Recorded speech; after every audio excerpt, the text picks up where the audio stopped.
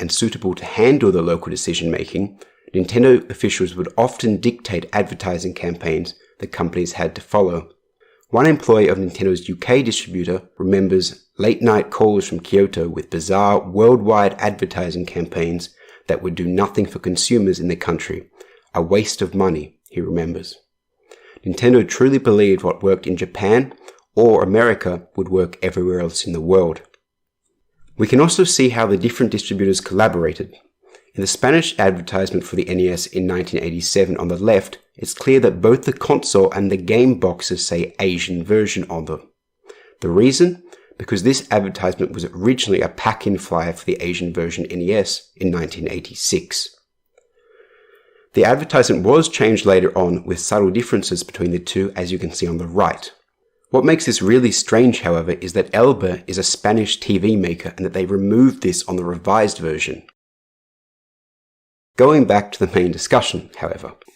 To this day, Nintendo still utilizes third-party distributors to distribute its products. However, Bergsala and Active Bokeh are the only ones still partnered with Nintendo from the NES era. After a few years of the NES being released in Europe, Nintendo eventually formed Nintendo of Europe.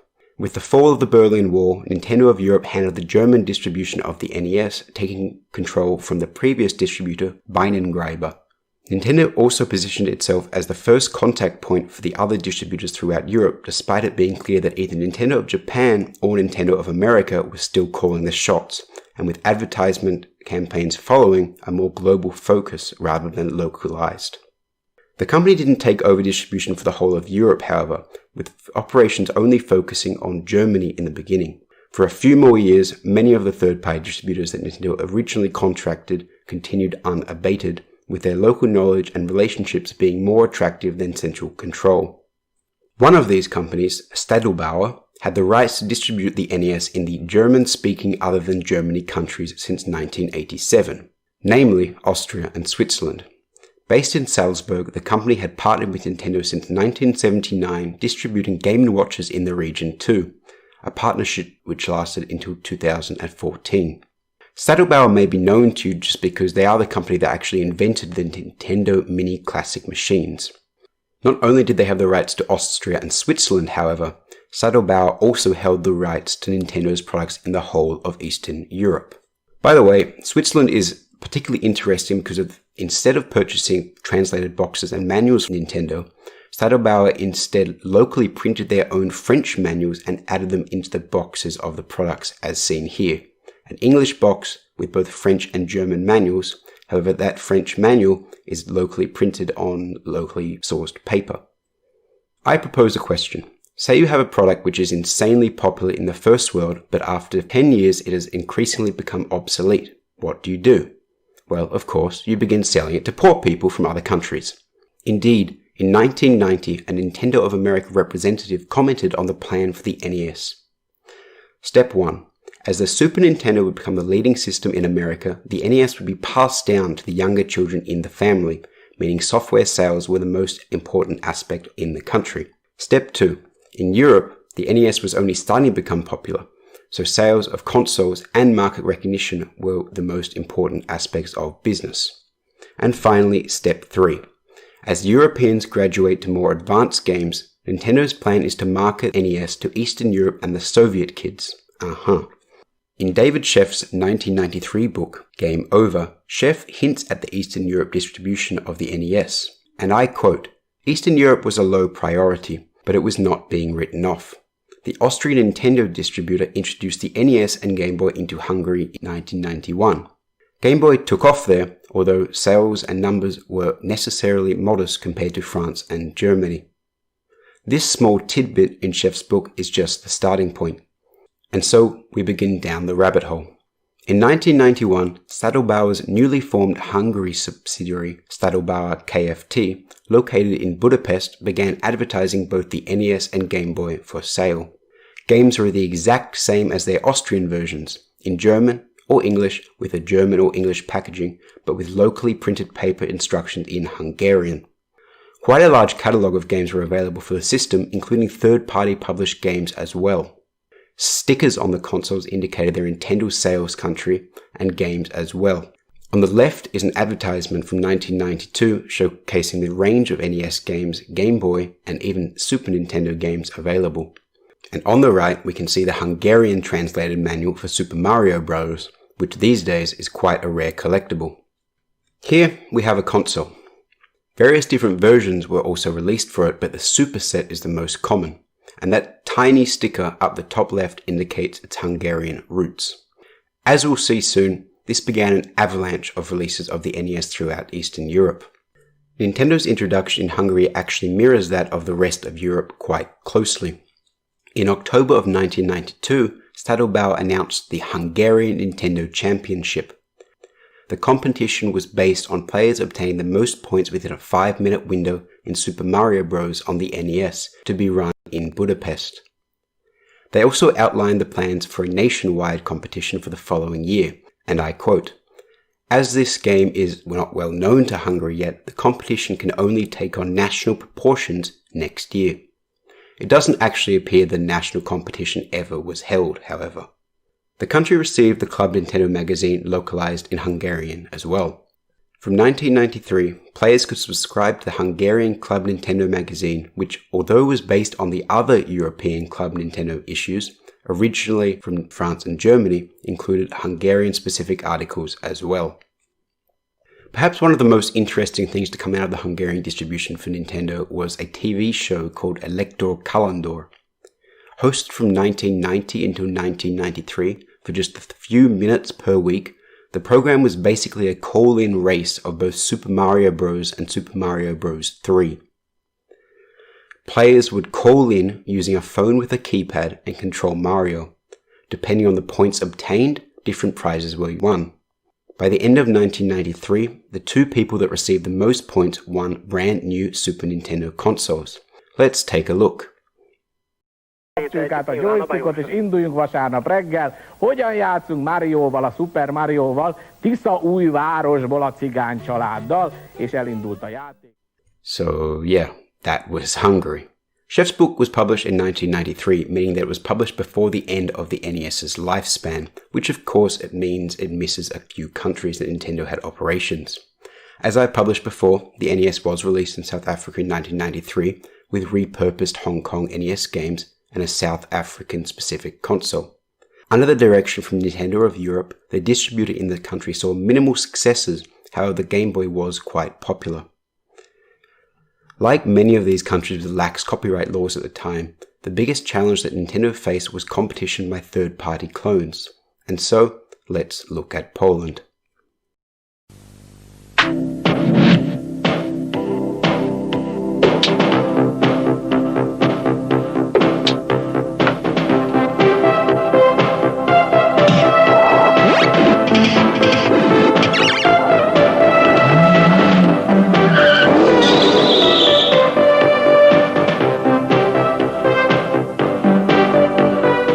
Rodzinna gra komputerowa. In 1991, the Bobmark International Company was founded in Poland.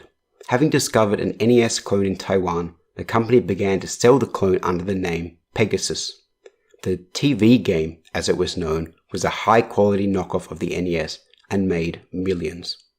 Poland, like many of the former countries under either the USSR or the Warsaw Pact, had nearly non-existent copyright laws, and Nintendo was powerless to stop the sale of the system, or more importantly, the pirated games that sold with the system. Pegasus was so popular in the country that Nintendo was an unknown name. To the Polish people, it was simply Pegasus and nothing more. Polish gaming magazines such as Top Secret and Secret Service all started to include sections in their publication about Pegasus releases. Evidence of official Nintendo products did exist, however, with Top Secret including an NES Club section where people could exchange NES games with each other. These, however, were international versions of the games, such as German, Spanish, or Italian. By 1992, 100 games were available from Bobmark. By 1994, over 400.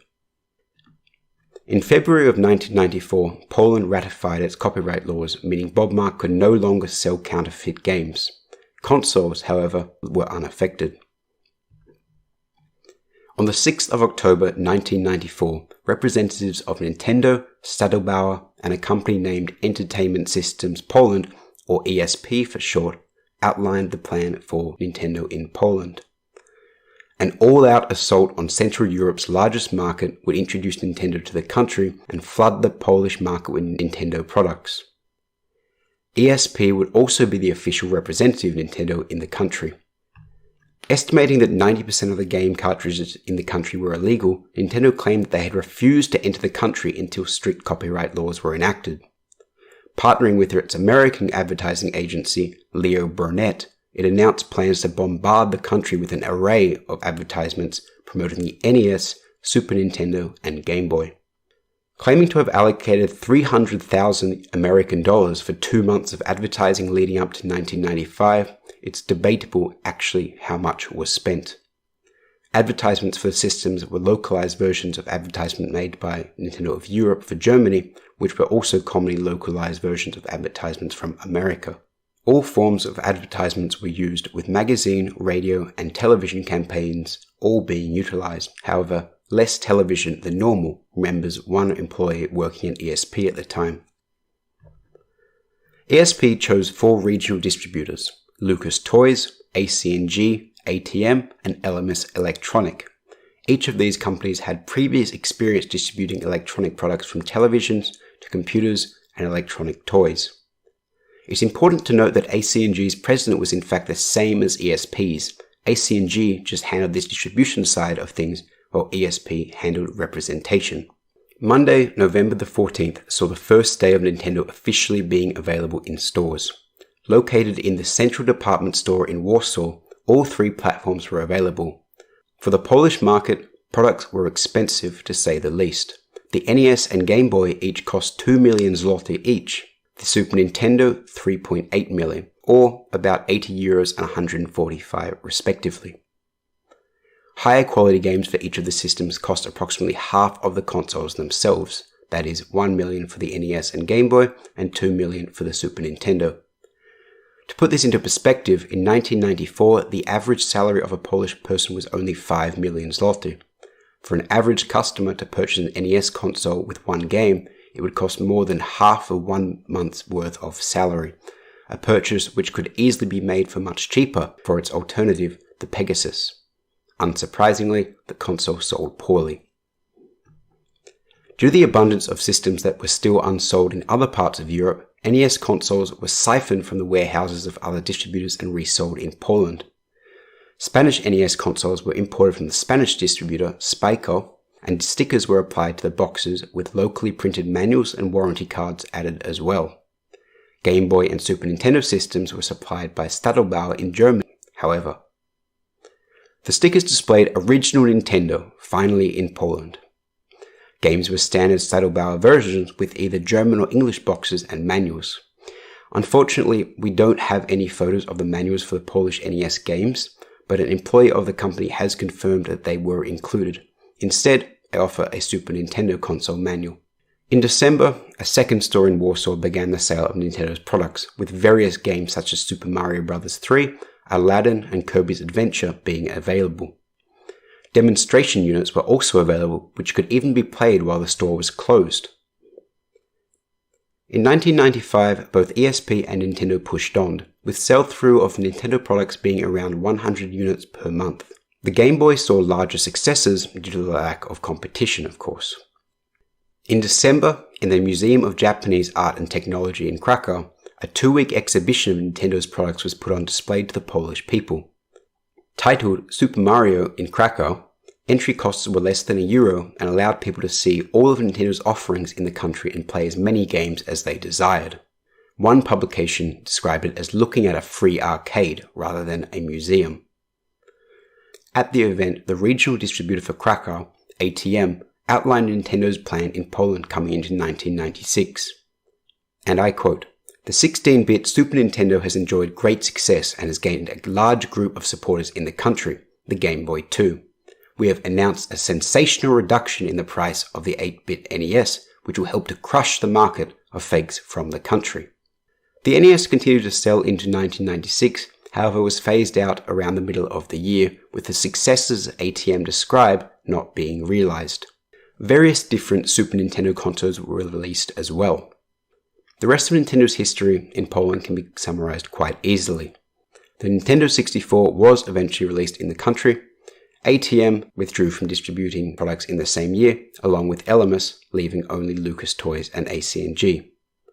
In 1999, ESP gave up the rights to Nintendo in the country. Saddlebauer bought Lucas Toys, which became the main distributor in the country, and started taking the Polish market more seriously with properly translated boxes and manuals. In the same year, Optimus SA, now CD Projekt of The Witcher fame, became a distributor for the products of Nintendo in the country, with, guess who, the same CEO of ESP. The Game Boy and its various derivatives still hold the record for the most successful products in Poland. In September 2013, it was reported that a total of 350 Wii consoles had sold in the whole year. In 2014, Saddlebauer failed to renew their contract with Nintendo. Things still haven't gotten better. Despite efforts to enter the market, Nintendo from 1994 up until today have never taken the Polish market seriously. Games are still not translated to Polish, and for many years, especially during the Saddlebauer days, no advertising was done at all. Such is life for Poland, I guess. Although Poland and Hungary are perhaps the largest markets the NES was released in Eastern Europe, it doesn't mean it wasn't released elsewhere. Most were in partnership with Saddlebauer as well. In Slovenia, 1992, Saddlebauer signed with the newly formed Laser Plus company to distribute Nintendo products in the country. Sell-through of the NES was fairly poor, however, with 2 Super Nintendo consoles selling every day and 4 Game Boy units, the company was successful in bringing the Nintendo to the country. In 1993, Saddlebauer signed a contract with MPM Spol of the Czech Republic for distribution rights to Nintendo's products in both the Czech Republic and Slovakia. However, before this, Nintendo was actually officially in Czechoslovakia since 1988 through direct deals with Saddlebauer and retailers. A huge array of unexamined material is available from this region, and I really look forward to exploring it in the future. In 1994, both Serbia and Montenegro received the Game Boy and the Super Nintendo, distributed by a local company called Biosoft. However, the NES doesn't appear to have been mass marketed, but it likely was at least available if requested. Also in 1994, Saddlebauer partnered with a Croatian company called Aclu Export Import to release the NES, Super Nintendo, and Game Boy. This company chose 3 regional sub-distributors, Pinel, Tempostar, and Ugo Art. Pinel, in 1995, became the distributor for Bosnia as well. In 1995, the Omni Toys company was formed. In 1996, they began to handle the distribution of Nintendo products in Romania. However, it is unknown whether the NES was distributed by them, and if it was, it's likely they were in incredibly small numbers. In Greece, Cyprus, and possibly Macedonia and Albania, Itoku Hellas, the Greek subsidiary of the Japanese company Itoku, distributed the NES with full Greek translated manuals. In Russia, Lithuania, Latvia, and Estonia, as well as the other CIS countries, that is, for example, Ukraine, Belarus, and Georgia at the time, the Steepler company, that is, the company behind the Dendy Famiclone, was given distribution rights to Nintendo's products in 1994. Indeed, the company responsible for the majority of NES clones in Russia and its bordering countries became the official distributor for Nintendo. In an interview, the director of the company remembers the contract, and I quote, "There was a clause in the agreement with the Americans that there were no claims to his company about the Dendy, and accordingly it can continue to sell them.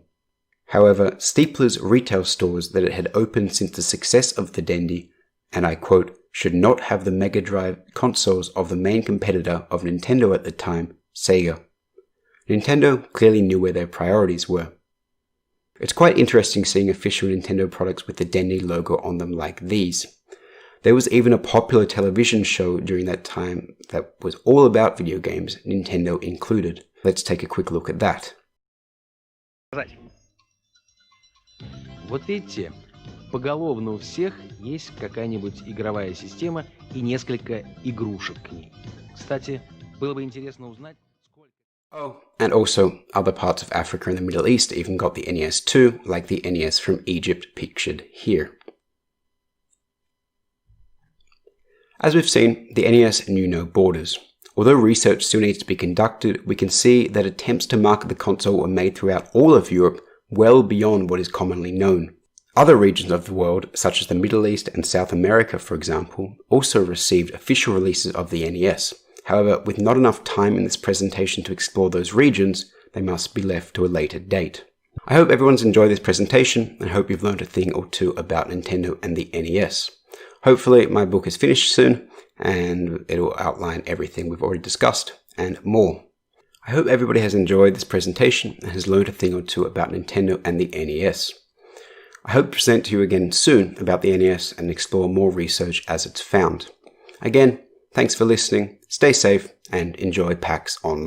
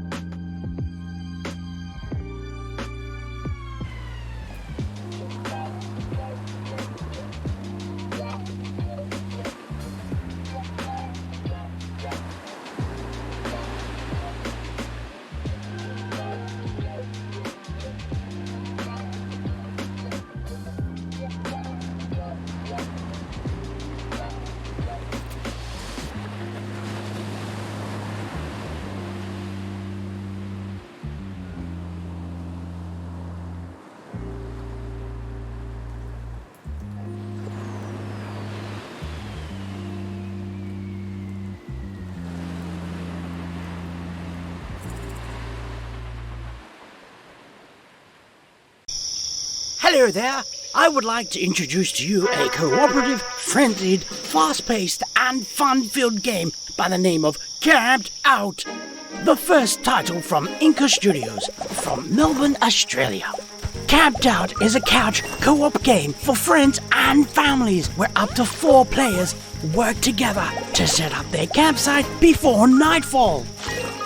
Work together as a team to complete campsites and unlock further areas in the game world. Throw into the mix some hazards from natural environments such as bears, critters, ghosts, and spike traps, and things are sure to get out of hand quickly. Oh, there's a bear now! A hearty offering of fish! And the bear is on its way. Be sure to share the tools, as there's only 1 tool per job. A hatchet to chop down the trees, a pickaxe to harvest the rocks, a fishing rod for fish, and a mallet to finish off the job. Each level is a race against the clock, where players are required to build tents, construct a campfire, cook enough food, and get into bed before darkness falls. To achieve these objectives, players must harvest resources scattered around the level and satisfy the building requirements while avoiding hazards, navigating the landscape efficiently, and work cooperatively to complete the objectives as quickly as possible. Oh, that's one tent complete! Now, 2 tents complete. 3 tents finished, 1 to go. The last tent is finished. Well done, campers!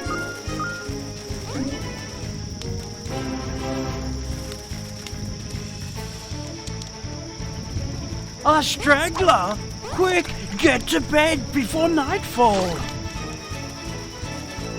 Ha-ha! Success! I hope you enjoyed this gameplay demonstration. You can wishlist Camped Out now on Steam. See you at the campsite!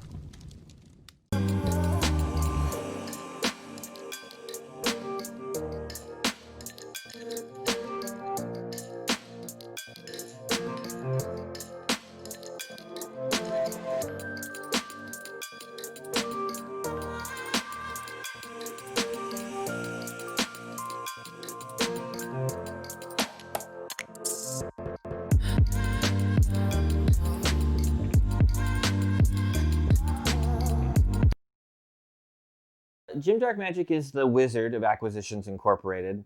He is, first and foremost, I would say, a stage magician. He's a performer. So the spells that he has tend not to be very useful. Not great for the rest of the party, just because I can't help a lot. I don't do a lot of damage. But I can make people invisible. I can make showers of sparks. There's a lot of exciting crowd-thrilling spells that Jim can do. One of the things about Idle Champions is that all the characters have unique equipment, and so it was really important to go through Jim and think about what the unique things are, right? So he's got his wand holster and his twin wands. He's got his skull brooch, the cloak. So all the little pieces of Jim that you like are in there, and then now they've got stats and little stories and stuff. With Idle Champions, it was interesting because the characters in Idle Champions are designed to work together in teams. So, you know, Rosie has a buff for all younger women who are in the party, right? There's these little things that help the rest of the group. And I wanted them to make sure that they understood that Jim did not help anyone else. So his abilities had to be things that would make him better, maybe even at the cost of the party. I made sure that Jim's ultimate would be completely useless, but incredibly flashy. I think it does a tiny bit of damage. It's mostly just sparks and showers of fire. It's fun to pretend to have that confidence. The new and improved Jim Darkmagic, played by Mike Krahulik.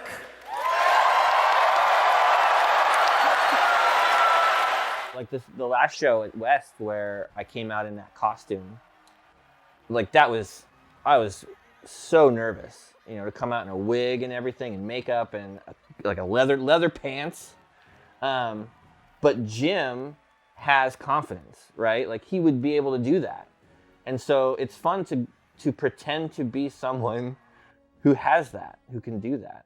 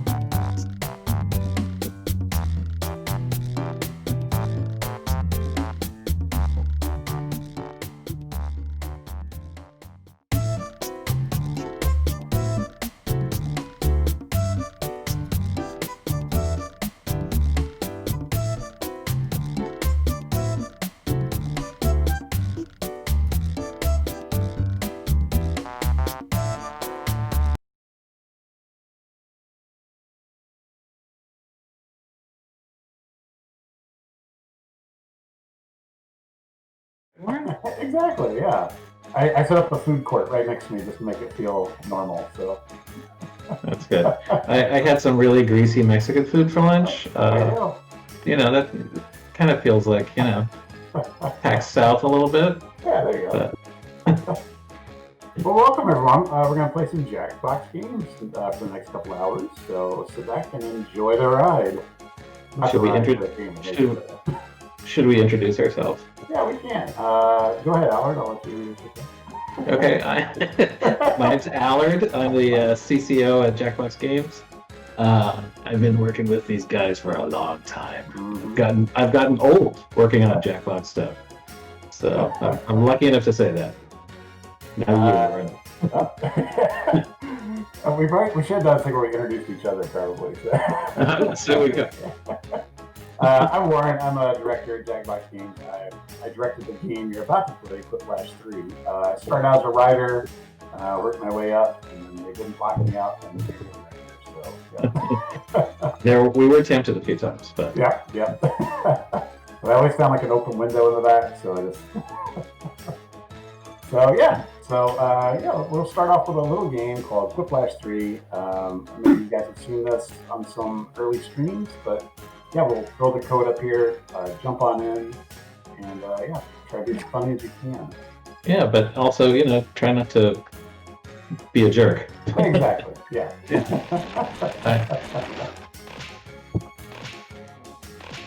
you have to go fast, look at that. Wow. Dang. And you notice you can pick your quip in Quiplash 3. And we have 4 new quips to choose from. I don't know why they didn't do it just to pander to me, but I submitted a quip of myself for this game, and I was resoundingly ignored. Maybe in Quiplash 4, maybe. Yeah, there we go. It's everyone at Jackbox. That's who you have to play as. So. That's right. Exactly. All right. Well, it looks like we have everyone in. Jump on and put that room code in. You're part of the audience. The audience votes in this game and decides the winner. So definitely want to do that. Here we go. So Warren, you're playing in this game. Are you gonna ease up on your hours or tablet? No. What? I'm here to win. Take the shake Come on on, your face as unfair. a sign that you want to start the advantage. game. Oh, and if you're not in You've seen the all the game, prompts. you You've can been still thinking kinda about funny be things in the about these for game. years. Just punch in the I got a bunch of and notes. join the So, audience. funny prompts. Yeah, that's right. Don't look now, but it's round. You've got that one. Excel sheet that 2 just has all the will show up prompts on your device. and Answer possible them however the funnier word things to strikes. say. You'll go head to head against someone else's clever answer, and everybody else will decide which I one they thought like jump better. in, You show off a get couple points of based on the features, percentage of and then people who after that, choose go back your to answer. play, Off we go. Commentate and have a good time. Hi, Stat. See that you're in the chat. Hey, Bob.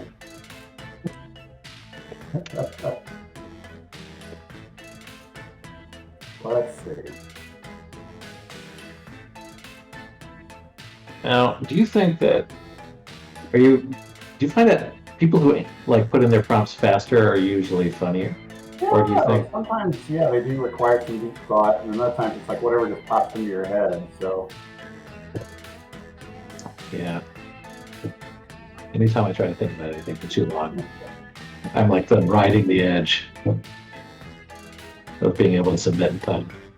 But I think with this game, we just do automatic submission, right? So whatever you sort of typed in will sort of half get up there. Yeah, it'll pull if you stall out, time runs out, it'll pull what you did. So, yeah. Right. You don't have to hit submit, which is always tragic when you don't. That's right. Those older versions of the game.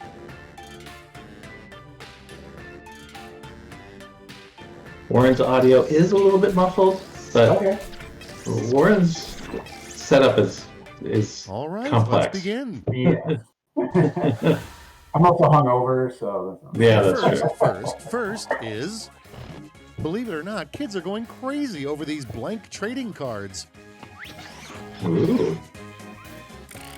King of Vote Games away. or Pokemon ripoff.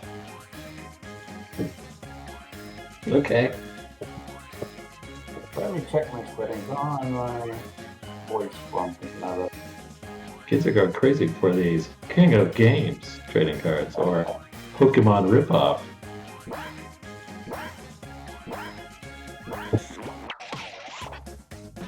How's that sound?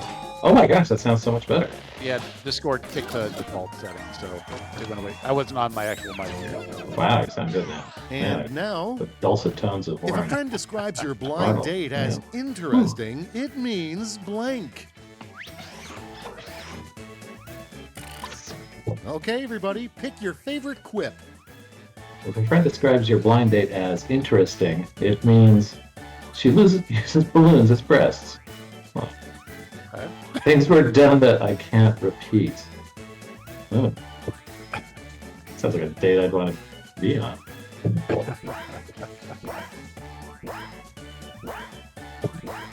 Some of you may have seen this before. We have a new kind of claymation aesthetic going on.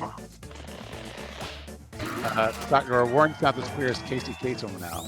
Yeah, that's right. Casey Kasem. Okay, what's next? The weirdest thing you could tell your hairdresser. Give me the blank. Do you know that Casey Kasem was the voice? I think he was the voice for Shaggy, right? That sounds right, yeah. Yeah, from Scooby-Doo. Yep. He was also a super vegan. Oh, really? And actually convinced the guys making the show that Shaggy would not be seen eating burgers or anything like that. Oh. And he always would eat vegetarian treats. I'm not sure if Scooby Snacks were actually vegetarian. Yeah, I don't think they were ever really described what a Scooby Snack was. I always assumed it was sort of oh, that's good. a drug. Scissors. Give me the scissors. I want them. All right, check this So out. you won it with the audience. It's a Holy moly. bold choice to send The audience someone a knows. bouquet of blank. Okay, It's a bold choose your choice to favorite. send someone a bouquet of garlic bread that you've taken a bite of. Especially if you send it to a vampire. True. A bouquet of IOU cards. At least you know the garlic bread's good if you send it. That's true. I mean, you tested it first. Yeah.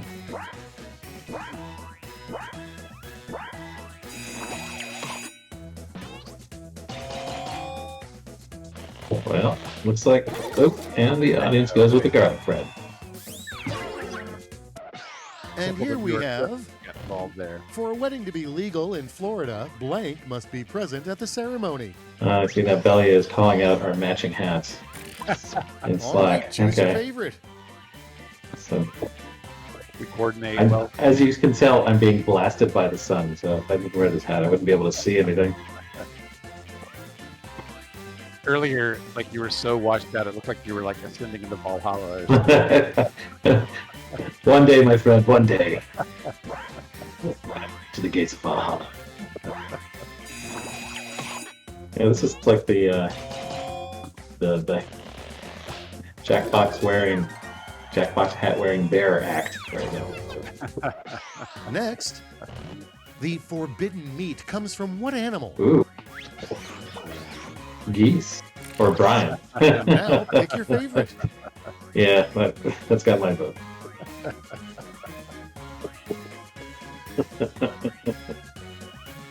Or Brian. What part of Brian? You know? Thinking a thigh. Or maybe a little rump. Oh, that's safety. Whoa! Yeah, all right. It's not a bad safety quip. So, So- the nose And that next you is equipped half the points, but What unicorn meat tastes like? And safety quips are a little bit more meaningful this year, right? They're not so Here's the random. fun part. Yeah. Pick your favorite Yeah. quip. in previous versions, it was just a list of words you'd pull from or phrases, and now it's like they're tailored to that prompt. Just at least so they make sense. They're not necessarily drop dead hilarious, but they at least like fit the grammar or just kind of what the thought process is. So. Right. So Stott has just asked us, so what did we both work on for this upcoming party pack, Warren Allard? Warren worked on this. I was dedicated to this. Yeah, Allard, I feel like had a lot more of a panacea going. And next, Panacea. never get in a That's right. street fight with someone. I worked across the PAX, but I did do some focus like I usually do on the picker. But this year it wasn't just me on the picker, thankfully. I got the help of some very talented people. It looks really great too. It's weird how our menu has become a thing. Oh, I'm really excited for that. Yeah.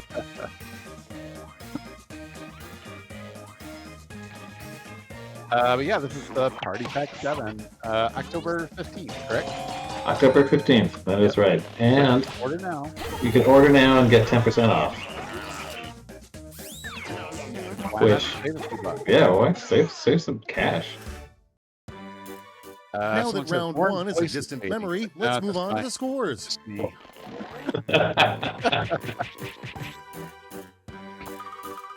Okay, moving into the second round. Time for round two, where the points are doubled and so is the pressure. Ooh.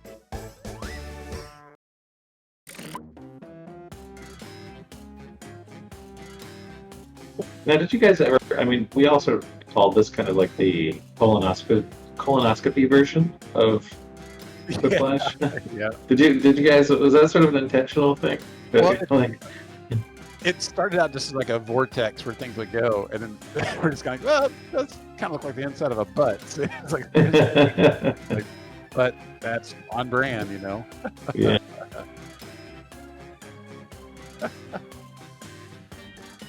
People are saying Warren is not winning at his own game. That makes no sense. Sock drawer. He'll make a comeback. Uh-oh, there's only Maybe a lot more points. A lot more points this time. Yeah. This is where you make it all happen. Although Thriplash, amazing things can happen there too. Thriplash, yeah, has a lot of points on the line, so it's like if the top two people split the vote, then you can really slide on up. So,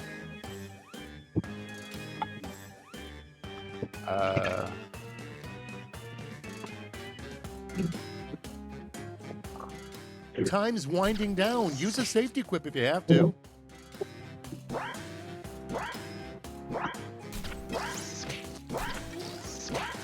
all right. Let's see how this So, goes. how do you think you did? Let's see.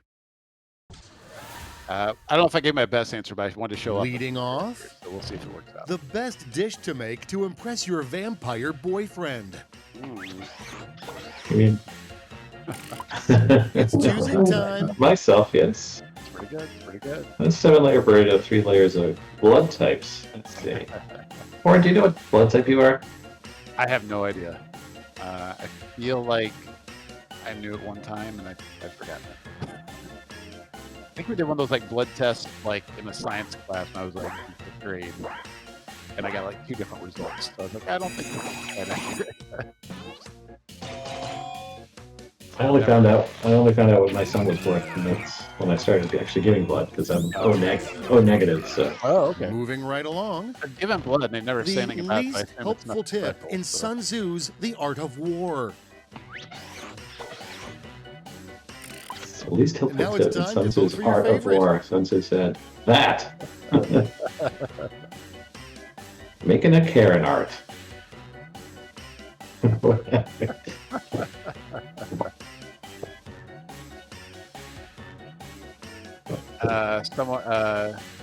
Division 10, I much prefer Thriplash now, but it comes in 3s. Yeah, that was their thinking. Is like you get the chance to kind of build up and set up your final punchline.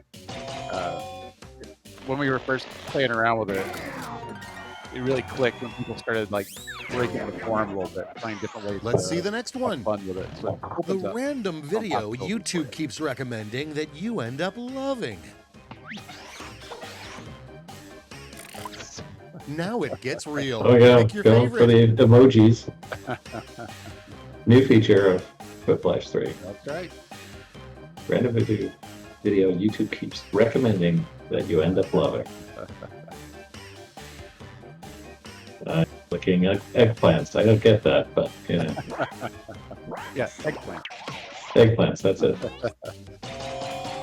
That's when to show off the emoji stuff. I think it's a good time. There we go. One of my favorite is there was a question recently. Next and up, someone just put a shrug emoji. the most for it. important lesson in a social media class for senior citizens. All right, people, it's voting time.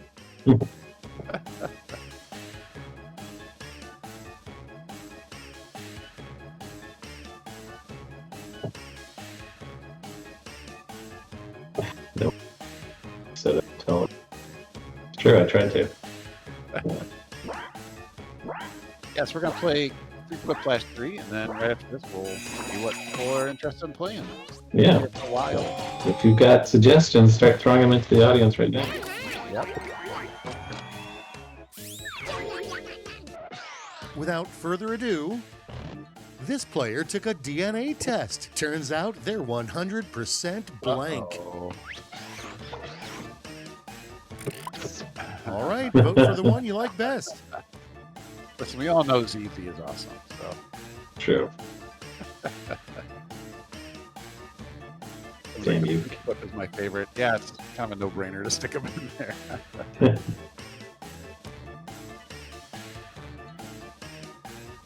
Okay, we've got the request for murder trivia. I don't know what that is.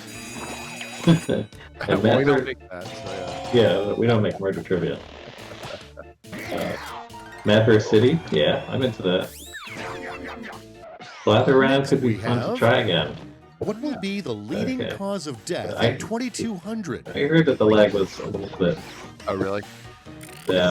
Decisions. Choose your favorite. Rebellion's just given us the update that the lag issue has been resolved. Okay. In that we stopped playing Blather Around. Yes. Yeah, we can play some blather around, but maybe go to an oldie first. Yeah, I think it's a good idea.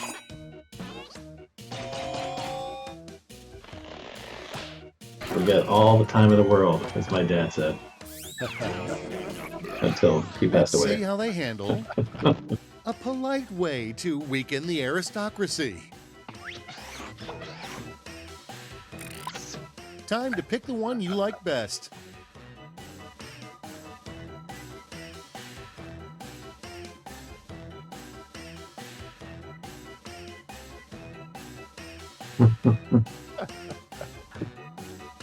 Yeah, you know what? If we're gonna bring down the aristocracy, gotta be polite. Yeah. Can I behead you, sir?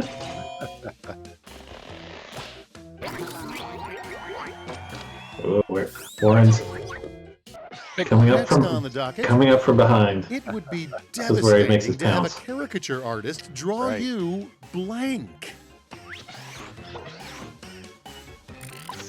All right, choose your favorite. Well, Yeah. call back to a safety quip. That's pretty audacious. That means we did our job as writers. That's right. Also, this game was editorial directed by none other than Tom Gottlieb, aka Cookie Master. So I know. you may have noticed round one sometimes has like more of the quicker access type prompt. Round two gets a little kookier. You're warmed up, so we get some of the more out there prompts in round two. All right, let's put a cap on round Yeah. two and Indeed, see Brian, those look out. scores. They're coming after you. What's it gonna be? Whoa. Oh, Warren, you're still in fourth place. But Prepare yourself for Quiplash, where all Quip roads lead. Each of you will be sent a prompt that requires 3 separate responses. Okay, player 2 looks a little freaked, but you'll do great. here we go. so there's 3 lines you have to fill in.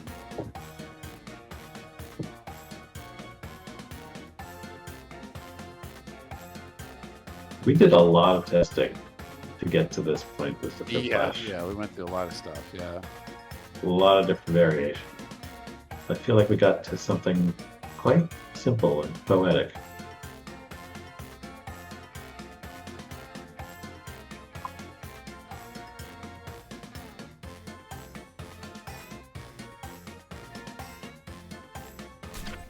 So, audience, who do you think's going to win this?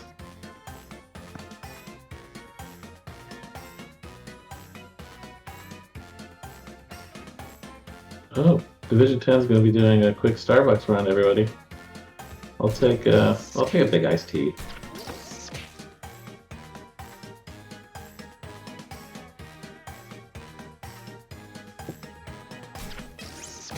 See, everyone's really thinking about this one.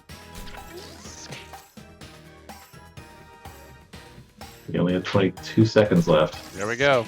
All right. I am the man, TW. Time's and running out. Righteous man.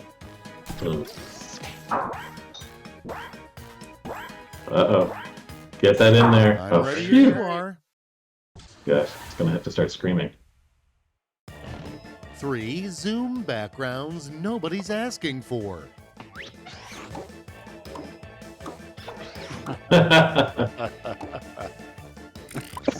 And now, pick your The favorite. Zoom backgrounds nobody's asking for. Brian, safety quip, and another Brian. Someone dancing naked, Brian's death. I'm sure there's a few people in the audience who would be. Family Guy Season 19 premiere. You know what I've started watching, which I'd never watched before?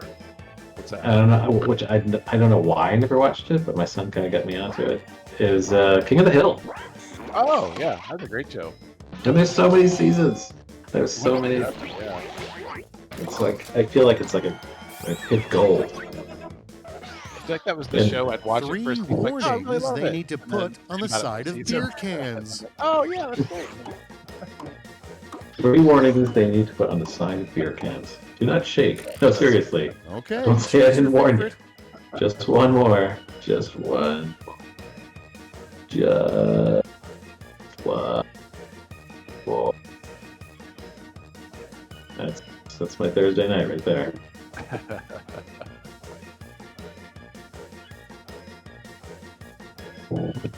Yeah, I feel like Bobby Hill on that show is just so funny. Like, Oh my god, Bobby's voice just kills me every time. Oh, I don't know about that. She's so good. 3 signs that you're slowly becoming your parents. A lot of minivan. Frank Steely Dan in the tape Here's deck. the fun Got part. divorced, Pick married your favorite babysitter. quip. Left here's non-stop vacuuming. Dreams crushed. Yes, I know that's it.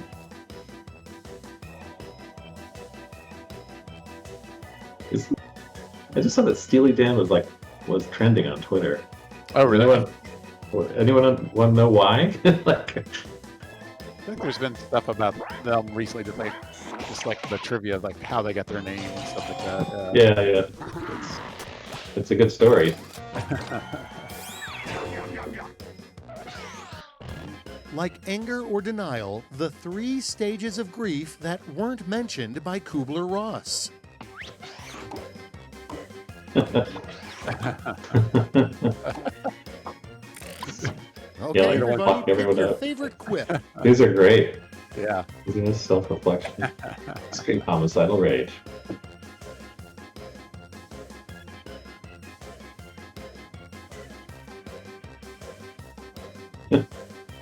Those are, ice cream eating and extreme homicidal rages are kind of all part of the same spectrum of, Yeah. They're closely linked. Yes. Like, I didn't ask for Rocky Road.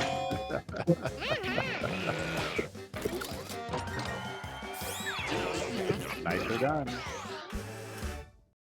Nothing to do now but see those final scores. There we go. Is it enough? Count it up. Oh my gosh! Oh, nicely done. Nicely done. I'm the man, TW. Awesome. You're now safe in the hands of that Clay insurance company. So that was Quiplash 3. Quiplash 3. Coming October 15th, but you can order right now and get 10% off on Steam. How about that? It's the first time we've had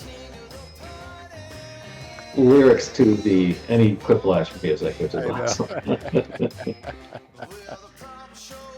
I like that it is kind of got like a, honky tonk, or not quite honky tonk, but kind of a blues thing. Because originally we were talking about like a Mardi Gras-esque thing going on with it, and it slowly morphed into like closer to a circus. But I feel like this still has like a, Louisiana type feel to it. So yeah.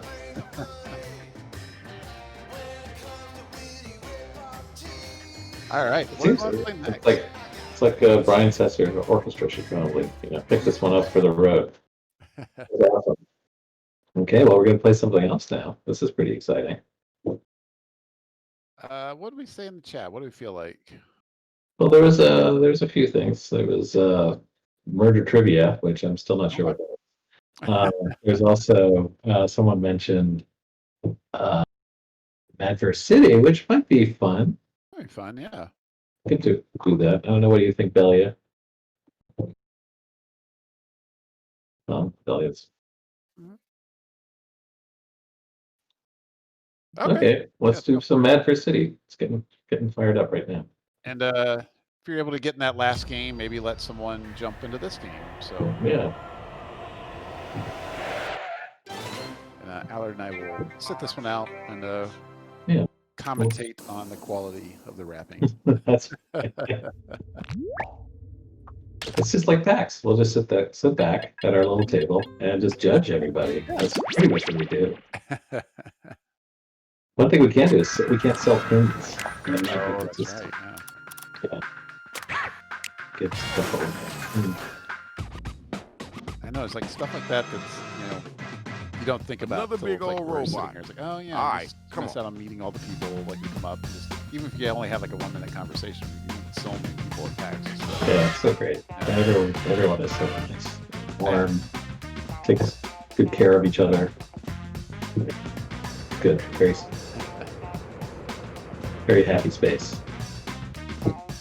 I think the only PAX I haven't been to is PAX South, just because of like the timing when it usually happens. It's usually not a good travel time for me, but yeah. But PAX South is actually one of my favorite ones because they're really vacation. And instead of I don't know, San Antonio is fun. It's got the Alamo. What else could you ask for? And it's mostly flat. Plus, you get to leave Chicago in January, so. Yes, that's another bonus for that as well. Doors open in 3, 2, 1. I think I've done 3 PAX East, but only 1 West. Yo, check it out. I love all my MCs, but y'all got to back I've up. done, It's not I've done about two, to be a statistic down two of here. those. I've done, I think, DJ Rach, tell them how the game plan is about to go down. 3 or 4. Hey, yo. PAX South. PAX I'll Australia is take one over, I of them, guess. too. Here's how you do it. We'll ask you for a word With or a Ryan phrase. and We'll use Arnie it to joined complete me line last time, 1 which of was your lots of rap. fun. You then write a line that rhymes with it. You do It's, that about it's 2 a times while. and you have It's your like 4-line verse. 16-something hours. We But hear that's back from LA. and we vote on so- that winner, Yeah. which honestly you all are. Killer. It's killer. And the verdict is Okay, so it looks like we stuck with these robots. Someone asked, I hope don't they remember where the destroy Jackbox everything in stage sight. is at Somebody South. grab them mics and let's get It's this thing going. upstairs across from the Wildcat Theater. If that makes It's sense. time to look at your In devices. the concourse Follow there. each instruction that you see, and then you let them rhymes start coming off the That's top right. of Someone your dome. said, look into the Hit the Bobcat Theater suggestion on the second button if floor. you need help. Thanks. Sings a lot. Okay. That's where we're firing up some Madverse City. Here in a moment, you'll see the room code. And then, yeah, jump on in there. If you played the last game, let someone else jump in. And then show off your rapping skills. Oh, great. Now it's now public knowledge that my blood type is O negative at work. That was the last thing someone needed to steal your identity. That's right. Is that encroaching on my personal health information? Should I not be sharing that? I don't see how. Yeah. We're all friends here at PAX. That's what we do. We share blood types. Yeah. In Japan, like blood type is sort of like your horoscope. Oh, really? It always defines who you are. Okay. Supposed to match better with other blood types, certain blood types. I have no idea what that. I'm married to a O negative too, so that's a bad thing or a good thing. So far, it seems to be working out okay. After 30 years.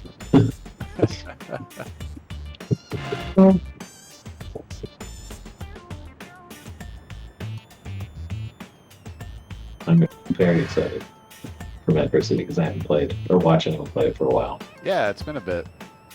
Even on like our weekly Jackbox stream, I don't think we've played in a bit. Did you do any writing for that one? Madversity? Yeah. Yeah, some early, because that was the year I did Patently Stupid. That's right. Before Patently Stupid got greenlit, I did some writing for Madversity. Yeah. Exercise. You got about a minute left. Think and type. Oh, lost you there for a second.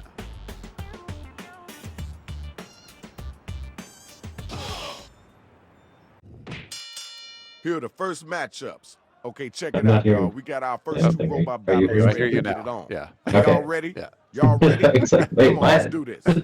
Remember, hit those voting buttons. I can't hear Belly. I don't know. We gotta know if it's dope or dog food. She's still with us. She's muted.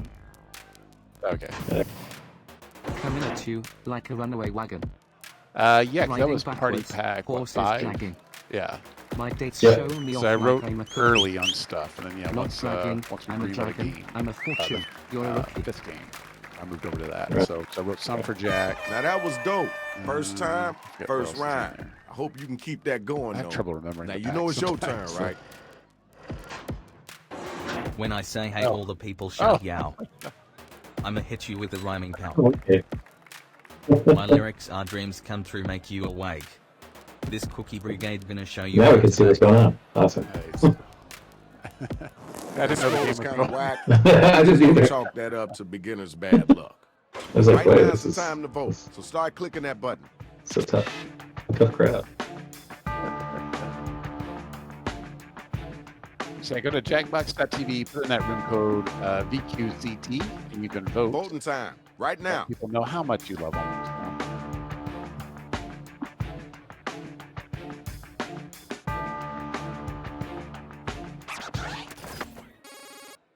Division 10. Oh yeah. Nicely done. Fat Stacks Here's your Flash. winner. Congratulations, Shorty. Good job. All right, next two robots. Let's go. I spit so fast they call me the cougar. You're kinda slow, like you need a tutor. Ooh. Like from the future, my game is next gen fantastic. Downloadable only, reduction of plastic. Wow. Nicely done. Yo, that's what's This even had a First green time spin on it. out, you busted Yeah. out the box. Did you hear what they just said? Come on now, don't let them get away with that. Not sweat, that's talent coming out of my feet. It's a showdown and my words are my machine gun. Lay gun. The plastic, I'm just Nice. considered the one Time more out, that straight rhymes. slaying. I hope you can keep that up. All right, now it's time for you to use your devices and vote. I have a feeling I know which way this is going to go. If you want to join the audience, you just have to go to jackbox.tv, Time put in the to vote. letters VQCT. I know it's not very obvious that's a Q. It's got a very, this typeface, I love it, but it's like, it's Q, it has Q issues. In fact, I guess we all have Q issues nowadays. It's odd. Warren and Allard color commentating a rap battle. 2020 sure is weird.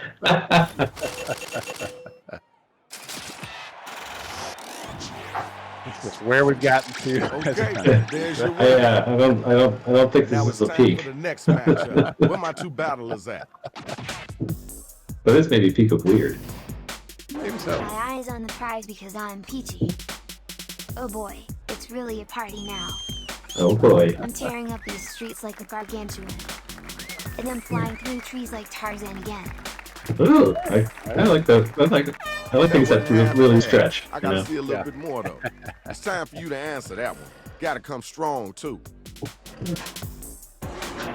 I dropped one single, now I'm rich as Trump. But don't worry, I'm not a jerk like that lump. When I start rhyming, they all get up to run. Because they all know that the game is done. Right. Nice. It's nice. That's, That was that's kind tight. of cool. I know you can do better than that. Tight. All right, now you got to use your devices to find out who gonna make it and who gonna get slayed.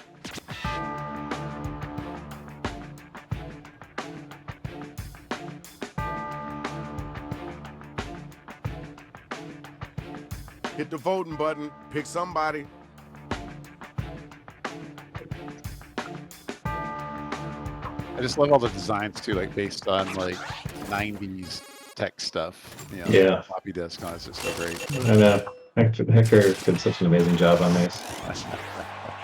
It was like I remember sharing like Good some job, old good job. We got your winner. 80s/90s cartoons with him, and I was like, "What about this? I need my This next is couple like, of MCs this is to your step in up. your wheelhouse." And he was like, "Yes, yes, it is." Light the fuse and I'll explode like a lamp. Yeah, that's right, to light it like a champ. My rap game is second only to my Monopoly. I know I'm better than you, probably. Give it up for that major bar! Come on now, you gotta answer that. Where your strength at in your words? All right, Colin. So it's Colin falling asleep. I gotta slow down, I'm getting too smarmy. You look like a clown. Are you some kind of hermit? It's Wow. red when the sun rises and when it's wet. If Yeah. you're saying stuff back at me, I don't hear what you say. Wow. Major bars from the I'm player there. over there.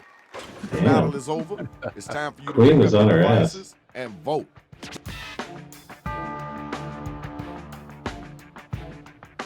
Yeah, if you're out there just watching, go to jackbox.tv, put in the room code EQCT, and vote, vote, vote. Did you forget to vote?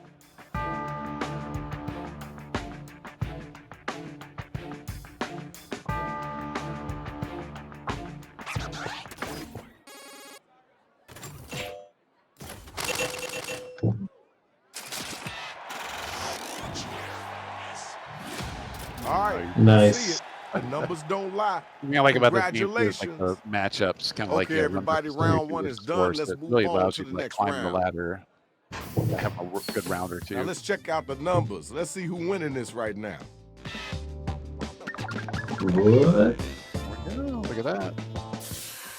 Nice. All right, it's time to get right. Okay. This is when I think the audience can actually help bring down some of these buildings. Yeah, go for it. Sometimes my art school shows up in it's one of the buildings.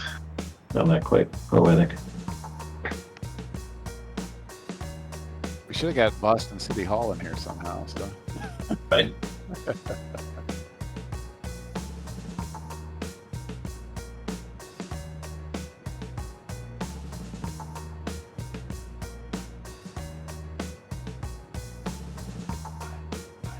So when Mr. Panda, was the code on screen for MVC or in here? I believe you put it in the chat.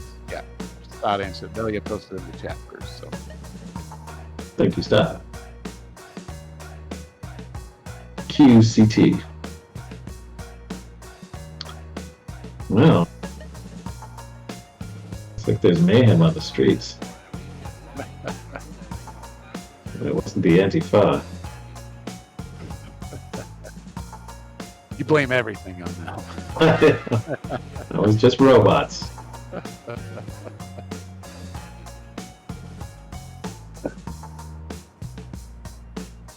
It should be pronounced anti-fa, though, shouldn't it? Instead of fa, because I would say fascists. Maybe.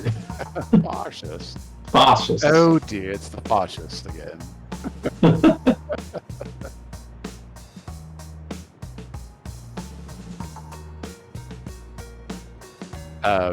I watched Great Muppet Caper last night, and I forgot what a great bit there is with John Cleese in the middle. I don't know if you're familiar. Oh yeah. A long time ago. This is so great. It's like, there seems to be a pig climbing up the outside of the house. Oh, well, it's back in Okay, you're about halfway through your writing time. It's a treasure.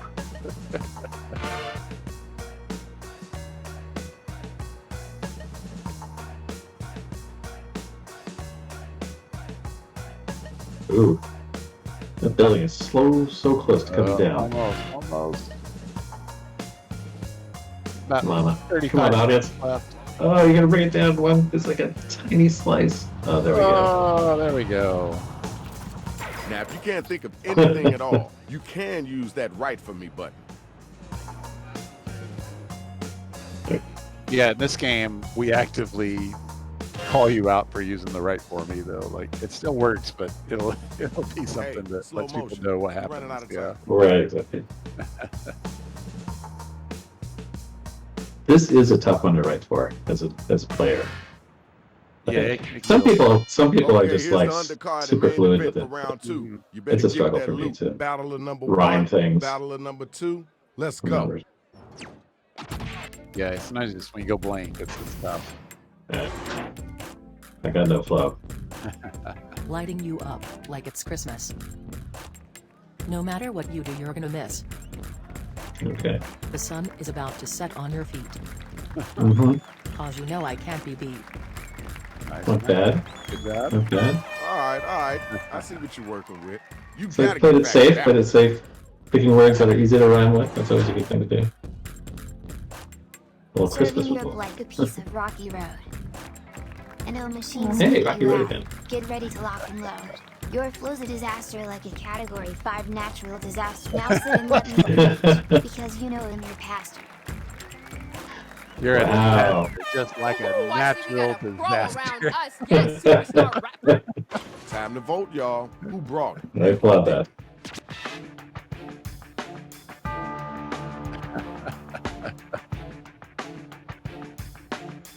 There's two Lokis. There's Queen Loki. You gotta get them votes in. Or is it Loki? Key?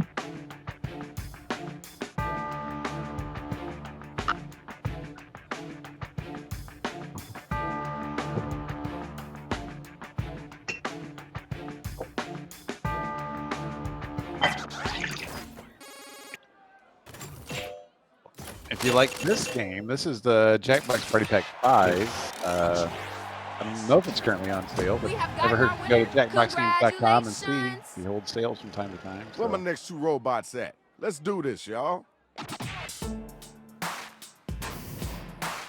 I'm dressed to kill. You're dressed to beating a tutorial. Slip of the Le tongue. Quay. I'm keeping this concordial. The hurt's gonna happen, you better be cheery. Like a cherry cordial made of cough drops, you best be leery. Okay. Yeah, Thank you. all right. Thank you. It's time Message for you to come received. back. Show them your strength.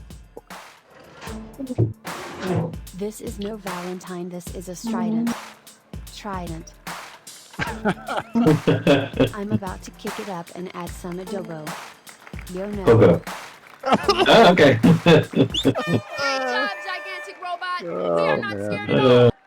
Check it. Tell me who was the whack cat, and then tell me who was the hotline. I would just like to see that actually performed in real life. Hello. No?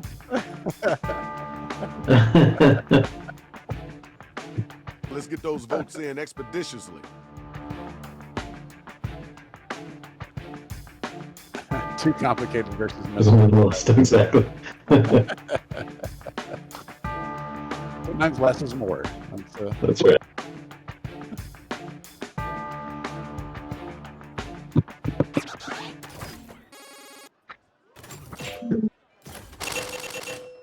Nice. All right. It's a nice stack. Here's your winner. Courtesy clap. Now let's keep Here we moving. go. The next two robots, come on down. I need a microscope, your skills so weak. Gabe and Tycho are my number one geeks. There we go. I don't care about Call you. out the PAX. Do as I say, I'm the boss. Great work. We're gonna keep our lives. PAX carried is excited to be at PAX. Your rapping style, it's just so insignificant. Ooh. Step up Ouch. to me, my brain's like an elephant. Okay. I should give up rapping and take up fly fishing. But I'm still better than you. Better get fishy. Ooh. Nice. Right, I see your swag. Okay, now it's over. Who's the dopest rapper? Who's the wackest cat? Well, I don't know. It's kind of like the contextual rap versus a classic diss. And some difficult rhymes in there. Let's get those votes in. Insignificant. That was I feel like sometimes when you can do that, like paint yourself in a corner and then get out of it, that's how you like score the big points in this game. That's true. I'm a modest rhymer. I go for whatever easy. You got your winner. Let's move on, y'all. It's time for our next battle. So we need the next two cats to step up and get down. All right. Warren, do you hear my dog I snoring? didn't recognize I you don't. with all that slime. Okay, good. I turned on I think off somehow that would the help background I'm so clean. sound You're as dirty as your life. filter. It's obvious who will win this I fight. guess that works because my dog is being really loud. All right, thank you. Now we got. Did you hear that, everyone? Your rhymes are so boring. That my dog is. It's gone to sleep. Go back to school, kid. Learn some mathematics. I mean, to be fair, Wait till the bell I'm wearing rings down headphones, to the last so- ticks. I hear you like to spar with tissue papers. but she should be able to hear. And Because yet she's you got still super lose. dog See you hearing. later. All right, thanks. Now we got to move on. Yo, check it out. Now it's time to use your devices to vote on who brought it stronger.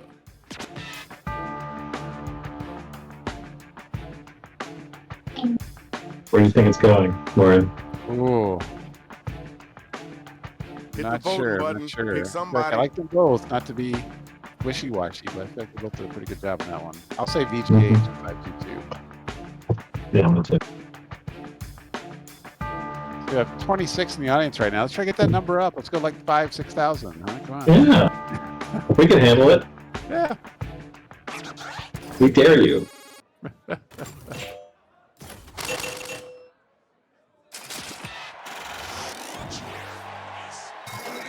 Congratulations. We got our I love that pose. Good battle, y'all. So awesome. Good battle. Let's check out those scores.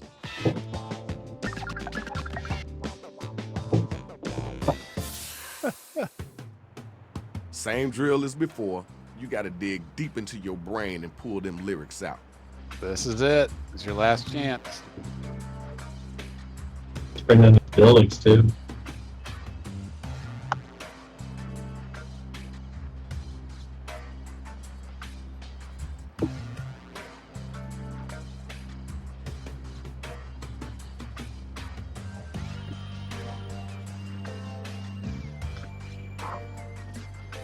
Yeah, I'm excited for people to get their hands on Party Pack 7. I think everyone's really going to like this one. So we have a nice selection of games this year. I think it's awesome, especially, and we were able to do it kind of in these like weird circumstances. Yeah. Literally, no human-to-human contact. Yeah, 'cause Yeah. so much of our paper testing and stuff like that is like dependent on, you know, being in the room, reading energy, and so then seeing how to play at a party. And we had to figure it all out remotely. So Yeah, but at the same time, I feel like the focus allowed, the not having the distraction of like being at work also kind of was a benefit too. Yeah. In a weird way. It's like the teams were able to really kind of just focus on their stuff and just really lock in and dig in. Yeah.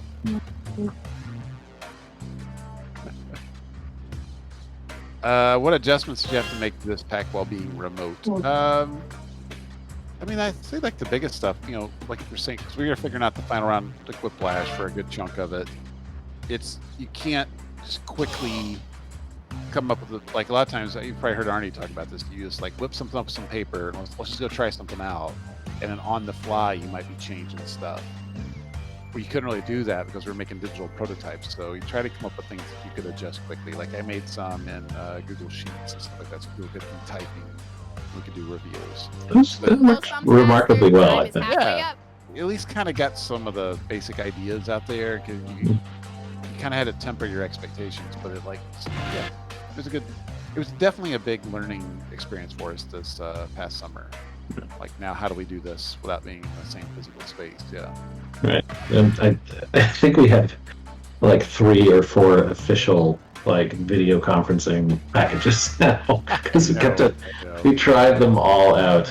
We tried Zoom, we tried Whereby. And the problem is they all have one advantage that you kind of still need to have them all ready to go. Like something does something a little bit better. Right. Okay, this one thing, let's hop over to Zoom. Yeah. Right. But now it's kind of confusing because they're like, okay, let's go to the binge box. It's like, which one? Which binge box? Check it out. Next time around, let's get it in, y'all. Doctor, I think the reason is wrapping robots. I believe it's because of the voices we use. I think that. You're strutting around like you're the CEO. That's exactly what informed about it. to bust you and You're your like, bro. Step off the how is this going to be with your cousin. funny? I'll fight anyone who doesn't like Gilmore Girls. All right. You don't need to be thanked because you crushed it, but thank you. Did you hear what they just said? You gonna let them get away with that? Take me. That's trash. You can't even win any cash. Okay. I'm done being nice. This ain't no Valentine's Day. I really don't care what you have to say. Ooh, all right. So apparently the Loki and Queen Loki are Time a to pick couple. somebody to vote for. Let's get those votes in.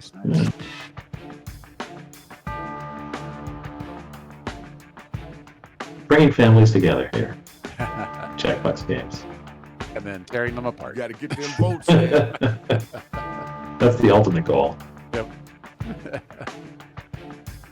To break down a civil society.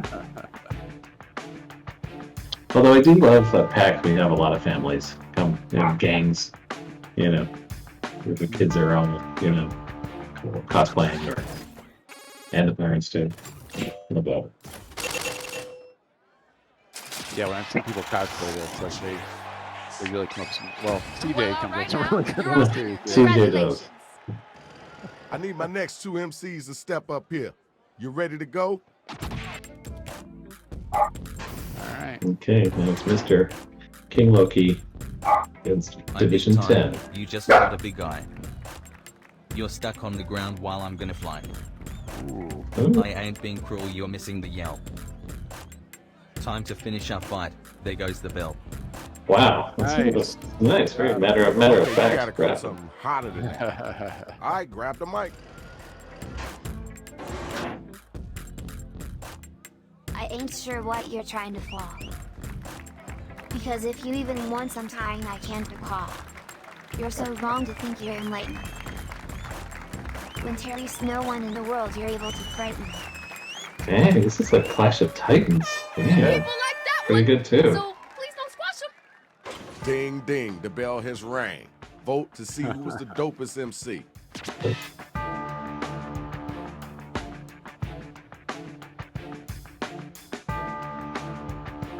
Wow, this is a tight one. Let's get those votes in expeditiously.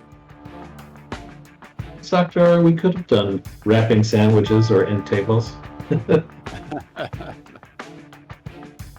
There was someone threw out the idea of like doing a bunch of, I think it was Evan, just having a table with a bunch of like internet devices talking to each other. Oh. It just didn't seem like it's like Dueling Alexas or something. Yeah, exactly. Congratulations, Shorty. That was pretty decent. Good job. All right, where my next two MCs at? I think Hector was like a little like, he was like, this is gonna be great, I want to do this. And then he was like halfway through, he was like, kill me now. There's so much to do.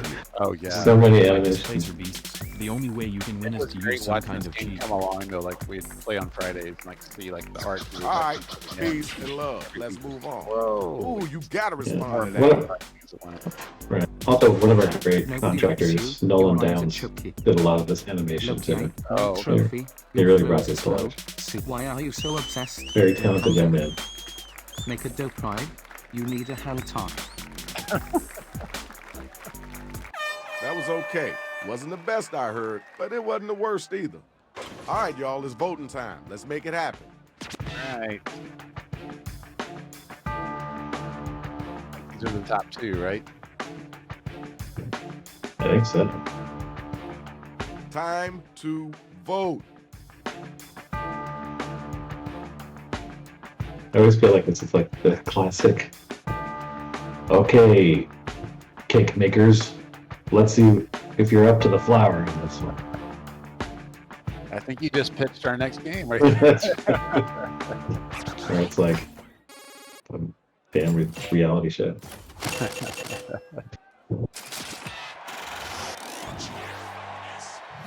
Speaking of which, I'm really excited for Halloween Awards to come back this year. Sure. It would be actually really great to get someone like Heidi Klum to come in and host one, right?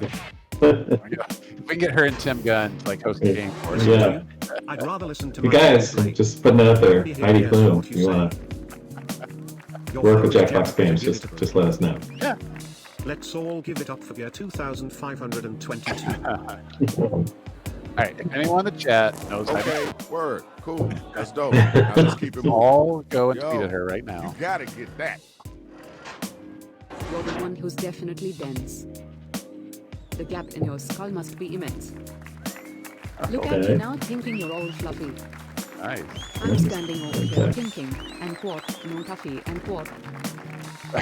Quote. Thank y'all. Let's keep moving. The battle is now officially Holly over. is so funny. Use your devices and figure out who it is that was the dopest MC. I love it say quote and quote. I know. It's like someone's really like reading their cue card just a little too accurately. Did you forget to vote?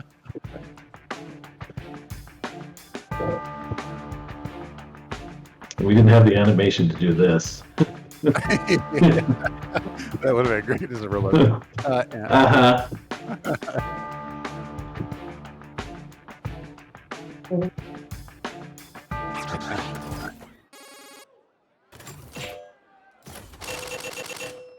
Nice.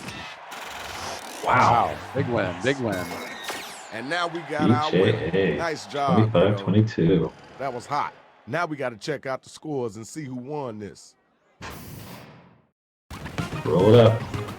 All right, here's our winner. Yeah. Hope you're going to use some of your winners to $1 million bring all bucks. that damage you did. That's Congratulations a to the winner. nice haul for the Y'all night. got to get y'all big selves up out of here. Beat it. Shadow Master is out of here, y'all. Nicely done, everyone. Yeah. All right. That was awesome. Adverse City by the Party Pack 5. You know what I have a hankering for? What's that? A little champed up. Ooh. Yeah, I would love to see that. Can we do some champed up, hell yeah? Awesome. So if you played in that last game, maybe let some other people jump in. So it's just kind of a good courtesy to have. We're going to be playing games for a while, so. Yeah, we got, like I said, all the time in the world. Till we're dead.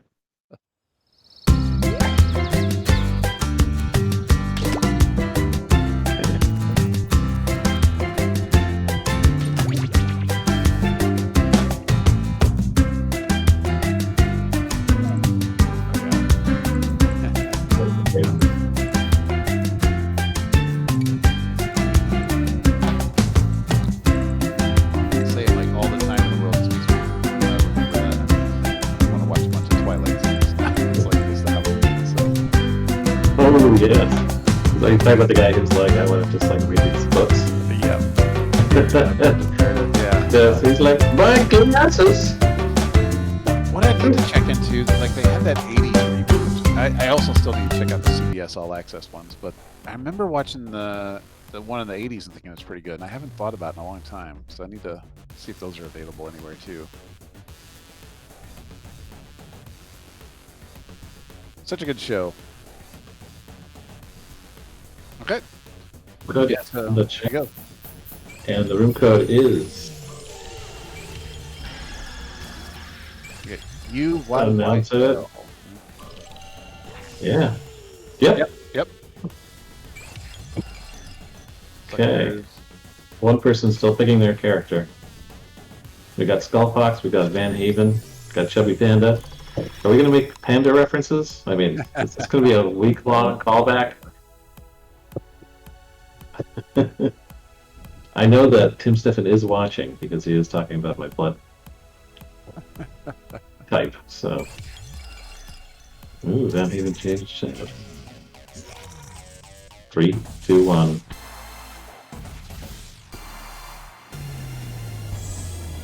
Welcome to the Scrolliseum. These talented trainers are about to face off to see who's the best at creating champion Do you like Telephone Lady? with unusual skills. Will the underdogs take down the heavy favorites? It's time to get champed up.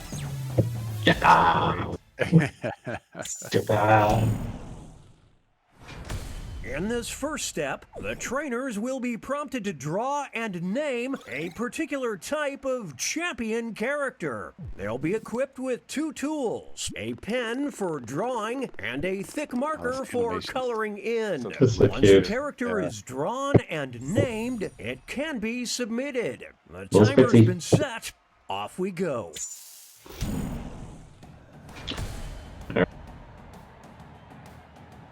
So people are getting prompt right now. They're illustrating essentially with the character that is the champion of something. And when they're done with that, they will name it, and then they'll have to they'll receive an image and name of another character from somebody else, and they will have to, not knowing what the actual thing to be a champion of is, they'll have to kind of create the right competitor to the character that was created. Does that make sense? It'll all come together. Yeah. I just love like the jock jams music and stuff too. This music is amazing. Actually, the end credits music for this really, I feel like it should be submitted to the Eurovision Song Contest for next year. I'm serious. It's so awesome. It is an amazing. Unfortunately, I don't think America is allowed in Europe anymore. So Yeah, it could be a while.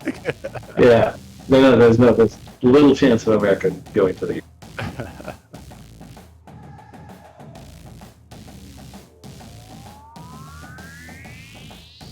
People are really putting some drawings. There we go. Got one ready. We have a little over a minute left.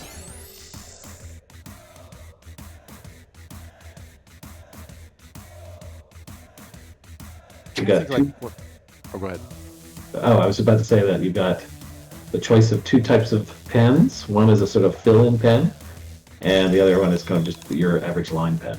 So, a small hint for people out there who want to make awesome drawings is block out your color first with the fat color in pen, and then draw the lines on top of it. Mwah. You'll end up with a beautiful piece of art. Yeah, the first time I saw someone do that in TKO, like really like layer thing, just like you're saying in broad strokes, and then with the lines, it's like, oh yeah. Okay. Alain was amazing at that. 20 seconds remain. Players need to name their character. I'm trying to think of like what the animation of the cheering crowd reminds you of. Kind of like a Samurai Jack or something, maybe. I can't quite place what it reminds me of. Yeah, I just love like the franticness of it. So The trainers are now moving on to creating a challenger. These characters will be the underdogs because their creators will see who they're competing against, but not what the contest will be. So they must analyze their opponent's unique skill set to create what they hope is a worthy challenger. Let's see the drama unfold. So now you're creating a challenger. You're going to see your opponent, but you don't know what the title is up for. What title's up for grabs?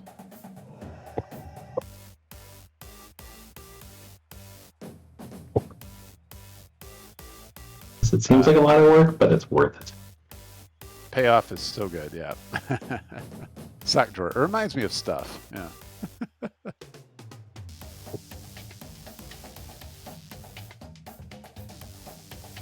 Stod. Allard is like Julia Child, but for art.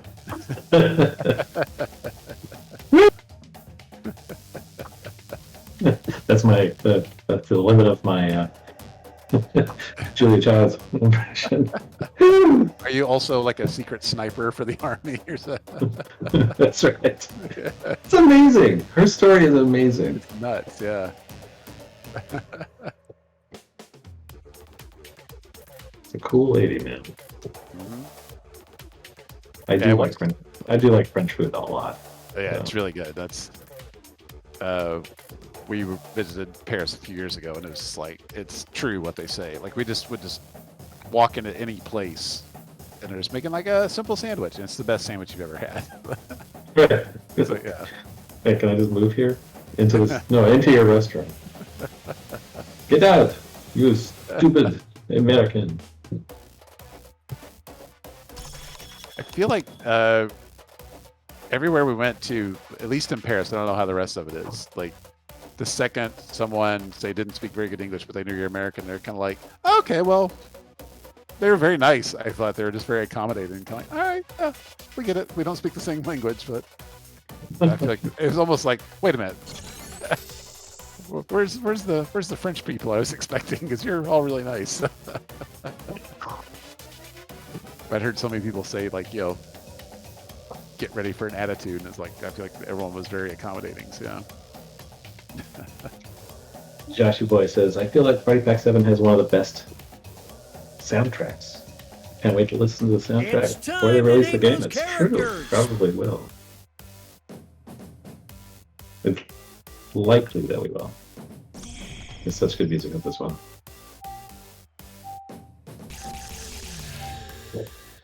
I mean, I hope they even have a Eurovision Song Contest next year. I think it was supposed to be in Holland this year. They were just like, meh, we're just gonna wait. It's time for the main event. Here comes our first opponents. Okay, and it's in this corner we Aiden's got huge eyes. These two will big battle body. to see who is the champion of attention seeking. Well, if you're wearing a giant big t-shirt, like, or it looks like a onesie. Who will draw blood first? Okay, looks like Aiden's looks like Aiden's going down soon. Oh, Some extra cash goes to the underdog. Nicely done. The crowd is simply going crazy for this trainer. he's just saying, hi. In this corner, we've got.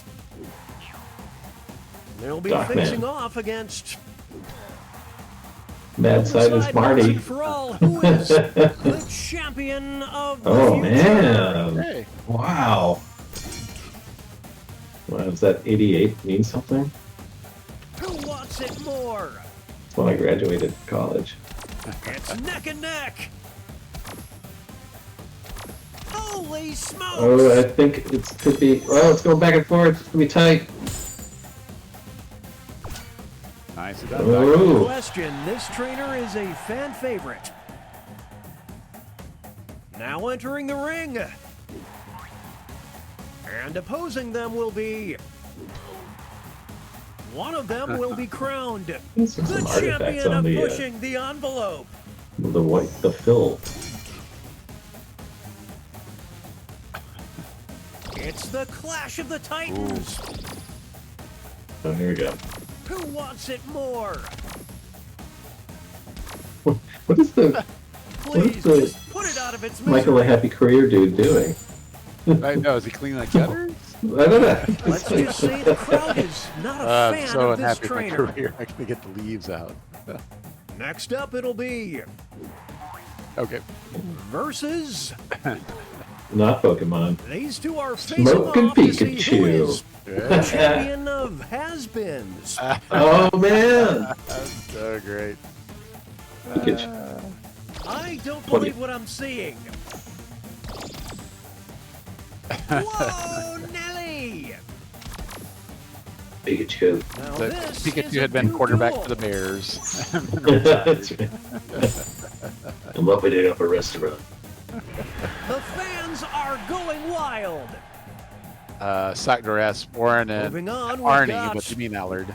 Do you have a special preference for a Versus- specific kind of game? Trivia drawing, fill in the blank. One of them will walk out as I always like champion Rocket. of wholesome fun. But Kind of, I had so much fun with Push the Button last year too. I like a good, social deduction game. The art of feel like war. a couple years ago I would have always said trivia, but now like having directed some different types of games and stuff, like it's just whatever has like a good funny joke. In my 27 years of broadcasting, I've never seen a response like this. Would have always been trivia before, and now I'm like, oh no, it's like, I'm really into this drawing game because it's got a funny reveal or something. So yeah. Versus. Oh, one of them can wow! I hope it's the copyright. champion of Margaritaville. That's great. Both good drawings too. Now this is a duel. Oh man. Whoa, Nelly! Whoa, sometimes maybe dancing a little bit helps you hold the loads. Love it. Oh man! Sam's little helper just got Here it smithereens. comes. The crowd has started throwing debris onto the mat. Here's our next Squids. They're competitor throwing squids. versus. Meow. These two are competing to be Period. the champion of cat. chaos. Wow. Ooh. Tough choice. It is. Oh, it's too close to call. Kind of close. What do we got here? They're evenly matched. No. It's gonna be tight. Here we go. Well, folks, Very it close. appears the They were both Bluebirds are out. excellent Up champions next, of chaos. versus one of them will walk out as the It's a sad champion fellow of with a top pity. hat. And versus big hat, no face. This is getting drawn Do you pity out. someone who owns a big hat though? Like, This probably is sleep getting in that thing. drawn out. I mean, I pity someone without a face. That's true. This trainer seems to relish this hatred. See? And that takes us to Well, those real halftime. tears, Here though. are the scores. All right. Nicely done. All right. Round 2. Now, the next round, there's a switch up in the championship that you're going for. And you can keep your drawing in there, character in there. But if you had something you drawn earlier, you can pull that out and do sort of a tag team thing, which is very helpful and can actually change the game completely.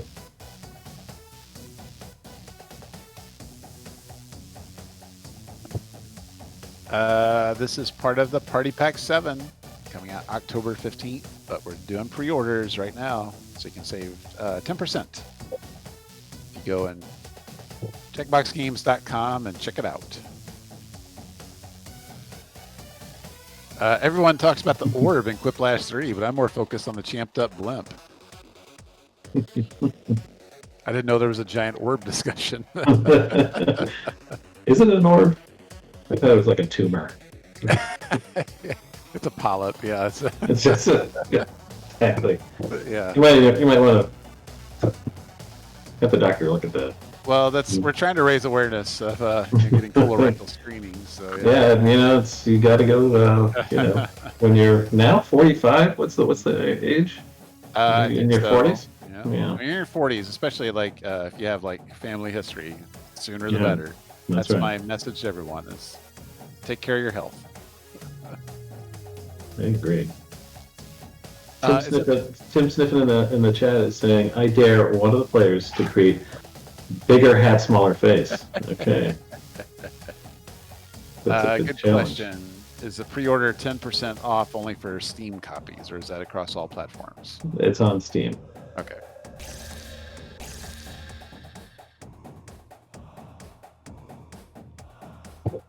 One of the ideas, which we slowly strangled so we wouldn't do it for Quiplash 3, Because I wanted to have kind of a You bacchanalia. you just held it underwater for a while. Pretty much the team just lets me say an idea several times until I run out of steam with it, and then we just don't do it. But I wanted kind of like a bacchanalia orgy type thing for the background to fly around. They're like, oh yeah, that sounds great, Warren. Well, yeah. And then 2 weeks later, it's like, where's my orgy? It's like, oh, okay. Yeah, we didn't think you were serious. Really? No, just joking. All right, so now here's your challenger. It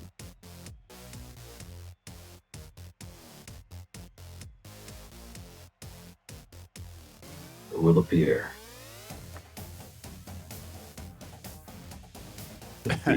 God, Papa Allard and Papa Warren giving us health advice. This is the content that I come for. I can, I've got lots of things I can talk to you about that.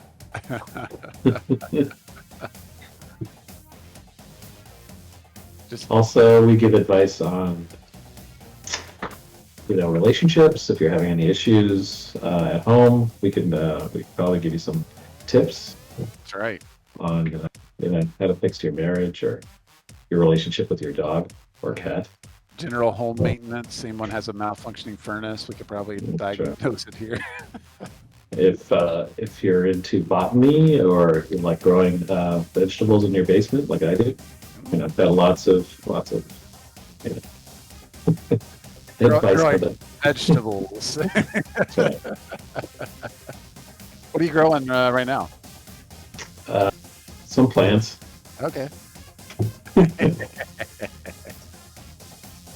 actually need to go plant my fall garden very soon, so I have spinach growing, so I gotta go plant some more. So almost like 10 years ago, I put in these tulips, and I've been enjoying them for years, but now they look totally like crap, like they're just growing out sideways and whatnot. So I need to tend my little parkway in front of my house. I don't actually have a garden. It's like just on the street.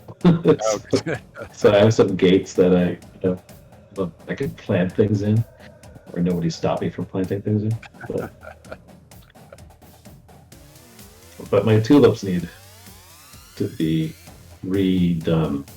Okay. What do you do with them? 20 seconds remaining. No, you have to dig up the little bulbs. And actually just put in new bulbs. But you do that around October. Yeah.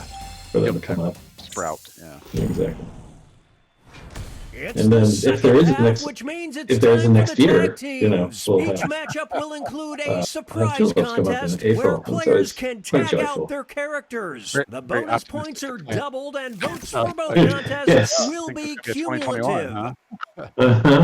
Let's start things off with our first two fighters. Okay, here we go. Oh, Stewie. You will decide who is the champion of leftovers.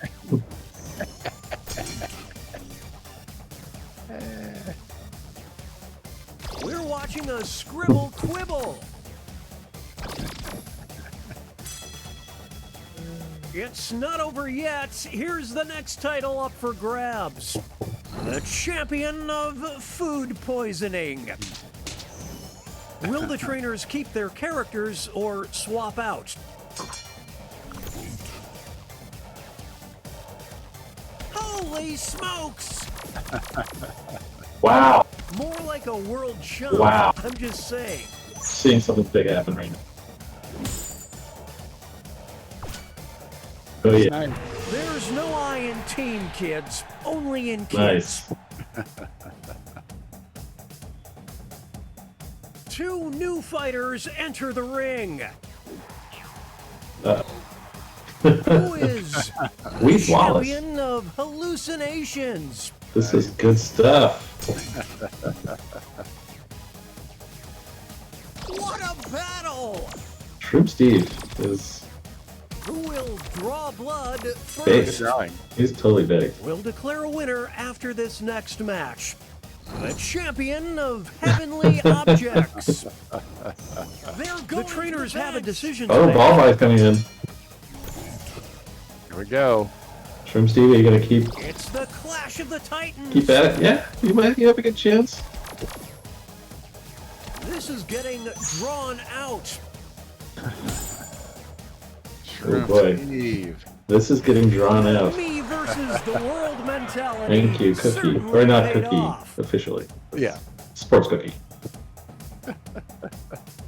Here's our next matchup. One of them will be the champion of parasites. Oh, man. Wow.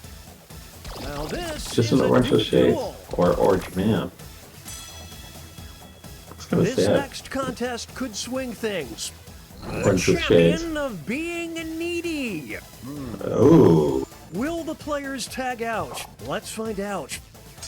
This You is tag. pure pandemonium. Oh, wow. Like how the Happy Career dude comes in. Going back to that one, huh? Yeah, it didn't work the first time. Oh, this is Sweet mercy.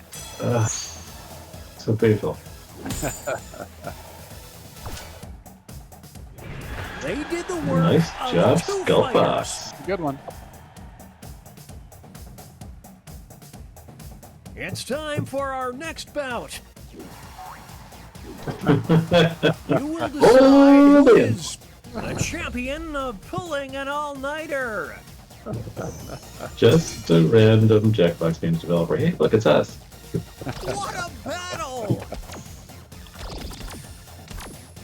The tides are We have turning. done all-nighters, but we try It all not comes to. down to this Yeah. next match. The champion of owning stock in Mountain Dew. Ooh. Nice. What will the trainers do? Let's see. They're tagging out. Oh. Yeah. Yeah. Kind of interesting. attack. Darkman, yeah. Oh, but no. Are they down for the count? It was a nice try. They're I appreciate it. slaying in character. That's a crushing defeat. And the cheese stands alone. The cheese stands alone. Here are the next two fighters. Who is the champion of sociopaths? Man, that's a tough one. Wow. You're like, I'm really sorry for killing you. I really am. It's the I feel Clash terrible of the about it. Titans. He looks so insincere. And then there's unapologetic, Will be who's just battling for this title. terrifying in its own way. Champion liking Slenderman, every single basically. one It's of like your Slenderman. vacation picks. It's decision time.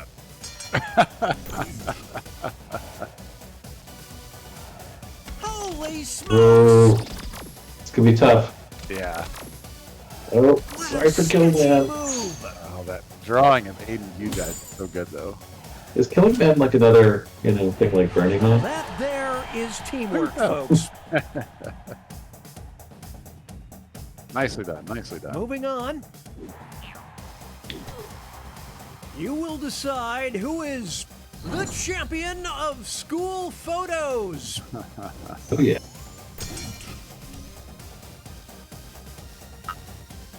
It's anyone's fight. Oh, it's too close to call. Here's the next contest. The champion of thirst traps. This is pure pandemonium. Here we go. They're going to the bench. I don't believe what I'm Amazing. seeing. Come on, Jerry. Come on, Jerry. Ah, the art of war.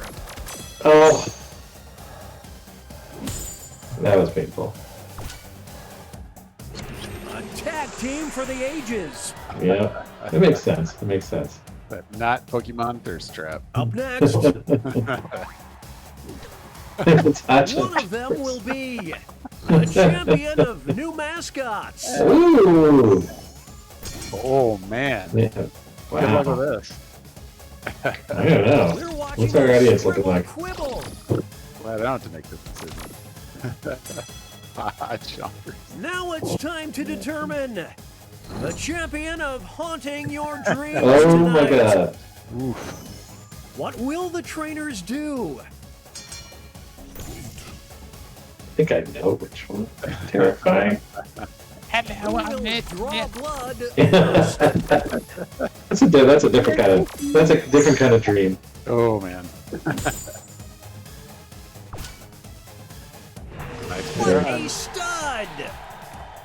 What a stud. Mislips. Moving on. I say. Who is the champion of looking important? Oh yes. Look at this. Wow. That is great. That is amazing. Let's go screenshot of that. It's neck and neck. Oh, wait, I must like it. Control delete. I just did a spit take. Here's the next title. The champion of emergency contact lists. It's decision time. Well, I think if you're extra fancy, it comes Can with they build on this momentum? some standard, right? I would think so. That'll leave a mark.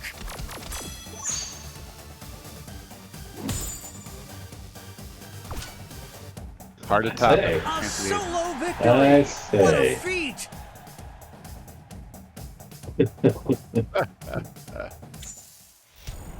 Okay, folks, that was Here the we go. final match. The judges are tallying the final scores, and we have a Oh, here we winner. go. Nice. Lovely. Shall we ban then? You'll be forgiven for bringing back pandas again as a subject for our stream. Haunting your dreams tonight. Sure. Yeah, so chat, what do you guys want to play? Oh, crank up the volume on this one.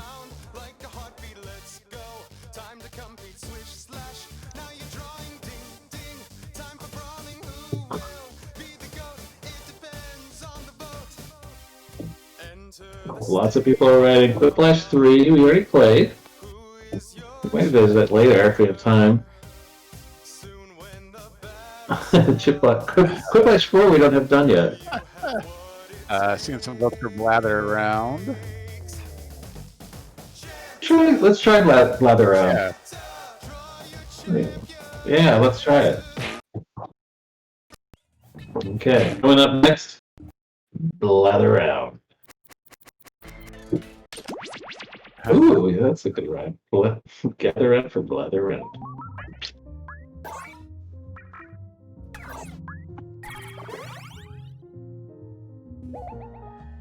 I want to play Pokemon Thirst Trap.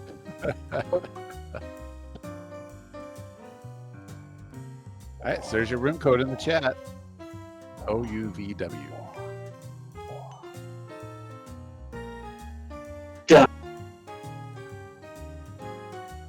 I say that by car.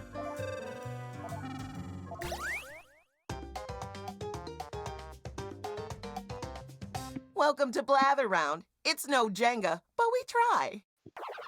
You're going to present a secret prompt. My camera is on. Moby Dick. You'll describe it to everyone else with sentences like this one. Now, you can change some of these words, but your options are very limited. Everyone else will be guessing, while you make more elaborate sentences. Oh, it's a lot like Free Willy 2. Moby Dick! Be fast to win big. And teamwork is rewarded. So talk don't out loud remember- and work together. Let's begin. Moby Dick, performing for anybody. Round one. It's in the later chapters that no one gets to, so. On your device, there's a list of prompts. Pick the one you like. FYI, the harder prompts are worth more points. So this game is a lot like charades, but with words. Does that kind of make sense? Now you're going to craft a sentence that You've describes your been kind of limited in terms of what you can say. On your device, you'll see two word but columns. You need to kind Pick of words to build a sentence get people to catch your describing drift. prompt, You know and what I then mean? tap submit when you're finished. Oh, and you can choose more than one word in each column if you want to get creative. You could also use people's guesses in your own prompts. Yeah, that's always a big help, especially if people are getting close but not quite getting it. Yeah. Uh-oh. Wait for Bra. Always waiting for bra.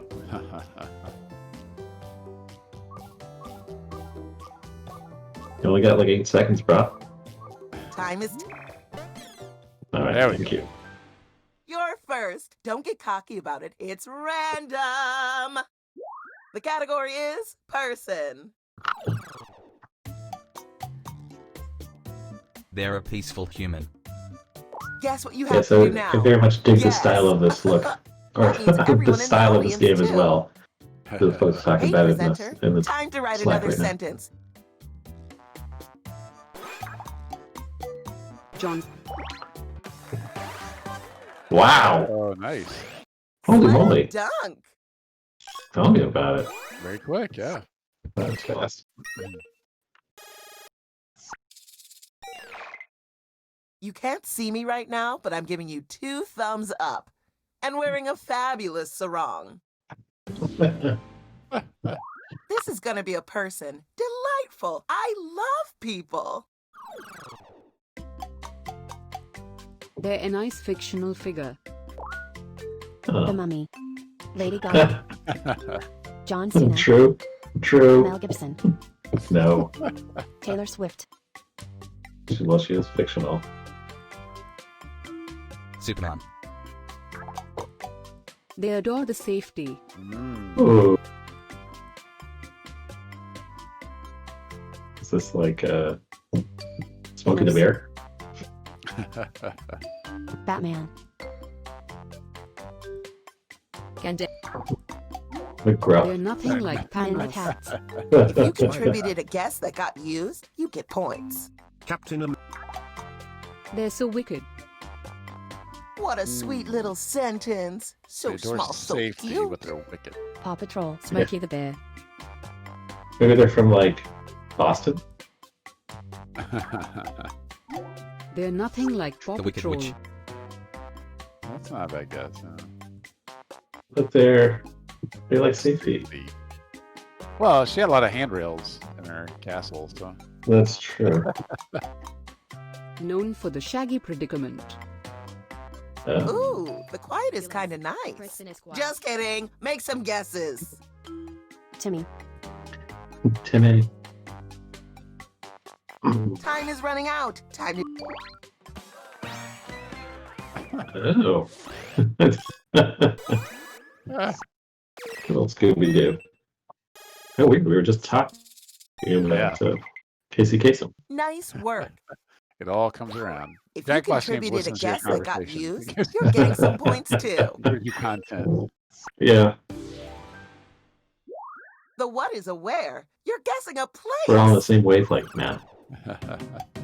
Our biorhythms are It's a intermingling not teeny item building. for the astral plane. Not an item building. Which is to say it's a big item. Warehouse. Lagoon.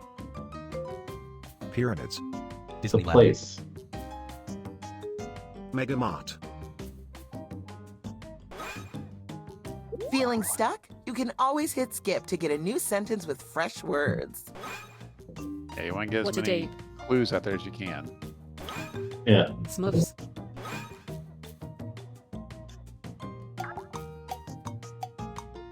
It's where you Not teeny construct the item land. kingdom. Ooh, someone in the audience got it right. Somebody in the audience got it right. Empire State Building. Yeah, the audience features for this game are great. You really kind of feel like you're playing along. Plus. Home Depot. Stod, did you get it? Castle. It's a lot like Warehouse. Yeah, stop get it. Nice, nice. Mushroom Kingdom. So much item. A mini sentence for maximum impact. So much item. Lowe's. The Internet. Speaking of Lowe's, it's really time to get your fall Time garden is up running and out. going. So. Submit more guesses.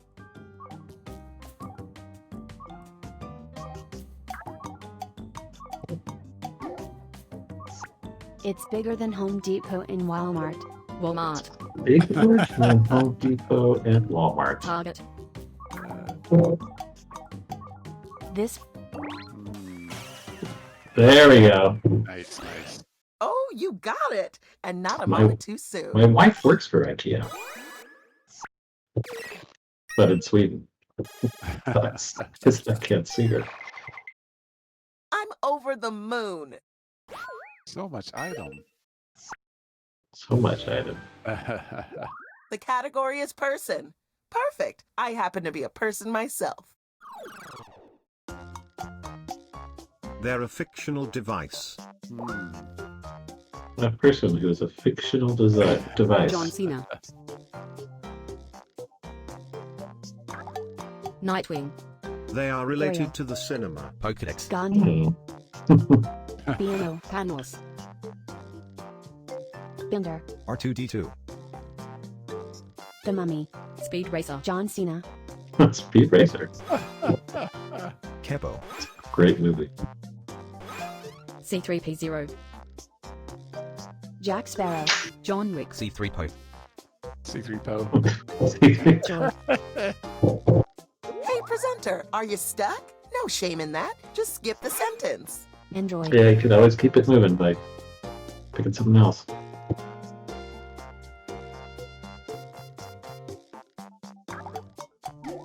They're taller than Bender. They're taller than Bender. Data. Your mom.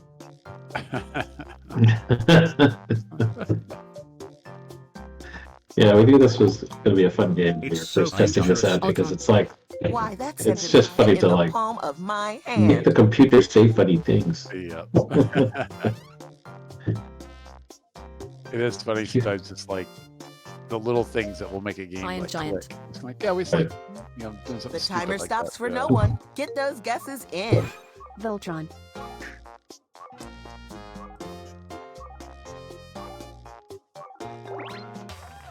Oh, RoboCop. There we go. Nice. Good job, brah. That's pretty. Those were good. I better put on a bib because y'all are getting success everywhere. Lemons in the Technically, chat. they are fictional The device. category is story. It's a story about a cruel individual. Uh, The Mummy. that's the story of Mike Builder. He's Little Red watching, Riding Hood. Allard. Oh shit! Snow White. Wicked. 101 Dalmatians. Gaston. Maleficent. 101 You know what they Dalmatians. say, better done than perfect. Friday the 13th.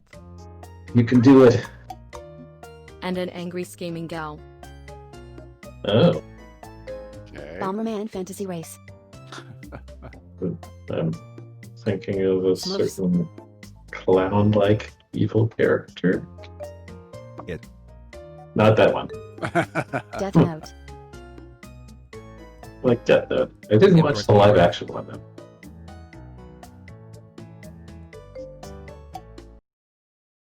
Whoop. What?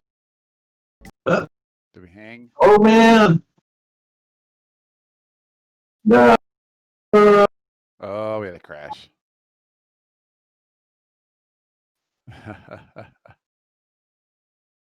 Well, you know, this will be releasing October 15th. We hope. So that happens. That happens. You know, this is like doing the stream at you know, PAX West. You know, things happen. Things happen. It's okay. Oh no, yeah, that's fine.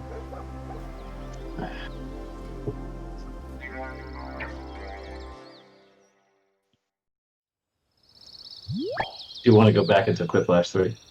Yeah, I think that's a good idea. See what we got after that. Yeah. Hey, chat. Does anyone remember what the last score looked like? We need to know who won. So, next up is Quiplash 3. With a new feature, Riplash.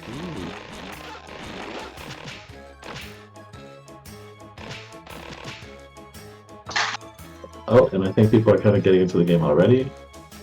Value wouldn't you share it to us? Thanks.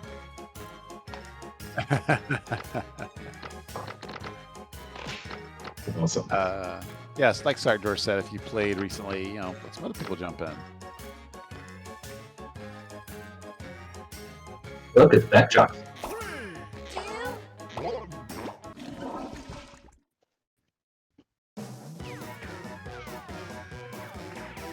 Looks like people are calling out in the chat. Yeah, if you played a bunch welcome today, to like let's Quiplash give some other 3. people a chance. So Hilarity maybe it's your War. last game. Play some more. So I'm Schmitty, but I knew that already. Oh yeah, hey, if you're not playing, you can still get in the audience and vote. Put in the room code to join.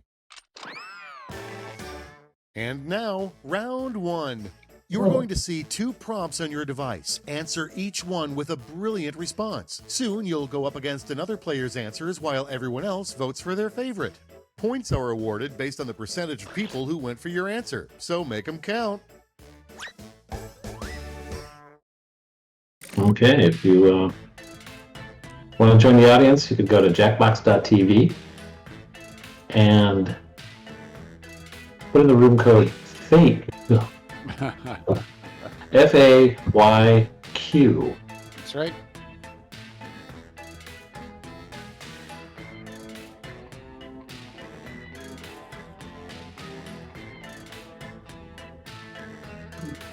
Yeah, I'm very pleased with how the clay turned out in this game. When Kyle was first pitching this, I'm like, well, we can do it. And let's see.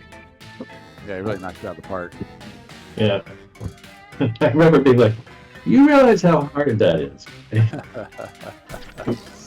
I think he did one test where he actually tried it with real claymation. He's like, yeah. So, Kyle is a master of 3D Studio Max. So he's able to get that very claymation-y vibe with all the little fingerprints and all that stuff, using bump maps and texture maps, and yeah, it's great. It's so awesome, and it's so tedious, that kind of work to do too. Time's running out. I kind of love and Equipment if hate you have 3D to. production at the same time, because it can be very tedious. I'm sure, yeah. There's so much you have to pay attention to, yeah. I mean, it's constantly you're rendering and be like, meh. You render again, And meh. that's a wrap. until you're like not doing meh anymore. Yeah. And you're like, okay, it's right. And now it begins. Billy's getting called At the out. front of the line is an inappropriate gift to welcome someone to the neighborhood.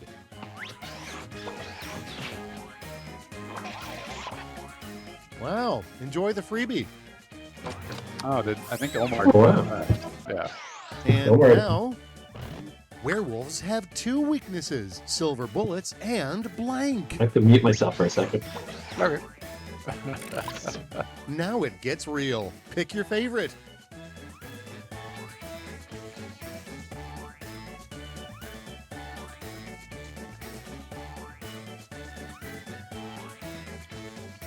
Werewolves have 2 weaknesses, silver bullets and the gray, or silver vampires. I mean, who doesn't love a good trashy novel? Is what I'm saying.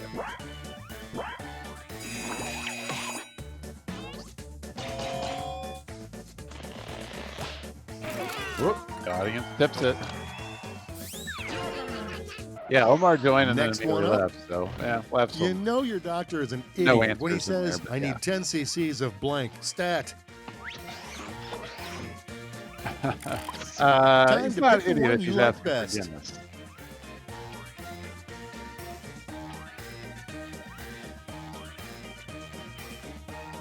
What's gonna be, Guinness or fresh squeezed orange juice?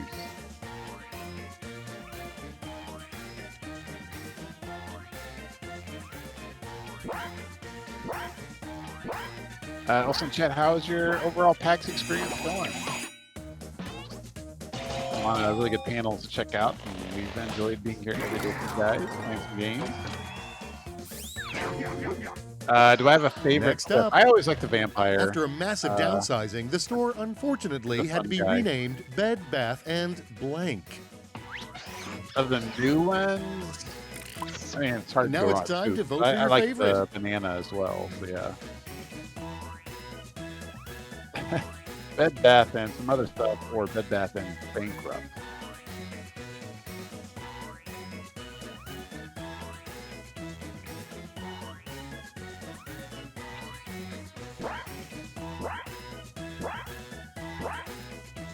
Let's see. Sorry, my dog's got a vet appointment. Oh, So really? My son is taking her out. Oh no. No, just a All check right, in. check this out.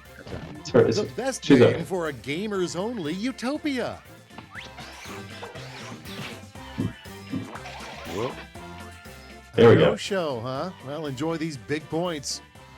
PAX Box Party Jack 7. Without Love it. further ado, a shocking thing to discover your kids built out of Lego. On that. And now, It's almost pick your as if favorite. Schmitty has been through it.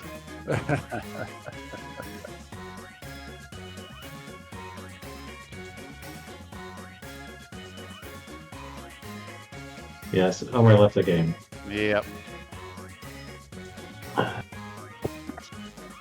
I mean, we'll forgive you this one time, Omar, but if that happens again, we're going to curse your whole family.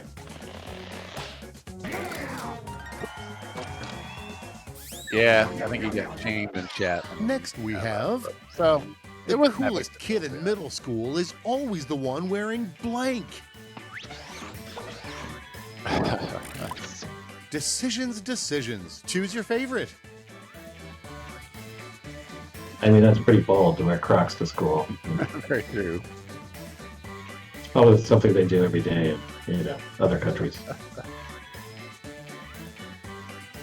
Crocland.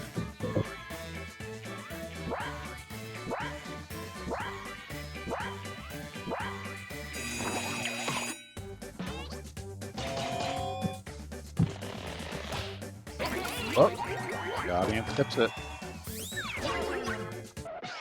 Next, the dumbest petition would push for blank.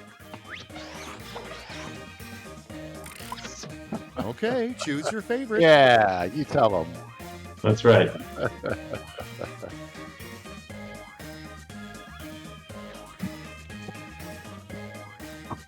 These are both valid answers. I approve of both of these things.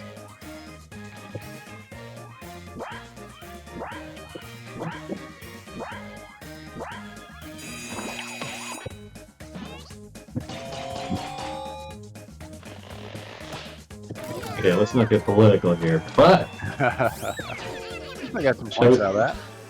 Chubby Panda. I took a Doesn't locket happen. of round one's hair to remember it by. Let's look at the scores. Kind of creepy. All right, Chubby Panda in the lead. Get yourselves ready, because round two takes no prisoners. Double the points, double the anxiety.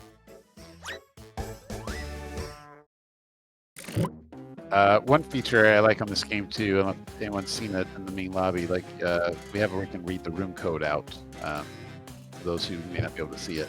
So I was glad we were able to add that in. Yep. Here, trying to make it more accessible. If you have thoughts or concerns about stuff like that, where we could be making improvements, Yep. Tweet at us at Jackbox Games, Twitter. Yeah, we're always listening to that type of stuff. So Or stuff up on our customer service.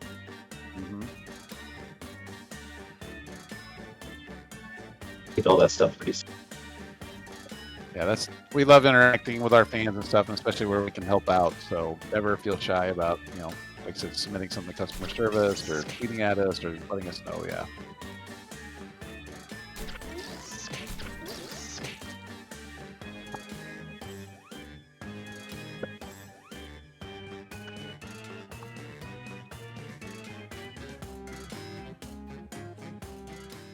There's seconds left. Use a safety quip if you have to.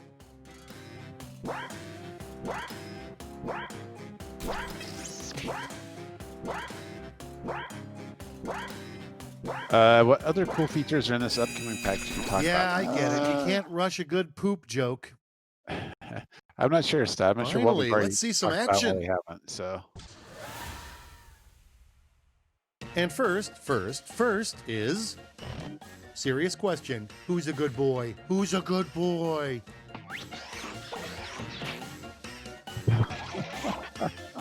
Winning by default is still winning, you know? It is. Sure, you should put about that. And here we have what the creepy doll in the antique store is trying to tell you with its eyes. Oh, man. All right, vote for the one you like best. Everything is true. Oh, yeah, everything is truly cake. Yes. This is what I was talking about. Pretty funny.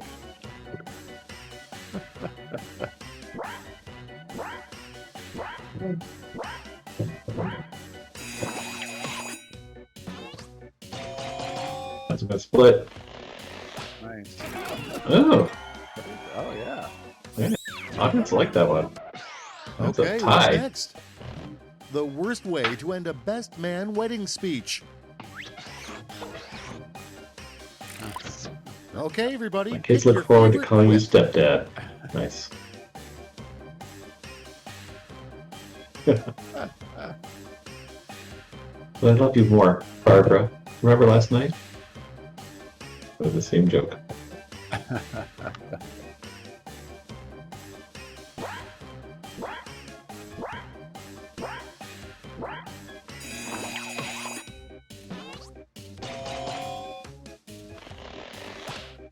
Oh, big split. Morgoth. Good. Let's keep Ran it away going. with that. A cool guy thing to say when you trip and fall. Here's the fun part. Pick your favorite quip.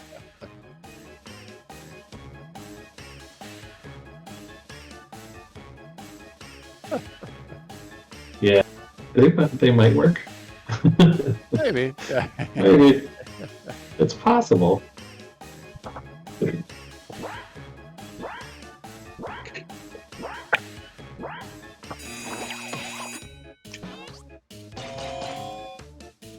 Oh. Nice. Let's see the next one. The one thing that will always make a Buckingham Palace guard crack a smile.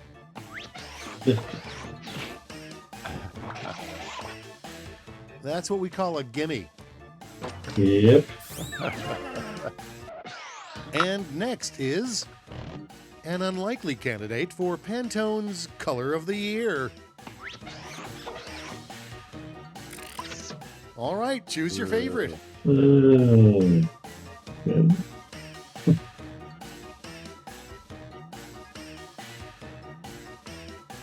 Alright, well, sorry about that, everyone. So. Yeah. I'm getting with the squint.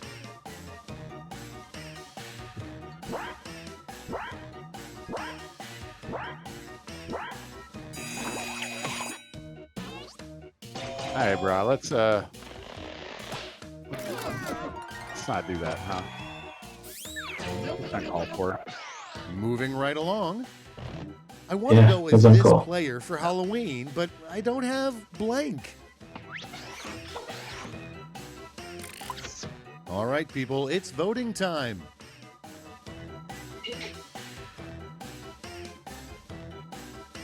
Yeah, it's just very uncalled for. Since I don't know, it's not the space we're operating with here. So let's, Don't make us turn on moderation mode. yeah, please no more of that.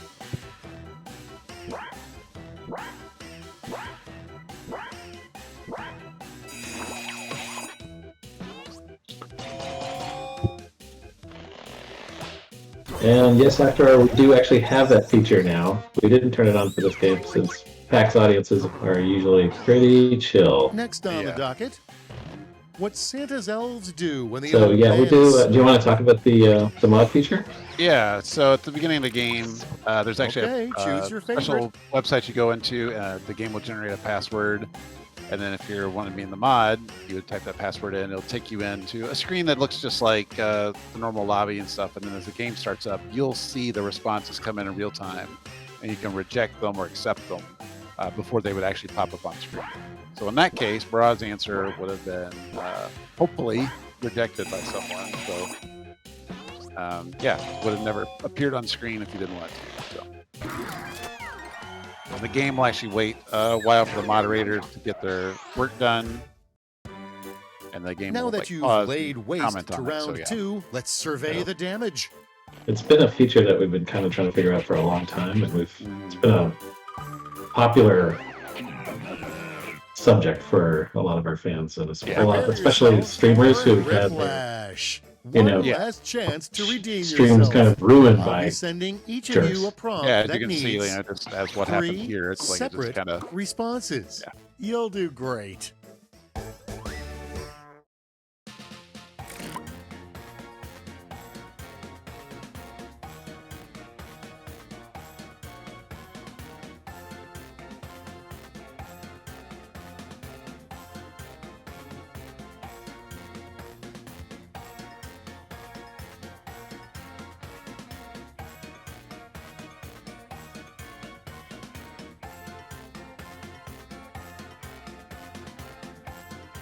Yep. So in Triplash, yeah, you'll notice you have 3 response fields. You fill that out. You can play around with it. You can make them like build upon each other, like say 2 plain things and something crazy. Some people use it to like spell out one language or like one sentence or something like that. So there's different angles you can take on this. So.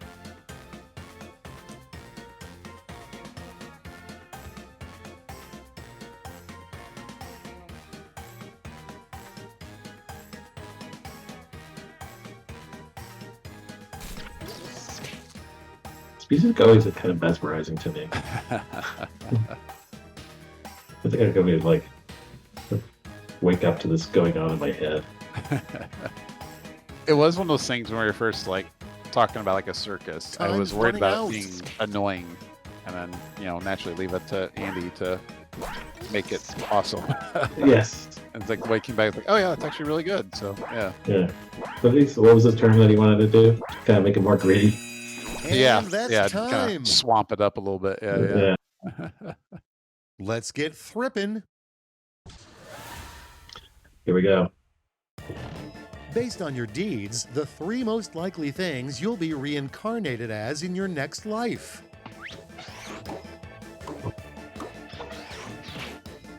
Alright, this... Nothing like running unopposed. Here's some points. Okay. The 3 things Canada is the world leader in.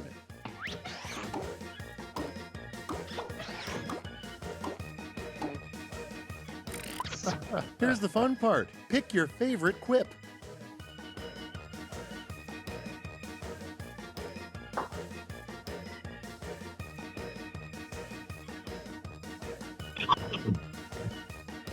Boy, it's become kind of apologetic this entire Quiplash. Yep. Well, if we play, Quiplash again, we'll make sure to turn on moderation. So.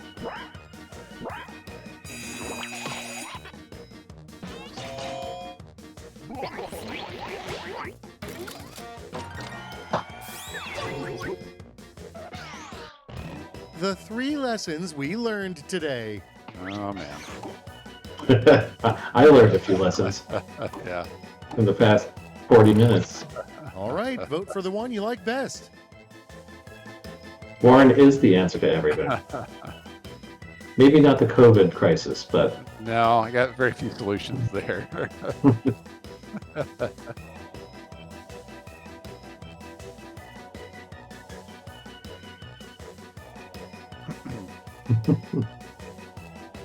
That is actual fact. This isn't actually claymation. Yeah. Where's it going, audience? Oh yeah. 3 things you'll find in any fanny pack.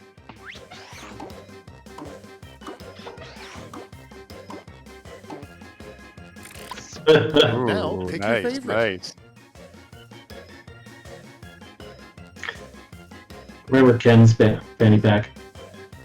Little Oh, Ken. yes. We had a dev at Jackbox a few years ago who rocked the fanny pack quite often. In fact, the fanny pack actually makes an appearance in Split the Room at one point. Oh, that's right. Yeah. Yeah.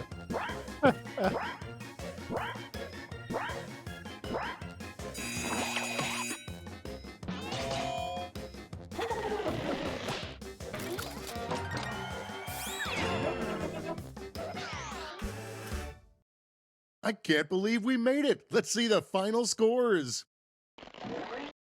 Okay, what do we got? All right. No. I'm not celebrating this. Yeah, it's a bug. Yeah. So if we play that again, we'll throw on moderation. I think the thing we should know is just because you think something's funny doesn't mean other people. Just doesn't mean you're not being an asshole. So or Right. worse. Or, So,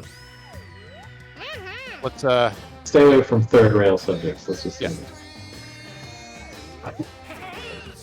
All right, chat. What would you like to play? Would you like to? Let's move on to something else. How about?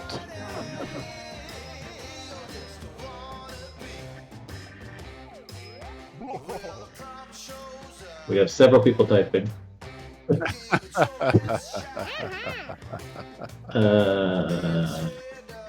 See. Champed up, blather around, champed up, blather around, champed up.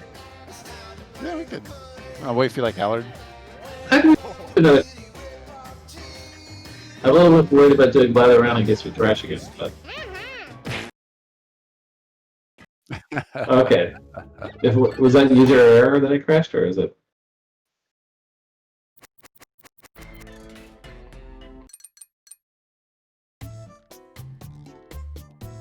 I don't know. Yeah, we can give it a shot. Oh, okay. Let's do it. Let's get a full game of blather around it. And if you have played in one of these games, please sit this one out. Let's get people up there who have been able to get into. It's just like such a realistic panel or like a stage, you know, like sometimes there's 8 people who can just jump on the game so fast. Oh, totally. And they do it over and over again. So, but no moderation. Correct.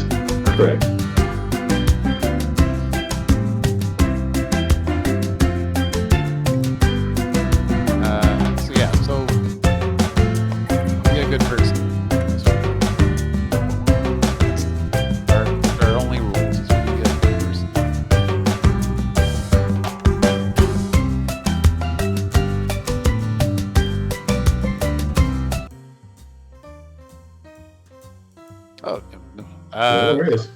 Really quick, I can show people what the moderator screen looks like. I'm kind of washed out, so I don't know. But it's just like you enter a password, and then you enter the room code. It's very, very simple on that page. Yeah, and that password is generated by the game, and then you just type it in, so you can share it with the mods you want. So.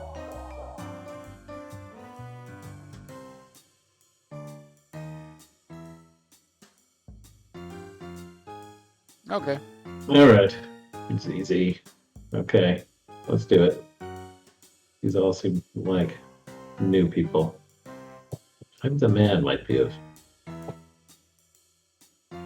player, but I can't tell. All right, let's get going. Remember this game you can play along. Welcome to Blather Round, the game where there's no wrong answers except for most of the answers. Well, we're happy you're here too, You're Sty. going to present a secret prompt, like... Agreed. You'll describe it to everyone else with sentences like this one. Now, you can change some of these words, but your options are very limited. Everyone else will be guessing, while you make more elaborate sentences. Oh, it's a lot like Free Willy too. Moby Dick! Oh, that's Be right. fast to win big. I couldn't think of it. Teamwork is I know. rewarded, It was like so on the count tip of out my loud and tongue work the entire together. time. Let's begin. I even had Captain Ahab. But... Round 1. Oragog, yeah, try On your refreshing device, your there's browser. a list of prompts. Pick the one you like. If you pick a harder prompt, you'll get more points if someone guesses it right. Okay, good luck, everyone. Now you're going to craft a sentence that May describes your your brain prompt. waves mingle On your over device, the you'll see 2 word columns. Tap all the cosmic words plane. you want to include in your sentence, and then tap Submit when you're finished. Oh, and you can choose more than one word in each column, if you want to get creative.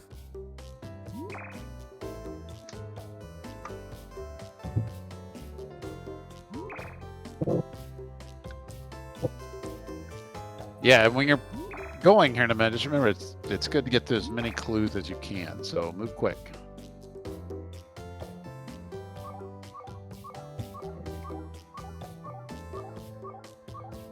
Time is ticking. Hurry, hurry.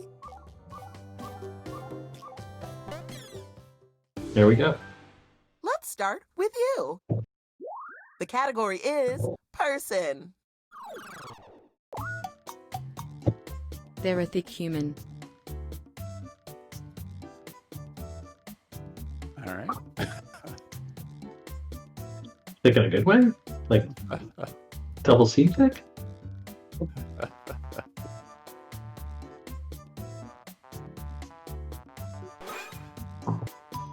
The thing. Oh, yes. Hulk, yes. They grapple with the champ. Okay. I see that our audience may be onto something. Pat Sage. Oh, there we go. Nice, nice. Nice. I wonder. I should ask Claire or Mark how that works. Like, does it? If you'd mention another wrestler, does that trigger the host? That was great. There's a lot of interesting And rules hey, about here that. are some points for they everyone who set up. contributed Terms a of, like, helpful what guess. gets before, yeah, it's pretty cool. The category is story. It's a story about an amazing, glorious realm.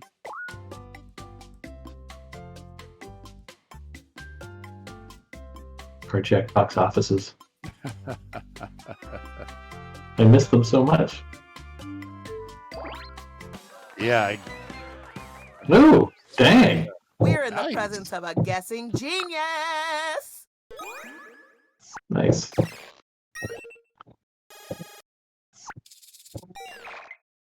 Nice. You did this very specific thing. The category is person.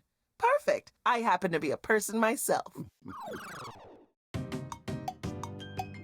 They're a living person.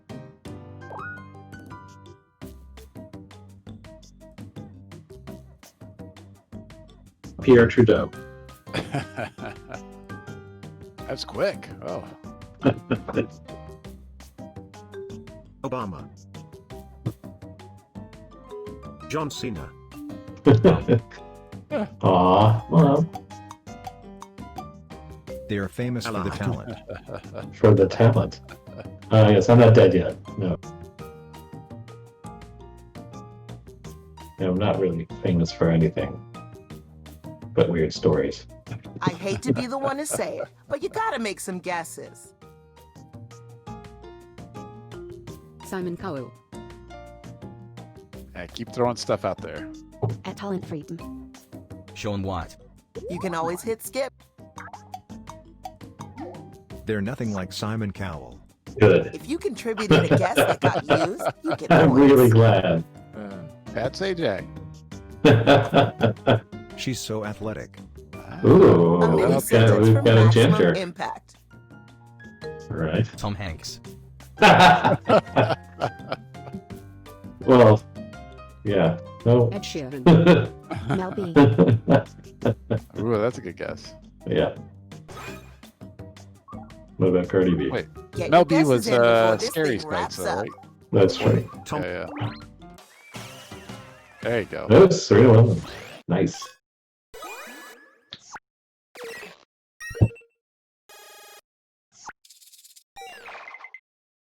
You actually did it.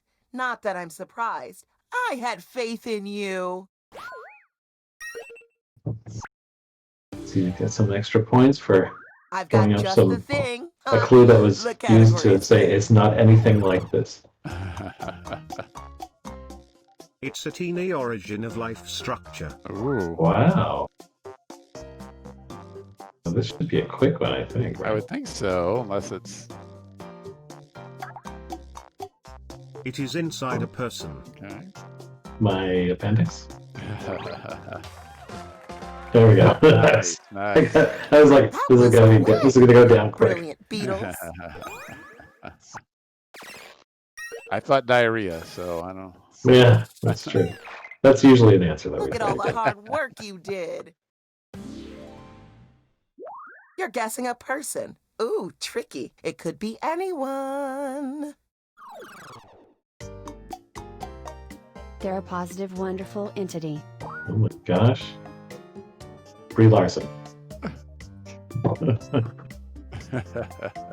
I am a man. Oh, call it to fellow competitor. They scrub the nature. Wait, I take it back. Thumbhacks. They scrub the nature.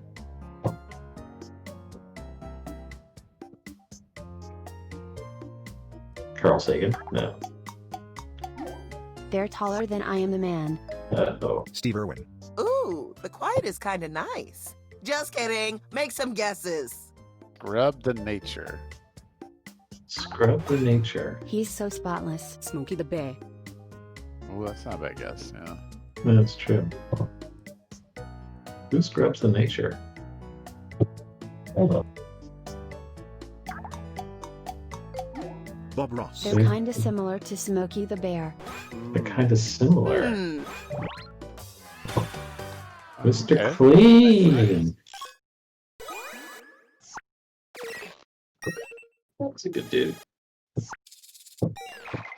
Really like those magic Okay, the pads. Incredible store called, and they said, "Are you merchandise at the Incredible store? Because that was incredible." Yeah, someone said they put You'll in be our Sabrina last Williams presenter in the this round. autocorrector. There's The we have category is catches for thing. things like that. So you're expecting to type fast, so you might mess up, or you might be confused about what someone's name is. It's so, a yeah. futuristic Yeah, well. we've entered impossible wrong spellings. We're looking out for you. So even if you spell it really terribly, so your guesses will still show up. Okay, Bitcoin, Usain nicely done. Bolt, you're Wow. fast. We get it.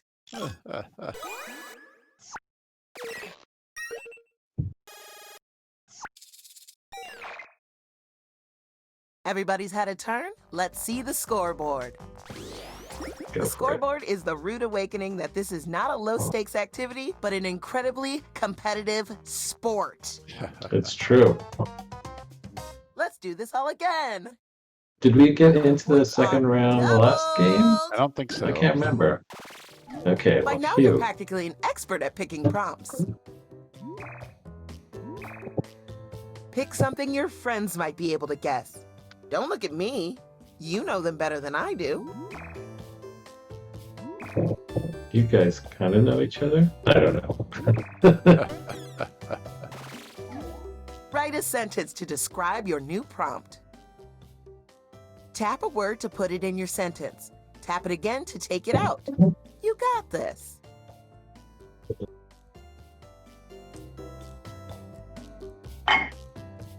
Wait, Oragog, someone stole your name and joined the game as you?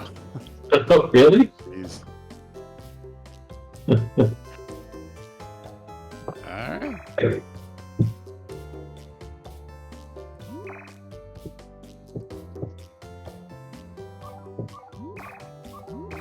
Yeah, just like Stott said, that Oh, 42 time is number up there. ticking. That's Hurry. the number of the audience. Yep. Yeah.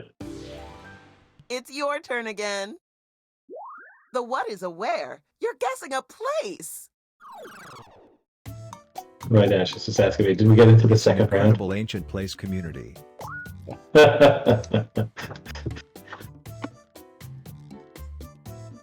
Yes, the first game we played Right Ash, we had a crash. I know. Right Ash worked on this game, so. It's like a. Pyramids of Giza. Still. MySpace. Run.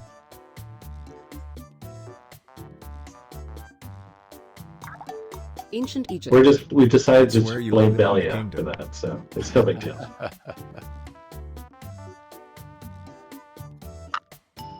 Ancient Egypt. Greece. Greece. Greece 2. England. The UK. Where's It's more Greece specific too? than Greece and ancient Egypt. Is it the Lower Sheffield or Lower Halstead is Greece 2? Medieval England. Yeah, exactly.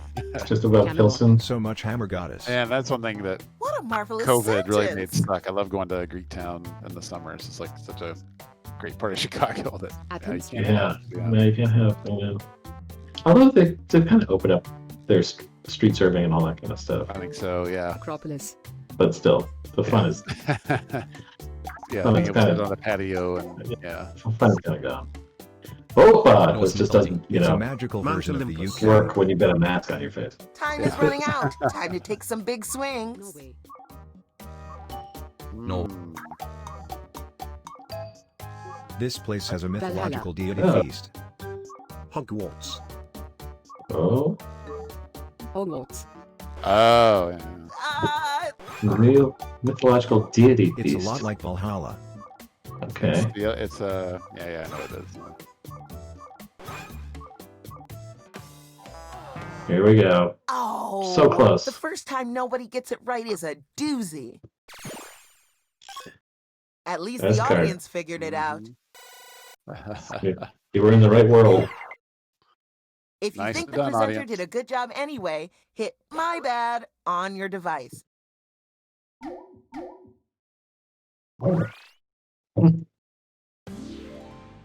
The other people Ring are a ding blaming, ding, you're guessing a thing. blaming the presenter. It's a sugary object. Wasn't their bad. Sugar. Sugar cube. So this is the fake Oregon playing right now. Yeah, yeah. Candy. Candy. Ice cream. Cake. Cookie. Well, fake Oregon, just do the real Oregon solid and get people to guess this. And make them look good. It is the circle construction. I think I know what it is, but I'm not going to say it because I think someone's going to get it right now. Just will it to happen. It's going to kinda happen. similar to cake. No Okay. need to conserve guesses. Ex- Your imagination extra- is an infinite resource. Extra points there. Come on, people. You got this. It's like cake. It's Talk about the sweet circle. corn. Caramel apple. Cupcake. Now I'm Muffin. confused. Cheesecake. Donut. That's not a bad guess. Ice cream. Mouse. Donut hole. Brown. Oh. Okay. Now I'm totally Gelatin. confused now. Talk about gooey. Jello. We got 28 It seconds. is We the can do this. pastry. The Dang. timer stops for no one. Get those guesses in. Oh, you're so close. Come on. I feel it. Time is almost up. Mm-hmm. Croissant. So at the circle construction. Swirl food. Oh, Strudel. it's world food. Oh. What is it?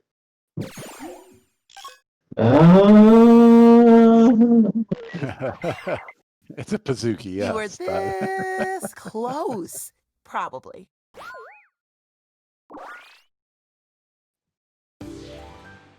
Wow. The category is Tuffy. person. Tuffy, because it was really kind of I was convinced it was going to be a donut. They're a deceased I civilization. thought it was gonna be pie. I was like, that's kind of easy, but yeah. Right.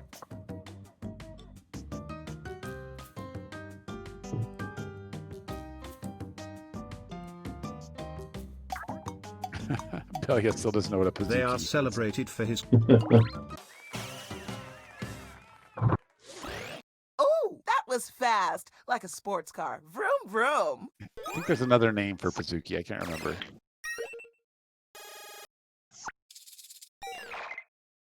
This is really Cookie special. skillet. Yeah, yeah, Let's yeah. savor the moment. Is that when you put like That's a cookie enough. and then put a blob of ice cream on the? Yep, the- yep. Yeah, The love that. category is person. Some of my favorite people are person.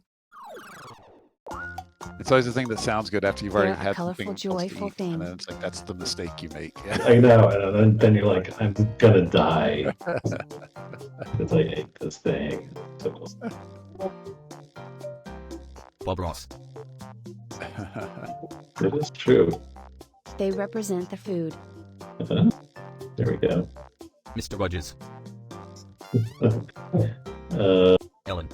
Ronald McDowell. MLP. Gordon Ramsay. They're nothing like Tom Hanks. They're nothing like Tom Well, Hanks. then to hell with Tasty them. sentence. Thanks for trying mine out, Ronald or Flair Man. I appreciate it, but we will fail together. Gordon Ramsay. She's so small scale sweet. Wow. Like Ronald McDonald was a good guess up to that point. Yeah. Mr. Pringles. They're kind of similar to Oh. McDonald. Oh.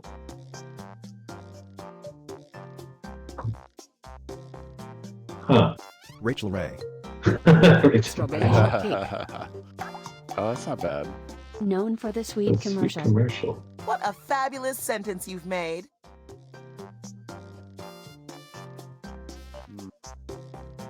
Thinking. Oh, time is ticking. But it ain't Hurry, working. hurry. Little Debbie's. Aw. At PAX South, there's always someone dressed up as Little Debbie. What? Really? Yes. Oh man.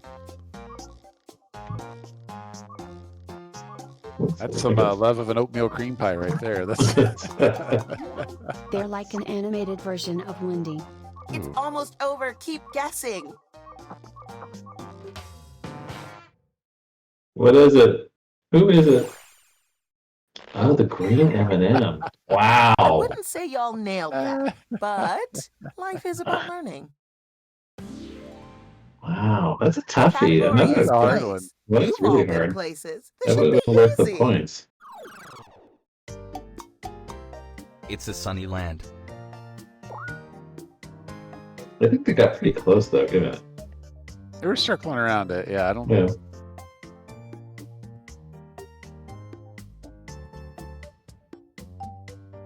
California. Florida. Florida. Disneyland. It's where you are lectured Disney by the World. bunch. At the bunch. Not a lot of guesses to work with. Cat got your tongue.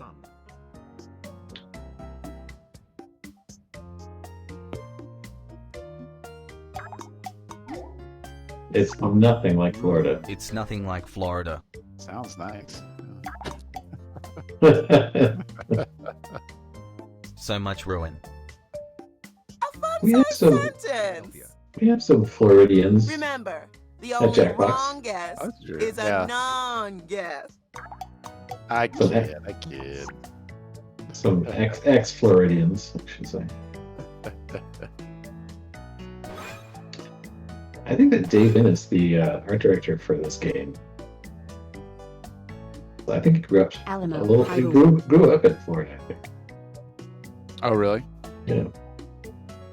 Uh-oh, someone we've got got it. a perfectionist on our... Audience has it. This place has a classical philosophy. It's smaller than the sun. We're nearing the end. Guess, guess, guess. Yeah, type in anything. Mercury, Egypt. I started to say yeah. ancient Greece. There we go.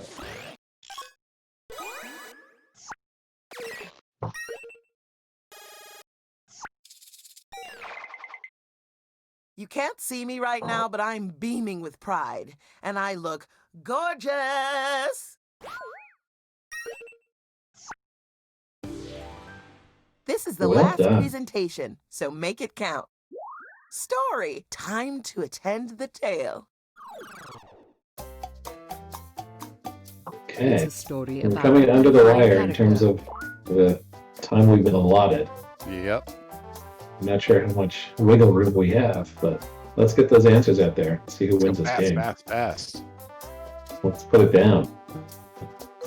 Some other games, how the clues constructed, you kind of have like Frankenstein. words on your controller to kind of slide up into a sentence. So you can add a couple words into like a pre-constructed sentence. So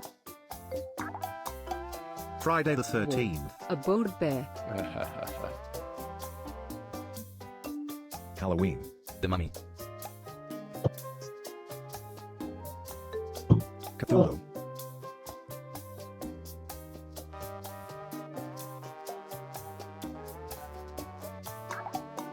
Bored It's bear. nothing like Frankenstein. We can all agree, we love that sentence.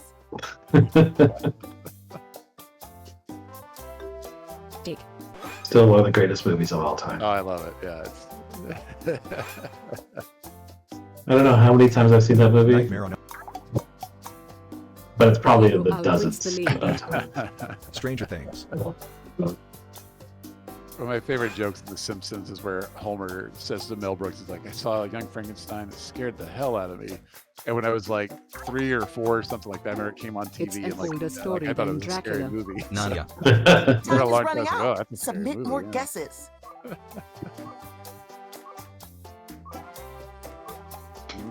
We need more guesses. I've got it. You think you got it? Eventually, there's a cannibalistic grandma. Yeah, you can pick more than one Only thing a from few each seconds side. left. Snow To White. kind of like construct it. Yeah. Little Red Riding Hood. Yeah, my go-to is just, use as many adjectives as you can. Yeah. What is it? Yeah. Oh, Hansel.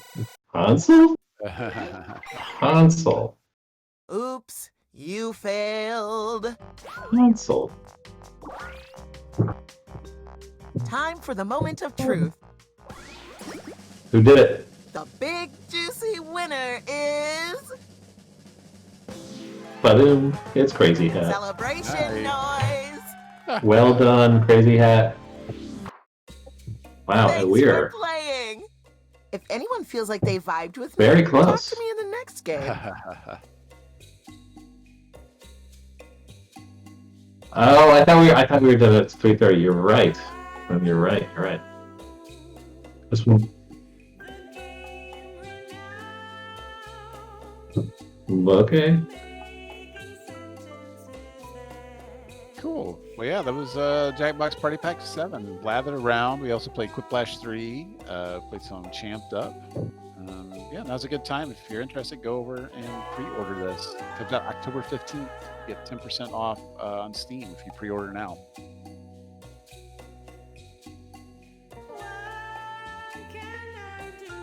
Ooh. Brian DeGiorgi and Belly are going to be hosting tomorrow. Oh, that's great. What time is that taking place?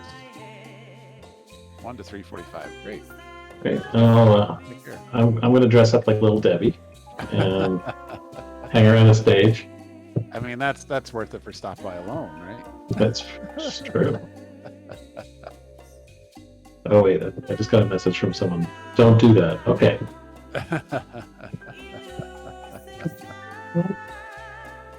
Oh yeah, this final music is hypnotizing. I know. I really want to see this video.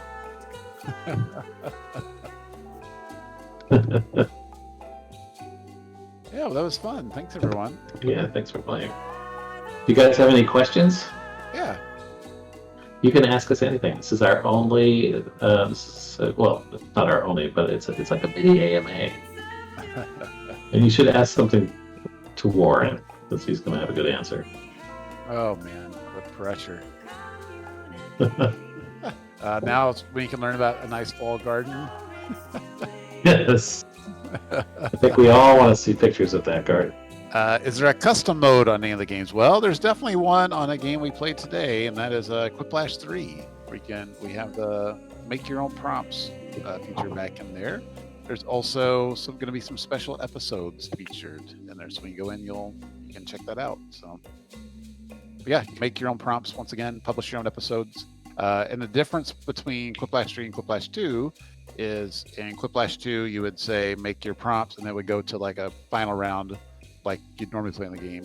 You get to actually make some Thriplash prompts in Quiplash 3. So you make the entire game from start to finish. So pretty excited about that. Which is awesome. Yeah. Yeah, that was something I'm glad we were able to do, because then you truly create the episode. So how do you think up games? We paper test a lot of ideas. We're now in kind of our cycle of thinking up stuff. And we're looking back at all the ideas we have, and it's just hundreds of things. We have all these old Trello boards that have all of the games that were ever sort of conceived, and believe it or not, some of those get picked up and turned into real games. Like Push the Button was a game just like that. It's been a couple of years on the Trello boards. It wasn't until PAX 6 that we just sort of something clicked. Something clicked, and it all came together. Is a lot of times some years. Go ahead. Some years it's like we'll get a new game from an old idea, but it's not anything similar to it. So Spencer had an idea for this drawing game that it just didn't work for last year for some reason. And then he and Ben Jacobs actually brainstormed a little around it and came up with Champed Up. It's almost, I don't know, it's kind of amazing how simple the game is, but it also feels fresh, like feels like a new mechanic, which I think we're really proud about. So yeah, I'm excited for that one to be out in the wild and people to play it. So yeah, we're doing a lot of patting ourselves on the back. Yeah, it's like you're saying, a lot of times it's just like there's a nugget of something in an idea that didn't work, but and we'll just try to pull that out and repurpose it and see what happens. Yeah. Have you ever thought about making board games? Yeah. There's some games that we've developed and concepts that we're like, hey, this is kind of a fun board game. And one of the questions that we ask while we're developing it is like, what does doing it on a computer change about this game, or why do we want to play this game on a computer? Yeah. And why wouldn't we just make a board game of it? So, as you can imagine, we've got a number of kind of interesting board game concepts that we should revisit. That's a good point. When we make these games, like knowing that everything's going to be up on a big screen, we try to maximize like how awesome that looks and stuff, because like otherwise, why would you make a video game out of it? So that's always something where it's like when you're concepting, it's like, oh, we'll make sure there's something actual entertaining. So it's like, say you're not playing, you still have something entertaining to watch. So that's always a big part of it. Is moderating Quiplash answers straightforward? Never done it before. Yeah, so if you're moderating, once someone submits an answer, it pops up real time on your controller, so you can see them as they come in, and you can be rejecting them or accepting them as you go. Or if you want to wait till the end and like scroll through them all quickly, you can do like a reject all, you can do an accept all, that sort of thing. So yeah, so it's pretty straightforward. Super Saiyan 5, no questions, just keep up the amazing work and thank you. Well, thank you for playing. Yeah, we really appreciate all the fans we have. Yeah.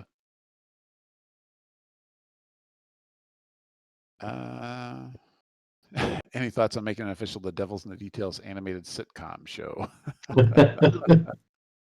Okay, if you want to put an option on it, sure. Super open. Any advice to those that want to develop games like you do, be it board games or video games? No, don't do it. Don't compete with us. We will crush you.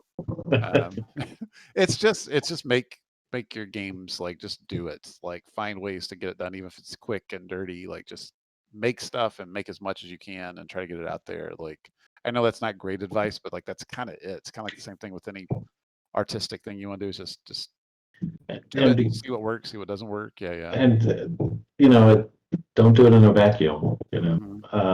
We're play with friends, play with family. We take these games home on the weekend and we just play with our friends and family. Yeah. And it's amazing how much data and how many ideas come out of, just playing these games constantly. Yeah. Yeah. If a game's not working, then you'll know it pretty quick, and it's just to show it off to people. So. Yeah, and the thing is, we also it's kind of like if your game doesn't work, that's actually kind of a good thing because you're gonna have to make it better. So, you'll learn a lot by playing it and play testing it, doing it over and over again. Looks like Stod's taking off. Yeah, I miss you too, man. Good to see you. See you, Stod. Good to see you on the scroll. I thought there was something another question up there. I guess Raman.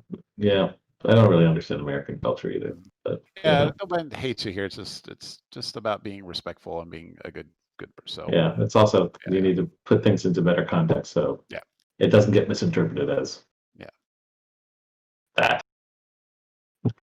Thought I missed a question. Have you ever thought about patching in some changes to later games? I don't know. I clicked audio room code. I guess I don't know. What was the inspiration for Devils in the Details? Like Chase had a game that was like an activity thing, and then I don't think I played the early prototype. It's pretty cool. It's not too different than what we ended up with. It definitely had a different vibe because it was more like sort of 50s, Harriet or whatever. Oh, Ozzy and Harriet. Ozzy and Harriet, kind of like that sort of vibe to it. It kind of it was put into the hands of Owen Watson. He came up with the Devil's idea, which was awesome. Yeah, I thought that was such a great, concept. I don't know, it really worked well with like putting it like in the sitcom style. Yeah. Like, I feel like that really came together well. And the writers and Ryan DeGiorgi just did an amazing job, building that world up, because it's like this. It feels like it's a Devil's family, and they've got Devil's family issues, in a suburban setting, which is that's exactly what we asked for. It's awesome. The characters are great. Everything. And it does really have sort of a WarioWare vibe to it. There's hundreds of little things that can happen on your controller. It's probably the most ambitious controller design we've ever done. So totally, yeah. That's one thing. Pretty proud of that. We've really pushed the envelope with controller stuff. I think our controller engineers really. Chase is really kind of brought a lot to that too. But Alex is, he set the bar early. I mean, it's better and cooler. And then it's just like, and they're working with Lena this year. It's just been great. So. And Right Ash did a lot of the leather end front end. Yeah. So it's it just adds such a great extra level to stuff. So for sure. Someone said they're going to look for Easter eggs. I know Quiplash has a lot of Easter eggs that still have not popped up. So good luck finding those out in the wild. So, which now I think about, I should remember how to trigger one, and maybe on a Thursday stream. Yeah, we put one or two Easter eggs into the opening. So, but I won't tell you what those are. Yeah. As an instructional designer, Devil in the Details just cracks me up. It's like what I do for work in crazy speed.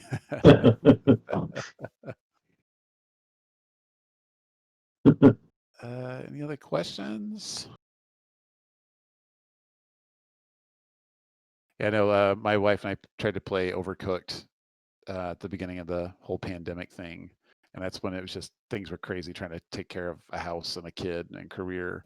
And we're now doing a time management game in our spare time. Like this is stressing us out because this is all we do. Is like, okay, exactly. Like it's nothing but coordination all day, and now here we are trying to stress you out even more. If you replayed for like 15 minutes, it's like, no, this is terrible. Let's just drink. Are there any games other than WordSpud that you refuse to go back and make a sequel? Why wouldn't we want to make a WordSpud too? I don't know. You never know. You never know. I don't think anything's off the table. Yeah, I think we're open to anything and everything.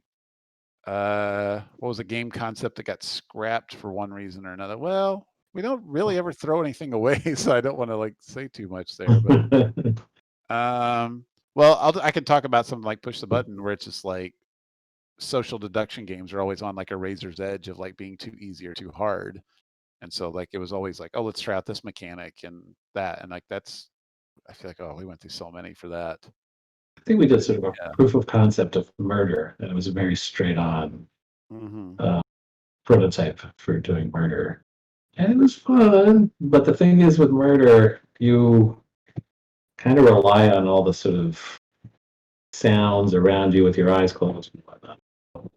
You know, you can't really get that very easy. It doesn't really translate to sort of remote location or, you know, or anything.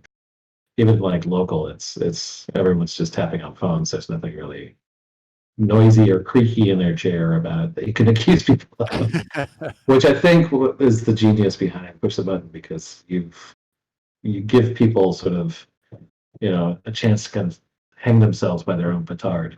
Yeah, that was always because I mean, like I've said a bunch. It's like after working on Faking It, it was like, I just want to keep that like feeling going. So it's just like, I don't know.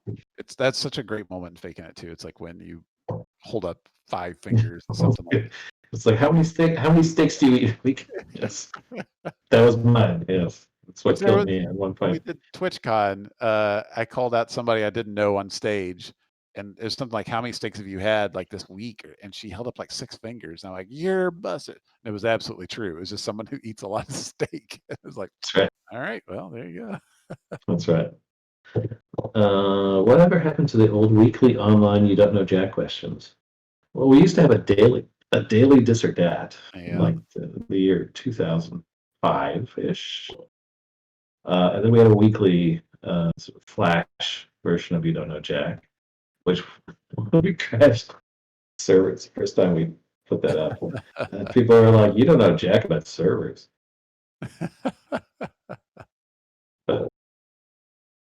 But you know, that's there was no revenue from that. Like we were like really set up to do a gaming platform, but it actually that base of art and maybe code, I'm not sure, was helped to kind of shape what 2011 was, which was the first You Don't Know Jack CD-ROM, or you know, Xbox, PlayStation 4, PlayStation 3. I don't even think there was a PlayStation 4. That was 3. Yeah. And Wii. Oh, that's right. That's right. Cool. Yeah. That's what Ken was working. He was working the Wii and the Wii U. But okay, we gotta sign up. So okay. We've just been told that we have to get off. They're tired of us. So we didn't even get to the Fall Garden stuff. Every time. Listen, sign up for my newsletter. I was going to show my plants and my vegetables in the basement. Well, thanks for coming by and playing, everyone. So this was fun. Yeah. I hope to see all you guys in the chat tomorrow when Billy and Ryan, Georgie, come by and play. So. Oh yeah, yeah. He said Ryan to Georgie. Oh, you guys are married? Anyway. All right. Well, yeah, this was great. Had a good time. All right. See you guys. Bye. Bye.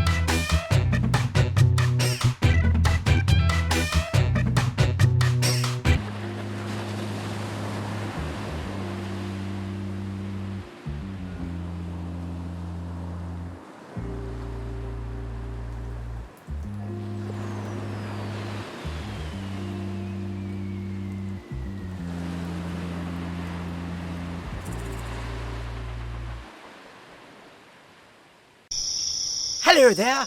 I would like to introduce to you a cooperative, friendly, fast-paced and fun-filled game by the name of Camped Out. The first title from Inca Studios from Melbourne, Australia.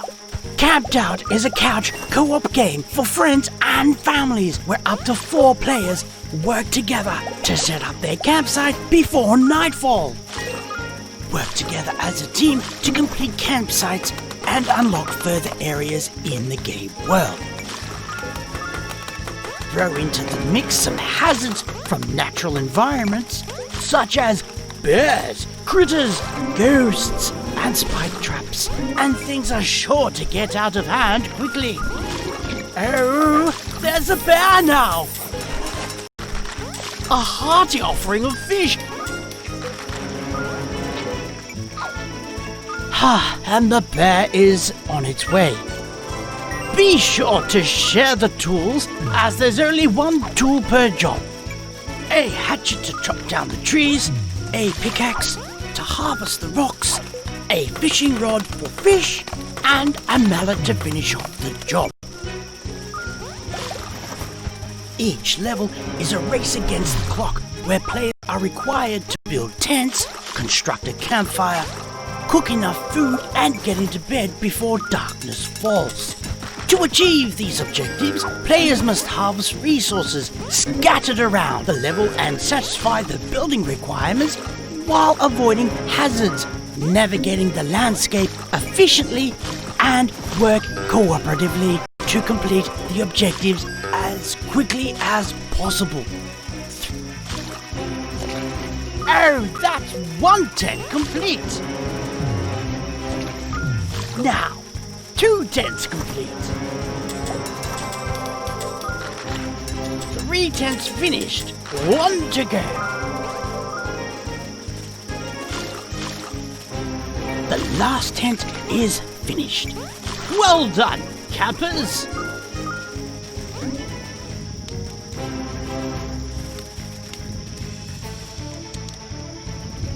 A straggler! Quick, get to bed before nightfall! Ha-ha! Success! I hope you enjoyed this gameplay demonstration. You can wishlist Camped Out now on Steam. See you at the campsite!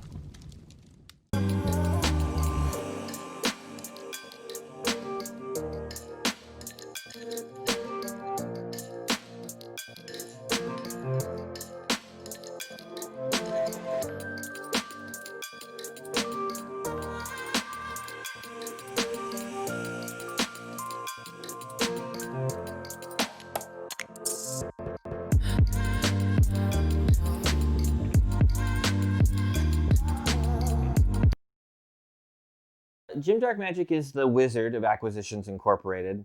He is, first and foremost, I would say, a stage magician. He's a performer.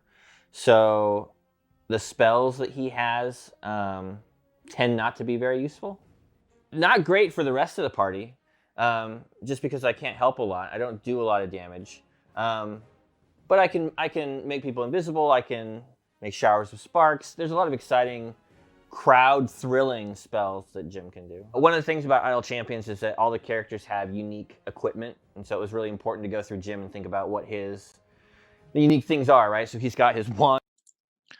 Hi, welcome to Video Games for Self-Care. I'm Eric Blandon, Program Director for Child's Play Charity.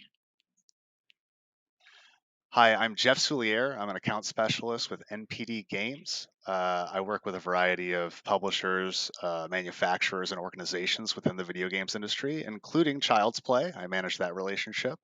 And I was also an early part of the classification involved in the guide project that we're going to be talking to you guys about today.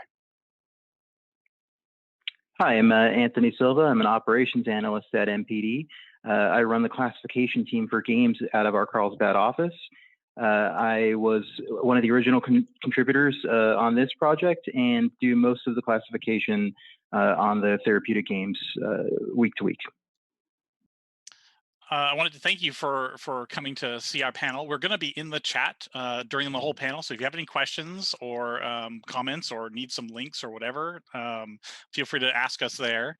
A little bit about Child's Play. So we were founded as a stunt in 2003 by Mike and Jerry of Penny Arcade as a pushback to some of the people who believed that games were terrible and were doing terrible things.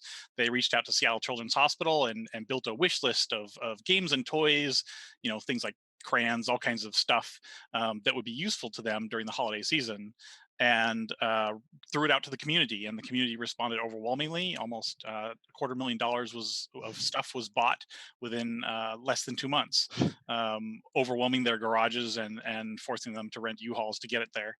And then over the years, after that, the charity was formed as an official charity, a 501c3 registered in the U.S. And over the years, the community, you folks, have given enormously, raising millions and millions of dollars that allows us to both get games and toys into hospitals, but also invest in tools like this guide that can really help hospitals use games more therapeutically. For Anthony and I, we before we were with NPD, we were with a company called EDAR. EDAR stood for Electronic Entertainment Design and Research, and it was founded in 2006 by industry veterans Jeff Satkin and Greg Short.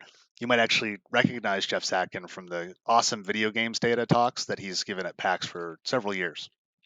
Now, the company EDAR, the aim of it was to make the video games industry smarter with metadata.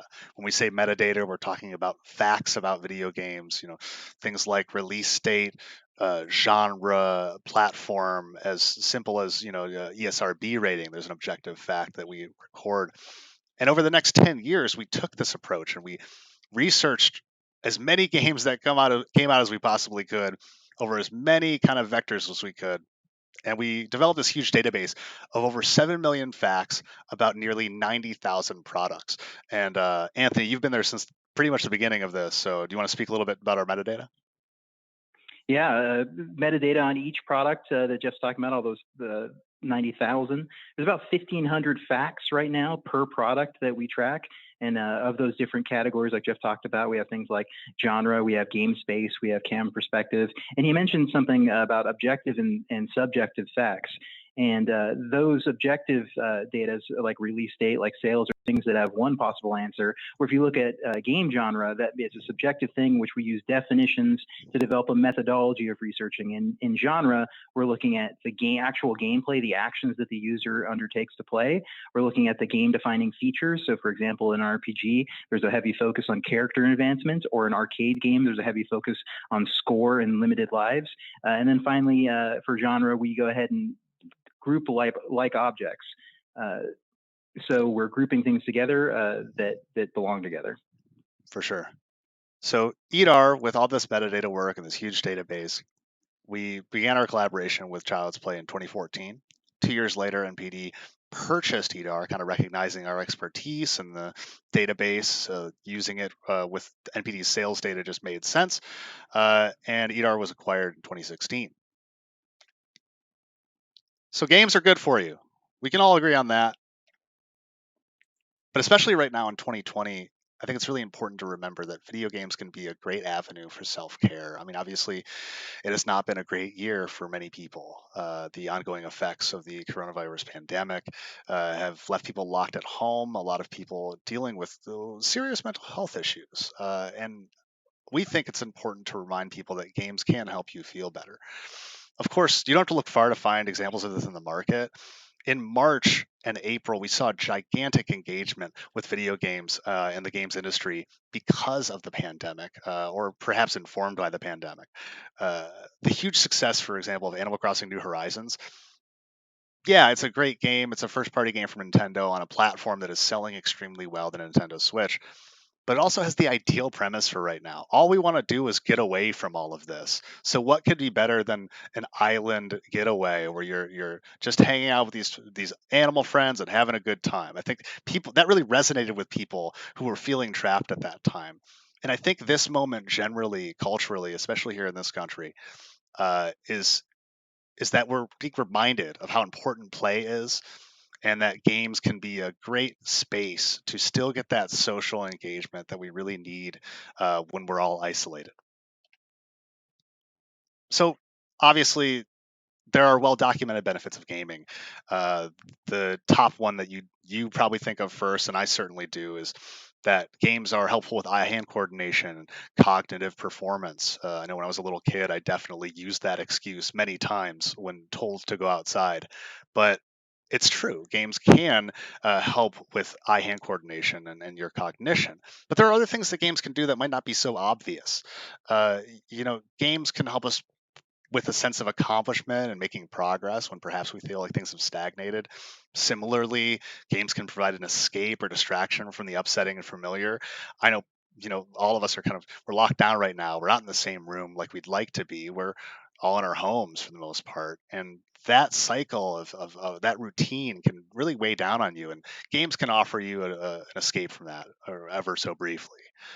Games can also really help us develop a better sense of empathy and care about others, especially role playing games that invite you to step into the shoes of another character, live their life, make decisions as them. We find this can be helpful for that as well. Yeah, so Jeff talks about all of those documented benefits of games and in some cases assumed benefits of games. So for this project, was that going to be enough for us to move forward on recommending games? And the answer was definitely no, that we were going to have to collaborate with professionals, and we're also going to have to look at what we were tracking. So I mentioned earlier those objective and subjective facts. Prior to this project, we really only had a few sections that were truly subjective, one being game genre, the other really being literary genre or theme, like if something's a horror game or a science fiction game. But a lot of our data focused on things like, what's the camera perspective? Is this 2D or is this 3D? And while those are incredibly important and track well with sales and are great to do reports, they were going to be a challenge here for what we wanted to accomplish. We really only had game genre, and that was just not going to be sufficient. So you're going to see what we did to shore that up. So the core idea was that we would use this metadata in our recommendation engine to provide games that would be useful for these applications. But we first had to figure out the right components to make that possible. So we did seek out third-party expertise to verify, some of what we thought might be true. We wanted to make sure that we had real backing here. So we work with 3 people primarily on this. Dr. Deborah Lieberman, PhD. She was the director of the National Health Games Research Program out of UCSB. We also worked with Dr. Daniel Johnson, PhD. He is the lead of the Queensland University of Technology Games Research and Interaction Design Lab. We also work with Dr. Douglas Gentile. He is a PhD in child psychology and over 25 years of experience conducting research with both adults and children. So with the expertise that they brought to the table, we were able to look at our findings and take into account what they were telling us about what was going to be the most effective way to look at these games, to what factors were going to be important when we're thinking about therapeutic application. Out of that, we kind of narrowed it down to 6 broad categories. So first, we have games that are for pain. These are games that would distract from either immediate pain or a dull chronic pain, something where you just want to not think about how you're feeling. These games are good for that. I also have boredom, which is split into 2 categories. We have short-term boredom, which is good for waiting room situations and more short stay. You're talking about 10 to 15-minute sessions, maybe short periods of time, which you just need to kill some time. You need an immediate pick-up-and-play game that you can put down just as fast.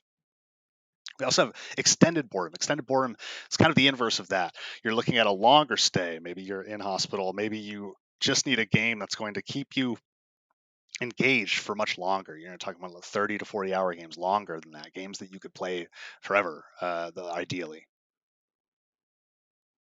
Yeah, then we also have anxiety, much like pain. Here we're distracting, in this case, from worry or anxiety. Sadness, games to improve the mood, discourage negative thought patterns, and cognitive impairment for gamers that may be medicated or be cognitively impaired. And these are low impact games with limited fail states. So after we looked at these different symptoms, we worked out the hierarchy itself. We have key factors on this hierarchy, including things like subject matter, genre, mood, tone, frequency of input, complexity, that sort of thing. Anthony? Yeah, so some of these we're going to take things that we already had in the original hierarchy, but we were just adding so much more based on that feedback. And so entirely new sections of the hierarchy were going to have to be created, like Jeff pointed out, like subject matter, like mood and tone and frequency of input, and complexity of input, section length, goals, presence of nurture mechanics, presence of comedy, all things that are going to inform more than our metadata was, more than ESRB was, really more than any data was about games other than playing the game itself. Really, our metadata is almost able to give that complete rundown. So based on these data points, in each category, each game gets a score. So of those 6 things that we believe that we can help with via game features, each game is classified and then verified against that. And then furthermore, we also use recency of release, the platform, or the review score to add an additional element upon that classification. Right. So here we're seeing an example of the hierarchy itself. So this is actually a little bit of the meat and potatoes of what Anthony's talking about. If you wanted to walk through this. Right. Yeah. Great. We're looking straight at the accessibility hierarchy. When I was talking about frequency of input and complexity of input, we mentioned the frequency. The complexity of the input is the actual button maps.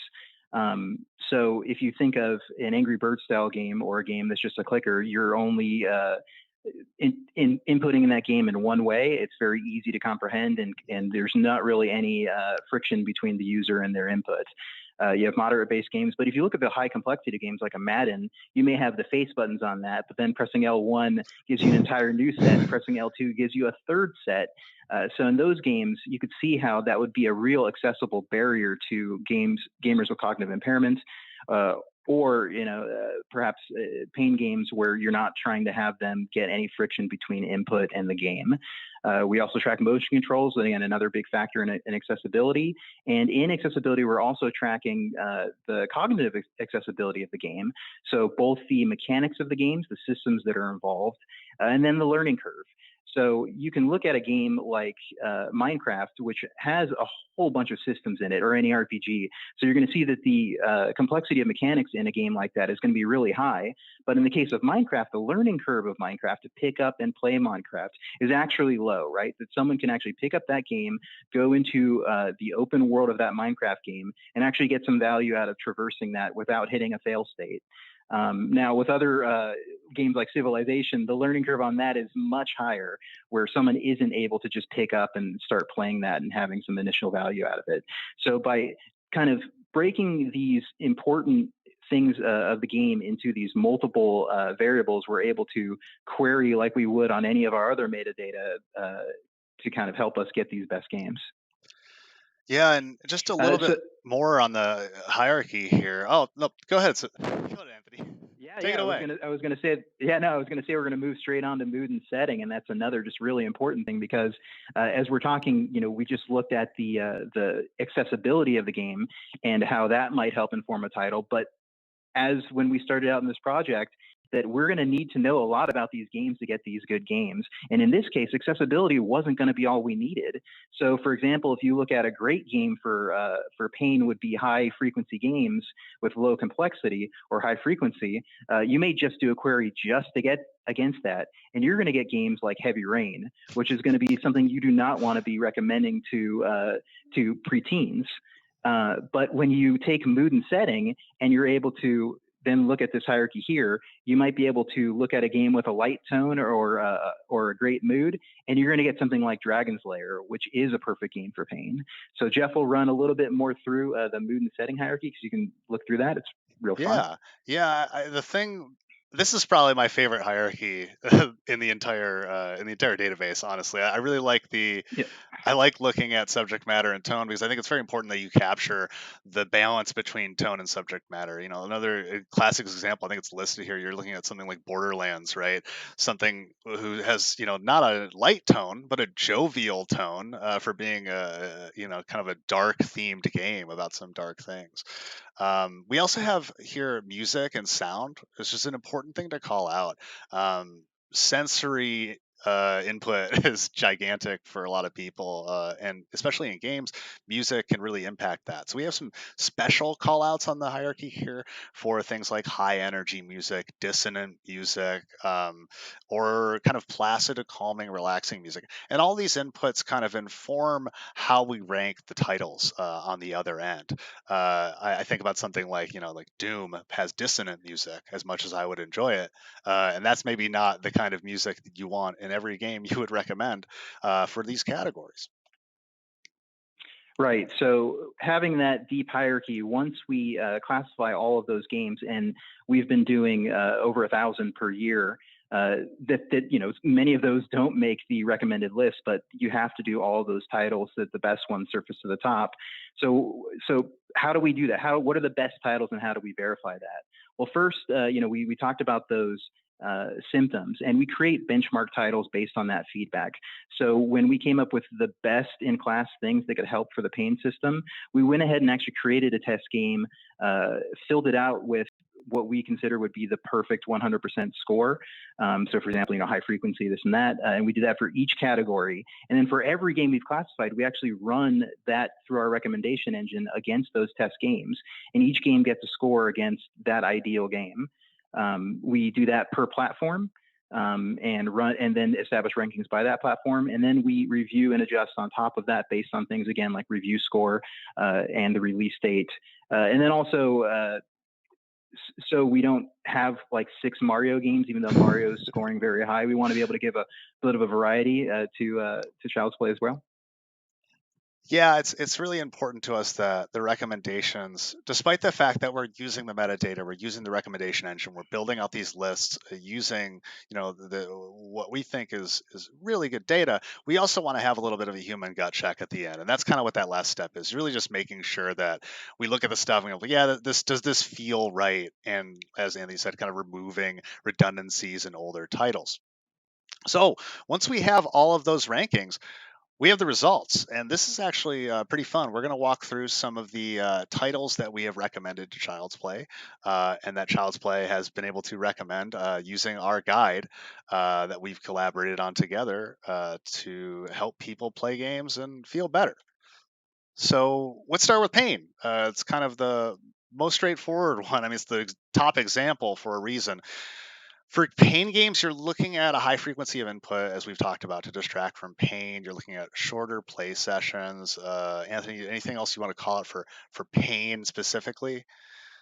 Yeah, typically also low complexity of mechanics and learning curve. You're Yeah, looking to get right into it. We're talking about very, not necessarily Angry Birds, but you're talking about 1 or 2 buttons, ideally something a little bit more immediate goals that you can go after. You shouldn't be confused in a pain game. So here are some of the examples for pain that we've delivered.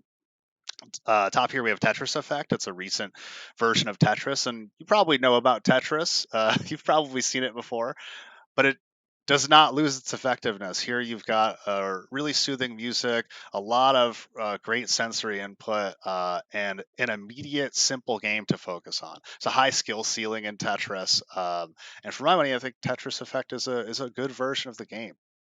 Another exciting recommendation here, another game you've probably played, Mario Kart 8 Deluxe, and the key thing here is not just that it's Mario Kart and it's good, it's that it both has the high frequency of input, the simplicity. There are accessibility options in Mario Kart 8 that allow you to auto steer, auto accelerate. All of this stuff sort of brings together this cohesive package that makes Mario Kart a really good recommendation for this category. Puzzle action games in general. I mean, we cited Tetris, but Overcooked 2, also a really good game for pain. It has frequent inputs, short sessions. It's a real wacky thing. It's over quickly. And though there's a lot of kind of chaos in it, it's going to distract you from the pain. So that's a look at pain games. Right. Also in there, in the 13 and up category, you're going to get a lot of arcade shooters. You're going to get some shoot 'em ups. Yeah. They work really well. I was focusing on all audiences there, but yeah, that's where you get your shooters for sure, because left trigger, right trigger, it feels good. All right. So next we have the boredom. We talked about those are best for waiting room stays. And you're looking at approachable mechanics for pick up and play. There's a moderate to high frequency of input, shorter play sessions. So one of the great things is we were showing that hierarchy, right? That was just a cutout. We could spend 2 hours just talking about the There's hierarchy. way more.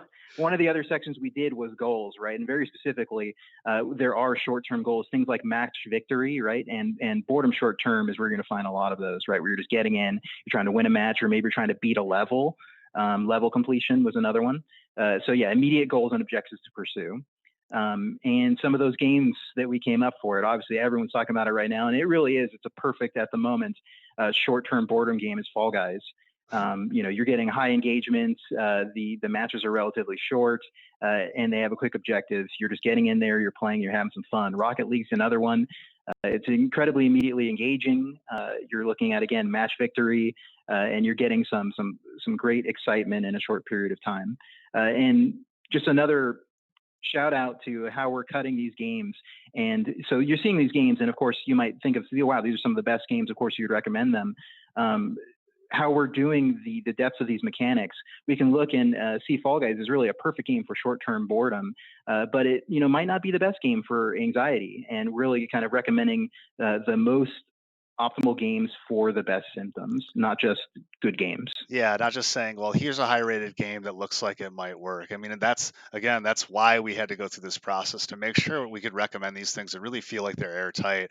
As Anthony said, there's an inherent tension to battle royale style games. And I know that even with simplified inputs and a very straightforward goal, I still haven't won a match of Fall Guys. So hopefully soon.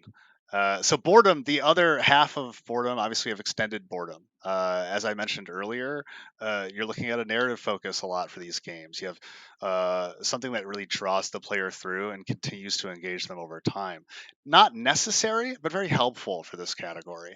Something like we were talking about Rocket League with a learning curve that's gradual and simple mechanics. Here you want a gradual learning curve and a high ceiling of mechanics. You want something where you're going to get better at the systems in the games. You're going to play longer play sessions, or you're going to have the option to play long or short. You want kind of that variability there as well, but we're kind of focusing on longer sessions for extended boredom. Here's some games for extended boredom. We have the recent Paper Mario Origami King. Obviously, there have been some Paper Marios over the years. This one seems to be one of the more immediate and accessible. It has an interesting spatial thinking combat system with moving these rings around. It has plenty of great writing. It's received top marks for that. We find it to be a pretty charming game with charming music, but also fits that kind of extended play session narrative thrust model. For a game on the other side with not much narrative thrust, but just and seemingly endless depth. I mean, it's Minecraft, right? Minecraft remains one of the biggest games in the world, and it's because it's on every platform you can think of. It's got PvE content. It has creative mode, custom servers. There's so many things you can do in Minecraft, and then that's not even touching creative mode, which is, again, we're reducing those things like fail states and objectives to just kind of reducing it to its core experience. So Minecraft, very flexible, scores pretty well in a lot of categories, but we think it's especially good for extended boredom. Right, and as another one that scores great in all categories, but really is a great thing here is Animal Crossing. So people, growing their island and really building it up, get a great sense of accomplishment from that over a long period of time. So we talked a little bit how, maybe Fall Guys isn't the best for anxiety. So let's talk about what is good for anxiety, right? So of course, a pleasant setting or tone helps, but again, the less frequent inputs and the limited fail states. We're trying to reduce frustration here in playing a game where you pick it up and you're losing, or you feel like you can't make any headway. That's just not helping when you're feeling anxious, and they're generally slower paced. So we're looking at the games we have for that. So Goose Game, right? So Goose Game, it does have some a little bit higher inputs. But the thing about that is it's empowering. It's got colorful visuals, and the objectives are there, but it's a non-linear game. You can just go around and cause havoc. You can just mess around and kind of have fun, and it's really pleasing in that way. Another way Jeff talked about was those kind of puzzle platformers, and here's one with gardens in between, where really you're getting that great music, you're getting those soft colors, and you're really engaging with a different world in a non-threatening way. And for those anxiety games, it could be really helpful in that way.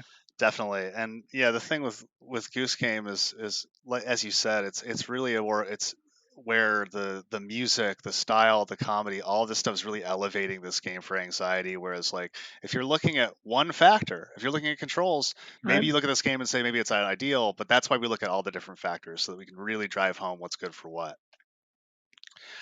So sadness, your anxiety games, you're looking to calm. Sadness, you're really looking to elevate mood. So as I was just talking about with the Goose Game, it also kind of ends up in these categories as well because it has pleasant setting and tone. But here's the simplicity of inputs again for sadness. There are a variety of other factors here in setting and tone that need to be called out, but sadness is one of those pretty specific ones. Here are a couple games that we have recommended for sadness that I really like. So one of the things I want to point out is that we've covered a lot of games on a lot of platforms, and Threes is something that eventually was ported to console. It's a really good, uh, chill puzzle game, a matching puzzle, math game, and it's just got a lot of charm for a game like that. There's a lot of pleasantness in sound design, and the little tiles have faces on them, and it's a nice game. I guess it's nice. Yeah, no, but yeah, you're also looking at goals, right? You're giving Of course. short, consumable things that the person's they're getting through those small challenges, and they're getting wins along the way in a setting that's pleasing. Right. Yeah. You're looking at immediate goals. You're achieving things. You're making progress. Songbird Symphony is one of our favorite recommends. This is a musical platformer about a bird trying to reunite with its family. It's got intuitive controls. Again, very charming game. And one of the things that we're really proud of about this game is that we delivered a recommendation for Songbird Symphony to Child's Play. Right before Hitaku published a story about this game, really, calling it out and recommending it. And this is kind of an example of what we're talking about when we say, like, we're not just picking the popular games. We're hopefully picking games that will be popular and are fitting these categories. So I think another example, Anthony Booth's Yoku's Island Express. Goose, I was impressed. Yeah, we were Yeah. on that one a full month and a half before it got an article. But really, it's such a joy doing this classification work, seeing all these games, and then really finding those hidden gems that in some cases are so fantastic for these categories, but might not have the discoverability otherwise. Yeah, and the volume of releases today is so great that we're happy to find these things that might slip through the cracks otherwise, and hopefully elevate them. So once we have all of this, Anthony, we collect all the games, all of the rankings, and we have the output file put into a nice format. We have designers that take the output. We kind of make recommendations for two key age groups. We're talking over 13 and under 13, as we were talking about before, so that we can get in those shooters for the over 13 crowd, but still recommend things Right. like Mario Odyssey, etc. After we've designed the guide, we hand it back to Eric and Child's Play, and they take it away. So yeah, we get the guides. We have them printed in nice booklets that we can hand out at hospitals, and we take them around. So we, as we said, we started about 6 years ago, 5 6 years ago. We first had the guides, and at that point, we started actually visiting hospitals as a way to get it out there. And we had a pretty good idea that we felt like this was going to be useful, but when we visited hospitals and started handing them out, they were just dumbstruck and so thankful.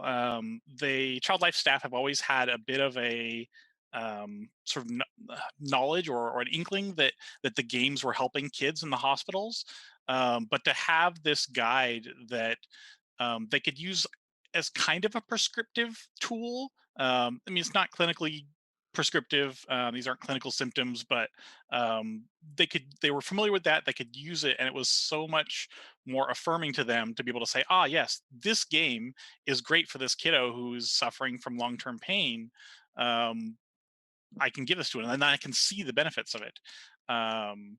Yeah, it was enormously helpful. We've continued to we've handed out, I don't know, gosh, I don't know, probably 8,000 copies of the guide so far in the last 5 years. We visited about 110 different hospitals in that time, and chatted with them, as well as mailing it out regularly every year with our gifts that we send to hospitals, our 185 partner hospitals, and then handing out at conferences like PAX and child life conferences and other places where we are, just to get it out there. We don't we don't make the guide and sell it. We don't do this for charity, right? But we just want this knowledge to be out there. We want the world to see how games can be more therapeutic and how they can help with self-care stuff. Yeah, and here we've got a list of just a few of the hospitals who have used the guide and utilized it. And there's a QR code on the screen. You can scan that if you want to take a look at the guide for yourself. There's a lot of great recommendations in there. A lot of games I actually really like. Which, you start this project and you think, like, what are the recommendations really going to look like? And we were just happy to see that it was great games that we felt like worked. Yeah, and it's available. It's there. It's on our website.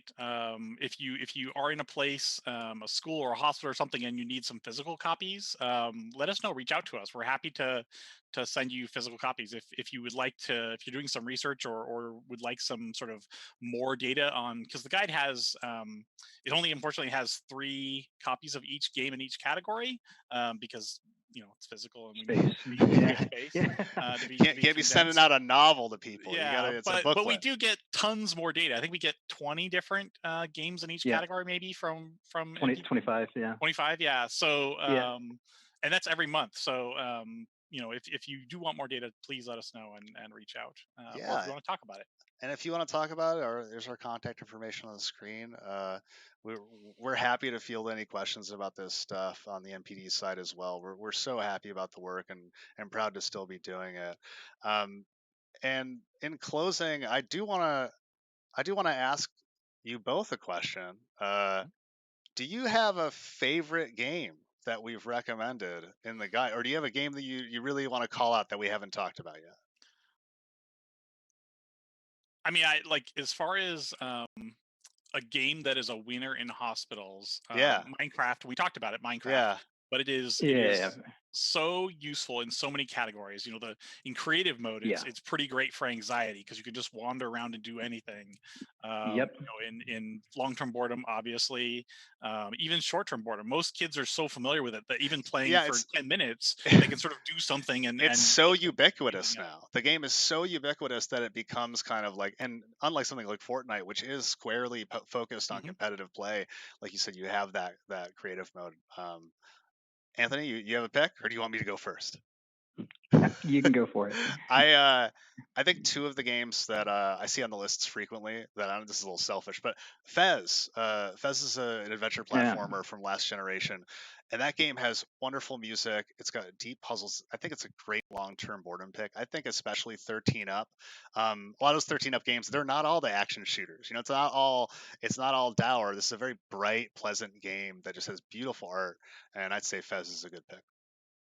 I'll also go with the selfish one. It's a pain category. It's the pinball arcade. Just love those pinball. Play Taxi.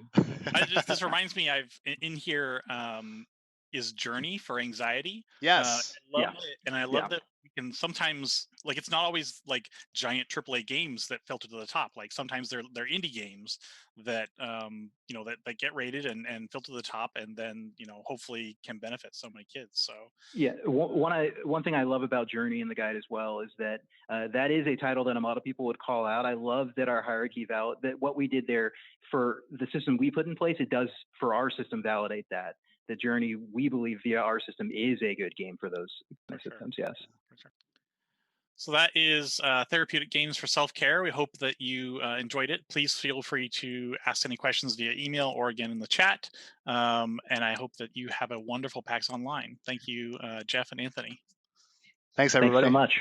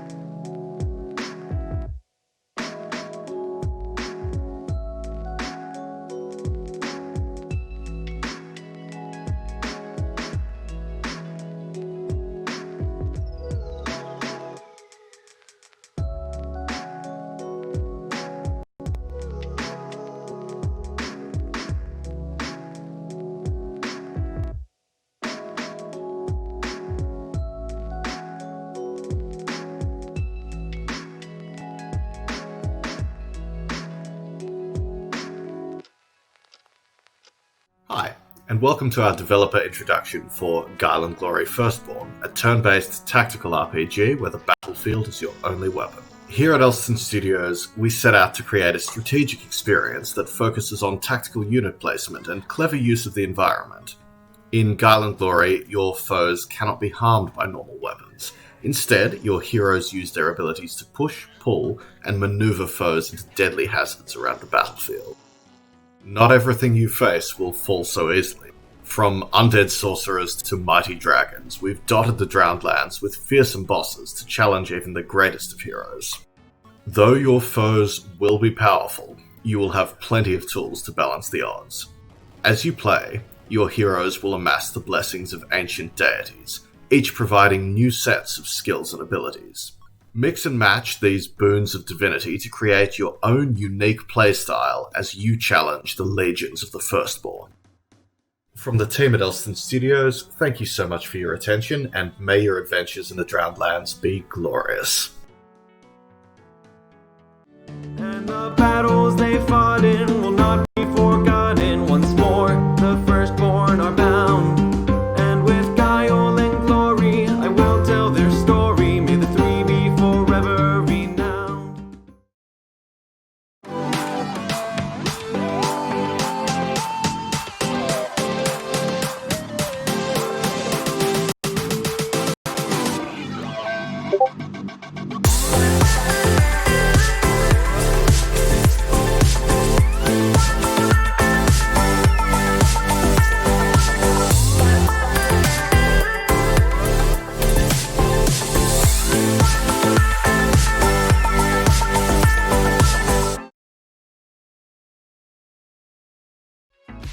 Hi, I'm Liam Baker, here at PAX West 2018, thanks to Child's Play.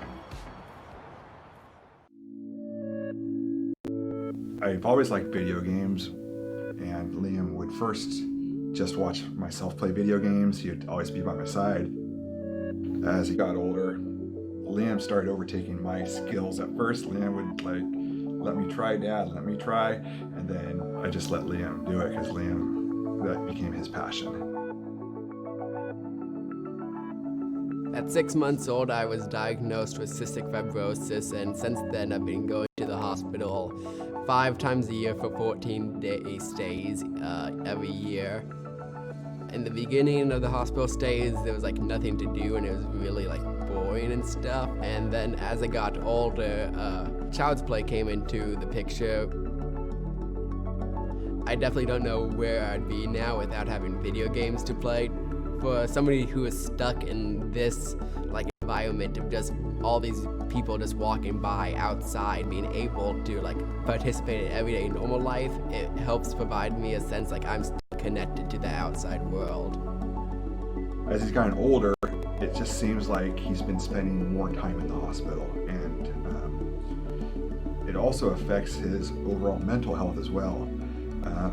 Having the games available to Liam while he's in the hospital, it's so beneficial to Liam's overall health. It helps him get through the days. Child's Play started in 2003. There was a newspaper article that really kind of got Mike and Jerry of Penny Arcade fired up that said video games are murder simulators that are just teaching kids and people how to be horrible. And so they decided that they would show the world that gamers can be good people. They knew that they were good people. They knew hundreds of gamers, thousands of gamers that were also good people. And so they issued a challenge end of November. It was November 24th that said, we've got this wish list of toys put together for Seattle Children's. Buy a toy, send it to us, we'll deliver it. In 2 weeks, they raised about $250,000 worth of toys. And from that point went, oh, this was kind of a stunt we were doing, and this was a huge impact. We need to continue this. Then quickly in the next year, registered the charity, made it an official charity, reached out to a whole bunch of other hospitals, got more other hospitals on board, and Child's Play was a thing.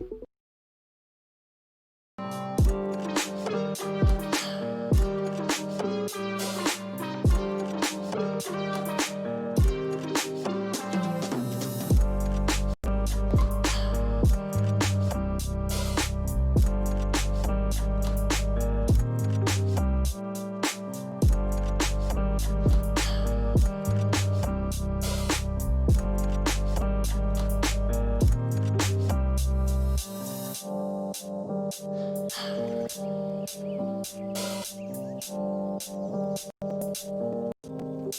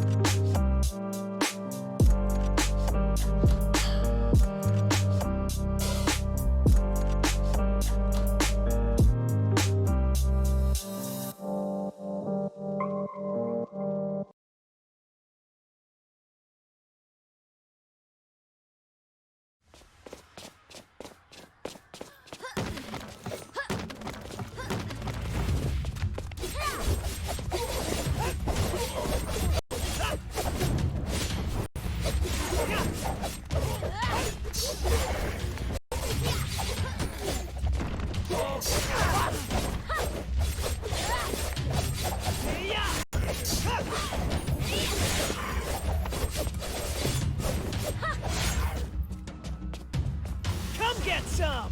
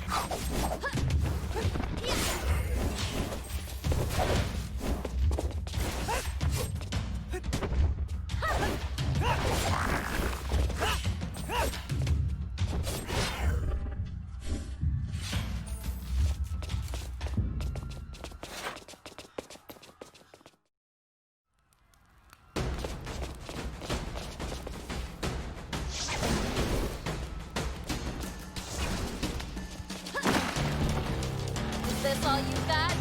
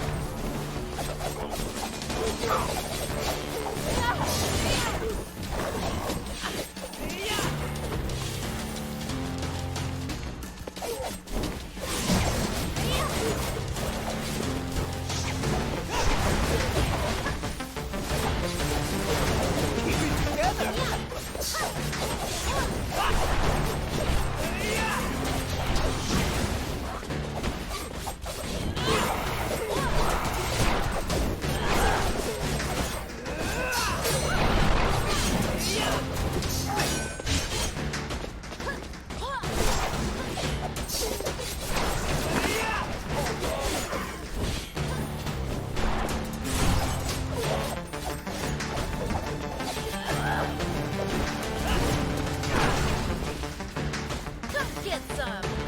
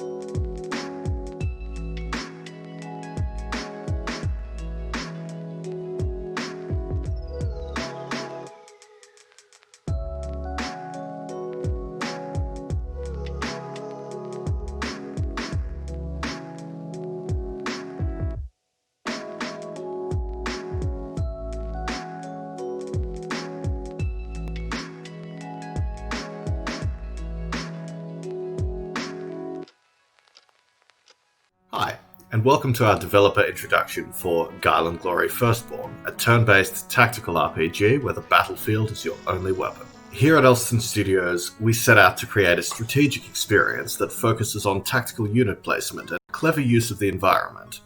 In Guile and Glory, your foes cannot be harmed by normal weapons. Instead, your heroes use their abilities to push, pull, and maneuver foes into deadly hazards around the battlefield. Not everything you face will fall so easily. From undead sorcerers to mighty dragons, we've dotted the drowned lands with fearsome bosses to challenge even the greatest of heroes. Though your foes will be powerful, you will have plenty of tools to balance the odds. As you play, your heroes will amass the blessings of ancient deities, each providing new sets of skills and abilities. Mix and match these boons of divinity to create your own unique playstyle as you challenge the legions of the Firstborn. From the team at Elston Studios, thank you so much for your attention, and may your adventures in the Drowned Lands be glorious. And the battles they fought in will not be forgotten. Once more, the firstborn are bound. And with guile and glory, I will tell their story. May the three be forever renowned.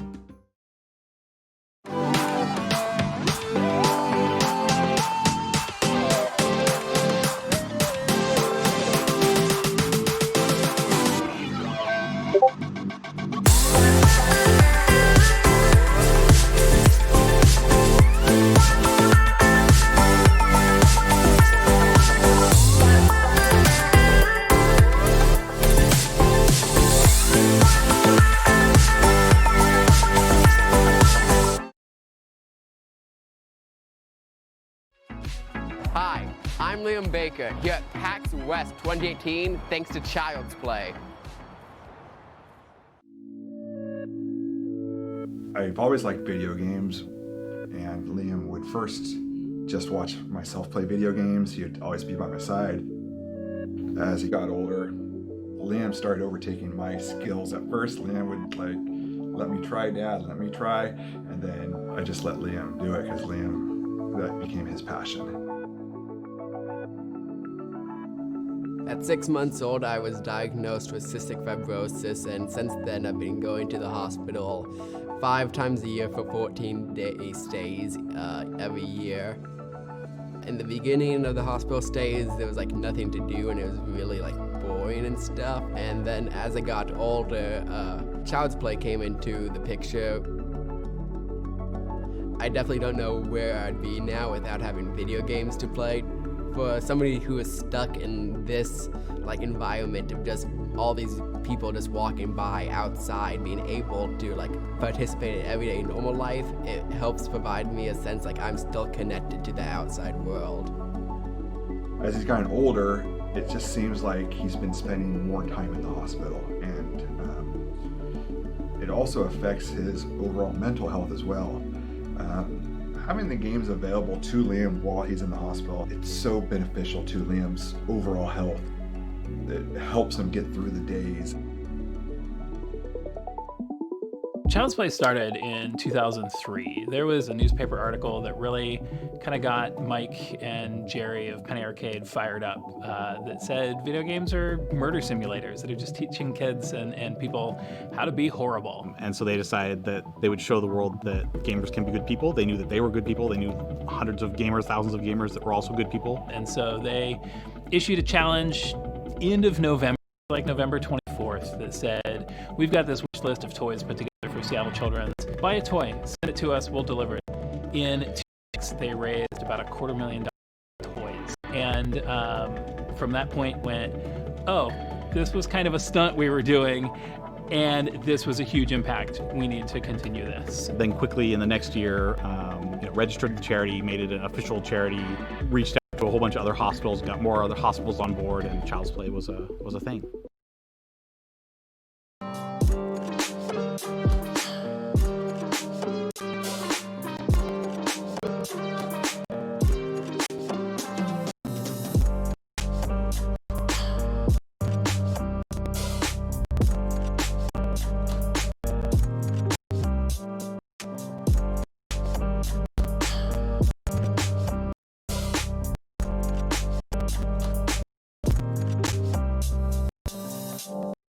Come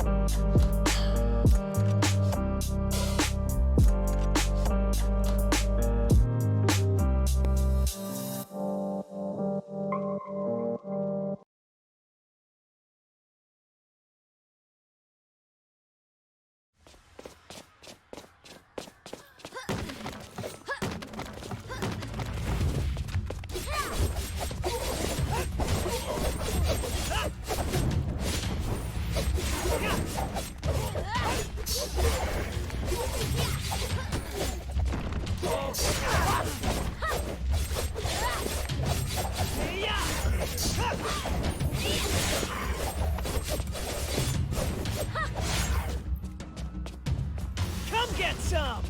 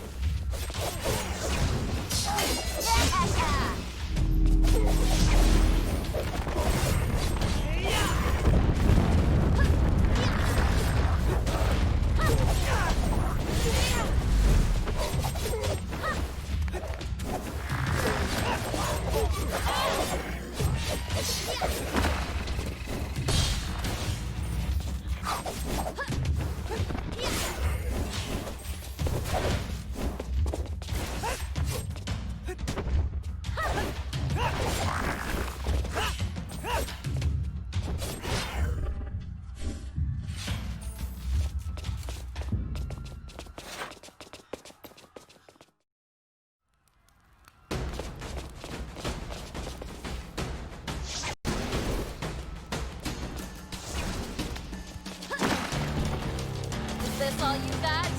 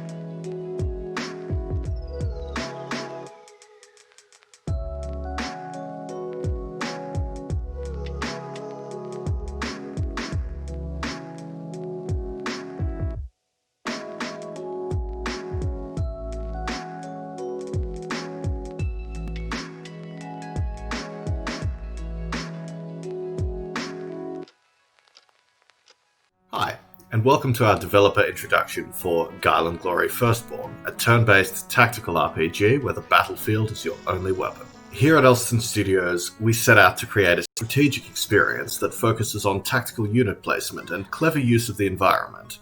In Guile and Glory, your foes cannot be harmed by normal weapons. Instead, your heroes use their abilities to push, pull, and maneuver foes into deadly hazards around the battlefield.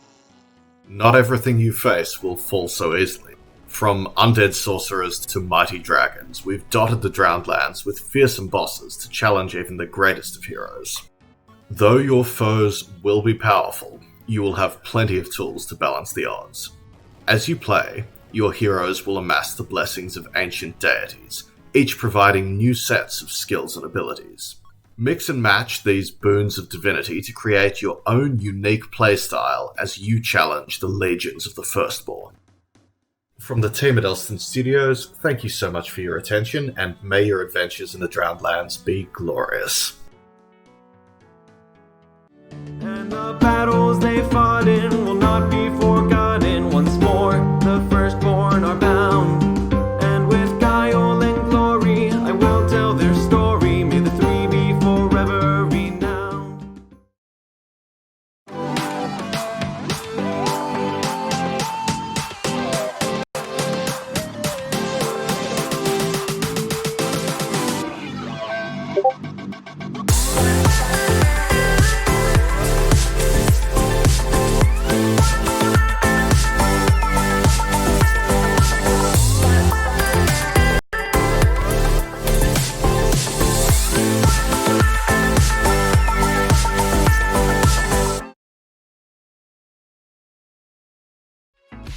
Hi, I'm Liam Baker here at PAX West 2018 thanks to Child's Play. I've always liked video games, and Liam would first just watch myself play video games. He'd always be by my side. As he got older, Liam started overtaking my skills. At first, Liam would let me try, Dad, let me try, and then I just let Liam do it because that became his passion. At 6 months old, I was diagnosed with cystic fibrosis, and since then I've been going to the hospital 5 times a year for 14-day stays every year. In the beginning of the hospital stays, there was nothing to do, and it was really boring and stuff. And then as I got older, Child's Play came into the picture. I definitely don't know where I'd be now without having video games to play. For somebody who is stuck in this environment of just all these people just walking by outside, being able to participate in everyday normal life, it helps provide me a sense I'm still connected to the outside world. As he's gotten older, it just seems like he's been spending more time in the hospital, and it also affects his overall mental health as well. Having the games available to Liam while he's in the hospital, it's so beneficial to Liam's overall health. It helps him get through the days. Child's Play started in 2003. There was a newspaper article that really kind of got Mike and Jerry of Penny Arcade fired up that said video games are murder simulators that are just teaching kids and people how to be horrible. And so they decided that they would show the world that gamers can be good people. They knew that they were good people. They knew hundreds of gamers, thousands of gamers that were also good people. And so they issued a challenge end of November. It was November 24th that said, we've got this wish list of toys put together for Seattle Children's. Buy a toy, send it to us, we'll deliver it. In 2 weeks, they raised about $250,000 worth of toys. And from that point went, oh, this was kind of a stunt we were doing, and this was a huge impact. We need to continue this. Then quickly in the next year, registered the charity, made it an official charity, reached out to a whole bunch of other hospitals, got more other hospitals on board, and Child's Play was a thing.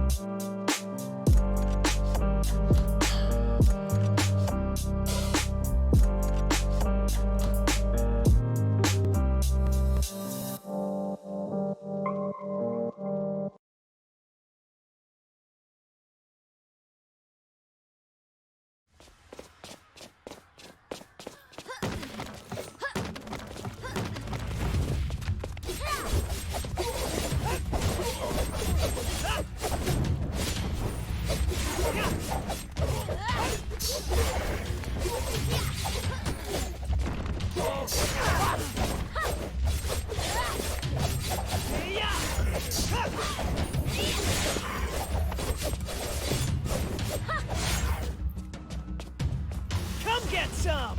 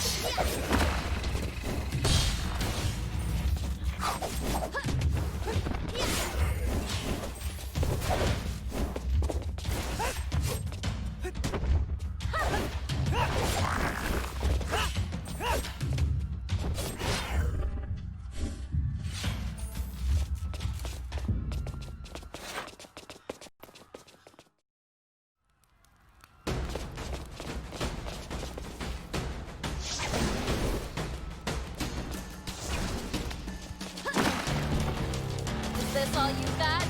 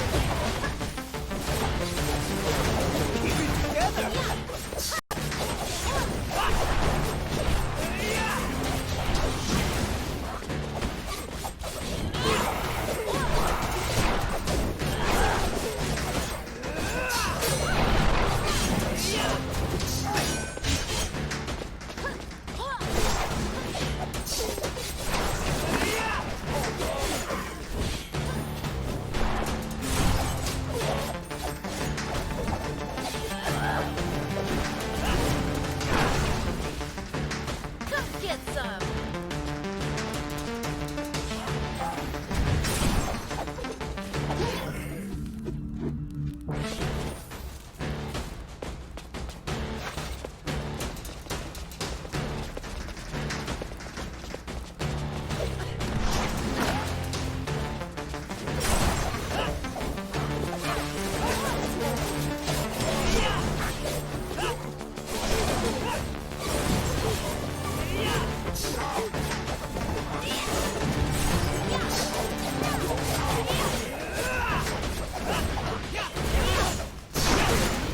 Who even bothered to with my fucking hair?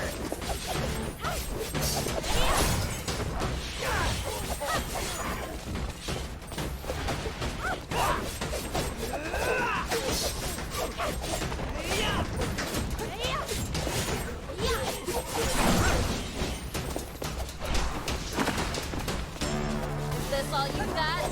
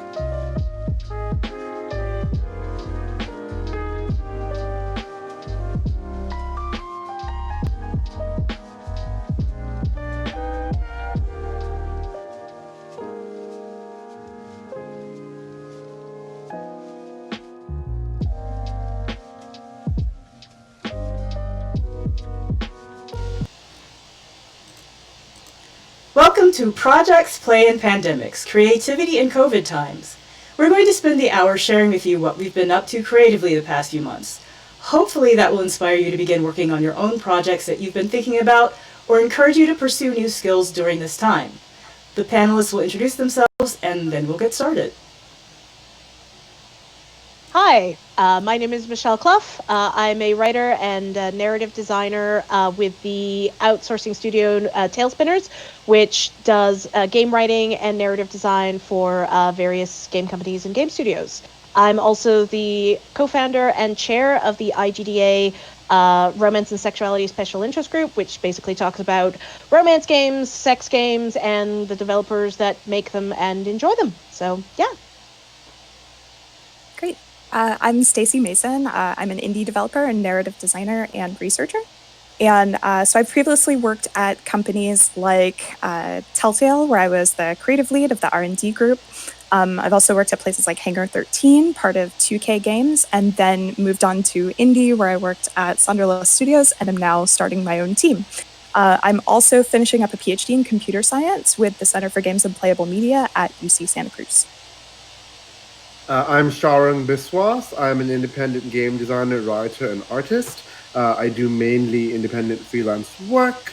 I show in galleries and things like that. I work for clients, different kinds of clients, such as the Museum of the Moving Image. I made the Dark Crystal art for them, and Wizards of the Coast. I was part of the D&D Live design team this year, and other organizations.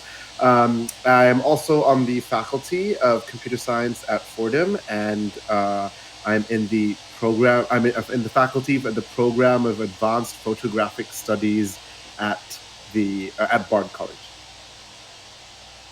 I'm Samantha Rager. My current day job title is that I am a senior content strategist, which sounds super impressive, but it's a fancy way of saying I copy and paste a lot of stuff and then tell people that I don't like things. I also am a freelance writer, copy editor, and diversity consultant, and I've published speculative poetry through Strange Horizons and Starline. And exciting news, my D&D group just passed our first year anniversary. So, Yay! And I am Toya Kristen Finley. I am a writer and editor in general. I also work in games as a game designer, narrative designer, game writer, editor, and diversity consultant. I have worked on everything from AAA to indie. I co-authored the book, The Game Narrative Toolbox, and I also contributed to and edited Narrative Tactics for Mobile and Social Games, Pocket-Sized Storytelling. So that's a little bit about us. So what have we been doing since the pandemic started? What new projects have you taken on?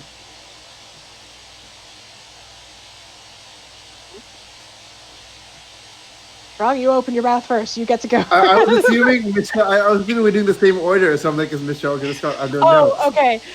Yeah, I guess I could go first. So I'm probably a little bit different than everyone else on the panel in that my personal projects have been less personal projects and more sort of external-ish projects that have external deadlines, but that I'd been kind of quietly putting off until COVID happened, and then I'm like, right, well, I guess now is the time to work on them. So one of the things I've been doing is I have been working on a book on how to write and design sex scenes in video games. That was something that had basically I'd been kind of like, oh, I'll get around to it at some point, and then COVID happened. It's like, well, I guess some point is now. And the other thing I've been doing that is sort of a personal project is an interactive fiction game with there's a company called Fable Labs that does sort of mobile interactive fiction, and I've been sort of basically I kind of got kickstarted with that, and it's been taking a while, but I've been working on that in my spare time. The other thing is that actually during COVID, I basically came back home to take care of my dad because he's needed a little bit of extra taking care of, and he started making a game in RPG Maker to like pass his time. So a lot of the times I'll be like at like, you know, dinner, and suddenly he'll be like, I don't understand how this works. And like, and then I'll sort of go over like, you know, change a few like variables, and then it will all work. And he's like, did you do it? What is this wizardry? And I'm like, that's why I get paid the big bucks. Please, will somebody pay me the big bucks? Oh yeah, Oh, sorry. Go ahead.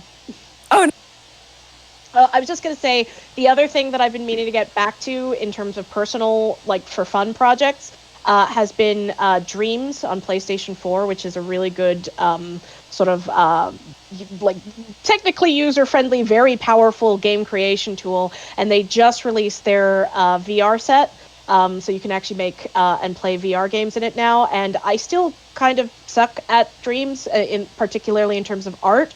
But I'm like, I want to start making like VR spaces to hang out in, while I'm stuck inside during COVID. Sounds great. So yeah, that's what I've been up to. Yeah, so I mentioned before that I'm putting together an indie team and also finishing up a PhD.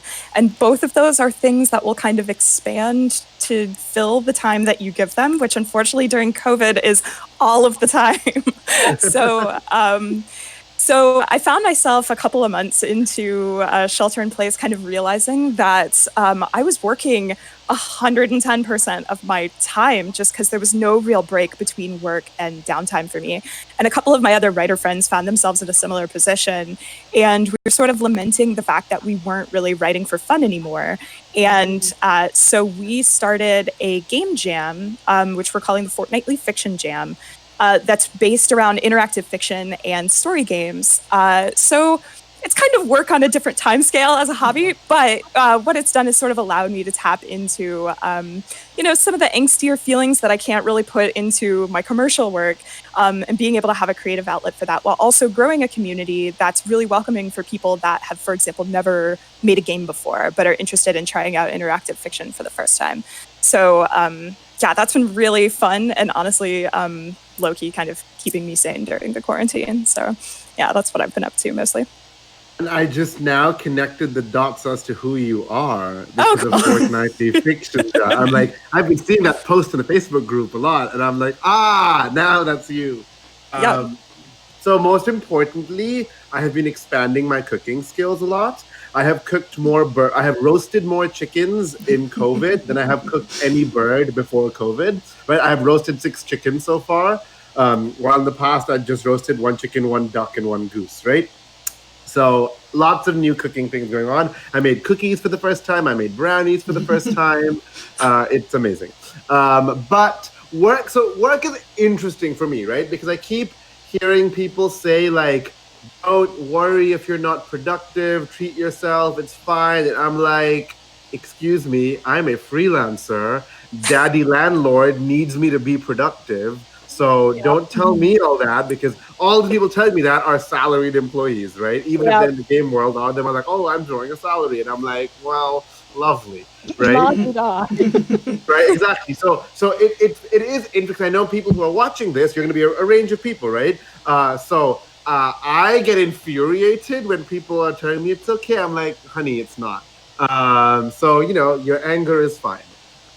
So I have been, the main thing is we were heading into the publishing stage of my last co-edited book, which is Honey and Hot Wax, Anthology of Erotic Art Games. So that got into place, and a lot of that for me as co-editor has now been marketing. So I've been reaching out to journalists and going on panels and talking to podcast interviews and blah blah blah about this kind of topic. So that's been a big thing I've been doing, and I find that it's been a little harder for me to do creative work, and so balancing it out with this kind of thing has been really really good. So I've been doing a lot of that. However, I did just start a new project 2 weeks ago. So a co-editor and I, so this is Cleo Yansu Davis and I are partnering with Strange Horizons since Samantha mentioned that. So I'm going to be the co-editor of a special issue next year of interactive fiction about sex. So that we suddenly because Honey and Hot Wax ended, I literally called Cleo and I'm like, hey, remember this tantalizing hint I dropped months ago? Let's just make it happen now. And it's not because I have more time. That is actually not the case, because I'm a freelancer and this is similar, right? I might have more time in that I'm not doing my live work anymore. But like Stacy says, a lot of freelance work just fills the space you give it, right? I've also been doing course prep for fall because I have to change the way I'm teaching courses because now we're remote. So that was the one big thing, and I think what's been making me do that well is working with other people. So that's nice. And I've also, of course, I keep picking up small commissioned work. So like a lot of small indie role-playing games like Jiangxi, Blood in the Banquet Hall just made like $100,000, right? But they during COVID, like, sure, do you want to write for us a small thing? I'm like, sure. So I did a lot of these smaller things, which I think again are manageable because they feel bite-sized. I've actually been having a lot of trouble getting longer work done. I was working on a choice of game story and I just stopped, and I should email my editor and be like, I will start again, right? I just stopped. And also I'd been gearing up to go into the publishing phase for a number of LARPs. So like I won awards for a couple of LARPs. I'm like, great, I'm gonna publish them. But a lot of them were like 10-person LARPs about death, right? And I'm like, yeah, we're not gonna publish that now. Right. Or another LARP which relies on you cuddling with someone else and shining flashlights in the environment. Not gonna happen during COVID. So I had to nix those projects. So it's been interesting.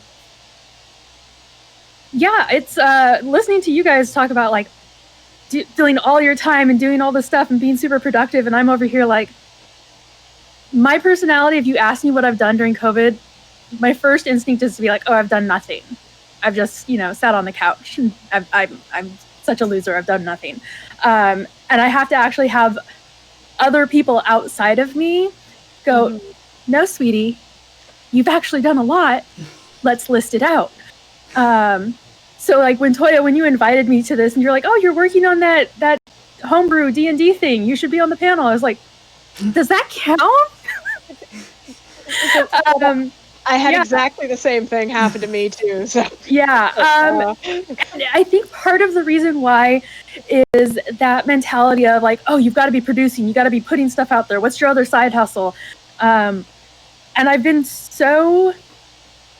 the last several years, my money situation has been so tight, and just before COVID hit, like I'm doing okay, money's fine. I finally moved my cat up here, like life is good. COVID.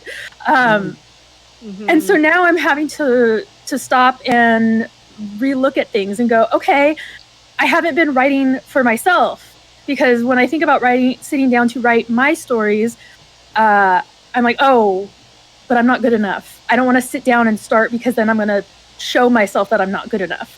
And I don't want to see that. So I'm just not going to do that. I'm going to go work on something not that. So it's been a process of stepping back and rediscovering how to have fun doing things. So taking a lot of the pressure off and finding, I found a great therapist right before COVID hit, and I'm bless her. So a lot of it has been like, okay, well, what do I actually need to feel safe being creative? And I discovered like, oh, I don't actually feel safe in big open spaces. And even though I live alone in my apartment, I have converted like the small hallway closet into a tiny little writing room. Oh. And that's what I'm like, this is comfortable for me. And I can like pretzel myself in there and I can write. That's apparently what my brain needed. And before COVID, I would have stopped and I would not have done that. I would have looked at myself like, you're crazy. People are going to think you're crazy. Don't do that. So really stopping to say, what do I need to feel comfortable, and what will bring me joy? So one of I think the weirdest things coming out of COVID, I actually enjoy localization. It can be really fun. It's my version of crossword puzzles. So I have started on my own localizing Japanese web novels. I run the Japanese script through a free translation software, and it comes back to me, and sometimes it's pretty good and sometimes it's really not, and sometimes I have to cross-reference things with Google Translate, and Google Translate is not that good at all. And then I have to try to figure out, okay, what do they mean? And the fun part about localization is it's not a one-to-one translation. Localization is making it understandable for the audience. So sometimes that does mean changing the sentence around, because a proverb from Japan doesn't make sense to somebody who's, from California. So yeah, so that is my crossword puzzle. is now translating Japanese web novels. And you know what? That's what my brain needed. The other thing is I have started doing online digital art classes to get back into doing art. You can see I've got a painting there, but I don't know how to do digital art. So I am forcing myself to, I have decided, I picked a big project that I'm like, someday I want to do a webcomic. I have none of the skills. I have some of the skills. I have none of the skills needed for a webcomic. There is so much I would have to learn to get to a final webcomic stage. And having that be the project that I am working towards, I can come up with a list of all the skills that I need to learn. And it makes it seem less scary. And my final thing is, my extreme geeky thing is I've started a PowerPoint slide presentation to teach a friend all about Earth's geological time scale because she needs to pick her favorite epoch. Mine is the Pleistocene. And yeah. and as for me, I got into games 12 years ago because I wanted to make my own games. I started out as a writer of prose fiction, and I wrote my own novels and things like that. So I'm like, I'm going to make my own games. And then 12 years later, I had not made my own game yet. And so I had been preparing and thinking about a visual novel that I wanted to do and actually collaborate with people and find a way to pay them and all of that. And so then COVID hit, and people I wanted to work with, were free to work. In varying degrees, because people I wanted to work with were affected as well. So I am now working on my visual novel and collaborating with people. And because of where the different developers are right now in their own lives, I'm actually really working on the music right now with the composer, which is really, really awesome. And the programmer has basically put the bare bones infrastructure for the visual novel into the engine that we're using. So I'm really excited about that because it's been 12 years too long in the making.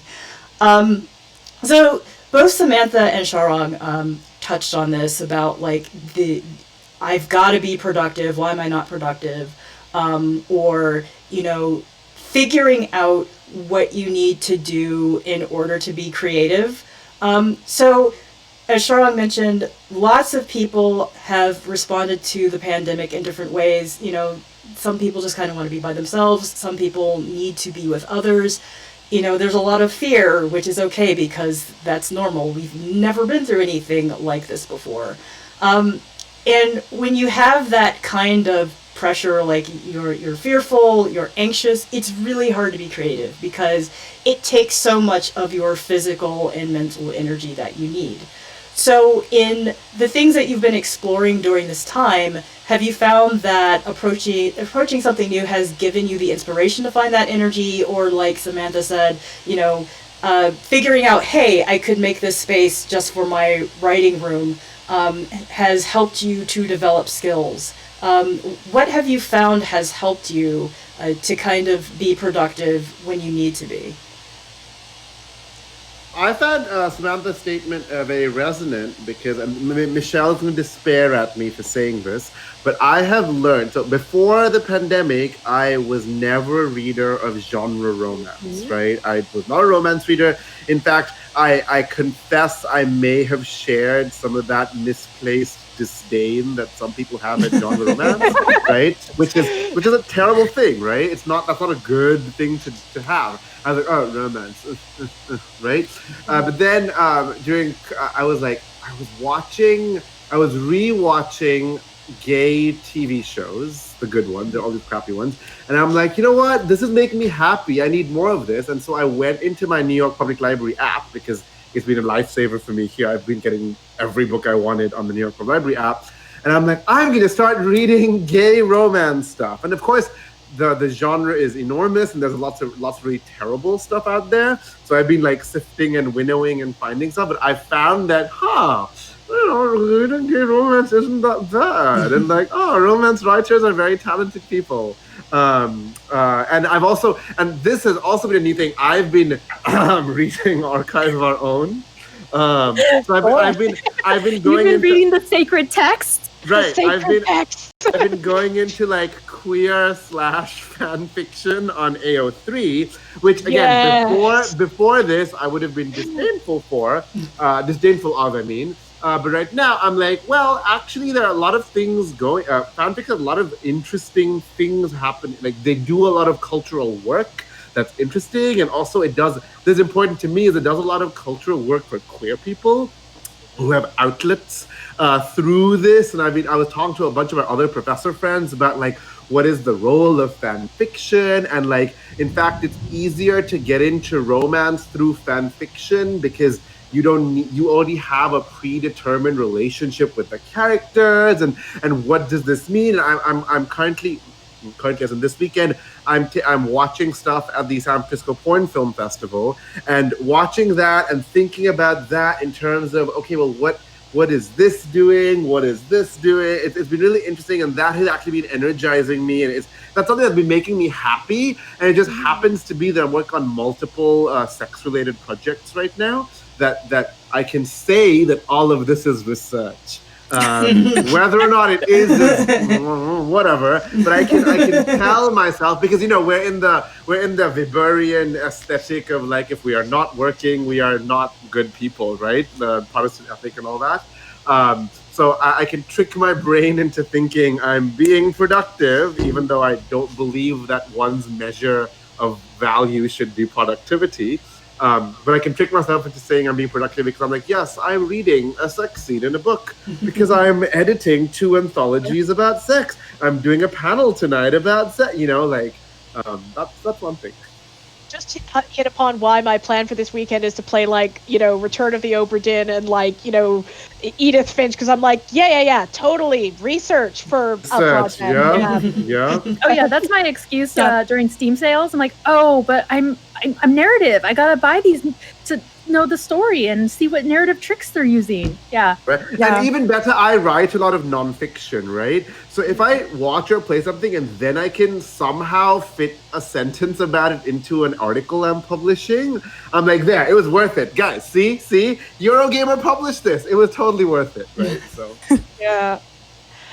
Yeah, one of my I think for the rest of my life, one of my greatest achievements is I do the the gem store blog post for a game company, and I was able to work in scientific details about dinosaur tail and what the horns are called, the epinasal horns, and the thagomizers on the tail. I'm like, that went out, that's out there live. People read that. That's my geek all over that. Yeah, no, I'm the same way. The bits that I enjoy. So I'm a bit. Unfortunately, as I said, the personal projects I'm doing feel a little bit more kind of like there's a deadline. It feels a little bit more like an obligation as opposed to that fun thing I sit down to do on my spare time. But every time I get to a section where great, I now get to go on for 2 pages about the implications of fade to black sex scenes in games versus explicit sex scenes, and here's all these examples, and now I'm going to talk for 2 pages about this one scene in God of War, and I'm just like, apparently I'm getting paid for this. I don't know how.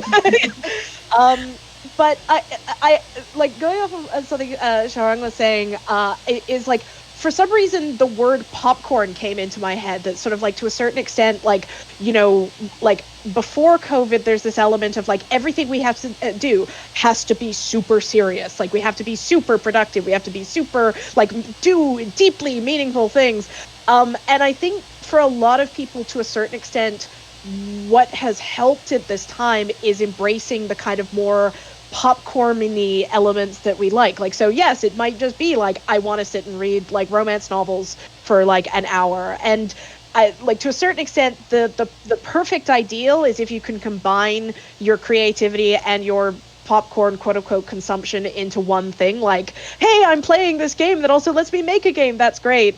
But to a certain extent, it's just sometimes it's just a case of I'm going to watch Outlander and tell myself that this will be meaningful later on. I don't know how, but it's what I need right now. And I think I desperately want to escape that in a way, because I don't want to have to justify my like joy by saying this will be useful later, right? Yeah. Like I was listening to an episode of Freakonomics recently where they talk about places like Amsterdam and things are trying to move away from this growth model of economics where the cancerous constant growth shouldn't be the goal. I'm trying to like embody that, because remember how the millennial burnout article that came out last year or the year before was huge? Well, that's been percolating, and I'm like, and people have been talking about like burning out during COVID, and I'm like, I don't want to feel miserable. Like I live alone as well, right? My husband's in France in grad school, right? I live alone. Like this is not. I need to give myself permission to enjoy this thing without feeling that I am doing it for work. And cooking is one of those things. I'm going to make a 3-course dinner today because, bitch, no one can stop me, right? Yeah, I'm resonating with a lot of what everybody is saying. Certainly, Sharang, what you said about shorter form being a lot easier to kind of get around in terms of creativity. Samantha, the what do I need to feel safe? The sort of like filling of space with productivity. And yeah, a lot of that is sort of why I carved out Fortnightly Fiction, which the form of that is that we essentially spend 2 weeks to make a very simple interactive fiction piece with like an upper end word count, something like 3,000 words or something. So it's something that a lot of people can do in a weekend.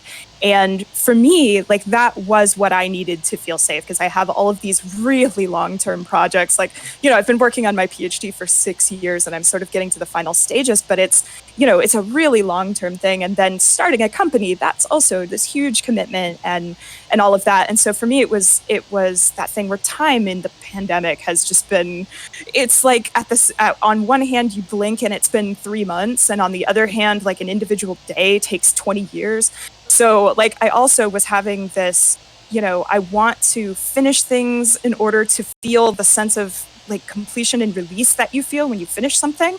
But I'm in the middle of all these long-term projects that are taking all of my time, and it's so easy to just let them consume everything. So how do I carve out space and make it such that the creative things I'm producing are like, it's okay if they're not very good because I only had 2,500 words to work with, or like, and also trying to capture those constraints and the game jam format and all of these things just to like lower the bar a little bit for the entrants and people who've never made games before, but also for myself, because like, the first piece I made was sort of exploring some feelings I was having around family issues and stuff like that, and having an outlet for some of those sort of angstier emotions in the pandemic that I didn't have to worry about getting through a publisher or, folding into my 5-year projects or whatever. It was just really nice for me. So yeah, all of what you all are saying. I feel like anytime you open yourself up to something you're not used to, or you do something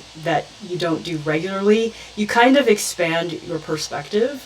Do you all feel the same way? Have you noticed that? Like Sharang, you were saying, I've opened myself up to romance. Well, Samantha, you said, I discovered I'm really enjoying localizing these Japanese webcomics. Have you found that like your perspective is changing, and maybe you've gotten like brainstorming ideas that you didn't have before just because of the different media you were opening yourself up to? Oh, for sure. My brain is coming up with different stories because within Japanese web novels, like there are genre tropes that I have never run into in Western literature. And the writing structure is different. With Japanese web novels, it's very, very heavy focused on dialogue.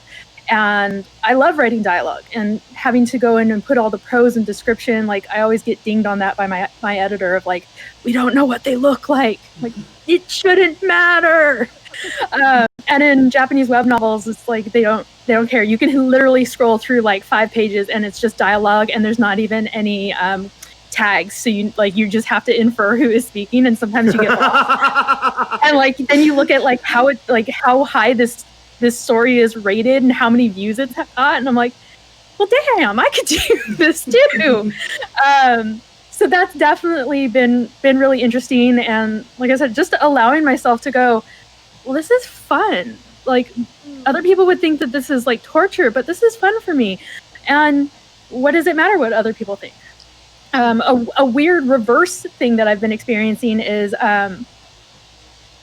allowing myself to not take in some content. I go on Netflix and I swear to God, I've rewatched Cells at Work like 50 times because that is like my happy, safe thing to have on TV because I know where it's going. I've already watched it 50 times. I don't have to worry about characters dying or horrific cliffhangers. Like, it's a safe thing versus like I still haven't watched the final 2 Avenger Endgame stuff, and I'm like, during COVID is not the time for me. I am not emotionally prepared for that. I'm gonna have to wait like another 2 years, and say that that's okay. That is okay to not take in some new content as well. To not have to constantly be, oh, but I should be knowing what the current stuff is for the industry, and I have to stay on top of all the trends. It's like, well, no, you can stay on top of just what you like for right now. That's fine. Yeah. I really like that sentiment because all of us work in new media stuff, right? Where there's this thing of like, you need to know what's the newest. You need to always stay on top. Like, I'm a professor, I need to be able to, like, I was like, so yeah, like in BioShock, and my students looked at me blankly, and I'm like, BioShock? And then one of them was like, Professor, that came out when we were in middle school, and I'm like, oh my God. Right? Because for me, I'm like, oh yeah, that came out not that long ago, right? Yeah. So and it's funny because I don't play a lot of like FPS games, for example, and a lot of my video game students do because they're video gamers, and I'm a very particular kind of game designer, and I tell them at the start of class, right? I'm like, I'm not the kind of gamer you might imagine me to be. So there is this pressure, like you're saying, Samantha, and it's really cool because there's also things like in the RPG industry, I don't know if it's similar, but they're like, okay, have you watched this children's TV show yet? Have you watched this other children's TV show yet? You must watch all these children's TV shows. I'm like, dude, I don't want to just keep watching children's TV shows, right? Like, I haven't finished She-Ra yet. I haven't finished Dragon Prince yet. I like them. I watch them like once a week maybe, but I think, Samantha, you're right. Like, I've been giving myself permission to like not be caught up on everything. I decided not to finish Game of Thrones. I'm like, you know what?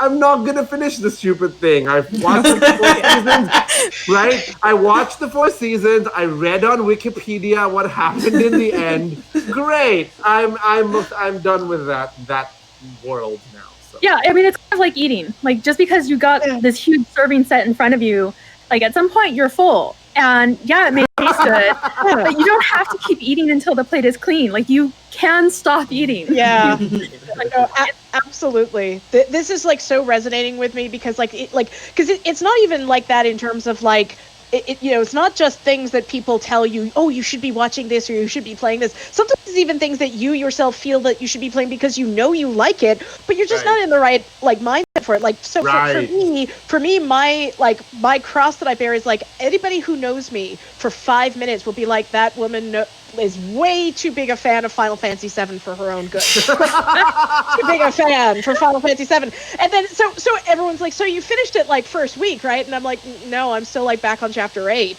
And part of it is just because like, I kind of want like time, like quiet time to sit and engage with it, as opposed to like, oh, I'm like catching it like, 2 hours like after 10 p.m. or I'm like putting it in between like this other project and this other project. So I've kind of, given myself that permission to just be like, it will be there when I like, I don't have to worry so much about spoilers because this game came out like 20, 30 years ago.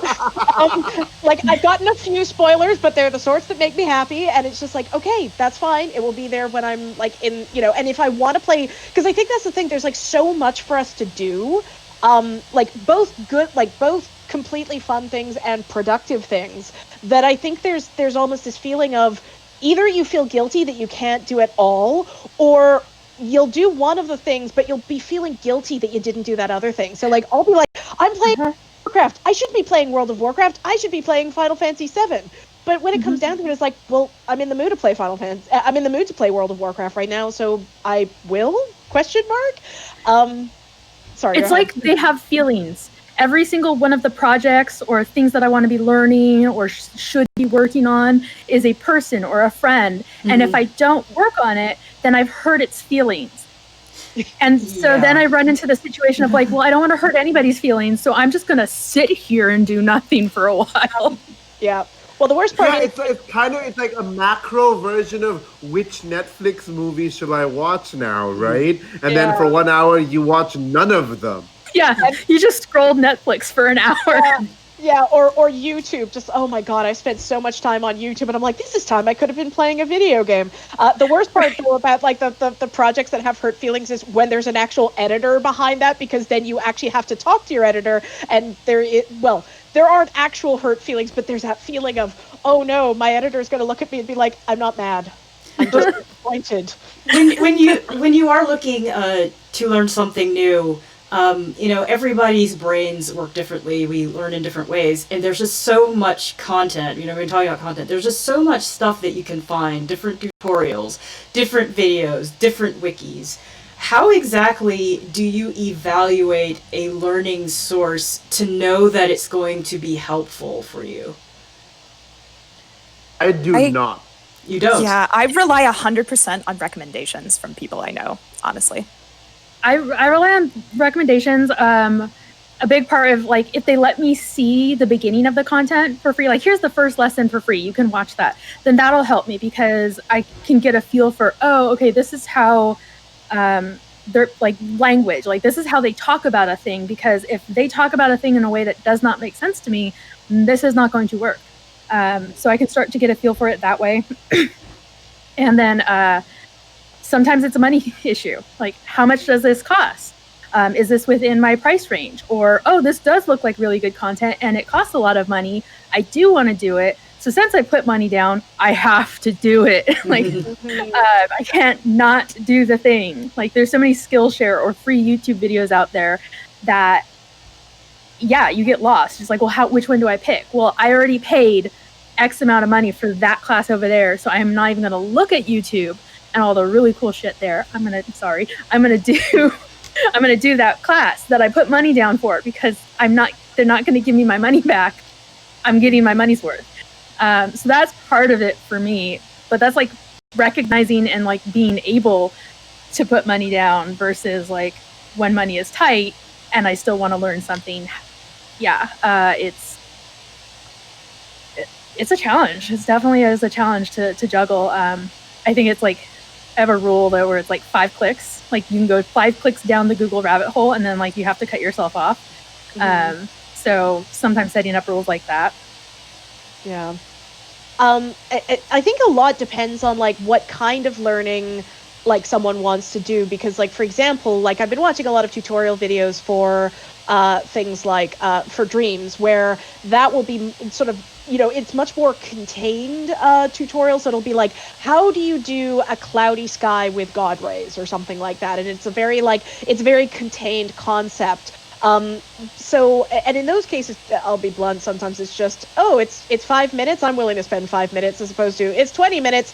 Oh, they're probably going to be like, like talking about their channel for the first 5 minutes. Oh, skip it. By the way, 20-minute YouTube creators out there, I really do love your work. I'm just extremely easily distracted. But in terms of like longer term stuff, like I will say that if I didn't have this book and I didn't have the interactive fiction, I didn't have any of all of this other stuff, just general day work going on, I would probably before COVID hit, I actually purchased a whole ton of classes on sale at I think, was it Udemy? Yeah. Udemy, yeah. And like I absolutely would be like would have really liked to have like kind of start settling into those on a kind of a day-by-day basis, and like being able, I think like for me, something where you're able to learn at your own pace is really important. And of course, and that's with a lot of YouTube tutorials and a lot of online classes, you can do that, but with a lot of things you can't. So some people like that fact of like, I need to learn this by a certain date, and other people really like there's a full class here and I need to take it in order, but I can take it as slow or as fast as I want. So I think that's like a big part for me. And also visual aids good. For me, that take it, as slow as you want thing is, I think, one of my biggest challenges. I work best with deadlines. So during COVID, I have no deadlines for anything, and all of these personal projects have no deadlines. So there's all the time in the world to work on them, which means they never get worked on. So one of the things that I've started recently was I reached out to a friend and I was like, I need like a creativity coach. And she's like, I don't know what that is. I'm like, you're going to, because you're going to be my creativity coach. And it's a creativity accountability partner. We check in once a week and it's like, okay, here are the goals that I want to be working on. And she knows my big project, that one thing that I'm like working towards is doing a webcomic, is having the skills to do a webcomic.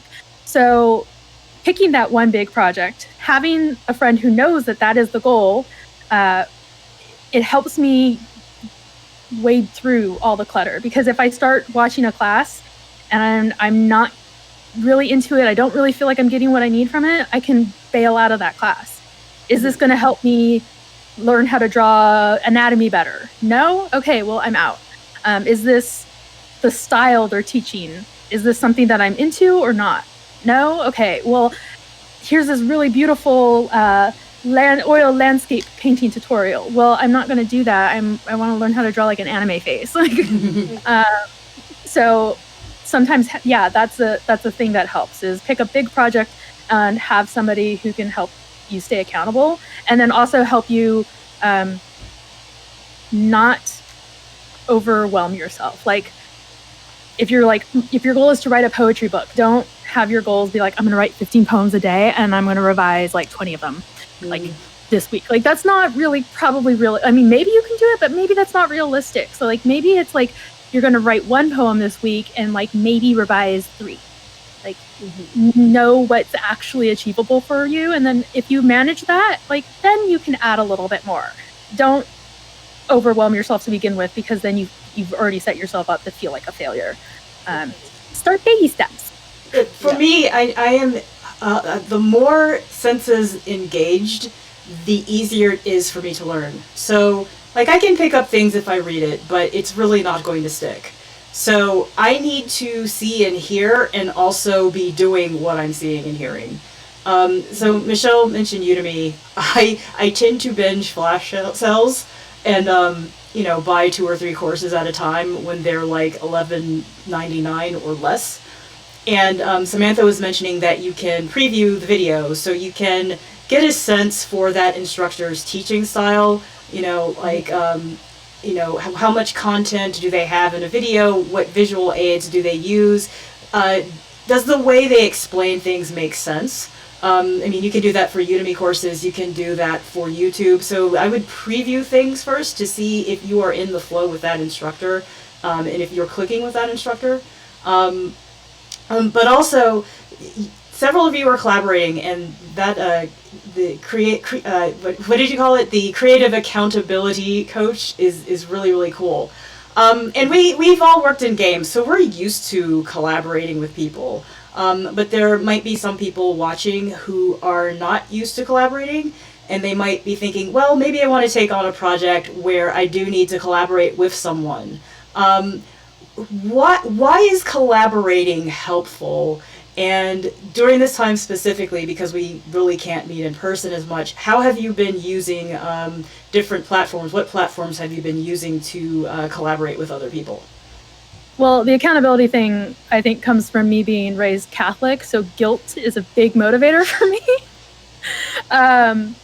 But yeah, seriously, like I don't want to waste their time. So if I have set up this 1-hour weekly call with somebody who is a friend, who I care about, who is also very busy and dealing with their own stuff, and I log in every week to be like, yeah, I didn't do anything. I didn't read that chapter of that book, or I didn't watch that tutorial, I didn't do that practice exercise, I didn't do any of the stuff that we said last week, then I've wasted their time. And as friendly as she is, like, I've wasted her time. So I don't want to waste her time. So even if it's like the night before our call and I'm suddenly like, oh my God, I've got to do all that stuff. Like I said, I work well under deadlines. So the stuff gets done. That works for me. Yeah, I'm the same way. I mean, I don't think it's a coincidence that I like set up artificial 2-week deadlines for myself. Yeah, I think so. To bring it back around to some of the questions, before the pandemic, the last team I worked with was an entirely remote indie studio. And you would think that means that the collaboration going from that to things of the pandemic would transfer pretty well one-to-one. But that actually hasn't been the case, because now a lot of the people that I'm collaborating with have, kids at home who are suddenly all up in their face, or, or they have just other external factors, and people's lives are just a lot less predictable than they used to be. So where previously at our remote studio, we would all sort of like passively sit on a Zoom call all day to mirror like a regular office. That's not really possible with the team that I'm currently working with. So it's a lot more sort of like scheduling check-ins to have some of that accountability that you're talking about, Samantha. And then I think there's also like different levels of collaboration and collaborating in different ways. So like the way I collaborate with my indie team is really different than, for example, how I interface with people in the community that we're building around Fortnightly Fiction. And so with that, there's a Discord server, and a lot of people sort of in their heads have an idea of the thing they want to build. And then they'll just reach out to people for help with like, oh, hey, I'm in Twine and I'm trying to code this thing and it's not really working. And other people jump in and they say, oh, I have that experience. Let me, and they'll just kind of jump into a channel, work out their thing. And then like, that's it. That's the extent of their collaboration. But that's a really real collaboration. And so I think there's, at least for me, when I was starting in game dev, I had this idea of like, when you're making a game, you've got to build a team, and that's like the only way to make a game. And I think increasingly the industry on a macro level, but certainly on small projects, it's totally fine to like have your thing, collaborate with somebody on a small part of that, whatever, where you meet up on that, and then kind of disperse to another area. I think also it's important. Just real quick, personality. Like totally. My creativity coach friend, I picked her specifically because I was like, her personality, it's going to be like, she's going to wrap me in like cotton candy bubble of like safety and like support. Whereas another friend that I have, that she was like, oh, you should pick this other girl. She'd be awesome. I'm like, I don't need like a military drill sergeant. She's going to break me. I'm fragile right now. I'm glass. So know what kind of personality you want to work with and you need to work with. And if you find yourself working with the wrong personality, it's okay to be like, oh yeah, this isn't working. I think Stacy's point about how during the pandemic, working with other people remotely is not the same as working with people remotely before the pandemic is really important. And I think I want to use the word synergy, but I want to use the opposite, like not greater than the sum of its parts. Everything is worse than the sum of its parts, right? It's not that we can one-to-one translate to I was working here, now I'm working here. No, because there's a huge psychological toll that the state of the world is taking on us, right? If you're in the US context, for example, there's a very significant election coming up that is very important, right? If you're in the British context, what is happening with your economic situation now? Like, we still haven't had Brexit happen, right? So there's a lot going on in the world that in conjunction with the pandemic is taking a big toll, right? And so we can't expect ourselves to work as well as we did before. And so one of the big things of collaboration is also division of labor, right? You can be like this weekend, Cleo is talking to our illustrator for the Strange Horizons project, and I said, I can't do that this weekend. I'm recording four gajillion panels this weekend, but I'm going to talk to our stretch goal writer next week to bring her on board, and you don't have to be on that, right? And she's like, great, awesome, right? So division of labor has always been an important part of collaboration because your mind can only hold so much. But I think now, when everything is just literally more difficult to do, right? Literally everything is more difficult to do. Having that thing that, oh, I don't have to worry about this, you do deal with this, has been very helpful and cool. That is, of course, kind of based on Samantha's point that you have someone reliable, and the word reliable has come to be very charged during COVID, because one can be reliable, but other people should understand that, again, everything is harder to do, so cut people slack. Like my undergrads for spring semester, I was like, whatever, I don't really care when they're going to hand in homework now, unless they hand it in when I can't grade it anymore because the semester's over. I didn't tell them that, but I'm like, I'm not going to penalize that because reliable is something different. So keeping all that in mind, collaborations are good for that. And also just to stop yourself from feeling isolated. Working with someone else is going to stop, even if you don't live alone, right? You might live with people, but seeing other people is important. You can't just see the person you live with all the time. So division of labor and socializing is are great effects of these collaborative projects. Yes, and that really quickly. Also, division of labor, but also having somebody that complements you, both in terms of skill set and perspective. Because it's like, obviously, when you're dividing that labor, you want people who, like, that's their thing and they're really good at it. And so you doubly don't have to worry about it. And additionally, bringing in additional perspectives. I think a lot of times there's an impetus to seek out teams that are like yourself. But not only will you have a stronger product, but you'll probably have a surprisingly better working relationship if you find people that complement you both in your perspective and your skills. So we've got about 4.5 minutes left. Okay. Is anyone thinking about learning anything else or taking on another project during this time that you have not tackled yet? And what would that be?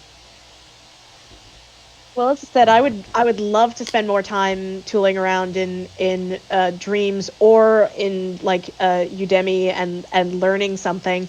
But one thing I did want to comment, which is sort of off topic, but I think maybe deserve touching on, and that is a lot of this depends on what our day-to-day work creative stuff is, because one of the things I've been kind of struggling with is I've seen so many creatives that there's this kind of feeling of, well, I'm getting to do my creative work, and there's this sort of feeling of, but we don't count the work for hire creativity. That's creativity for somebody else.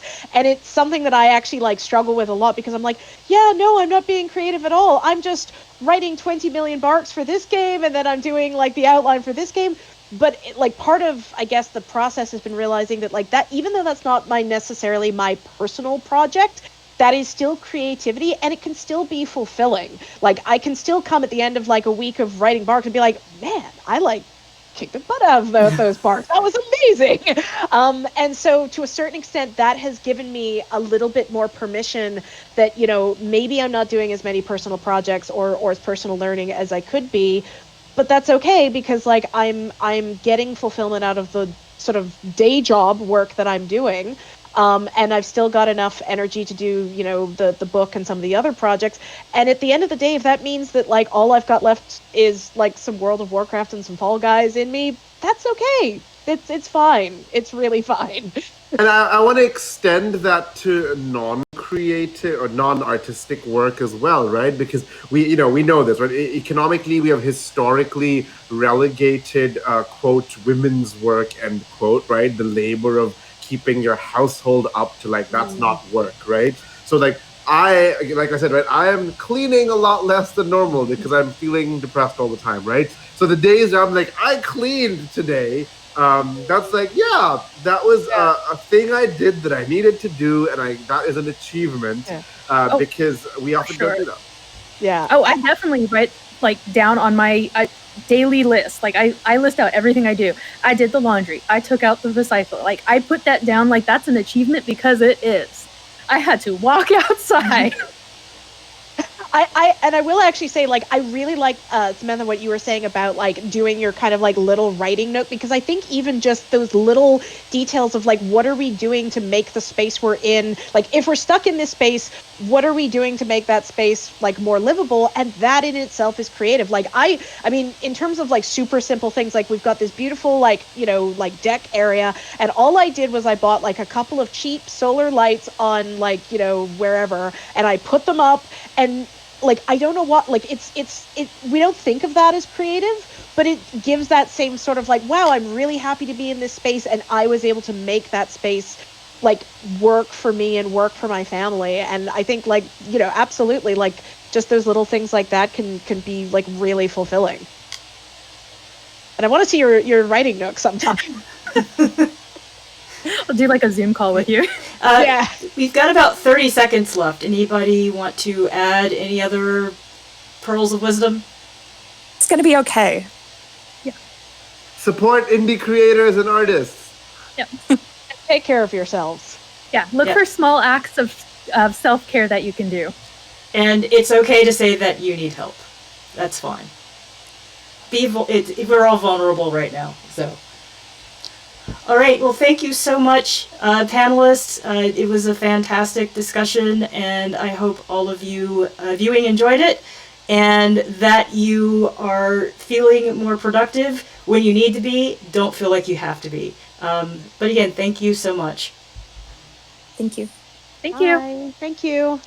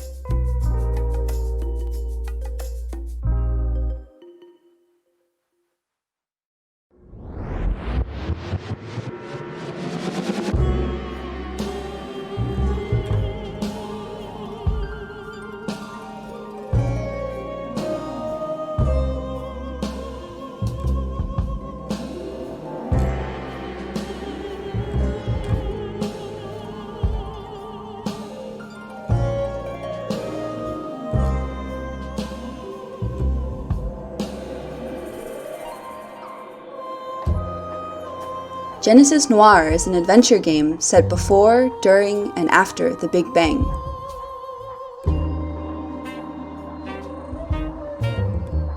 A cosmic gunshot aimed at the heart of a god rockets the universe into existence and must be undone.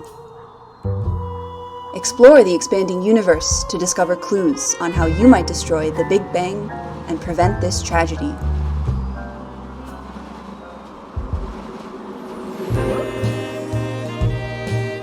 You'll stumble through seedy speakeasies,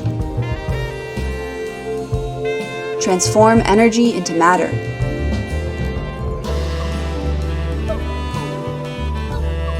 create far-out jazz duets,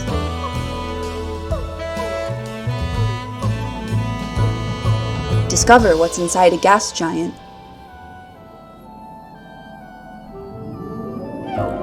track animals through primeval woods,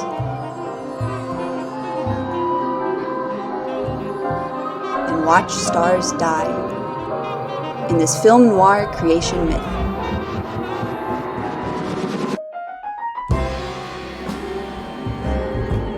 Learn more at genesisnoirgame.com and help destroy the universe.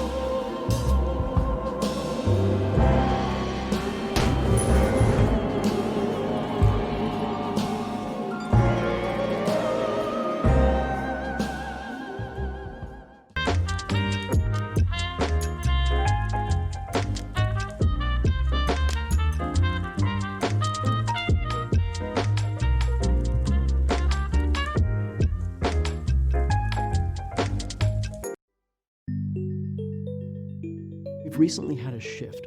Both Child's Play and the medical community has recognized an unfilled niche where we needed some additional expertise in the hospital to help us deploy everything that they've provided, and they've started to help us develop a brand new role within medicine, that of the gaming technology specialist.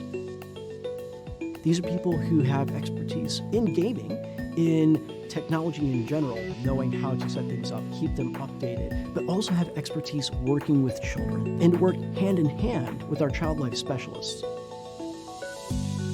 We can't afford to support 250 of these positions across the U.S., but we can support 5 or 6 or 7 a year, get them started, and then have them prove useful so that ultimately every hospital will want to have this person.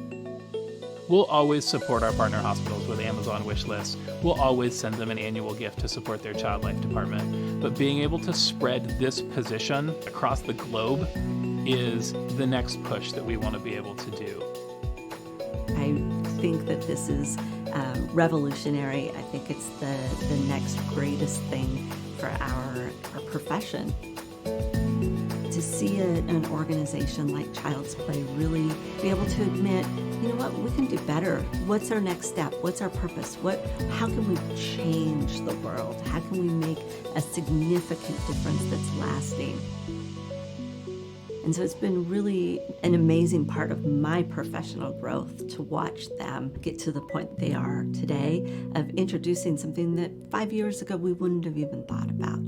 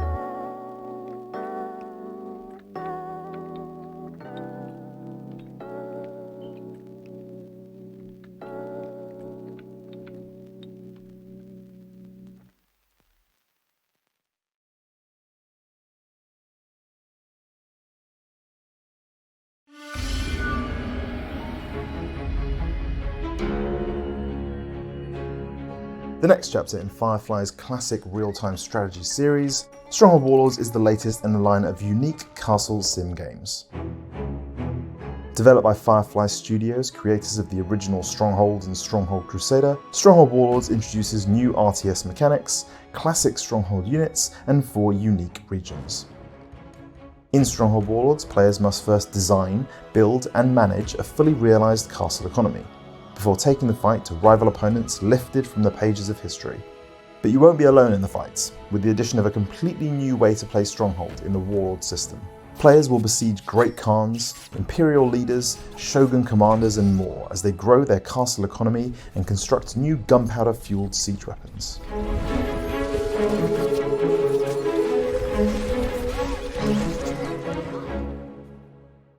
Taking players from the jungles of Vietnam and the Mongolian steppe to the warring states of China and finally feudal Japan, this new setting is built into each aspect of our castle sim gameplay. Popularity with your subjects is influenced by a wider variety of factors than ever before. A granary full of rice, meat and vegetables might keep your peasants from revolting, but in order to raise taxes, an army, and get the most from your workers, they'll need more than just full bellies. Quality clothing and housing, temples, tea houses, medieval entertainment, and even torture devices all have a role to play in the continued happiness and obedience of your peasant population. Fail to stay on their good side and peasants will abandon the player, leaving you without farmers, blacksmiths, diplomats, and indeed soldiers with which to defend your keep. Introducing new cultures, mechanics, and historical detail to the series for the first time, Warlords is built around the central Warlords system, a grand strategy mechanic that allows players to recruit, upgrade, and command 8 unique warlords across the battlefield. Once under your command, either through force or diplomacy, I serve a new master. My army is ready. Each warlord boosts your strategic prowess with unique perks, characteristics, and upgradable abilities. Early on, players can boost their diplomacy and gold reserves with the help of the Crane Warlord, who also has a unique perk that boosts popularity within the castle. Later in the game, we might turn to more military-focused warlords, like the Tiger and Dragon. These more aggressive warlords can do everything from increasing melee damage and offering spiritual guidance, to growing your army with special units and even launching a full siege attack on the enemy. Utilize each warlord to boost your industry, fortify borders, forge weapons or launch a pincer attack, and you'll dominate the battlefield in no time. Each mission and multiplayer battle means a fresh set of warlords to command and new dynamics for every castle built. With all the warlords in this region, we have the numbers to launch a single great assault on the castle. To defend their castles, players will take command of Mongol hordes, Imperial warriors, and samurai clansmen, as they prepare to besiege everything from Japanese castles to fortified Chinese cities. In addition to classic weapons like the Trebuchet and Mighty Siege Tower, Warlords also introduces gunpowder to the series for the first time. The Korean Hwacha, rocket launchers, and fire oxen, inspired by Chinese siege warfare, are all options for players hoping to breach enemy walls and thin out an attacking siege force. When it comes to infantry, players will be able to recruit all new units including fire lancers, disciplined samurai, Mongolian bowmen, and heavily armoured imperial troops. Combine these with your siege weapons of choice and players will have all the tools they need to break enemy lines and defeat the enemy warlord. Whether you become the greatest lord through fear or admiration, military might or careful diplomacy, players will journey from 3rd century BC China and Vietnam all the way through to the rise of the Tokugawa shogunate and the coming of the Mongol Empire.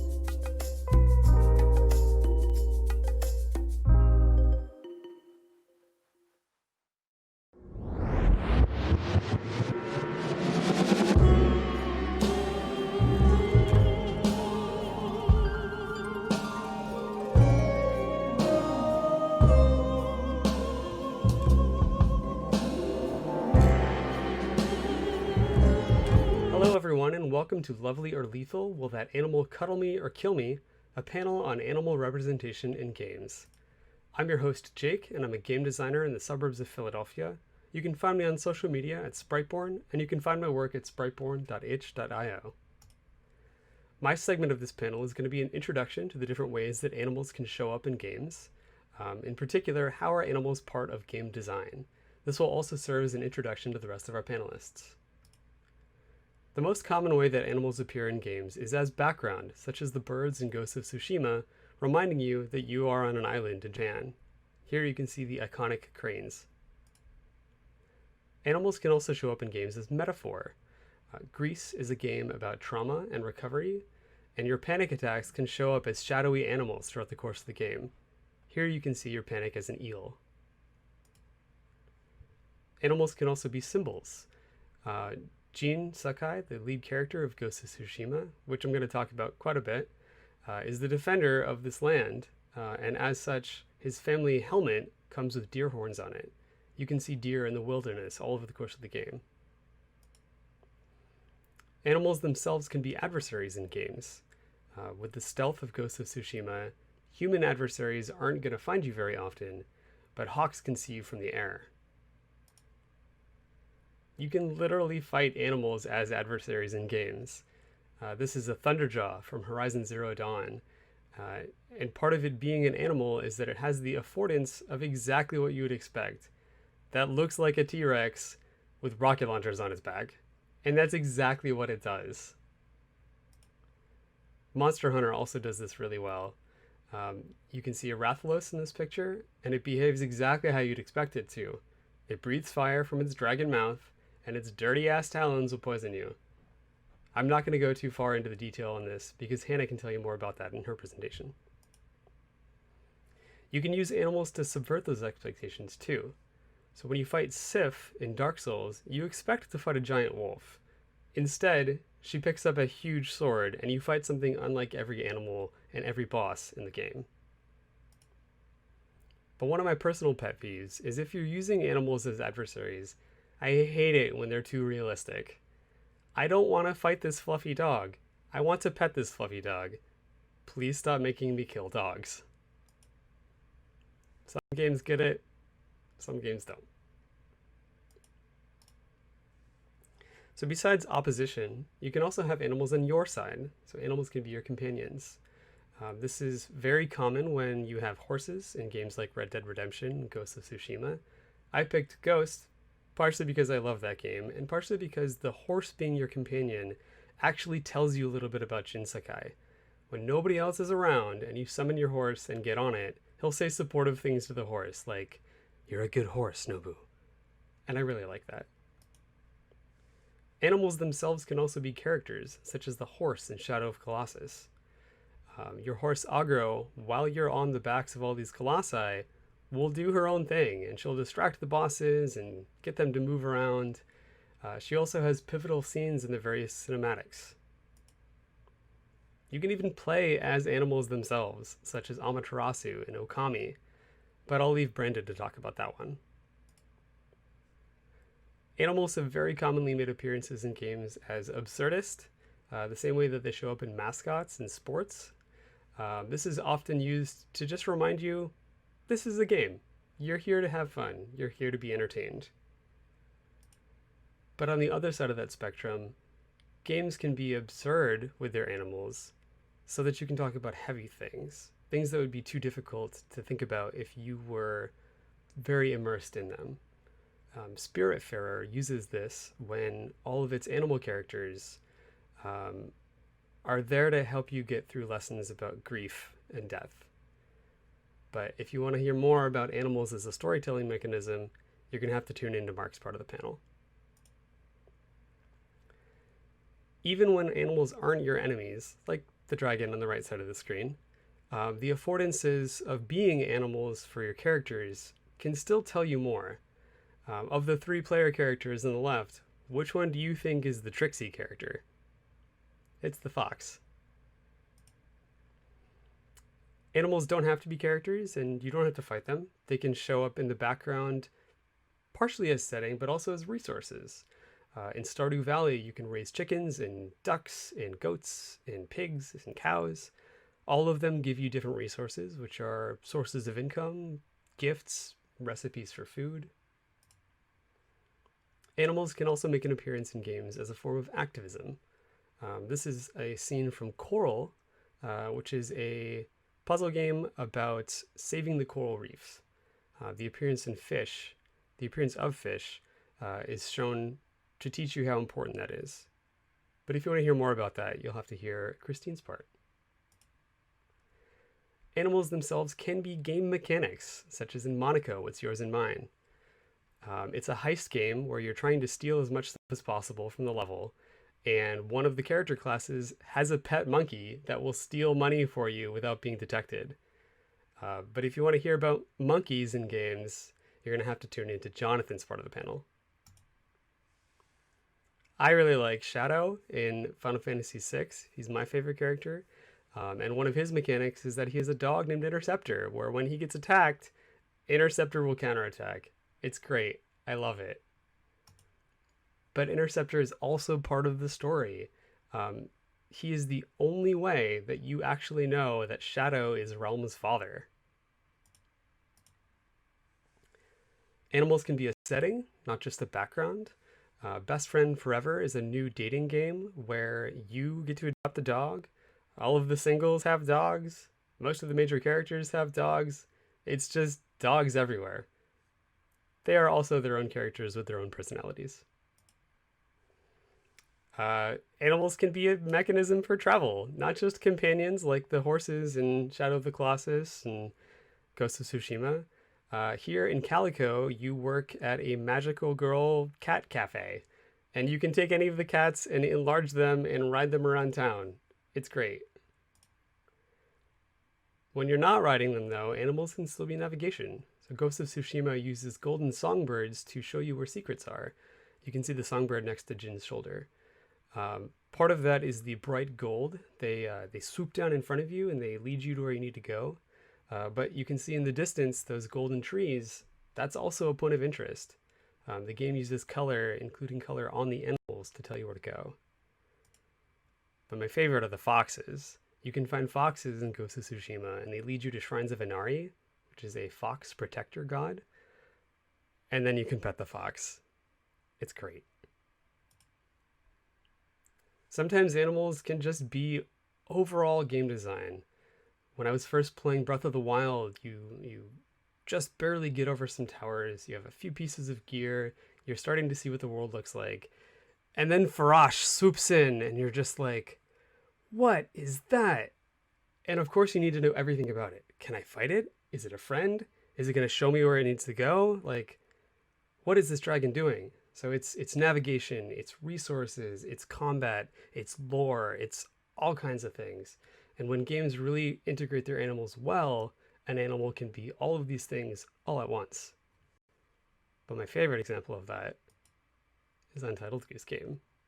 Sometimes the whole game is just, what is it like to be a goose? This game has my favorite pitch of any game I've ever played, which is just, you are a horrible goose. That's the game. That's the setting, that's the player, that's the story, it's the mechanics, it's everything. And I love it. That'll do it for my portion of the panel. Animals can affect game design in tons of different ways. Please stop making me kill dogs. Thank you very much.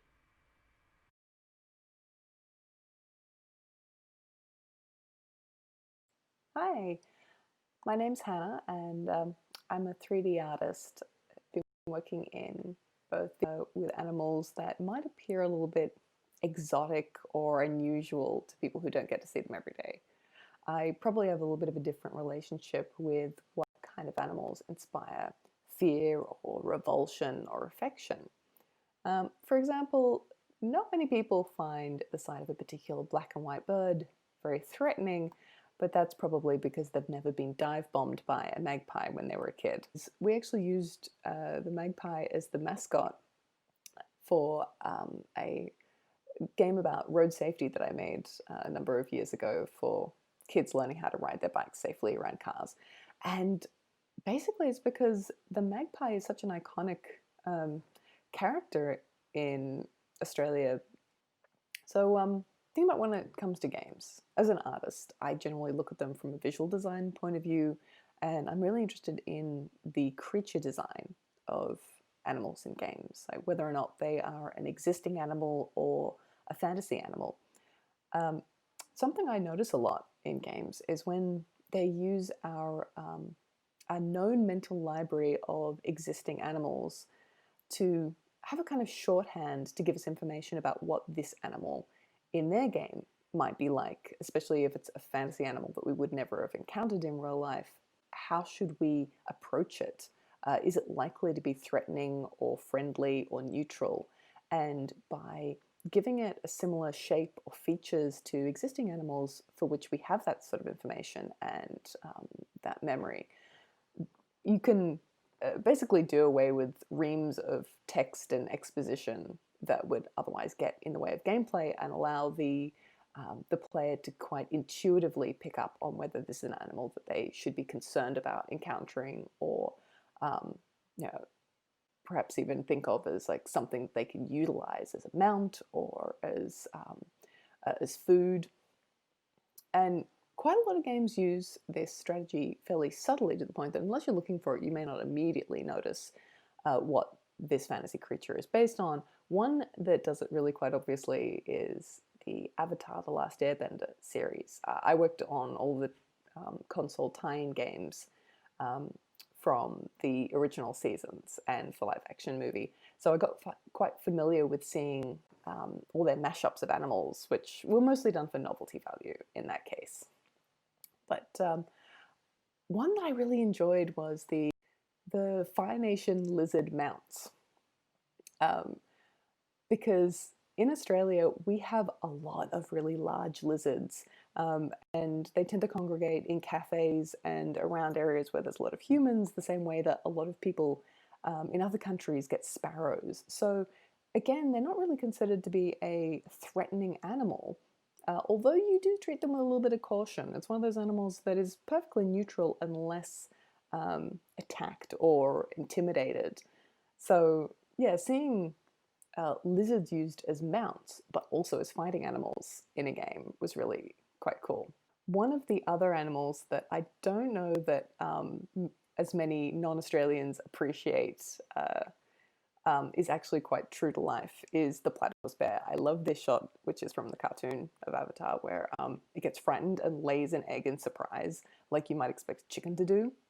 Except that that's actually normal behavior for a platypus. It's one of the few egg-laying mammals in the world. The poor platypus always did kind of look like it was designed by committee. Thinking of weird animal mashups, the cow plant in The Sims is actually one of my favorite because it's surprisingly complex in its behavior. It's a pet, a plant, and a threat.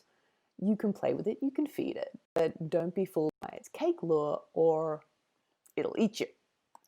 And it's something you actually have to watch out for neighboring Sims wandering into your garden, because they might get eaten by this thing that you are otherwise keeping as a pet. And I think it's an example of a somewhat more complex and realistic look at domesticated animals, and not something you normally see in these sort of farming, gardening games, insofar as it's only somewhat tame.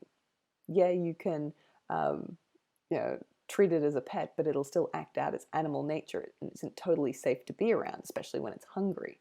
And I think it's something you don't often see a lot of representation of in those sort of games. Something else I really enjoy seeing is when designers play with an animal's scale in game.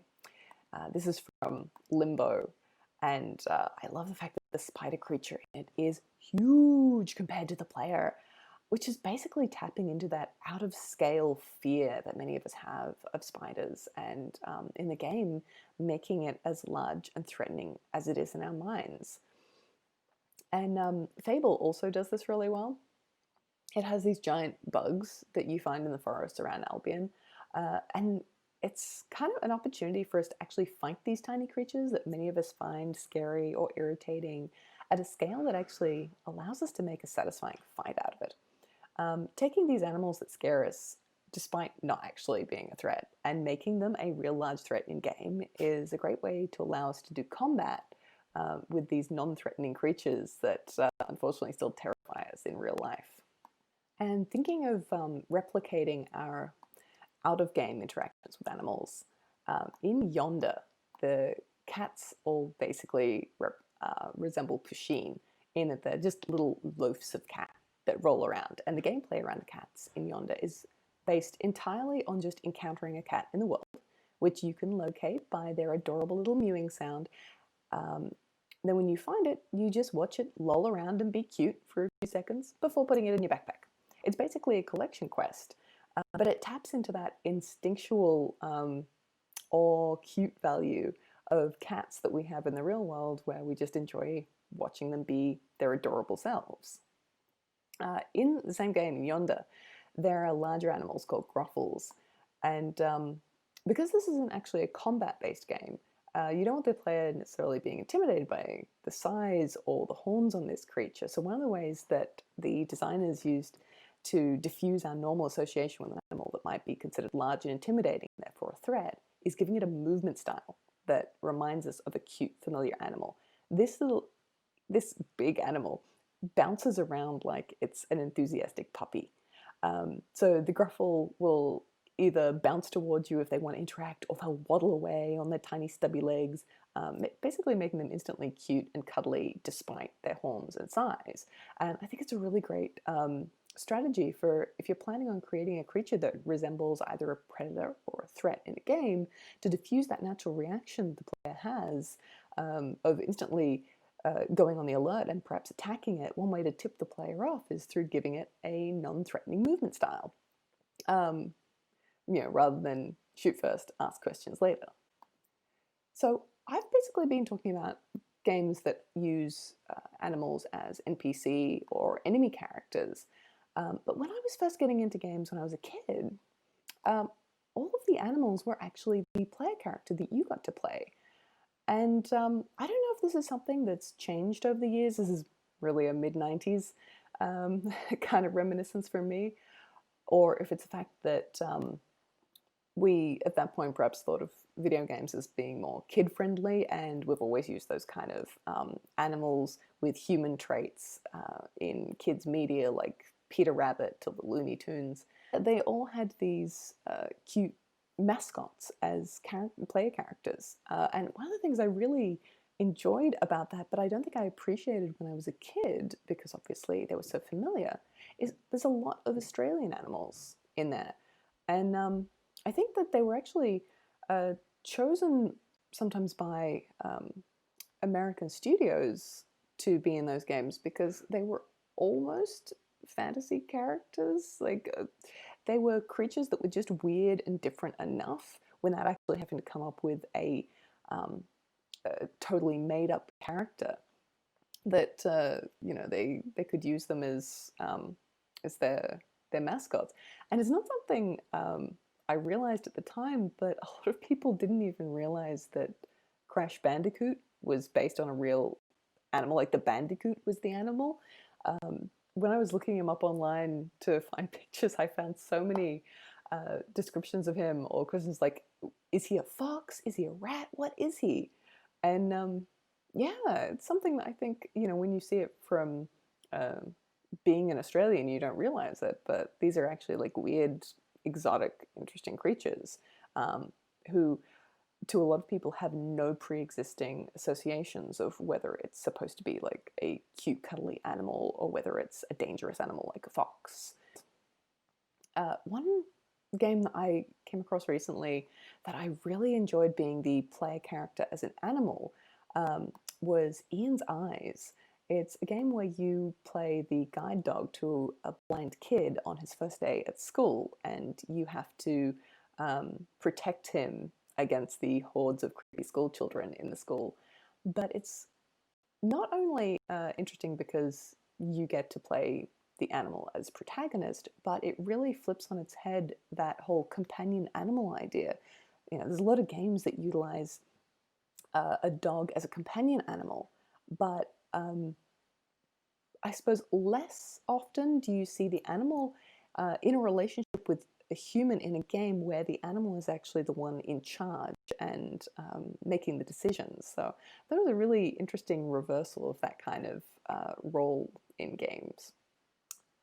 There is a game in Fable, the chicken kicking contest, which is terrible, but it's basically a callback to the original Zelda games where you were able to hit chickens with your sword and make them go flying. And I remember playing that when I was a kid, and you find it hilarious. And it was really interesting coming to Fable as an adult and having quite a different reaction to the opportunity I was given to kick a chicken. I thought, I don't want to. Oh my God, the poor little chicken. And it was an interesting look at how my relationship with animals and how I would approach a essentially non-threatening animal in a game has changed as I've gotten older, because this is no longer an interaction I really want to have in a game. And also, maybe that's the Australian coming out of me, because as always, remember, the birds will fight back.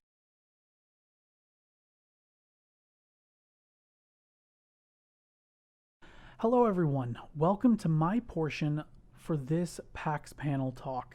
My name is Brandon. I am a public relations coordinator, currently volunteering my time with Posthorn PR, a new initiative to provide pro bono PR services to new indies.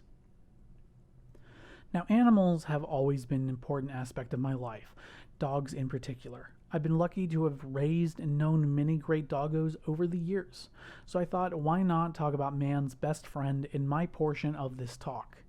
I'm sure many of you in the industry might follow a certain Twitter handle called Can You Pet the Dog? It's a great account if you haven't already followed it, but it definitely made me want to think of a new question. Sure, there are plenty of games where we can pet the dog, but how many games can you play as the dog? Surprisingly, not many.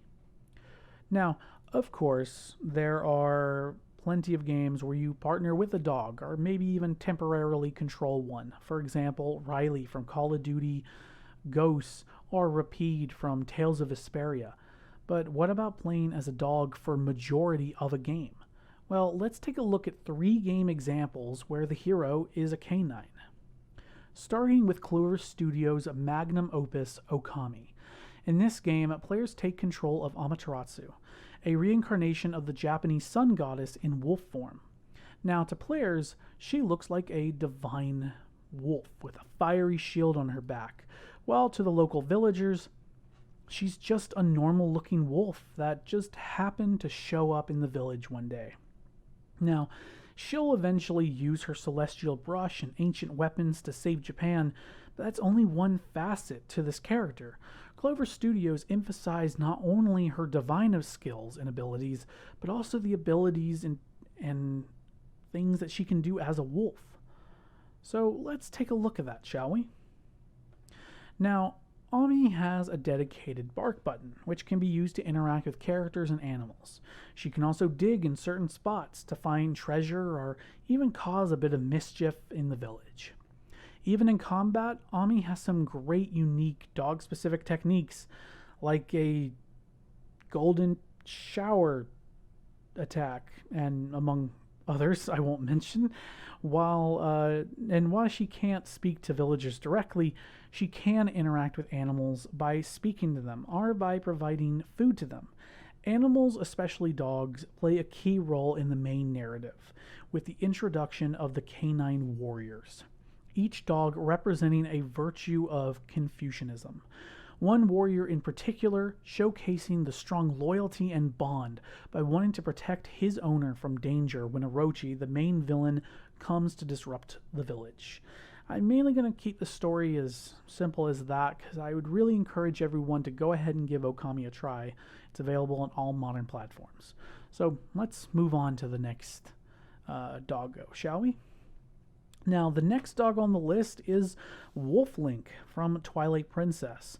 Now, this is slightly cheating since Wolflink isn't playable throughout the entire adventure, but his inclusion to the story and world are just as important. Due to Hyrule being covered in twilight, Link is transformed into a wolf. In this form, Link does not have his traditional arsenal at his fingertips, but instead he'll have to rely on unique wolf abilities alongside help from Midna, his new companion. In this form, Link can dig to get through tight spaces, bite and claw his way through enemies, and utilize wolf senses to follow smells and see spirits/ghosts. And while Wolf Link's segments are relegated to only the Twilight Realm for a few portions of the first half of the game, there are sections where Link will be a wolf in Hyrule. And while in wolf form, Link will be feared because, well, they don't see anything but a monster. So Link will have to talk with the animals to figure out how to progress, sneaking his way through the village, like digging into a house to collect arms and weapons in order to help out later in the adventure. Wolf senses are also very important later in the Twilight Realm sections, as in order to restore light to the provinces of Hyrule, Link will have to collect several, and I mean several, drops of light from invisible twilight bugs, which can only be found using the wolf senses. In the second half of the game, the ability to freely swap forms will allow some new instances of gameplay that at first seems really promising, but it doesn't really ever go anywhere after that. You'll maybe have the occasional use of the wolf abilities, but after that, you'll probably never really go into Wolf Link form except to, well, teleport away. Wolf Link is even only relegated to a boss fight at the end, and that's about it. It would have been really cool to see Nintendo come back to this idea maybe later, but doesn't really seem like they ever will. Now, finally, our final game on the list is A Dog's Life on the PlayStation 2. Developed by Frontier Development, this 2003 adventure game allows us to take control of Jake, a lovable doggo that's just enjoying his life until Daisy, his crush, is dog-napped. Jake will have to collect bones and explore the world to find out what happened. More on that in a second. It definitely deserves its own time. Now, this is one of those unique titles that rarely happen and only happen like once in a generation. And woo boy does it show. Now, you might be familiar with the developer Frontier Development, the makers behind Elite Dangerous. They made a, end quote, GTA but with dogs game. That's, well, I guess quite the marketing point back in 2003, shortly after the GTA games went open world. Now, just like other adventure games of its time, Dog's Life tasks Jake with collecting bones by finishing side quests, digging them up from the ground, or by competing in races or other activities around the game. Different dogs can even be controlled for a very short amount of time to collect specific bones that Jake normally wouldn't be able to get. Frontier Development, I feel like, really captured the essence of being a dog, since you can dig, you can bark, you can jump, and this game infamously has a dedicated poop button, too. Yes, that you heard me correct, a dedicated poop button, which will make Jake poop and allow him to grab his feces to fling at other humans and other dogs.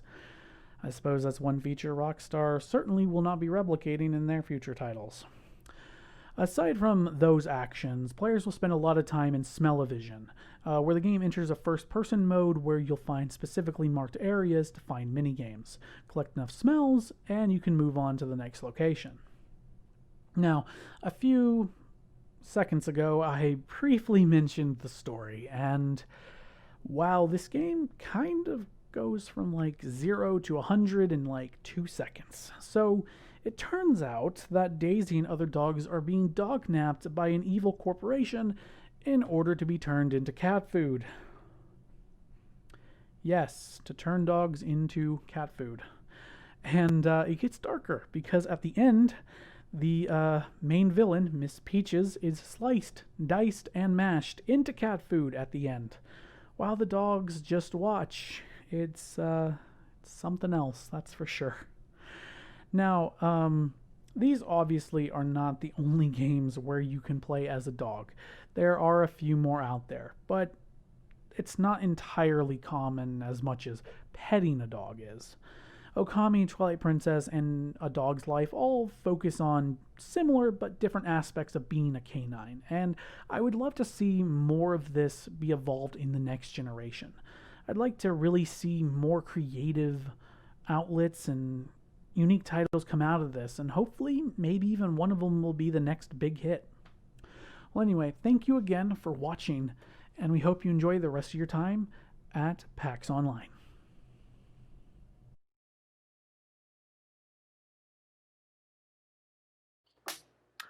Hi, PAX, PAX Online. Thank you so much for joining me on my leg of our session, Lovely or Lethal, Will These Animals Cuddle Me or Kill Me?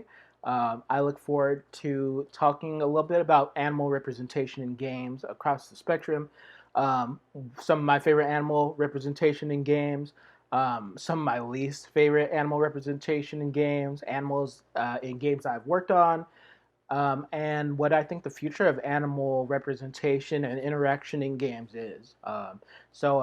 Yeah, I really look forward to this. I think animals make our lives more colorful, and I'm happy to be a part of this panel. So thank you for joining me. So who am I? My name is Jonathan Jennings. I'm a software engineer out of Los Angeles. My indie game dev studio is called Weird Kid Studios, where I'm working on my first solo game for the Oculus Quest called Galactic Bar Fight. I've been working in the industry for the past 8 years, 4 years in mobile games, 4 years in VR, and I really relish being able to work among so many talented people, and the amount of studio dogs I've seen and worked with has been awesome, and I loved pretty much all of them. Yeah, it's an awesome job, and I love being a programmer.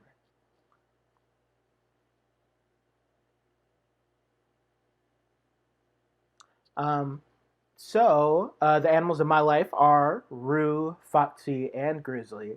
Rue is to the far left. She is my girlfriend's very judgmental cat. She likes to stare at me and peek at me around corners, and then whenever I look at her, she gets really surprised and then turns away or runs away. It's super interesting. When I feed her, she'll walk to me though. To the right is Foxy with the perky ears. She's very shy. She's my sister's dog. She's a lap dog. And to the right of her is Grizzly on his back. He is my barrel of fur. I love and adore him. He is just full of licks and happiness whenever I see him. Um, he is the best dog in the world, and I couldn't imagine life without any of them. The perks of pets for programmers. I think pets in general are the fluffiest rubber ducks you get. Rubber duck debugging is one of the oldest solutions for problem solving and programming. It's basically the process of talking to someone or something inanimate to kind of work through your mental process when you're trying to debug a problem or find a solution. And I think when a pet's around, they are the best creatures to voice those potential solutions too. So I think looking into those eyes, I feel like I could solve any problem, and I think that makes pets the best rubber ducks you could imagine. And they're actually animate, so they can, lick you when they think you got the right answer. The next perk for pets for programmers is, and this applies to all disciplines of game dev, I think they're excellent stress relief during the hard times. Maybe you're crunching, maybe you have a really aggressive milestone, maybe you're just having a bad day. I think it's something really special when you're in the studio or you get home and you just have a pet that's there to embrace you, even if it requires some food bribery, and just kind of love you through the hard times. Just remind you that it's going to be okay and life goes on beyond your game, beyond the hard day, beyond a rough project. Yeah, I love having pets around for stress relief when things get tough, when life gets tough. And then the last perk for programmers in terms of having pets or animals in the studio is just they encourage you to get moving and to take walks. We camp out in front of our computers. We camp out during meetings quite a bit, and so sometimes it's nice to have someone that can nudge you with their nose and let you know, hey, I kind of want to go outside and kind of remind you that, hey, maybe you need to go outside too and stretch your legs, clear your mind. And maybe, I know for me, sometimes taking a walk and coming back to the studio, I'll hit the work way harder after a brief break versus trying to power through and sometimes not getting very far. So yeah, pets are great to remind you, hey, sometimes we got to get up and get moving. Animals that have showed up in work that I've done are the animals in the first game I worked on, Animal Planet Wildlands, for the iPhone back in 2012. It was an edutainment digital card collection game, and it featured animals such as giraffes, gorillas, red kangaroos, leopards, ocelots, flamingos, and over 100 in total. You could race them, you could take down animals that were lower on the food chain. It was a super awesome game where I learned a lot of animal trivia. And yeah, it was a great game to work on. And I learned, like I said, I got to learn a lot about a lot of animals. I got to learn a lot about how animals animate and all sorts of stuff like that. And then this is Thunderjack's Log Runner. It's a twitchy action game that I worked on for the iPhone back in 2015. The main antagonists to Thunderjack, or Thunder Jane in this case, are the fish that attack them as they roll down the river. In this scene, it's not working right now, unfortunately, but there's fish that come out of the water and they try to push Jane and or Jack over and interrupt their progress during the gameplay.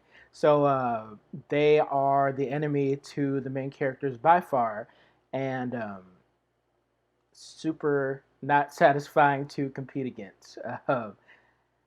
So one of my favorite representations of an animal in a game is Echo the Dolphin. I think I was about 5 or 6 when I played Echo the Dolphin for the first time, and I was just blown away by how fluid and beautiful Echo was, and how Echo sounds and looks, and just how serene and brave the character of Echo is. Their family gets taken, and they go on a journey to fight jellyfish, octopus, shark, and whatever else is out there to get them back. And I just think Echo is one of the best representations of animals as a game character I've ever seen in the mini games I played, even now, many years later. So yeah, I love Echo the Dolphin.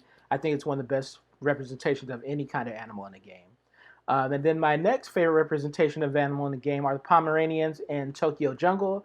In Tokyo Jungle, Tokyo's taken over by animals of all types: wolves, lions, antelope, and you get to pick to be an animal, breed, and become like the king of the Tokyo Jungle.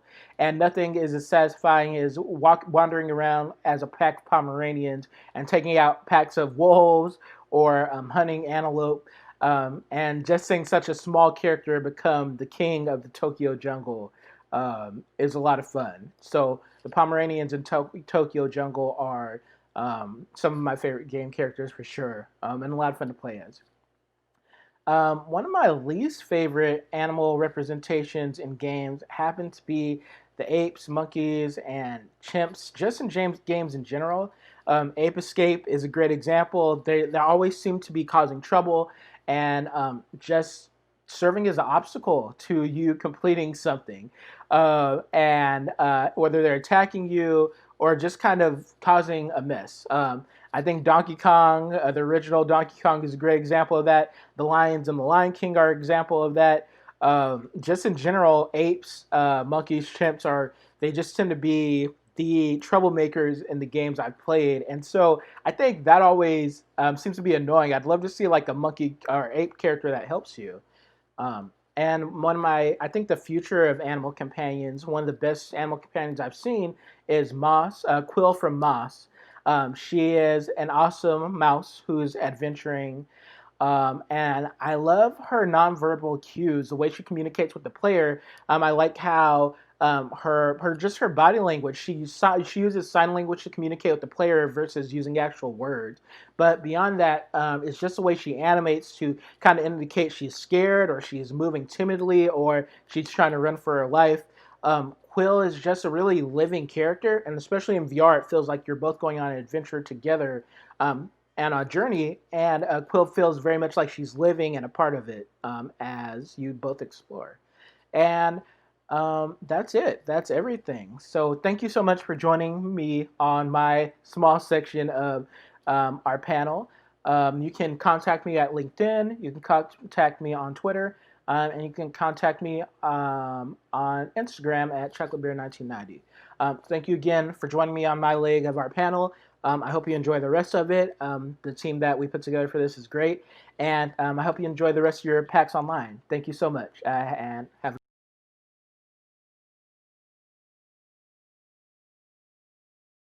Hello everyone, my name is Christine and I am a community manager for the games industry. Having worked on games like the Grandia HD collection for Nintendo Switch and PC, as well as Bullcut Studios Mage Quit, which is on Xbox and PC as well. But before I was doing any of that, I was working on getting my bachelor's degree in environmental science and sustainability, where I was working on research and conservation for marine life, which led me to working in the MEEP program at the Museum of Natural History in New York City, where I educated the public on how we can improve conservation efforts for certain species. Now, the way that this is really connected to the work that I do now in the gaming industry is, as a community manager, you're very focused on the representation of your titles to a certain audience and connecting that audience to whatever message that you're talking about. And this is something that we largely do in our conservation efforts. Which brings me to a game called Abzu, which has a extremely important message about how we can help educate the gaming public, the general public, on different species of marine life that maybe we don't even look at or even consider. And the way in which they do this is they have you play as a deep sea diver who's restoring these different environments by bringing species back into these areas. Now, there are times in the game in which you're exploring alongside different species, and you can ride on their back or you can hold onto their fin while you're exploring these absolutely gorgeous areas. And there are so many different kinds of species, from turtles to clownfish to barracudas to all these different kinds of fish and sea mammals that you may or may not know about. And one of the things that you can do in the game is meditate. Now, when you meditate, you're able to jump from animal to animal in that area in order to learn their names. And by doing this, they invoke this kind of curiosity about every single, species that's in that area. And I do believe that there are trophies, awards you can get for doing this, but I think that this just general natural curiosity that invokes is so important to not just conservation efforts, but scientific efforts. Now, one of the creatures that it looks at in the game is the blue whale. Now, this is just what a blue whale looks like naturally, and then this is what you would see in a zoo. So there's actually an entire scene where you can ride alongside the blue whale and it jumps out of the ocean. It's this really absolutely gorgeous scene that I just have so much admiration for. But just for those of you who don't know, the blue whale weighs as much as 200 tons. That's 33 elephants. And just to see this scene where the blue whale jumps out of the water with you, and it's absolutely gorgeous. And I think it invokes this sense of beauty that just looking at this animal you wouldn't naturally think about. But also these animals are endangered. So the scene in which Abzu has you swimming along this animal really brings focus to how just fragile, and even for its size, how much these animals really need protection. And then so you do explore different creatures as well, maybe some that are not so pretty or don't have a good reputation around them, such as the anglerfish or the giant squid, which are generally just deep sea creatures that you don't encounter when you're snorkeling in shallow waters. But these are species that also exist and they bring attention to in this game as well. And one of these creatures that I also want to look at is the humphead wrasse, which is a creature that normally isn't really talked about even in conservation studies, but it's one that is conservation dependent right now. It's endangered, it's threatened, and the reason why it's threatened is because the amount of overfishing that occurs in its habitat.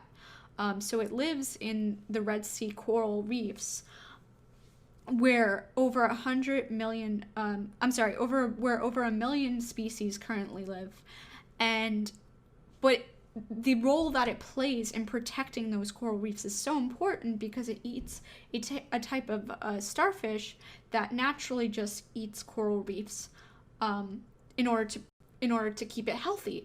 But because this species is shrinking, that species is growing and eating too much of the coral reef. So I have a lot of appreciation for Abzu bringing attention to this species through meditation and for it showing up multiple times within the game. So it's not too far off from what the species actually looks like. So this is what it looks like naturally. This is a male humphead wrasse, also known as the Napoleon fish. So they can live up to 30 years old.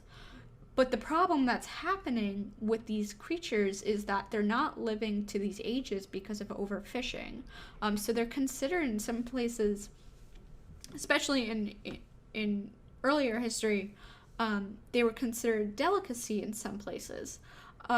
But now, because the species has basically been hunted to almost near extinction, there have been laws put in place to protect against overfishing of the species, especially in terms of the juvenile members of the species, because if this species is going to survive at all, they're going to need to be able to grow to maturity in order to reproduce.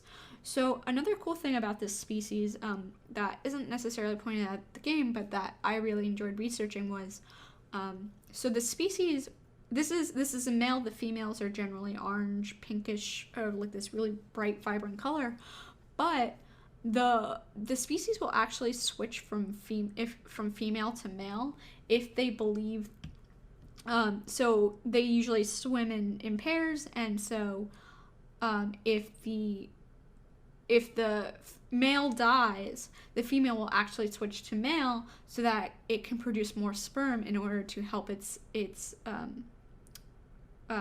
numbers overall within its immediate habitat. And now the last thing I wanted to go into was how do I think how would I like to see animals represented moving forward in games? And that brings me to a species, the great white shark.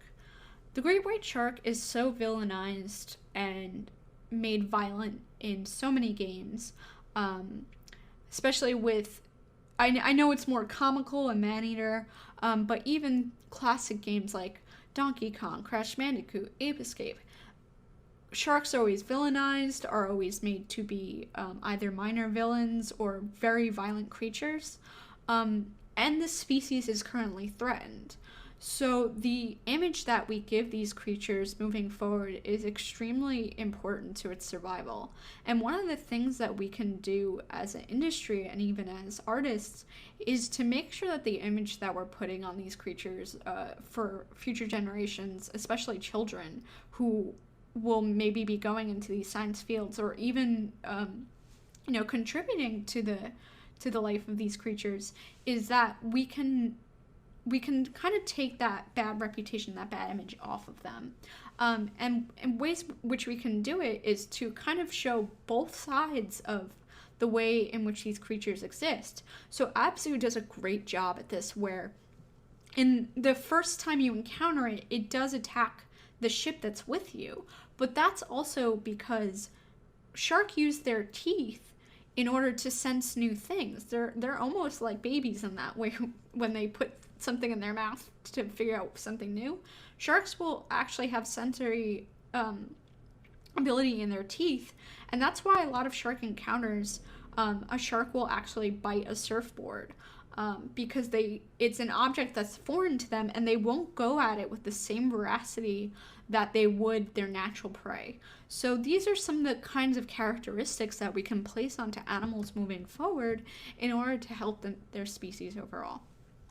And another thing that we can do in order to help protect these species is to help support different organizations that either provide research or conservation aid, such as the World Wildlife Foundation, in order to help these efforts. And I really would like to see some of the violent tendencies that are put on certain creatures taken off moving forward in the gaming industry. Thank you. And I hope that you enjoyed this presentation on ABZOO and conservation for marine life. And I will see you all on the other side.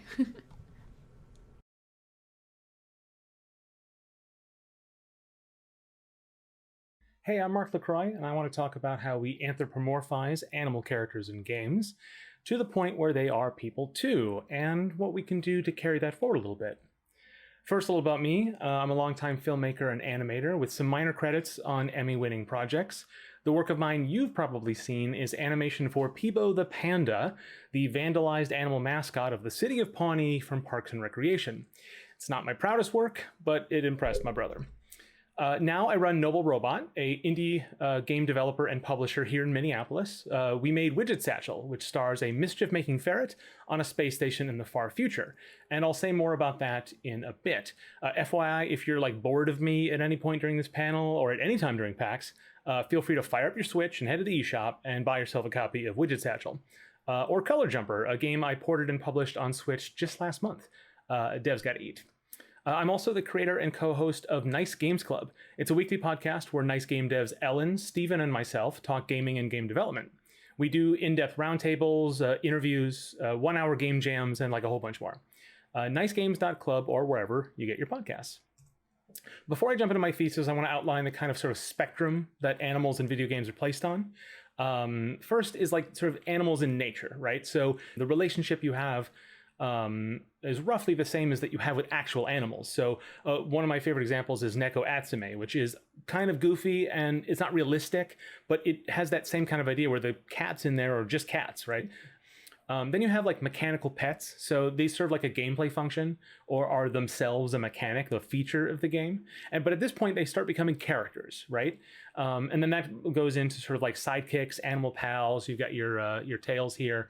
An example I like to illustrate for this is Ratchet and Clank. Ratchet's the animal here, right, or the alien or whatever, but it's Clank that's the animal in the relationship. It's this like second order life form. And that's a fuzzy definition and it has lots of implications.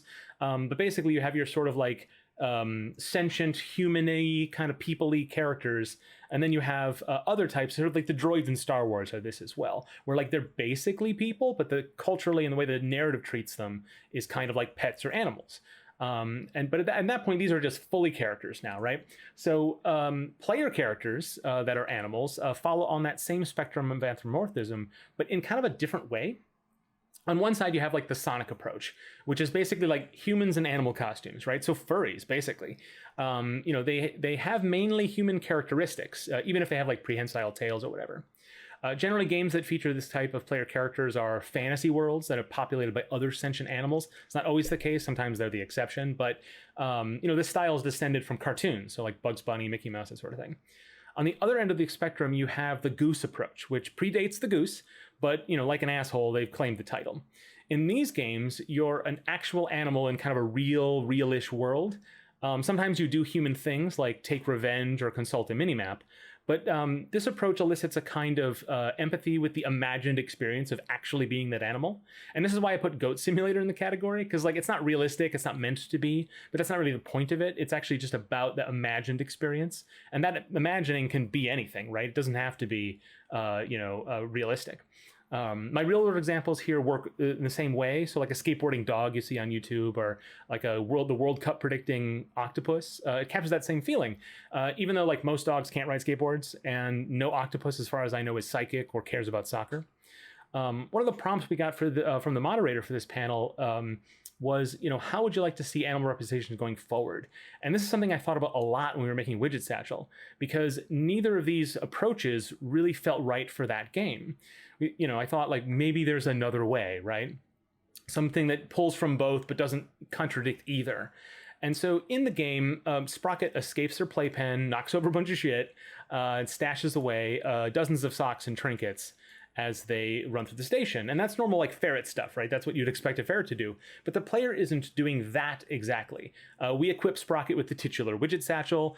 We give them a wrench and an electromagnet and other power-ups that a ferret couldn't reasonably operate. The player isn't doing ferret stuff. They're solving puzzles, uncovering secrets, figuring out optimal paths. They're doing gameplay stuff. We wanted our game to star a ferret, and we wanted the player to feel like they were a ferret, but we didn't want the game to be a ferret simulator. I also wanted the sci-fi world of Widget Satchel to be a bit silly, but like recognizably human. Ferrets, as we relate to them, are generally pets, right? So our character Sprocket has to be too. Now, Sonic is just far too radical a dude to be anybody's pet, and the goose is essentially a blank slate narratively. So our approach only works if Sprocket is neither Sonic nor the goose, right? Sprocket is cute and lovable, but in the same way that your pet is cute and lovable. And like your pet, your relationship with Sprocket is one where you can fill in some of the details, sort of bridging the gap between the animal that you know that they are and the friend that you see in them. And so I describe this as like Sprocket thinks they're people. But as far as the reality of the narrative concerns, Sprocket is not people. They're a pet ferret. And you see that in the character design, the game's clumsy physics interactions, awkward tumbling animations, sort of the overall game feel. But we connect these two realities with the game mechanics and the visuals. But you do it with your dog or cat too, right? Like you fill in the details of what they got up to while you were at work. You assign them human motivations to the silly things you see them do. Or like our human commander does for Sprocket, you put like pairs of socks on them or something. And that's how you connect those. It sort of works the same way, but we just use a different language to do it. Because we're not exactly trying to give you the feeling of being a ferret, exactly. We're putting you in the socks of this ferret to make you feel human feelings. And so I came up with a name for this concept that like everyone's gonna hate, I'm certain of it. Ludonarrative counterpoint. You could also describe it as like the Rugrats approach, which you'll understand if you're about my age. A counterpoint in music is the relationship between two or more independent melodies, which when played together create a single piece of music. It's one of those greater than the sum of its parts concepts, and that's what's important about it. And it's really hard to do well. But video games offer a perfect playing field for counterpoints, not just because they're already a multidisciplinary art form, but because players have developed by necessity a literacy to process seemingly incongruent, contradictory elements. So I want to see more games that can harness that instead of just accounting for it.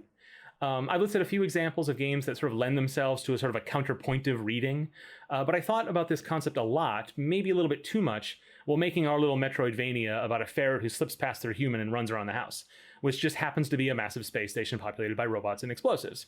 It sort of required a little bit more thinking for me to really execute an idea like this, even if the player doesn't see it. Animal characters are a perfect way into this kind of concept of game and narrative design because it's not hard to get someone interested in a game if you put a cute animal in it, but also because we have these kinds of rich multi-dimensional relationships with the animals in our lives already. So we kind of understand this sort of multiple realities that this offers us. So it's a perfect way in. So what can we do with this, right? So in Widget Satchel, I set up a mechanically adversarial relationship between Sprocket, who damages station equipment, and the humans whose job it is to keep the station operational. But narratively, the humans have no idea that Sprocket is the one causing problems, and Sprocket is a ferret and probably has no idea they're causing any trouble for anyone.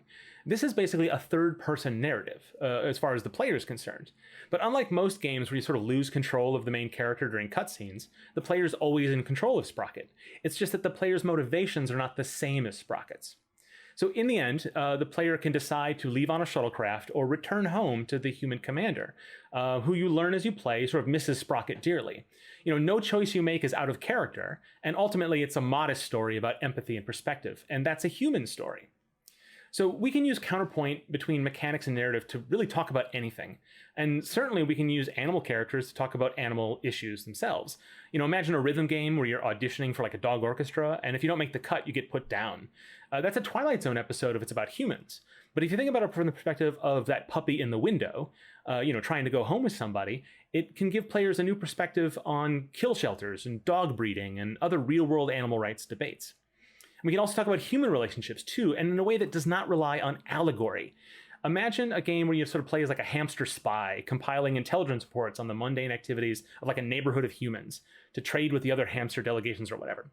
What kind of stories could be told about family, culture, or politics if seen through like an unexpected lens like that?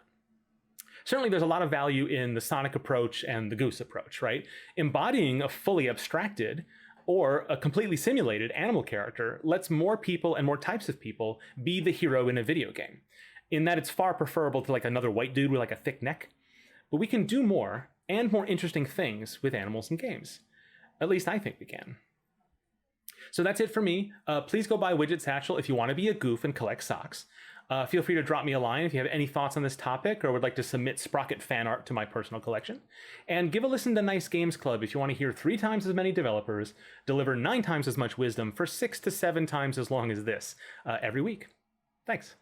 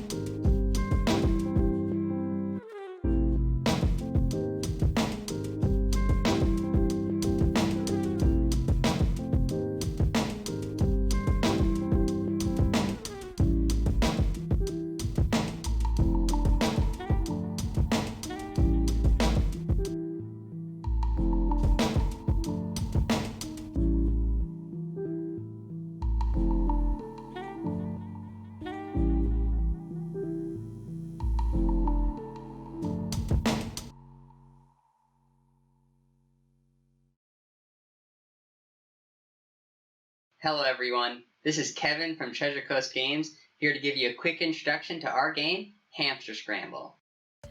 Hamster Scramble is a brand new fusion between 2 familiar genres, a platformer and a match 3 puzzle game. It's separated into 2 distinct sections, the puzzle boards up above and the platforming stage below. In most puzzle games, you just have the game board and throw pieces at it from a static location. In Hamster Scramble, however, you have full control over a character in the stage below. It is also here that the hamsters will scramble. The hamsters enter from the top of the stage via pipes running up the sides of the area, and loop back up when they reach the bottom. In order to make matches on the puzzle board, players will have to chase down and catch the hamsters. Each hamster has a color, and when caught, becomes a ball of the same color carried by the player. The player can then aim and throw the ball at the board to try and make matches. Making matches sends orbs at the opponent's board, filling up a meter that adds a line when full, pushing the opponent's board downward. If a player's board hits the center line, they lose. The platforming and puzzles themselves are rather straightforward, so I'll skip to the fun part, swapping. In Hamster Scramble, making matches isn't the only way to attack your opponent. Players also have the ability to swap into their opponent's side of the stage for a limited time. While there, you can harass your opponent and disrupt their game plan by throwing balls at their board, stealing their hamsters for yourself, or straight up finishing them off. Players can defend themselves from an invading opponent by attacking them, which will knock their hamsters out of their hands and stun them for a short time. Finding the right times and positions to swap is key to getting the most out of it. Each stage in Hamster Scramble has its own unique look, platform layout, and mechanics, such as slippery ice platforms and bubbles that catch hamsters and carry them upward. Players will have to adjust their strategies depending on which stage they are playing in. In our demo here at PAX Online, up to 4 players can enjoy local and online multiplayer in 4 of the game's stages. There's also the Hamster Village to explore, and a taste of the game's single-player content as well. So please come try out the game, and have a great time at PAX Online!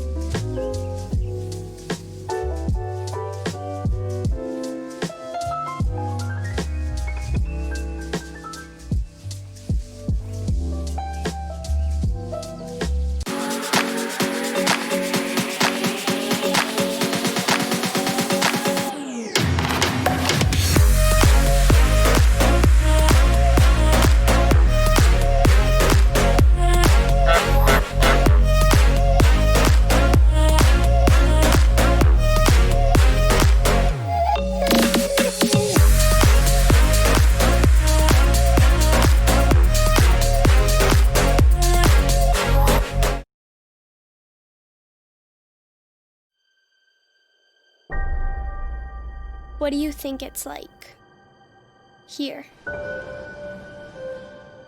being a kid in the hospital? How do we feel? Are we all the same? No.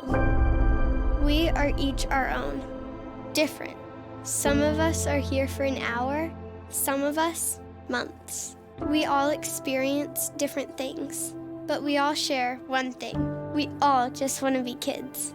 And that's where you come in. Because of you, we have a new way to play. A new way to make things better. And you helped us get just the right people to make it all happen, including one of the first gaming technology specialists in the country. Every day I get to come into work and use technology to help kids feel better.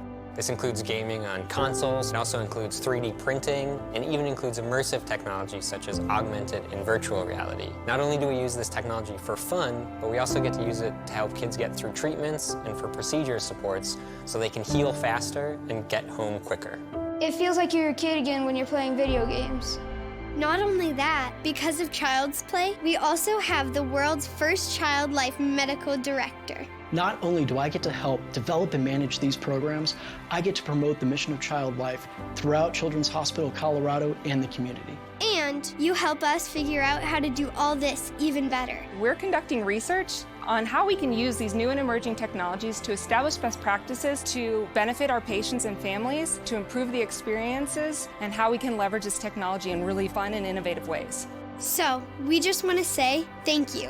Thank you for helping us be kids. Thank you for helping us play. Thank you for helping us heal.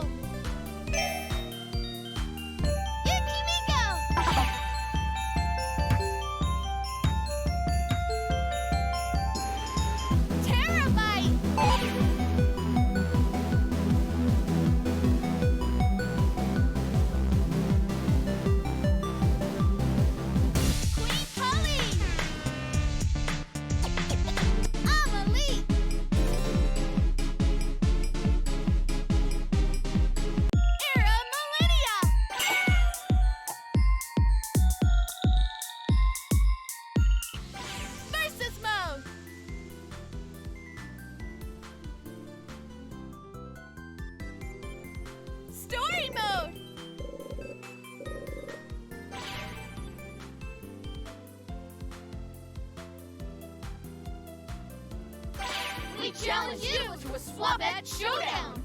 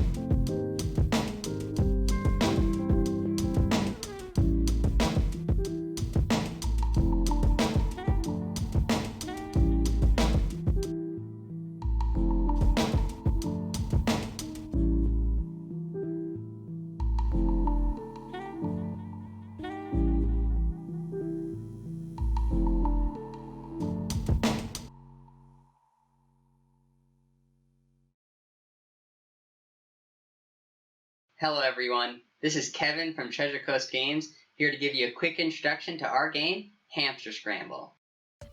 Hamster Scramble is a brand new fusion between two familiar genres, a platformer and a match 3 puzzle game. It's separated into two distinct sections, the puzzle boards up above and the platforming stage below. In most puzzle games, You just have the game board and throw pieces at it from a static location. In Hamster Scramble, however, you have full control over a character in the stage below. It is also here that the hamsters will scramble. The hamsters enter from the top of the stage via pipes running up the sides of the area, and loop back up when they reach the bottom. In order to make matches on the puzzle board, players will have to chase down and catch the hamsters. Each hamster has a color, and when caught, becomes a ball of the same color carried by the player. The player can then aim and throw the ball at the board to try and make matches. Making matches sends orbs at the opponent's board, filling up a meter that adds a line when full, pushing the opponent's. Awesome. Hello, internet. Like we got ladies, we got gentlemen, we got genderqueers, we got all of the above. Hello, I'm Maya Coleman. I'm Kickstarter for Skybound Tabletop. And I brought all of these lovely people to join me on stream to talk to you about how necessary diversity is in the tabletop industry and what we need to go and do that, because honestly, it's ridiculous how one note some of these games are. That's just stupid. We got all these cool people playing all these games, so we should be making all these cool games about all these people. That's essentially how I would round that out, I guess. So here are the lovely people on the panel that we'll be talking with today. First is me, who I told you who I am already. I'm the Kickstarter manager for Skybound Tabletop. I'm known for being still the only employee at Secret Hitler 4 years running. I ran the Trogdor, the board game Kickstarter, by myself from a train in the Netherlands, and I do a lot of Kickstarter stuff.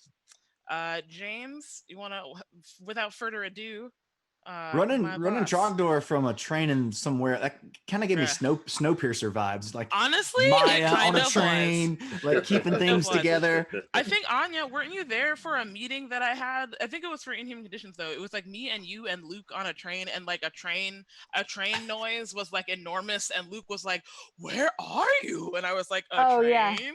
Yeah. Anyway, sorry, James, continue. Snowpiercer's great. Anyway, tell us who you are. I am James. I am Senior Director of Skybound Tabletop Games, and I care about this subject a lot. So here I am. Thank you. You should, because it's important. Anya, this is Anya. They're my best friend. Tell us who you are, Anya. Hi, I'm Anya. I'm the Director of Games at Kickstarter. That's Kickstarter, the company, not a specific Kickstarter project, which can get a little confusing. Yes. So I'm responsible for the category. That's tabletop games, that's video games, that's LARP, that's anything that is a game. I have to make sure the ship or the train here is running. Hello. Nice. Yeah, Anya's badass. Also, she's a musician. And she's great. Cool. All right. Here we go. Jeremy, what's going on, dude? How you doing? Tell us about who you are. Yeah. Well, I work with Man vs. Meeple, which is a media outlet. We cover board games in many different ways. I myself do a little bit of everything that is around board games: advertising, promotion, reviews, playthroughs for solo stuff, and pretty much just doing community building things. So that's what I'm supposed to do, is spread knowledge about board games and also make sure the community is healthy. So. Hell yeah. You are like a dude that I was like, I want to know that dude. But then I was like, I'm too awkward to introduce myself to that dude. No, but then I eventually did, and I'm like, what up, Jeremy? Hey. Never. Thank you for accepting my awkwardness and doing cool community stuff. Yeah. And Marcus, oh my God, sorry. I'm so excited to talk to Marcus and Kara too. I just hear Courtney talking about y'all. Can y'all talk about yourselves? Because you do cool stuff. Sure. Like at the same time. No. Actually, I was gonna say Marcus, but no, Kara, you go first because I remembered how much I love your cat. Kara, please tell us who you are and what you do. Okay, cool. I'm Kara Michelle Ryan. I am the art director and half of Water Bear Games. We have published Discount Salmon and Bees and Let Her Go so far. And yeah. I like those games. Yay. Yeah, I luckily have a roommate who is like y'all's biggest fan, so I get to experience y'all's games, and I'm like, yes. Yeah. That's why I reached out to y'all. And then Marcus, can you give some little bit of you on this as well? Sure. I'm Marcus. I'm Kara's cousin, and I write the rules for the games and make the games up, and then she makes them pretty. So Yo, We work see, together that's like, well. yeah, like you're both sides of the brain. Mm-hmm. That is excellent. Can't wait to play your games more. I want to play everybody's games. Honestly, okay, great. You guys are great. I love you all. Thank you for being on this panel. So, why are we here? We are here because the game industry, tabletop industry rather, has a problem. And that problem is that it's real homogenous with the same people making games and the same people making like are the subject of other games. Like, do we know? I know there have been some people that have tried to make strides, but like as y'all know, it hasn't been a lot. But can you think of offhand some things that some people have already tried to do in the past that isn't just like saying we're going to do something, but then they didn't actually do anything?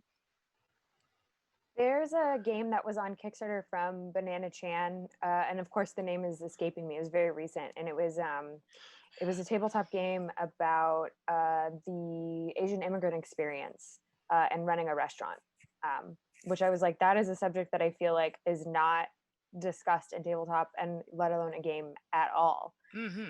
There's been a couple like this is not the right term, diversity games, right? Like that's a terrible term, but games that are not just about like trains or or just like, you know, typical sort of white dude stuff. It's kind of cool for me to work in a space to be like, oh wow, this is interesting. I didn't think about, you know, this perspective. How do you make a game for that? So I've always found that just we're at a point where I've kind of seen it where it's just a blender of stuff, where it's like it seems effortless blender, you know, of culture, which is great, you know, to represent everybody and sexual orientation and stuff like that, and it make it look effortless. And then you just have the other part where you have like maybe one character of color and they look very stereotypical, or they got painted with a brown brush, you know, and not necessarily a good brown brush, just like a really dark one with a dark crayon, you know. That like nobody washed the water out before, you know? so it's And just been like crusty yeah, with you the know, old paint. Yeah. Or you can just tell, you know, it's like it's done by a foreign artist, and the foreign artists don't necessarily have a touch of what's going on in this world. They don't, nor do they care. So yeah, we can get into all that, but you know, we will. In fact, yes, that is the point of the panel. Yeah. Because you know, like I've seen a lot of these types of panels too. And usually they're run by like really like performative people who are like, yes, look at these reasons why I'm doing the right thing. And that's not always helpful. And I think what we should totally talk about today is like what's actually helpful. What are some actual like active things we can be doing, and how people should be handling all of this, because the industry is cool and it's growing and there's all these cool new people. So we need to have the games grow too, or else like what is the like the whole community would just be stagnant if we didn't make new games for all the cool new people we're adding on to the community. But one of the good things also is that everybody kind of comes from everywhere. So let's talk about like where we were when we were getting started in the industry. Me, whew, wow. If you had talked to me like 5 years ago, I'd be like, yeah, I'm just gonna like be a film composer or whatever. And now I'm working in board games somehow. I seriously, my friend Tommy made Secret Hitler, and that's the end of the story as to how I happened, which is wild. And it was very much like I'm the only POC in this office, kind of. Who else is making games? No one? Cool. I'm just gonna chill in my cubby and stuff, and it's really nice actually to see how much that has changed. But I wanted to hear from you guys too. Like, what was your journey starting from how it was like when you started versus like how things are going now? Because at least for me, things are getting better. They're probably not where we need to be, but they're getting better. Oh, well, I'll just go ahead and kick it off. And like, I work at the VA. I am a trainer by day. I basically do a version of what I'm doing for the industry. Is like I train and teach things, and that's kind of halted right now. But we're about to kick that up again. I'm very excited. But that's what I was doing before I even got in industry. So I was already into like writing curriculum, you know, creating content, because that's what I do at the VA is create content for people to digest and learn about development. And even in that industry, there's not a lot of people of color at all. Like we actually just had a huge overhaul in our office after a whole bunch of staff members left, and now my boss is black. Our front, like we have all these people now of color, a very eclectic bunch, which is great to have. But then I go over and I look at the industry and like, yeah, that's food. I tell you, I guess the industry's on the diet because I don't see a lot of us, So it's like, it's like, so I mean, and I honestly, I'll be honest with you, like I see some of that changing, but I also see a lot of things that need to be, developed.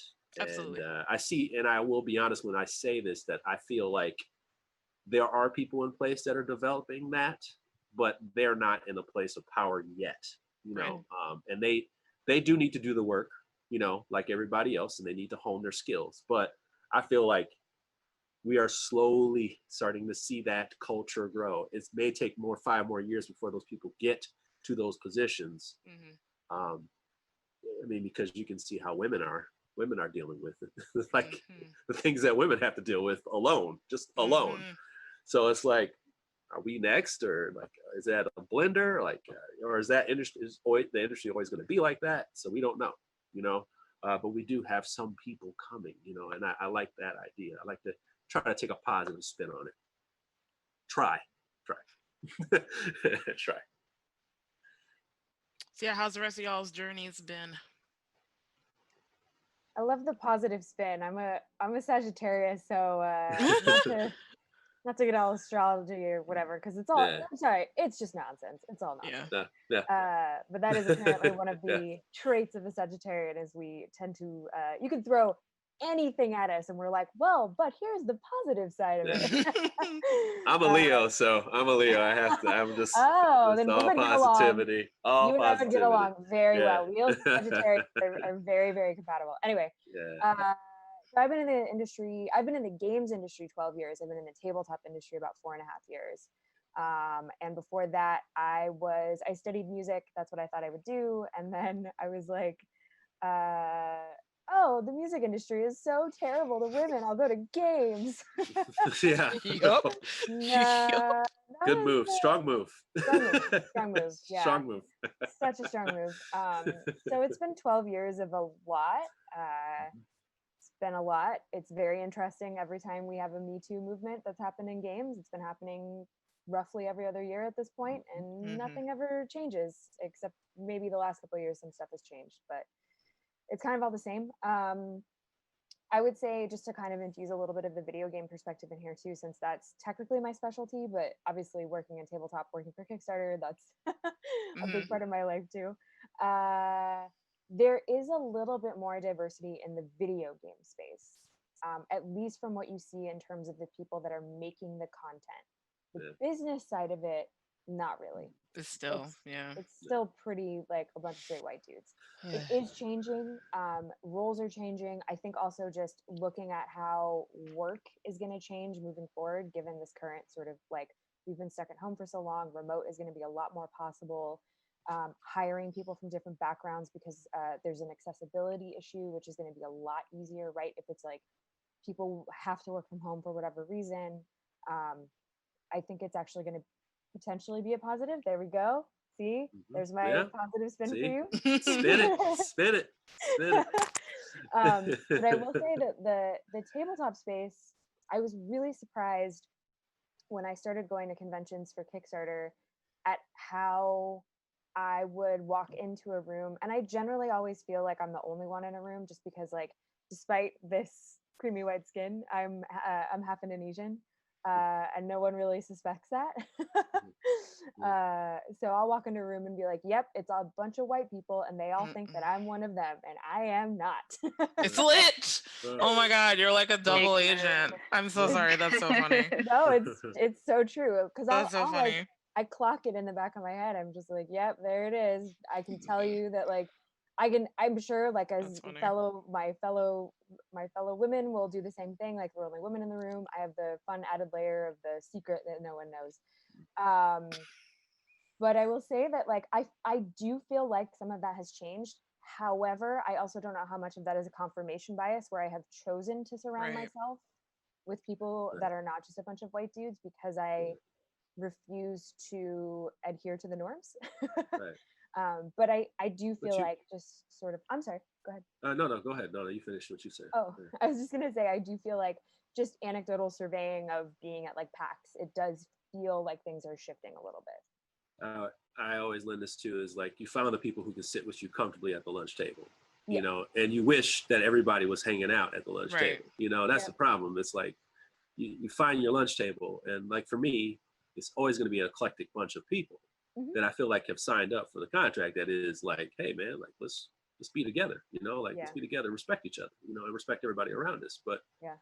you know, even within that, it's unfortunate that you can't go that far because then there's the poker room talk, and then there's the people who just, you know, they're doing it just to kind of cover up, and we, you know, that's what we're really dealing with here, and that's what we're really dealing with. A lot of undercover stuff going on, and a lot of like, you know, in plain sight but not seen, especially with women, you know, which is unfortunate. I don't want to take up too much time because Yeah. I do want to hear from Kara, James, and Marcus. Marcus.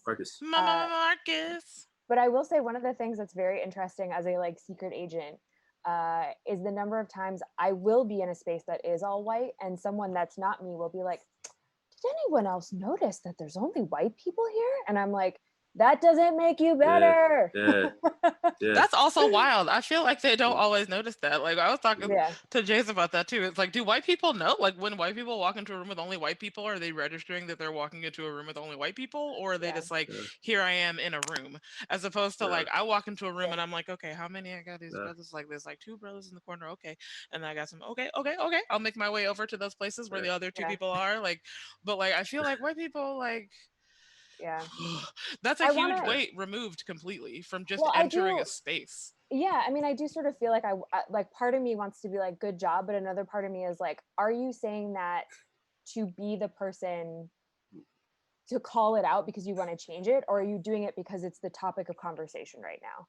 And that's where I get very, very concerned about intent. That's always like a huge one for me. And so I've definitely just left conversations and be like, I can't be a part of this conversation because I'm gonna go off. Anyway, sorry. What are some of y'all's other experiences, Kara and Marcus? Y'all are so nice. Sorry, yeah. What are y'all's experiences too, guys? I'm from Nebraska, so What? yeah. Wait, you're from Nebraska? Like Let me Nebraska? cheers to you, sir. I'm in Omaha, Nebraska right now. Bro, black people are from Nebraska? There are some. Yes, there are. Yes, there are. Oh, I need to send y'all I a just care looked it up. package. Thank y'all. The state is 88% white.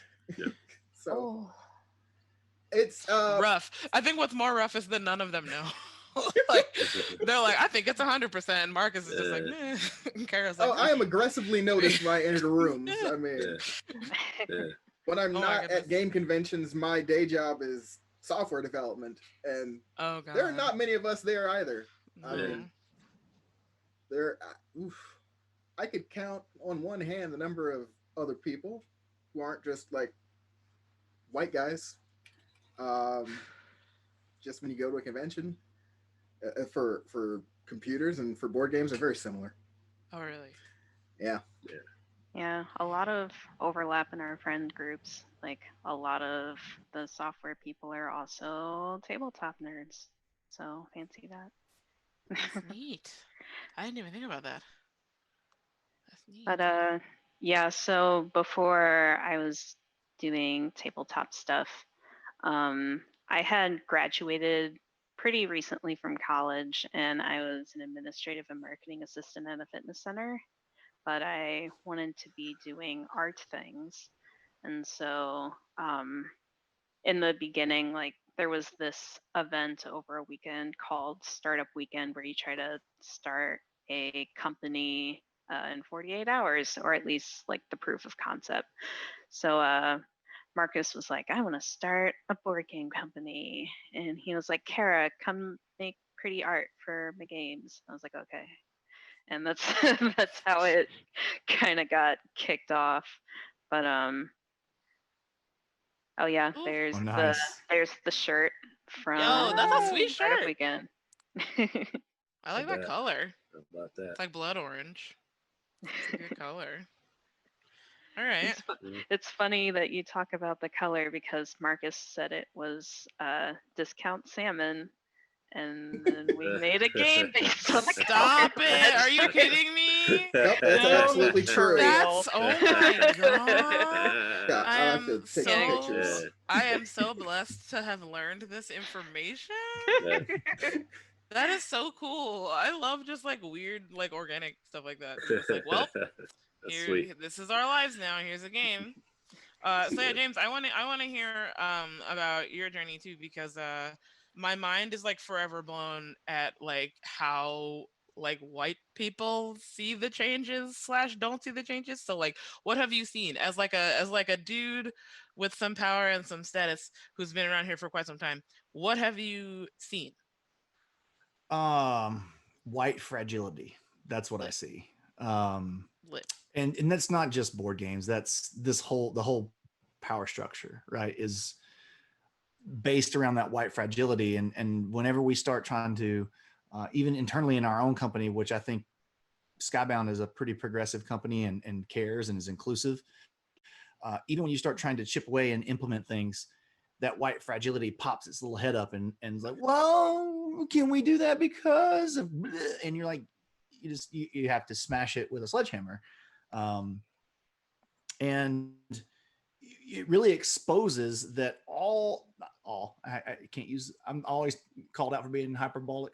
A lot of companies are built on, white supremacy and, privilege. And so you get these areas that just need to be broken and beaten down and then rebuilt back up the right way. So a lot of the conversations that I have in the industry, like Jeremy was saying, are one-on-one because a lot of people are unwilling to have them in public. So I have a lot of these conversations one-on-one, and the biggest thing is like I am preaching, evangelizing why diversity is important, because I don't feel like if people don't have a genuine reason why they should do it in the first place, or why they should care in the first place, they're going to be doing it for tokenism. They're going to be doing it for the wrong reasons. I don't know if I think that was just mostly me rambling for like 3 minutes. I don't know if that answered any of your questions. No, it did. And like, it also brought up this other point, where like right now, we're talking a lot about, like my next section where we're trying to make ourselves seen. We're trying to, see like just each other within the community and everything. And I think it's really great, James, that you have been talking to about this, because I feel like you, like a games person who is white in the sphere of games, telling other white games persons to be doing things is helpful, because like they don't want to listen to us. It's like, they don't want to listen to me. Like, either. let's just like say that. Like, I'm sure some of them want to listen to us, but like for the most part, it's like I feel like I'm preaching to the choir, which is part of why I am doing this panel so much and I am pulling all these people together, is because I'm like, I am tired of you not listening to me. Like, we need to do things, we need to make change, and we're here. We need to stay seen. So like, what are some things that you guys have been doing to make yourself seen and to make others seen? For me, it's just people randomly taking pictures of me at cons for Secret Hitler and then posting me in the Secret Hitler subreddit, which is very stressful. Yeah. It's fine, but I meet a lot of cool people. But I'm also like, since my whole company is like dads who like don't want to like see anybody, and then it's me being like, I guess I'm the only one here. It's very stressful because it's like, here I am on this pedestal, but I also don't want to be on this pedestal. I just want to give you guys cool games, which is also why I'm working for Skybound now, because I'm like, heck yes, cool games, more people. But like, how do you guys go about making yourself seen and like see how you're like represented in the environment, or if we even do get to represent ourselves how we want to represent ourselves in this environment? What say you? I would say partly just because I'm really a big self-promoter. I kind of have an outward personality, so I don't really allow people to not see me if I don't want to.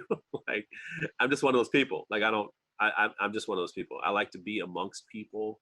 I want people to know about things. I want to share. So I think just by doing that, over time, whether you have some those internal bugs that I think some people feel right away, they may get over them over time. Or unfortunately, I may be the one that they are okay with, but I can't take that approach. I have to at least, remain positive, also represent myself well, which is something I know I have to do in this world anyway, better than other people in a sense.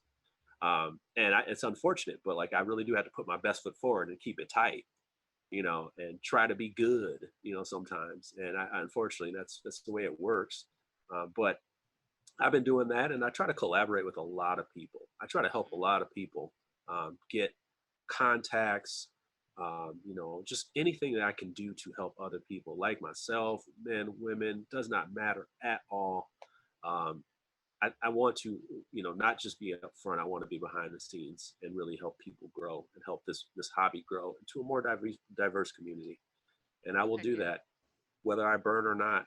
This is just cardboards and cubes. I care about the people. So Heck yeah. And for our fellow introverts, what do y'all do to make yourself seen? That's really rad, Jeremy, though. I feel like it's so important to, like, if you have that access, then, like, share that access and bring people up. Like, that's so No, important. you have to. It's your responsibility. It's your responsibility. Like, I have a platform. I've only been going up for 3 years. I've only been going up. And I may be at my plateau, who knows? But I will take people with me, or I will send them to wherever they need to go, or whatever they need help with, or give them what I had confusion with so that they can do what they want to do with it. And I just won't stop doing it. That's what I made. That's what I'm here for. Right. So, like, you and James like talking to people. Yeah. Bless both of your hearts. For the other introverted more people on this panel, myself included, what are some of those things that y'all are doing to make yourselves seen that aren't accidentally being posted up on Reddits of your board games? Ooh, I'm mostly on Twitter, lurking. No, just lurk. That's like the opposite of making yourself seen. You're intentionally hiding yourself on Twitter. Like, that's not Marcus. Well, Marcus, I feel like, at least before pandemic times, like, you would go to like a ton of conventions, and like I go to conventions when I can, but like even before pandemic times, like the last couple of years, I've been focusing on my kiddos. Like, I have one that's 2 and then one that's 2 months old now. So yeah. Precious. So I've been focusing on my kiddos. But like I'll still do art for our games when I find the time, and hopefully when the kids are a little older, I can just bring them with me to conventions and we'll all play board games and it'll be fun. Oh, but that would be great. Cute as heck. Yeah. But yeah, Marcus, I feel like you would go to cons like at least 1 a month or like 2 or 3. Marcus, you're hustlers here. I was trying real hard. So I specialize in mostly going to the game development conventions. So your Protospiels, your Unpubs, and Tabletop Network. That was really good. And I went to all of those, bringing my games, letting people see me as a game designer. Yes. And yeah, because that's pretty rare. You have to have both time and money to go to those things. Yes. And the people with the kind of time and money just don't look very much like us. Yep. So. But when we get there, we're there. Represent. We get that nod. I keep trying to talk to my mom about like the Black people nod at cons, where I'm like, what up? Ooh, it's like one blurred across the room, and I'm like, what up? Yeah. Yeah. How you doing? You're like a mile away, but I see you. Yeah. Do you subconsciously count when you walk in the room? I always count. That is not subconscious. I intentionally count. All right. You ready? So this is terrible. This is terrible. No! This is terrible. Oh no! All right. So when I was coming up and stuff, like, first starting out my little tiny blog, and I didn't really know, nobody knew me or whatever. I would go to conventions and they would say, oh, like you'll see me. And I always write these emails that are very colorful and trying to get everybody excited. Like, see me. And I'd be like, well, you see me, I have dreads. And this one guy asked me one time, I'll never forget, he asked me, he said, you have dreads? Wait, are you Gerald? And this other guy named Gerald King, he had dreads. And I said, no, I'm not that guy with the dreads. I'm the other guy. Oh, no. And I was thinking to myself, like, wow, it's really down to that, huh? It really is. I was like, or I'll be the tall Black guy at the convention, like, it's just, you know, even as big as Gen Con, you would be surprised how few of us are there. Like I was just, it's not like hands, you know, it's not hands and toes, but I No, have but, been to a lot of conventions where it was hands and toes, and not even my toes, just my hands. So it's just interesting to see that, you know, even as it gets bigger and bigger, you know, even in Milwaukee where we Gen Con used to be, have a big convention, and it's just like, man, they are, oof, hey, you know, I'll take any color. Like, yes. I feel like Gen Con is practically a small city at this point. What are they up to? Like 80,000 people or something like that.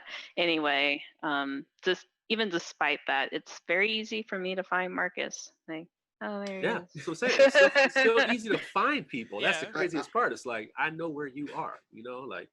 I even have, It's wild. honestly, I think I even have like better luck at PAX, and I think that might be because of what Andrew was saying, where like when they also add the video game element, there's a lot of different people there too, and so like Gen Con is very, wow, there are 2 white people here, or there are 2 black people here, and PAX is very, wow, there are 6 black people here. Like it's not like amazingly, but like I do enjoy PAX a little more because I like see a few more blurs in my homies. Yeah, Philly's a little different. People. Yeah, Philly was a little different though. Like that was Yeah. different. Oh, yeah, Yeah, it was different. Like yeah. I was like, okay, I'm feeling this. Like when the more public came in that Saturday, I was like, okay, yeah, this is cool. Like, you know, see more families coming in, black families. I'm like, all right, Yeah. cool. So Like, this is part of like what are some things that people are doing better? We're expanding our reach. We're going to more conventions. Like, what are some other things that we do? Like, one of the things I'm trying to do is this panel, just so I can just put myself and other rad POCs into places where white people might stumble upon me yelling at them.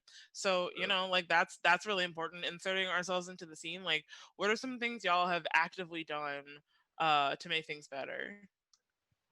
I accidentally found myself on 11 PAX panels at PAX East this year. It's lit. Oh God, Anya. Oh, you lit it up. You lit it up. It was a bad idea. It was terrible. It was a terrible That's idea. a bad idea. I've never been so tired in my entire life. But your representation. I am repping. It's a challenge, right? Because it's like I'm representing Kickstarter at the end of the day, right? Like that's at the end of the day, that's who I'm representing. But I am representing myself in a lot of the panels where I'll talk about like my personal experiences and my personal life. Sometimes to a degree that I like am a little bit uncomfortable sharing, but I'm also like, well, whatever, it's fine. This is my community. These are my friends. Like if I say something that's maybe deeply personal and it helps someone at the end of the day, like that's probably fine. Vulnerability never really hurt anybody. It's all good. But I have a fun challenge. I'm trying to word this correctly because it sounds very narcissistic. But I've been told the reason people want me on their panel is, quote, it's nice to have a pretty face. Bruh.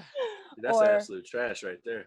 I feel like me and Marcus are making the same face. Sorry, I looked at Marcus and I was like, that's my face. face. I looked at Marcus and started cracking up. Just like, nah. Now hold on. You know what I'm saying? Oh, wait. Like, Expand, but know that I am angry. But yeah, expand. I also had the first 3 months that I worked at Kickstarter, my boss and I went to a conference, and a guy who applied for my job obviously didn't get the job. I got the job.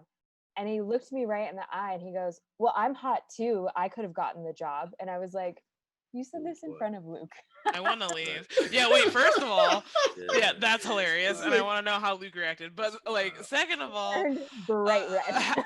how very dare you? Like, why would you? It's a weird thing. So I'm like, well, okay, so now I have the total like just spiral of like, I have to represent Kickstarter. I also have to represent myself. I have to represent my like biracial community, which nobody even knows I'm biracial until I tell people, and I have to prove it. I have to prove it so many times because like whatever. Why would I lie? But fine. And then I have the added element of like, well, does it even matter what I'm saying? Am I only here because they just want a pretty girl? Like that's so what? Why? What am I doing? Why am I here? What's the point of this? Why don't I just go home? Like this is such a waste of my time. And so, like this is like nonsense. And so. That's partially why I've just sort of been like, F it. I'm just going to be super honest about my experiences, because if that's all I am is like a token hot chick a token woman, a token biracial person, a token Kickstarter person. I'm going to flip the script then, and then fine. You want to get the real me? You want to get the dirt? You want to get the nonsense? Then great. I'm going to lay it all out there. And I think that's actually why more people have They been like, put you in that box. Like they put you in that box. Yeah, And so that's the it's thing. great. It's like, you know, often people like us, you know, like especially for me, just from my experience, Black people, like, you know, sometimes they put us in that box, you know, like it's like, all right, we brought this guy on for his energy, but we also brought him on because he's Black. We checked 2 boxes. You see what I'm saying? Like, so, you know, we checked 2 boxes. We good, you know, right?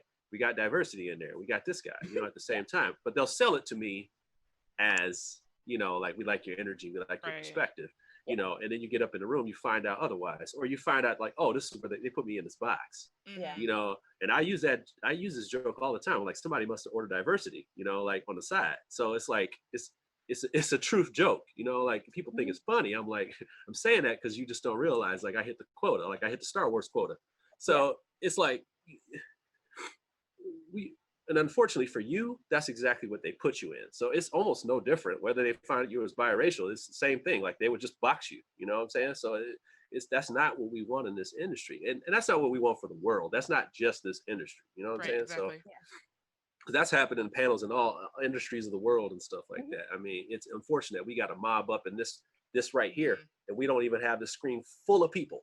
You know, like talking about this wonderful topic with 20 people in the chat, you know, like, you know, a town hall of a lot of people, but we got ways to go, right? I feel like Kara, you're doing a lot of art too, Kara. I was going to say, could you also talk on how things have looked too from your like artist perspective as well? I know obviously you're also doing art for games, but like still, can you tell us more about your perspective from the art side of it too?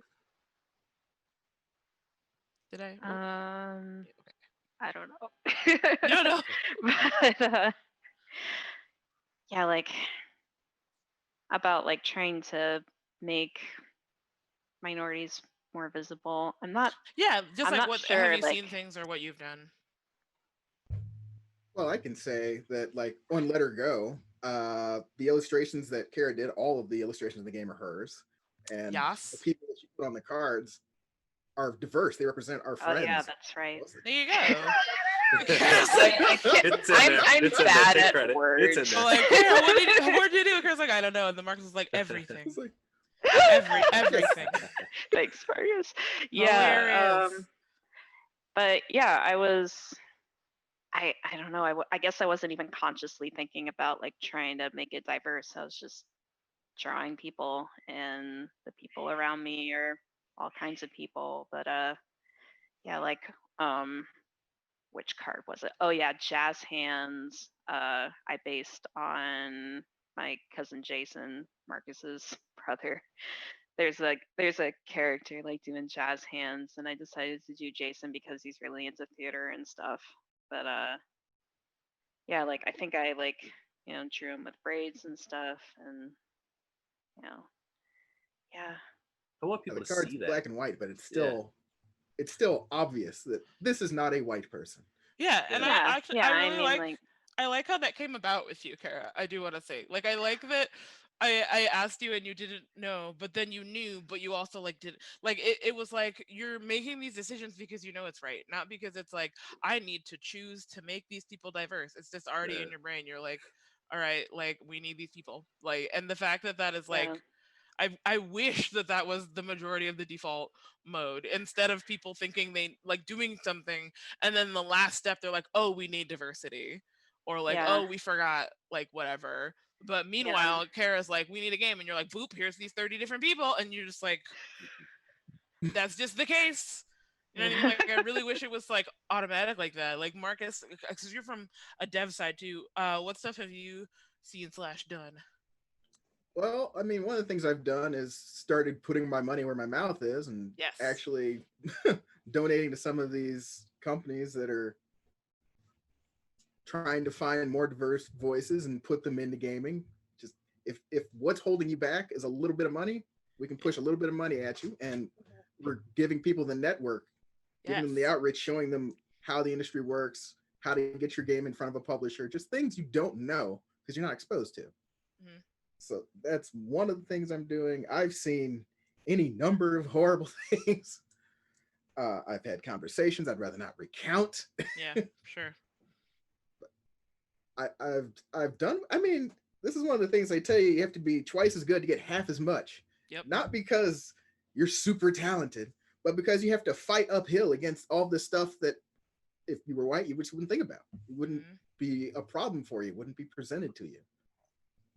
It's like you're basically, your presence is questioned because you don't conform to the norm when you walk into the room. Right. Just by existing, you're not the norm. So when you go to talk about games, you have to prove that you know what you're talking about. Otherwise, they're gonna be like, okay, well, I don't know why he's here. Yeah, the gatekeeping is a real problem in the games industry. It's a really, really, really huge issue. Not just from, I don't know. I feel like maybe in tabletop it's not as bad, but in video games it's devastatingly terrible in video games. Just devastatingly terrible. Oh, it is. It's I was like, I would say it's pretty bad. It is.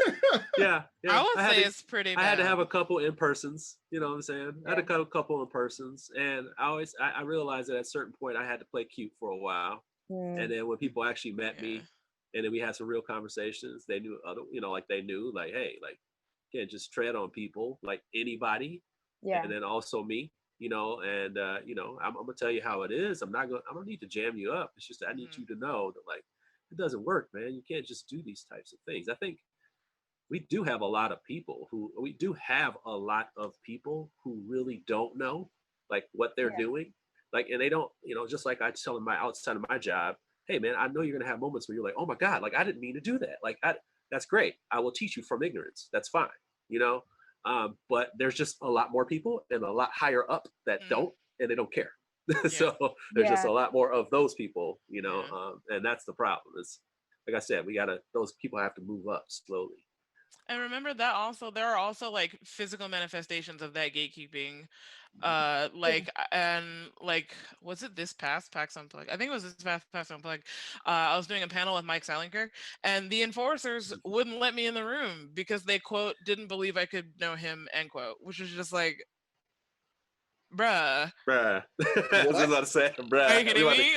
We're about to cue it up. Like, bruh. I was like, I'm on the panel, and they're like, well, you can't know Mike Seilinker, and I was like, I'm literally friend, like God. He's literally my friend. And they're like, no, you can't. They had to like go bring him to the door to be like, yes, I know this person, and then they let me in, which is just like so ridiculous. Like, and it's like whenever it's just some other panel I'm doing, it's fine, but like because they're like, here's this high profile white person, and that high profile white person couldn't possibly know this random black person who I've never seen before. Yeah. And it was just like, are you kidding me? Like, seriously? Tell me Mike went off. No, he did. I was saying, Mike probably he was very angry. Yeah. Mike ain't having that, man. I love Mike. Yo, I know, right? Oh no, we can't that. know Mike. We don't know Mike Seilinker. We can't. How could we possibly know Mike Seilinker? Oh my God. Oh yeah, he was very mad. It was hilarious. But before that, it was some nonsense. So that's why I was also like, trust me, the board game community be out here acting wild, and they'll also just tell you that to your face at conventions sometimes. That's fair. Yeah. Let's go. I think I have the Kickstarter name behind me, which has shielded me from a lot. Like coming into this space is like, yeah, I'm an employee at Kickstarter. That's granted me a lot of privilege that I think is just like I take for granted a little bit, which is my own thing that I need to kind of check every once in a while. Yeah, checking privilege is important. Yeah, one of the things that I feel that I am also, again, teaching or preaching or yelling or screaming is a lot of times the hand will pop up from white creators, white publishers, power position folk, and they're like, I was trying to help, right? So they'll do something where they're trying to help. I'm air quoting that. It's maybe it comes from a good heart, but it's obviously still wrong and bad and misguided because it's still from a white privilege perspective. And then they get slapped down, rightfully so, because it's bullshit, right? Yes. But then they slinker back and they go, oh, well, I was trying to help. And this is what happens every time I try to help. I didn't help the right way. And I get reprimanded. So I'm just not going to help. And one of the things that I plead to people is take your lumps,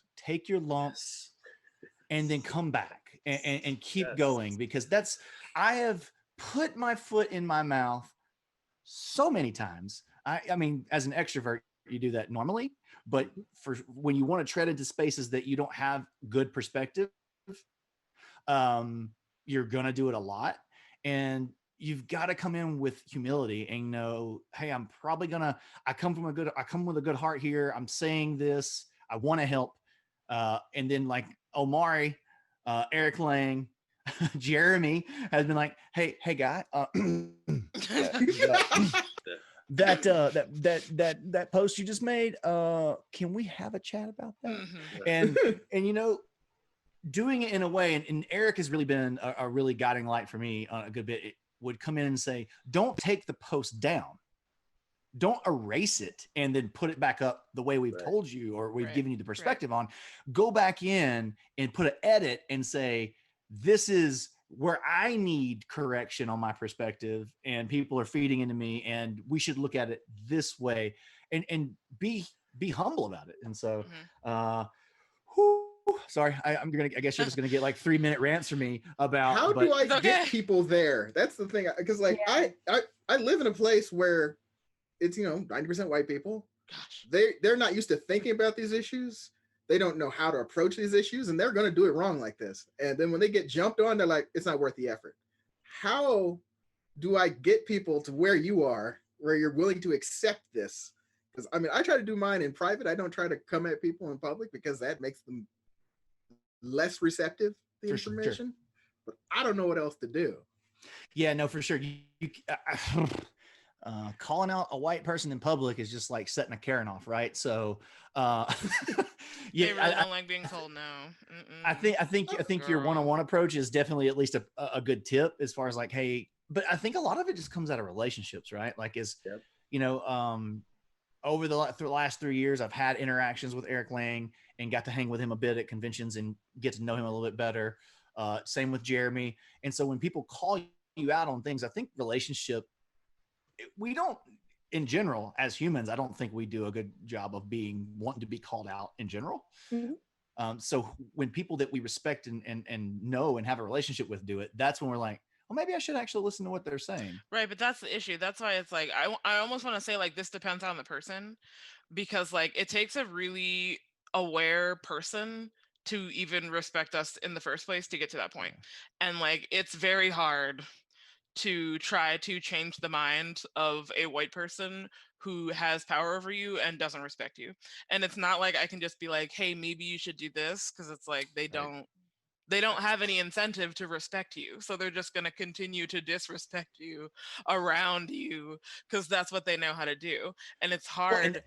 I'm lucky that I know you, because it's one of the reasons why at the top I started with, there has to be a genuine interest of why do you want diversity, because I feel like if there's not a genuine heart to why, then none of the other stuff's going to fall into place anyway. Right. So that's why like I'm out there trying to like whoever will listen, talk about this is why diversity is important. It's not to check boxes like Jeremy was saying earlier.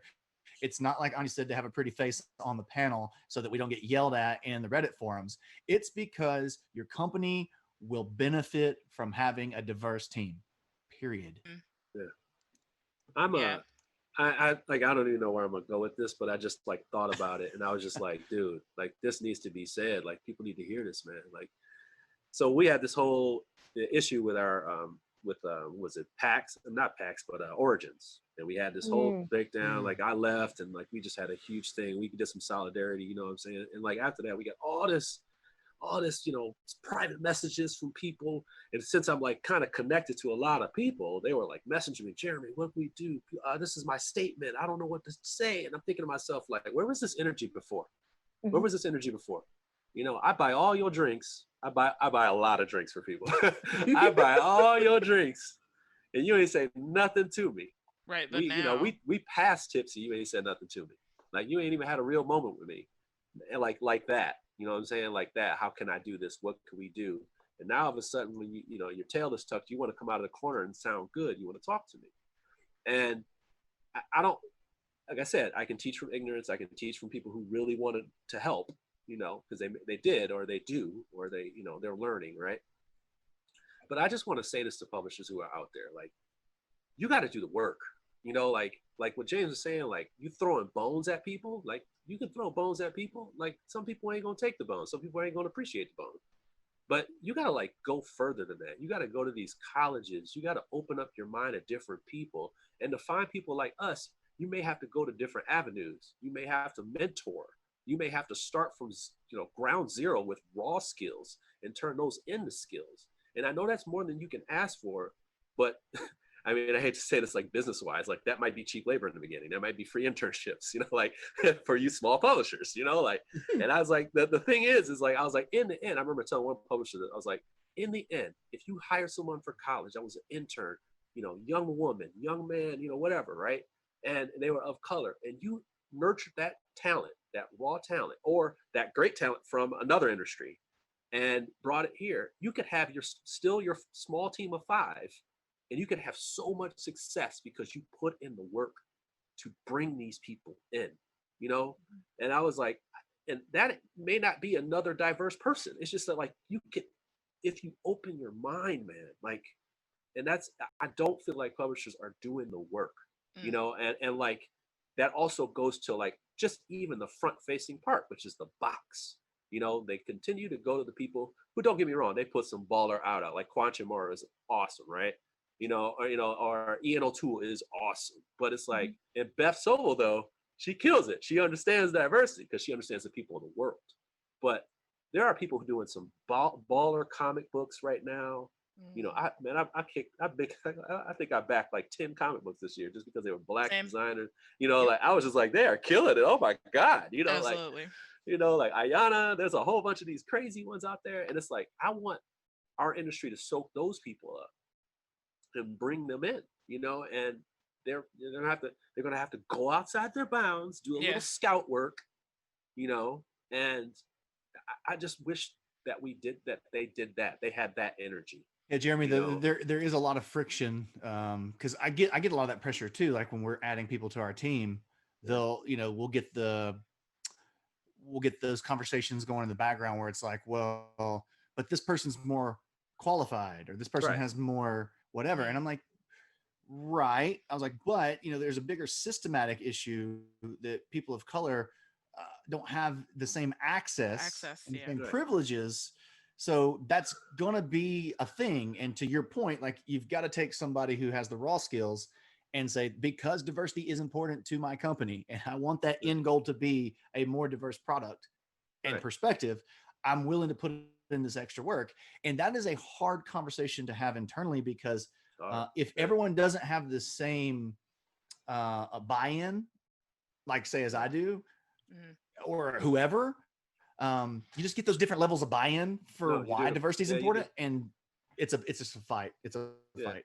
This honestly, it really leads well actually into one of the questions that we got from Instagram that I was going to do towards the end, which is I guess kind of now, but it still does really lend well to what we're talking about, which is that we had a question from Mergen the Dragon that says, how do we effectively get all gamers to the table when it comes to inclusion and diversity? So that's like exactly what we're talking about. Like, how do we take all these people that we know and try to show them or convince them that diversity is important? Like how are we doing that besides just yelling at them? I like yelling at them, but other people, they like doing other stuff too. So what are some other things? What can we do to just convince these people to get on board? I'm gonna be short and shut up. I'm just gonna say, hey, I start with these kids because I don't know if it's gonna happen anytime soon. I want these kids to get older. I want them to get confident. I want them to have that moment, those moments that I had back with Super Bowl and checkers and all kinds of stuff. Your Stratego. I want them to have the moment that I had when I got toys at the YMCA and there was a whole bunch of these board games in there, and that kind of sparked my life. Well, I want them to have games like Reef and Grim Forest to play, and then they can have their moment. And hopefully they get older and that sparks joy in them so they can do that with their families and go to these conventions and stuff like that. And if I can one day somehow get a bus of kids to go to this stuff for the whole weekend and not on the token Saturday or late Sunday when nobody cares to be there, I'd rather have them there for the whole weekend doing some things, having some fun. Let's do that, and until that happens, that's going to take some time, man. It's all going to take this time, but we have to make that strong so when the time comes it's all there. So that's kind of what I'm working on, like That's what I'm working on, because that's how I kind of given up on the older people. Like, it just Slick. so old, man. It's so old. It's so old, and that's the problem. It's so old. And unfortunately, I don't know how close that is going to ever get to Right. changing, although it is slowly. Yeah, what do y'all think? What are some ways we can effectively get these gamers to the table? From the Kickstarter perspective, one of the things that we try, at least I try really hard to do, although obviously now it's a little bit challenging with no traveling situations. Right. I actively try, and it's super challenging because I don't necessarily know what creators look like, nor do creators always use their real name. Right. So a lot of it for me is a guessing game. But I do try very hard to make sure of a couple things. One, when we do events that are public facing, we try to have a diverse set of creators. So it's not just a bunch of white dudes. We have women, we have different colors, different shapes, different accessibilities as much as we possibly can. We don't always achieve it, but we absolutely try our best. Same with the dinners that we throw. A couple times I've looked at the seating and been like, it's all dudes. Did you not realize this? And have had to have that conversation and say, like, that person's no longer invited because we need to have another woman at this table, and I'm not going to go if we don't do that. Same with any sort of like promotions that we do. I try really hard to make sure that our newsletter is diverse. I try to make sure that any talks that I do, there's a good diverse set of creators in those talks. I don't showcase anybody's faces or anything like that. But I will just kind of be like, this is an interesting game. You should definitely check it out, right? Because we hit the pillars, whatever they are. And then I'll say from a player's perspective, of someone who, like, I don't play as many games as I would like, but when I do, especially with any sort of character creation or RPGs, I try my best to make sure that I make a character that is unlike me in any possible way, just to get that perspective. Same. Right? Hey. I play black women on every freaking. I play black women on every freaking RPG ever. Yeah, I never play a man. I never play it. I played a non-binary elf, and every time people would Let's go. I was like, it's they. It's they. Wild. Just to get Yes. people that perspective. Even though I'm like, cis woman. I'm non-binary. Let's go. But I I will use these say- in pronouns though, but still. Yeah, but I will also say that, like, that has kind of had a little bit of a ripple effect within the people that I play with, where they were like, oh, I kind of want to play as a woman, or like, I kind of want to play as a man. Just to kind of get that different perspective. It's very small. I don't think it necessarily has like a huge impact, but it is just my little way of being like, I'm gonna break the norm a little. Yeah, Anya, I see that a lot too, when just being around things helps us as dumb humans, right? Like, I think we just need to be exposed and have our perspective widened, because that's, at first I remember hearing people within the company say, or not, but anytime they're around non-binary, like, I just can't do they, them. It's just grammatically incorrect. And I could never do that. And then even for myself, like when Maya was like, I'm they, them, sorry, just go ahead and get right. And I'm like, okay, well, that's going to be really tough for me, because that doesn't feel like any words I've ever used ever. And well, James, water is wet, grass is green. Saying them is going to be tough for you. No, but what I'm saying is, like, yes. Well, at first it was. At first, like the first handful of times, I was like, oh, this feels so awkward to say that. But then, like, after you do it a handful of times, you're like, to Anya's point, right? Like, it's really no big deal, right? Nope. It's not at all. And I'm glad that the board game industry has at least introduced some of that normalcy to us. Like, agree. I do feel like there is some of that. Like, that's a positive thing to me. Although there is a ton of challenges still.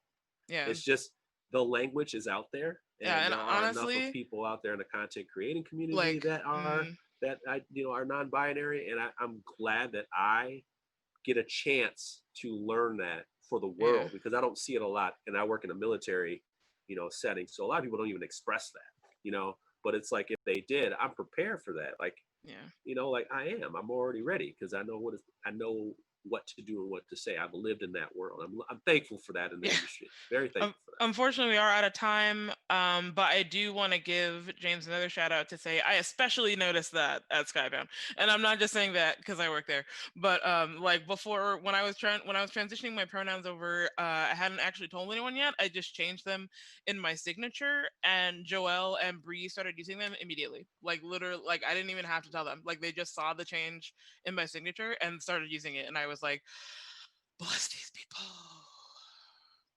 Very, very relieved. That has never happened before, ever.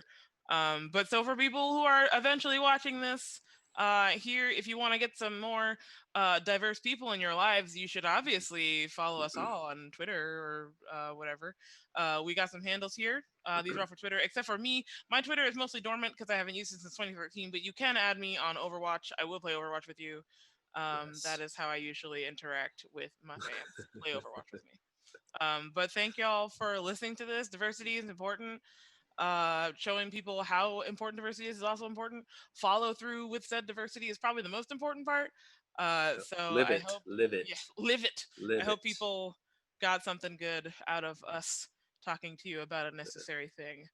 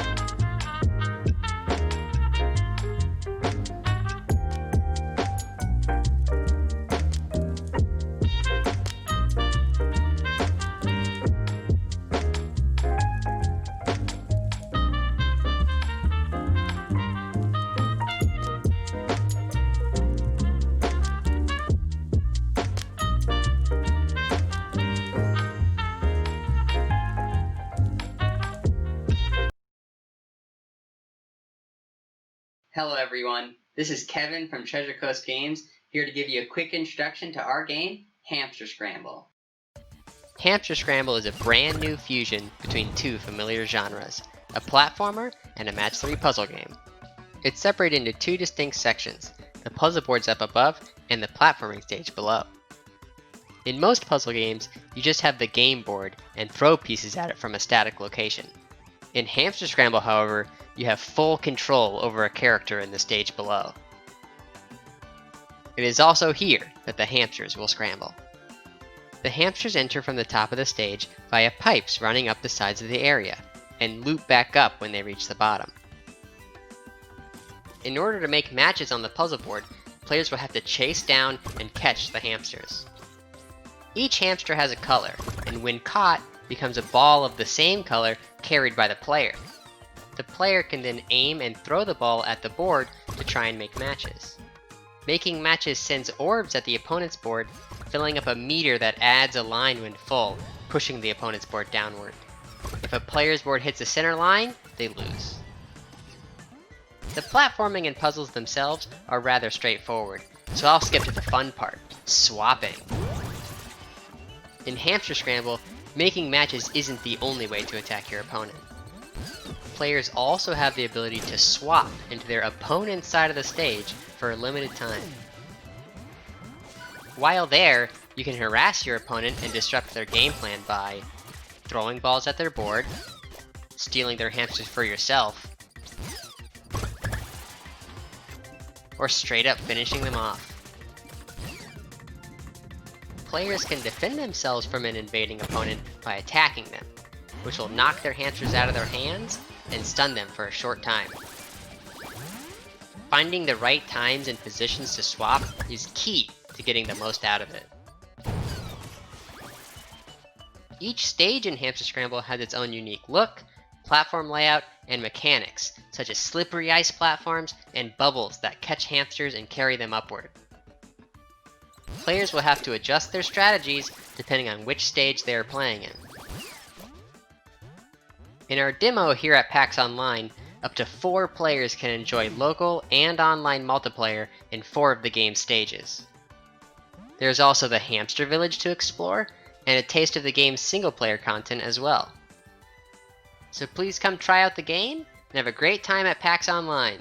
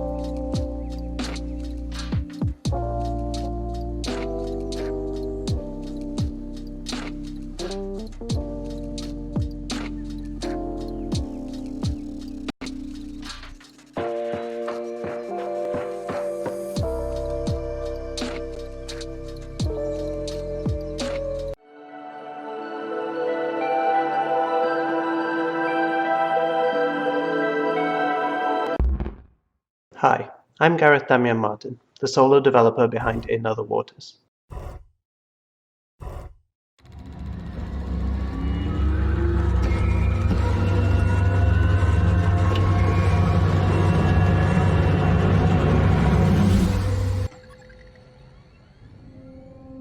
In Other Waters is a narrative exploration game that casts you as the AI assistant to a xenobiologist as they explore and study an alien ocean. Played through a unique interface that offers a distinct perspective on the water world of Gliese 667cc, In Other Waters paints the picture of a unique and complex ecology through an immersive array of signals, descriptions, and sounds. As well as offering a compelling mystery as you help Ellery Vass track missing scientist Dr. Minei Nomura and uncover the complex history of this planet. In Other Waters also rewards free exploration and scientific study.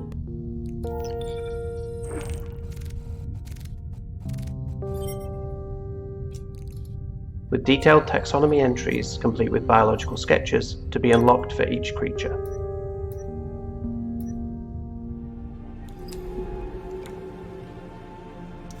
Imagined as an alternative to the militaristic and colonial focus of most science fiction, In Other Waters is a game about humanity's relationship to the ecologies that surround us, and our insatiable curiosity about the natural world. In a time of climate crisis and ecological destruction, can we imagine a different future, or are we doomed to repeat the mistakes of our species' past? Find out in this unique and beautiful dive into another world. Available now on PC, Mac, and Nintendo Switch.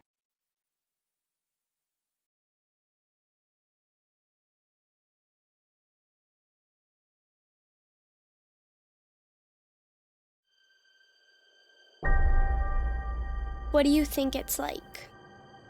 Here. Being a kid in the hospital. How do we feel? Are we all the same? No. We are each our own, different.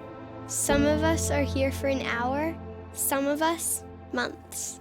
We all experience different things, but we all share one thing. We all just want to be kids. And that's where you come in. Because of you, we have a new way to play. A new way to make things better. And you helped us get just the right people to make it all happen, including one of the first gaming technology specialists in the country. Every day I get to come into work and use technology to help kids feel better. This includes gaming on consoles, it also includes 3D printing, and even includes immersive technology such as augmented and virtual reality. Not only do we use this technology for fun, but we also get to use it to help kids get through treatments and for procedure supports so they can heal faster and get home quicker. It feels like you're a kid again when you're playing video games.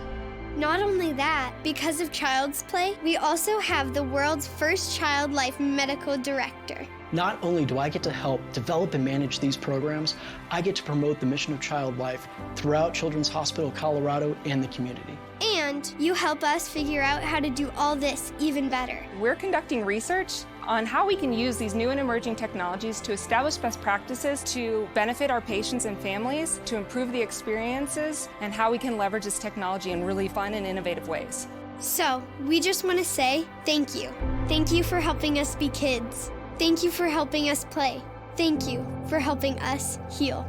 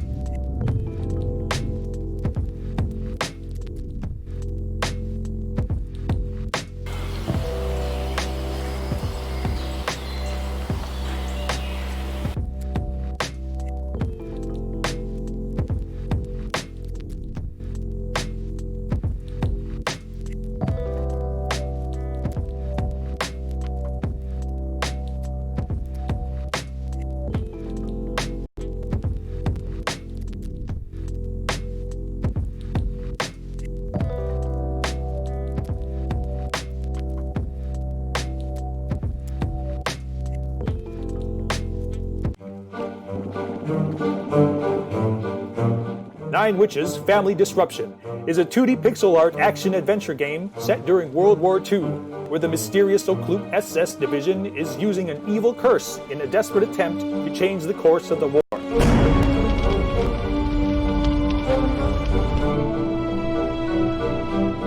As you explore over 60 colorful and beautiful pixel art style locations, you will encounter over 40 characters with a range of entertaining, humorous personalities, which can be crude, sympathetic, gloomy, or sarcastic, but always bizarre.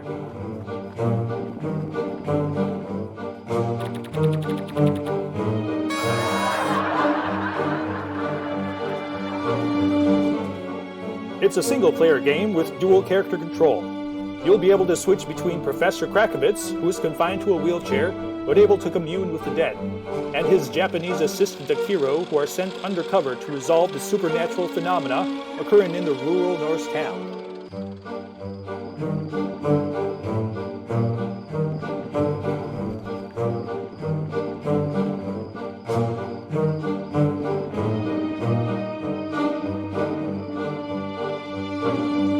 Akiro collects interesting items to store in the inventory and takes notes about objectives and clues. Professor Krakowitz gets goosebumps and a blue aura around his body when he senses the presence of spirits and is able to enter the astral plane, an invisible world between life and death. There he is able to communicate with lost souls to gather further information that will help solve the case.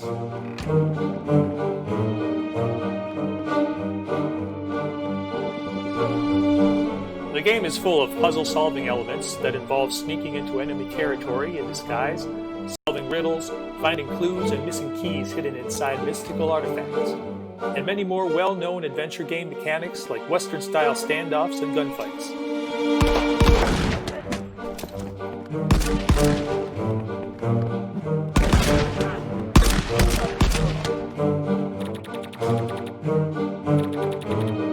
Hi everyone at PAX Online 2020 and welcome to our panel, IGN Global, Postcards from Gaming Cultures Around the World. IGN has editions in nearly 30 regions and in 25 languages all around the world, and each one serves a very different local audience. In this panel, IGN editors from 6 of our global editions will discuss the similarities and the differences in our local gaming communities, the hilarious predicaments that these differences can sometimes land us in, and some of the war stories on how we handle them. So let's introduce everyone on the panel. I'll go first. My name is Daniel Robson. I am the chief editor of IGN Japan, based out here in Tokyo. We launched the Japan site in 2016. We publish in the Japanese language for the local audience, but since there are a lot of big games that come out of Japan, we also sometimes produce content for the global site in English as well. I've got to tell you, the gaming scene is pretty different in Japan than it is in the West, and we certainly had some challenges launching the site, so I'm looking forward to sharing some of the stories with you guys as we go on. Alex, would you like to go next? My name is Alex Simmons, and I'm the UK studio lead for IGN over here in the UK.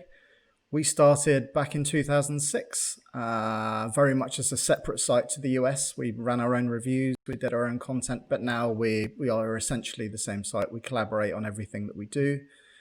We started with 2 people, myself and one other, but with 1 laptop, which was tricky.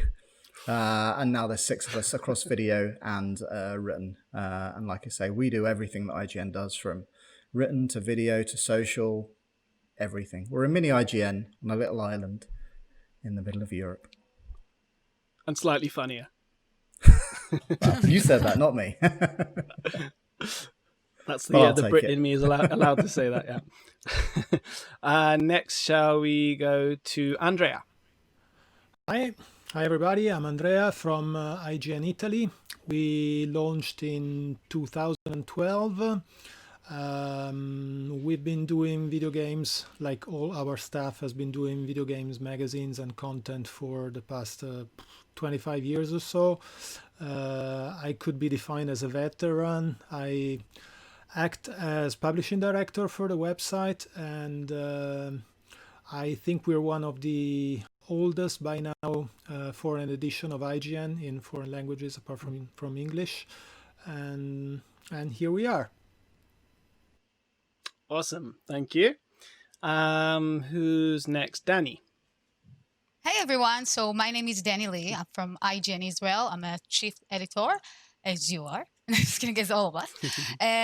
Basically, we've been launching at 2015. Gaming wasn't, let's say, in the mainstream like it is now, because we saw ourselves coming to this kind of a... This thing is a huge deal. All of the geek culture, let's say on the West, it's a big deal. But here it was like, nobody was talking about it as a geek, because it was like, okay, it's like you're a dork. It's not cool. But now it's like, but now everybody gaming. So I think a lot of that happened because we managed to put the cultural geek into the mainstream medium. So it's really cool to take part of that. Awesome. And that's it. Barbara. Hi, everyone.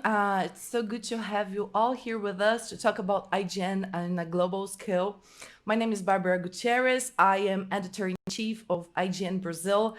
Well, we launched the website in 2015. This is actually my first year as editor-in-chief, and I am super happy of what we accomplished around here. Our motto is actually doing Brazil to play even more, making Brazil to play even more. So yeah, I think that we are accomplishing this more and more. It's good to be here. Thank you. Cool. And last but not least, Nick.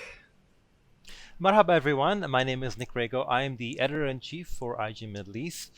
We publish IGN in 2 languages, in English and Arabic, and I oversee both teams. It's kind of a challenge running a website in 2 languages, but a lot of the content that we try and do is tailored to our region specifically. So whether it's memes or reviews or interviews with certain game developers, we try and make sure that all of the content we publish has a bit of a local flair, because that makes it more appealing to our audience. And it's been an interesting ride since launching it in 2012, but we love it and we wouldn't change it for anything else. Amazing. So that's your team for the panel today. And I should say, usually at something like E3 or these kind of global events, normally we would all, or even sometimes for PAX, we would all be meeting each other in person and getting a chance to hang out. So it's nice to have this opportunity. I don't know why, for some reason, all the gaming events decided to be online this year for no reason whatsoever. But at least we've managed to have an opportunity. Meeting each other because. Yeah, exactly. We're not letting that overcome us.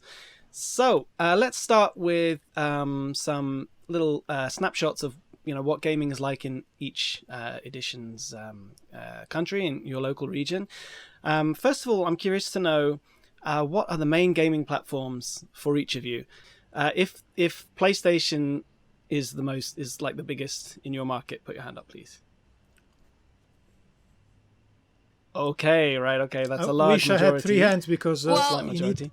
In Italy, PlayStation is like it started the whole video gaming culture and video gaming being taken seriously.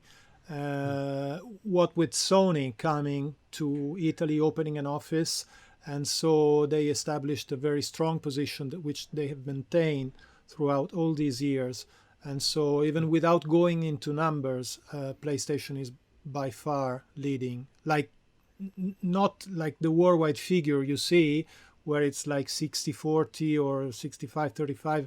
Italy is far more ahead PlayStation than Xbox. I think it's similar for us here in the Middle East as well. Yeah, same around for you. Brazil. Yeah. I'm sorry. Around Brazil, go we have like 38% of people play on PlayStation 4. So it is bigger than the other ones, but it's like a small portion, I think that here in Israel, same here. Most of the people are playing on the PlayStation, but only because of the awareness, because PlayStation was here since we were kids. Only later on, we had Xbox coming to the roster, and then we just launched Nintendo a year ago. So now there's more awareness to the other consoles, but still you see that this is kind of a PlayStation nation sometimes, because people here admire more of the single player if I'm comparing it to the PC, to the other side of the competitive, people here really love the single player experience and the exclusive. I think it makes it more luxury for them. So this is why we see most of the audience there. And now that Fall Guys came in, now it's more even okay. Now we have a special multiplayer game that's for us, at least for the consoles consumer. So it's really cool to see that. This is super interesting, Danny, because here in Brazil, Switch just launched like in August. So yeah. Oh my God! So you're a late bloomer as we are.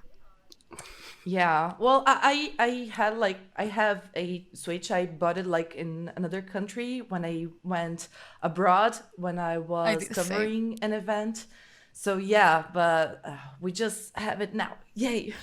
Yeah, it's very nice to have an official Nintendo here because now we can talk about games and to be more relevant to the audience. So it's cool. Yes. At least you guys have Nintendo. There's nothing for us over here. Like we've yet to get, Really? like a Game Boy Advance. Even there's no Nintendo presence here. It's so difficult for us. So I think the last thing we got from Nintendo was a Nintendo DS game back in 2000 and something. We have no Switch, we have no Wii U, we have no Wii. All of it has been imported in through the grey market and sold through resellers. So it's very difficult to try and get these games. Of course, now they're readily available in the markets, but if we approach Nintendo and say like, hey, we'd like to check out some of this game, they would just say, sorry, we don't support your region, so we can't give you anything. So it's a tough uphill battle, but there are stronger, small communities that support like Pokemon and like other smaller games on Nintendo platforms, but officially I wish we had that support from Nintendo. Yeah, it looks like that a little bit around here as well. It's like a really small community, but they are super engaged as well.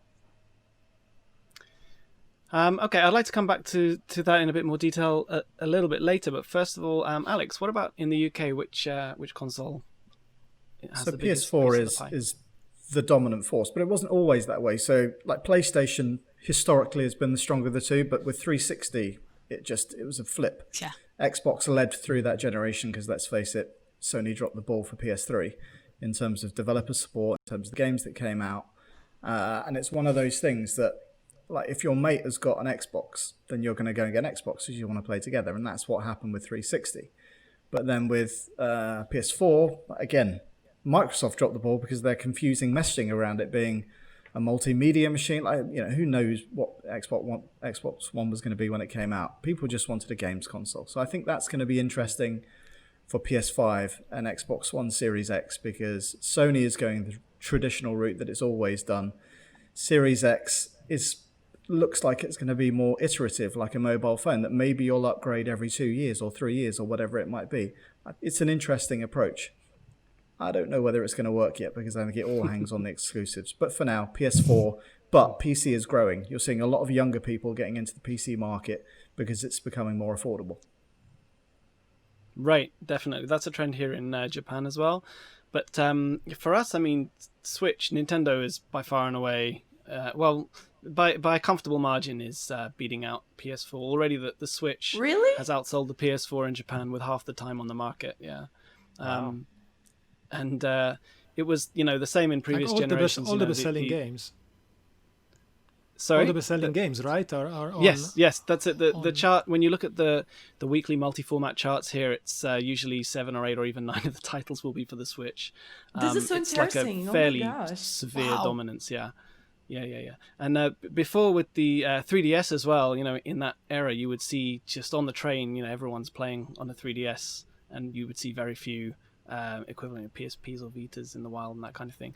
So Nintendo has a sort of an ingrained kind of they're very sort of widely adored by Japanese gamers in a way that the other PlayStation does very well here, but there's not really much of a it's sort of seen in a slightly different way, I think.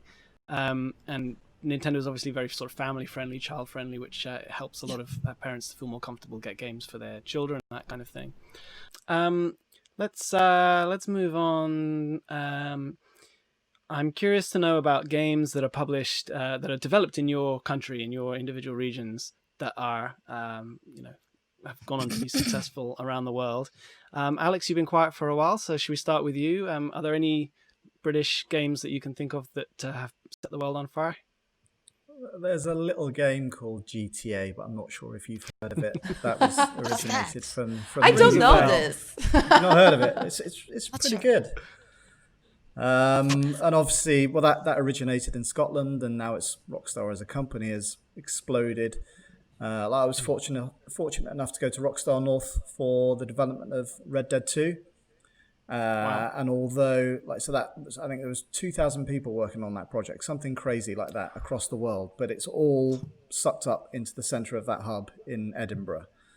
So I don't know if you can call that a British game, but I'm going to. Of course. But then obviously, Yeah. games like Tomb Raider, that was a British game until the Americans stole it off of us. Unbelievable.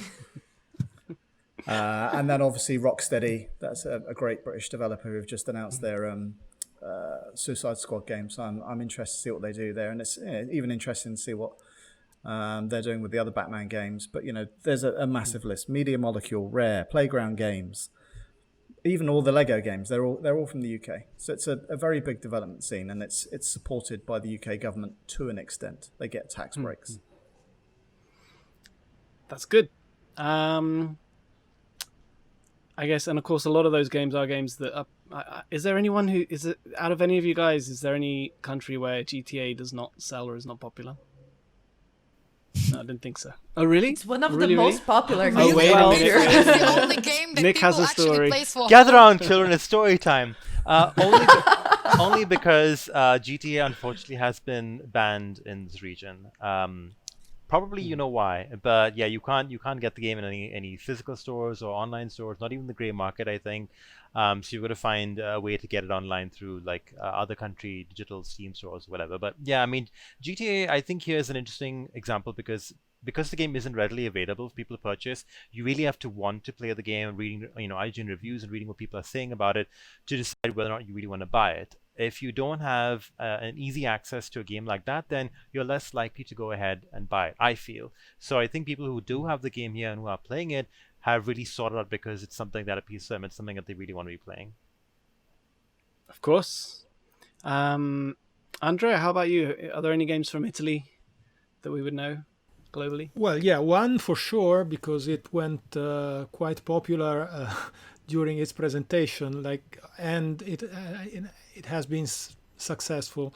The Mario Rabbids one by Ubisoft, which was developed in Ubisoft Milan here, and during the presentation there was the Miyamoto reference, and Davide Soliani, the lead developer, that basically cried on camera.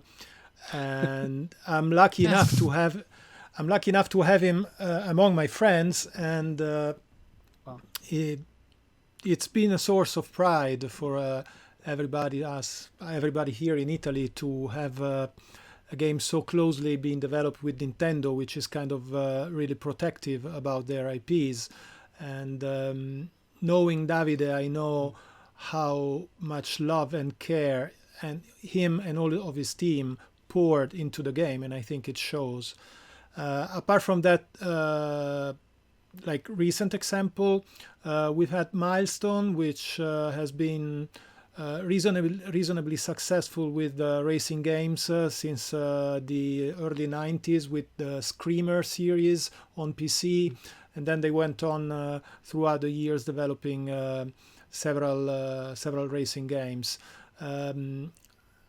Differently than what Alex mentioned for the government involvement, the Italian government has been very, very, very late in getting involved with video gaming development. I mean, I remember, and this probably says something about my age, but I remember writing in magazines in the 90s and saying, why is it that France has so many investment from their government and we are basically sleeping? And it took more than 20 years for the Italian government to wake up to the fact that video gaming development was like a serious industry that was worthy of their attention. Now something is moving, but in my opinion, not quite enough. But still, something is better than nothing, and so let's hope that the future, holds something better for us. This looks a lot like the Brazilian scenario as well. The government didn't woke up until, well, now, about video gaming. So we have a really strong independent market, but it's thanks to the community. We do have a really big strong game, but it's indie as well. Celeste, it's half Canadian and half Brazilian as well. Like a Studio Boss, yes, it's Mini Boss, sorry. Mini Boss Studio is Brazilian, and so we had this game. This is really strong game, but besides that, we have another ones that they are not so known. So we had Horizon Zero Chase. We had No Heroes Here as well, but they're more like indie games, I see. Okay. I think here in Japan, obviously, we don't have any famous games at all that are popular around the world. So yeah, I don't know any. You should work on that there, Dan. Just sitting, you're IGN Japan. You should be out there and spreading the word. Bring gaming to Japan. I know it's disappointing, isn't it?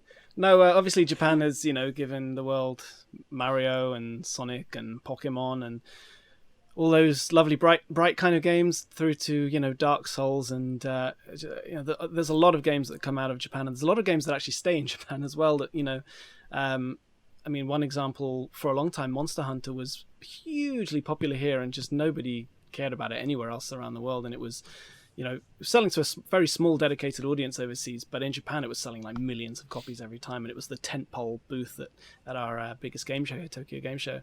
But there was a period where Japanese games just were not selling very well overseas in the sort of PS3 generation.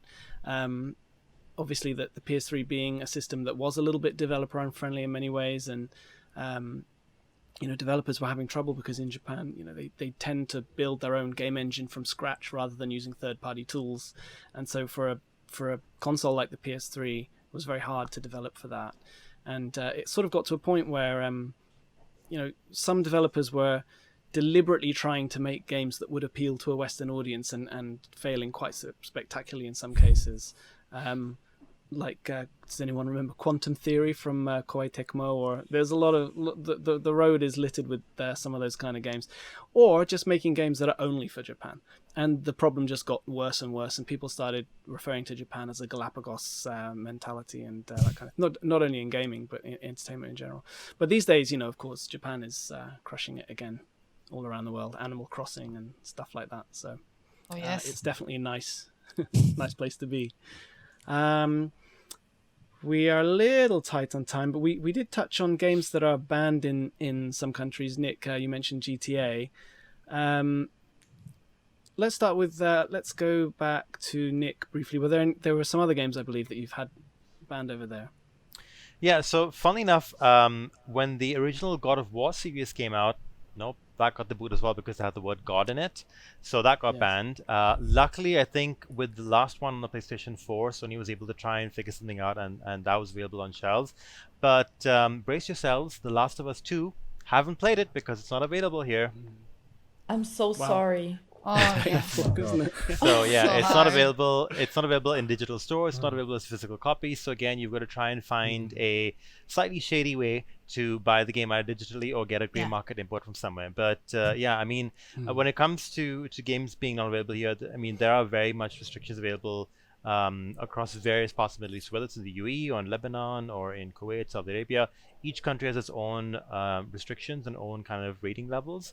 But I think this was one game where they just blanket banned it across the Middle East and said, and even Sony didn't even bother kind of saying like, oh, we're going to try and attempt to appeal it. They just said like, no, it's not coming to the Middle East. Sorry, you guys, you're going to have to buy it from the US store or UK and try and get it that way. So yeah, that's been, I think, two of our biggest things in the last couple of years, which was God of War and most recently Last of Us Part 2. I see. Barbara, are there any games that you can't get hold of in Brazil? Nowadays, no. Thank God. But in the 90s or early 2000, we had Bully, Doom, and Counter-Strike banned around here. Wow. Yeah. It was, well, Bully and Dune, it was, well, thanks to the violence. So the government said, oh, this is going to influence people and children. Oh my gosh. But Counter-Strike was something related to a map. It was a mod map called CS Favela. So people banned this, well, just because it was portraying like a favela. This is stupid, I'm sorry, but it is. So nowadays it's okay, we can play Counter-Strike, we can play Doom as well. But Bully, unfortunately, it's Still not not the time. Yeah. Wow. And Doom and Bully are very different depictions of violence. I would say they're quite different games, but yeah, I mean, GTA was available at the time as well. Sorry? GTA was available at the time, but that wasn't banned, but Bully was, which makes no sense whatsoever. Well, yeah, actually, GTA, I think that GTA 4 was banned around the world thanks to a Brazilian song. This is super interesting. Yeah, like they got a Brazilian song, but without the rights. So it was banned around the whole world, but it was shortly reversed after. Yeah, crazy story. In Italy, we've been playing whatever games came out throughout the history with no problem whatsoever. I'm very happy to report. I'm actually horrified by some. Right, we're all moving to Italy. Come on, guys. Of your Yes, stories, let's go. like I feel it must be very complicated to work that way. So I'm really happy for Italy to enjoy this kind of freedom, which maybe stems from, as I mentioned before, government don't even paying attention. I don't know, but still, we've been able to play whatever we wanted to. So that's good, I guess. So maybe it's a good thing if the government, doesn't give the right amount of attention. So now you can, slick games. exactly. Everybody can watch it. I feel Nick, as he was saying, you need to use the gray market, and you need to maybe open an American user just to download from their store, because you can download here. So you always try to find a way to play it anyway. Listen, if you're a true gamer, you will find a way. That's the moral of the story. That's it. Sure, that was easy. I just opened a new account and just downloaded it in the other store. That's all I did. Yeah, Nick, you're not going into details, but you feel like you know them all. I don't know. Oh yeah. We're not going to discuss it here, but yeah. Okay. I mean, IGN does not support illicit. Endorse. Of course. No, exactly. No. But of course, people if you have a game that people want to play, people will probably find a way to play it. I think now that we've got to know a little bit about everybody's part of the world, I'd like to talk to you about what it's like running an IGN edition where you are. And so I think at the beginning you each mentioned when your site launched, but can you talk a little bit about what it was like launching a global edition of the world's biggest gaming news site in your country? Let's start with, I guess Alex would be the earliest. So should we start with Alex? So the UK was the first edition to launch outside of the US. And like I say, that was in 2006, August 1st, 2006. Burned onto my brain forever. And so we were owned at the time by Fox Interactive. So we shared an office with MySpace. And like I said, there's just two of us, and we were the nerds in the corner, and you had all these cool people with tons of money in the other side of the office, and they went from 20 people up to 250 in the space of a year. And then Facebook came out, and they went straight back down to zero again, while we were happily doing our thing. It's one of those things that they kind of looked at us and going, all you're doing is playing games all day. But actually what we were doing, we were giving people a reason to come to our website, and MySpace never did that. And that's our motto today, is it's audience first in everything that we do, just to make sure that we are appealing to that audience. And like I say, we did a bunch of UK specific stuff in the early days, but the market has become so globalized now that tastes are so similar between UK and US. Release dates, mostly the same. So we collaborate with the US, and basically what we do is we operate during our time zone, hand over to the US at the end of our day. They work through their day, they hand over to AU, and on and on. AU being the Australia team. That's right, yeah. So you guys have all the time zones covered in English through US, UK, and Australia. We're pretty well covered, yeah. There's a little gap between the end of Australia and UK, which means sometimes somebody gets their knuckles wrapped because we miss a story or we're late, but we're working on it. Very good. I guess in terms of which edition launched next, it would be Andrea, right? Were you there when the site it's launched? either us or Middle East, I don't know, but I'll start, no problem. And yeah, we launched in 2012. Our main, the toughest thing to overcome was that we were kind of late on the market for the Italian market, because back then there were already several established local brands for video game information. So we needed to establish the fact that there was going to be an Italian edition of IGN, because IGN was quite popular among like hardcore gamers. They knew the IGN brand. There was like a quantifiable amount of traffic going from Italy to IGN.com. But I have to say, overall, people were happy that IGN was coming to Italy. I've been trying. I've been trying to do IGN in Italy since 2007. I remember picking up the phone and straight calling somebody of the bosses of IGN in the US, saying, I would like to do IGN in Italy. I have this like curriculum, and I think I am, because I had been publishing director for Future Publishing when they had a Italian company. So it took me 6 years, but at the end I succeeded in bringing IGN in Italy, and most of our staff was included, well-known persons in the video gaming industry. So we did not have problems like establishing ourselves as somebody doing this seriously. But yeah, mainly being late had been problematic. Apart from that, we create most of our content from scratch in Italian, and just adapt what we feel it's like exclusive and stuff like that from the English editions. Yeah.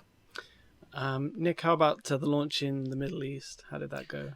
So we launched in May 2012. Also, similarly, Alex burned in my brain. And it was interesting because we were, before IGN, we were running a locally grown gaming website, and then we decided to transition that to IGN. And so I remember very clearly changing the Twitter handle of our old brand to IGNME and literally going, "Hello world." And people lost the plot. They just said like, wait, what a sec, what IGN? What's happening? Are you IGN Arabic? Are you a fake account? Are you trolling? And we said like, no, we're launching. It's happened. This is a big announcement we've been waiting on.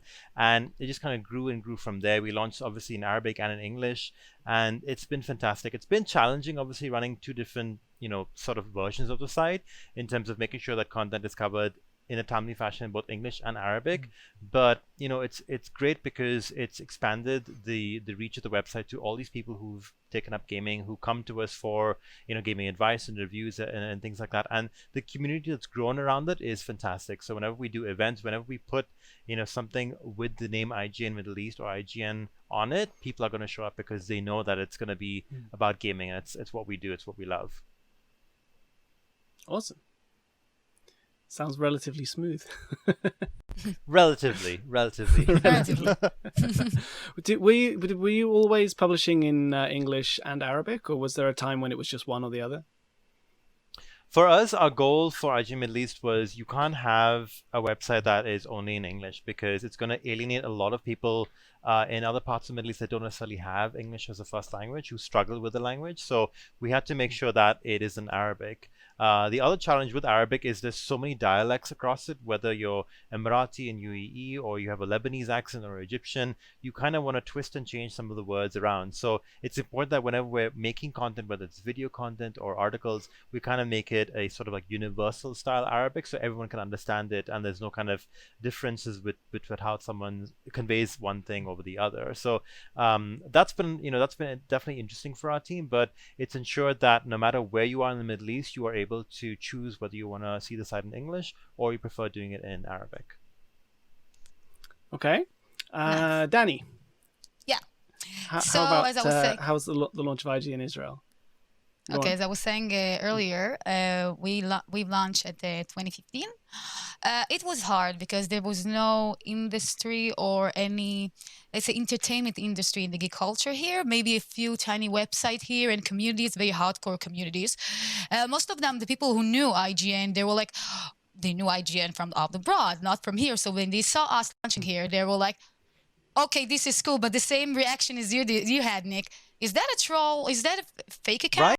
Right? What are you gonna do it in English, or why are you doing it in English? You need to speak Hebrew, so are you gonna do it in Hebrew? Everybody had their own complaints. They didn't know what's gonna happen, but we managed to do it through whole hard 6 years. I think. It took us a lot of time to build our own credibility just because we had this huge name upon us of IGN. So we need to show ourselves and to educate the audience how to react to video game news and how to react to there's a new game's about to launch and new Wonder Woman movie about to come out. Here's a leak. They didn't know how to react about it because they're so used to get the news so late.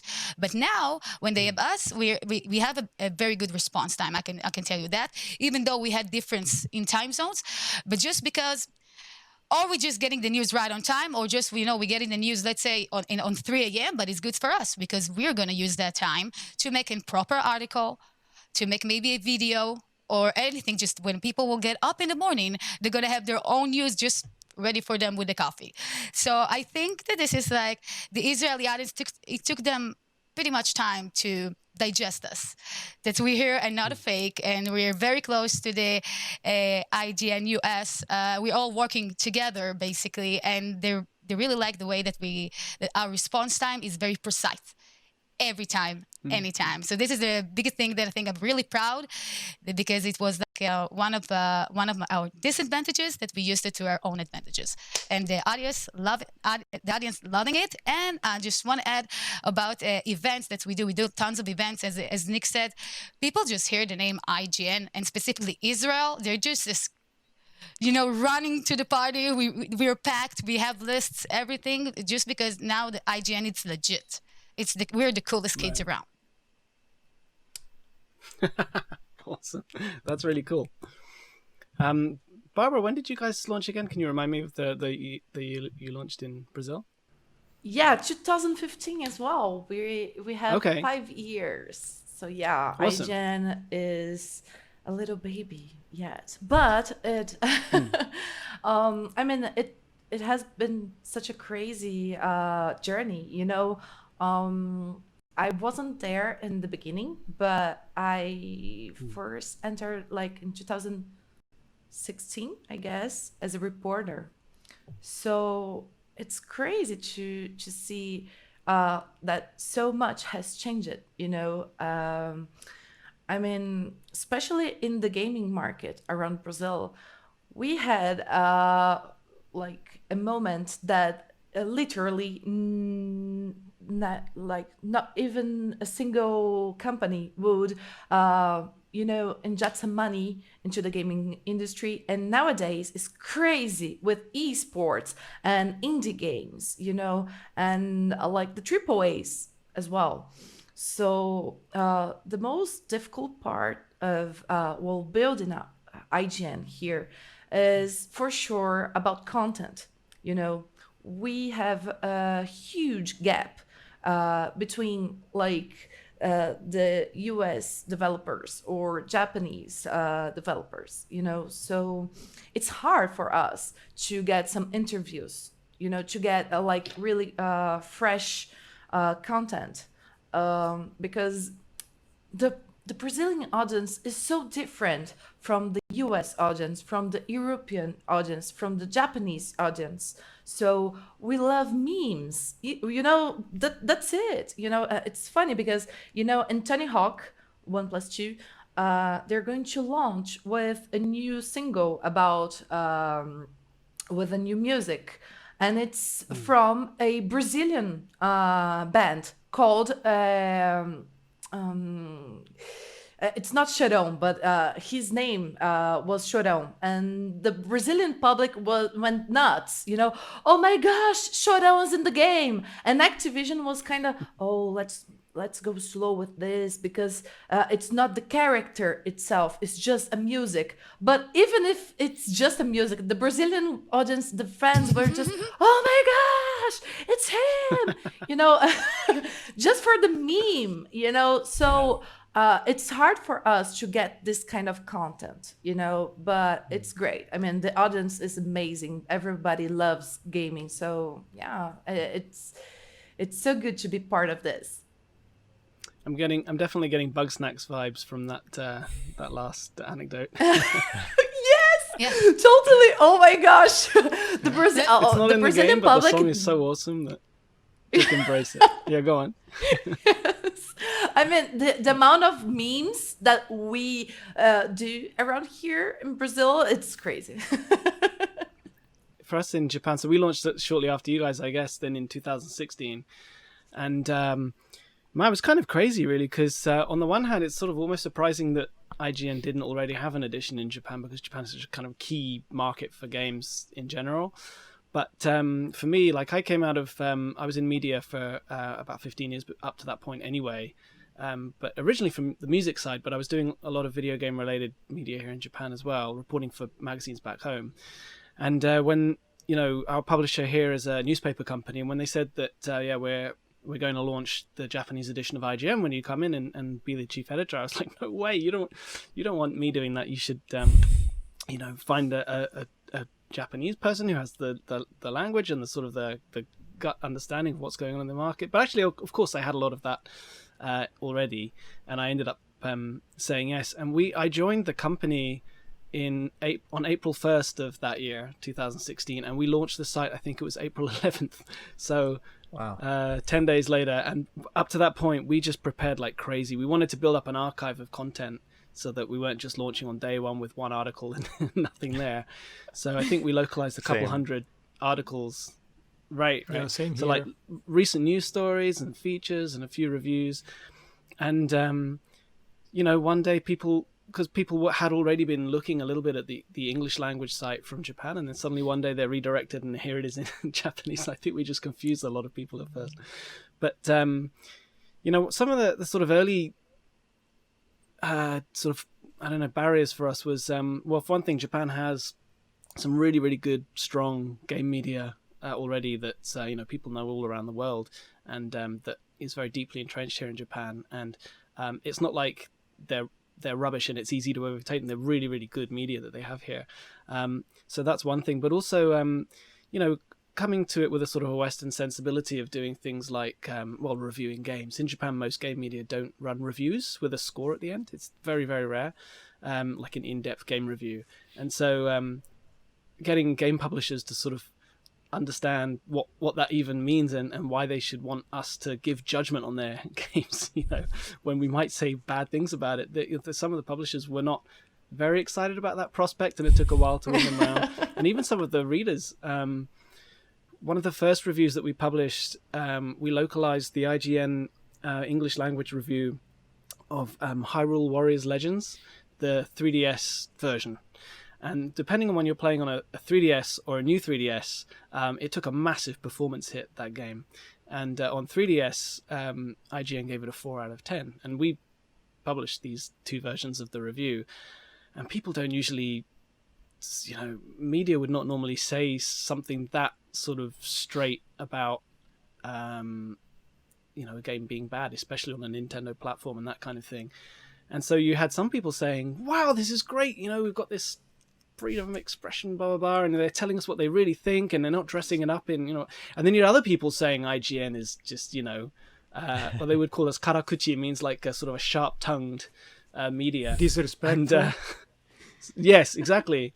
And of course, by this point now, 4 years later, that's settled down and people take it for what it is. But we had to really prove to people that we're not going in to just bash something. We're not going in to be disrespectful. But at the same time, we're not going to tell you if something's bad. We're not going to tell you that it's good. Or why. Or if we're going to say something's bad, we're going to say why we think it's bad. But I definitely had some strange meetings back in those early days with angry developers. Not even angry that we'd reviewed their game badly, but their friends' game badly and things like that. But it's definitely calmed down now. But yeah, the great thing about having a publication like this in Japan is just because there are so many gamers. Half the population nearly identifies as a gamer, and we have a huge gaming market and a very deeply ingrained culture for gaming. And so, people just love to have a different kind of media to read, which has served us very, very well.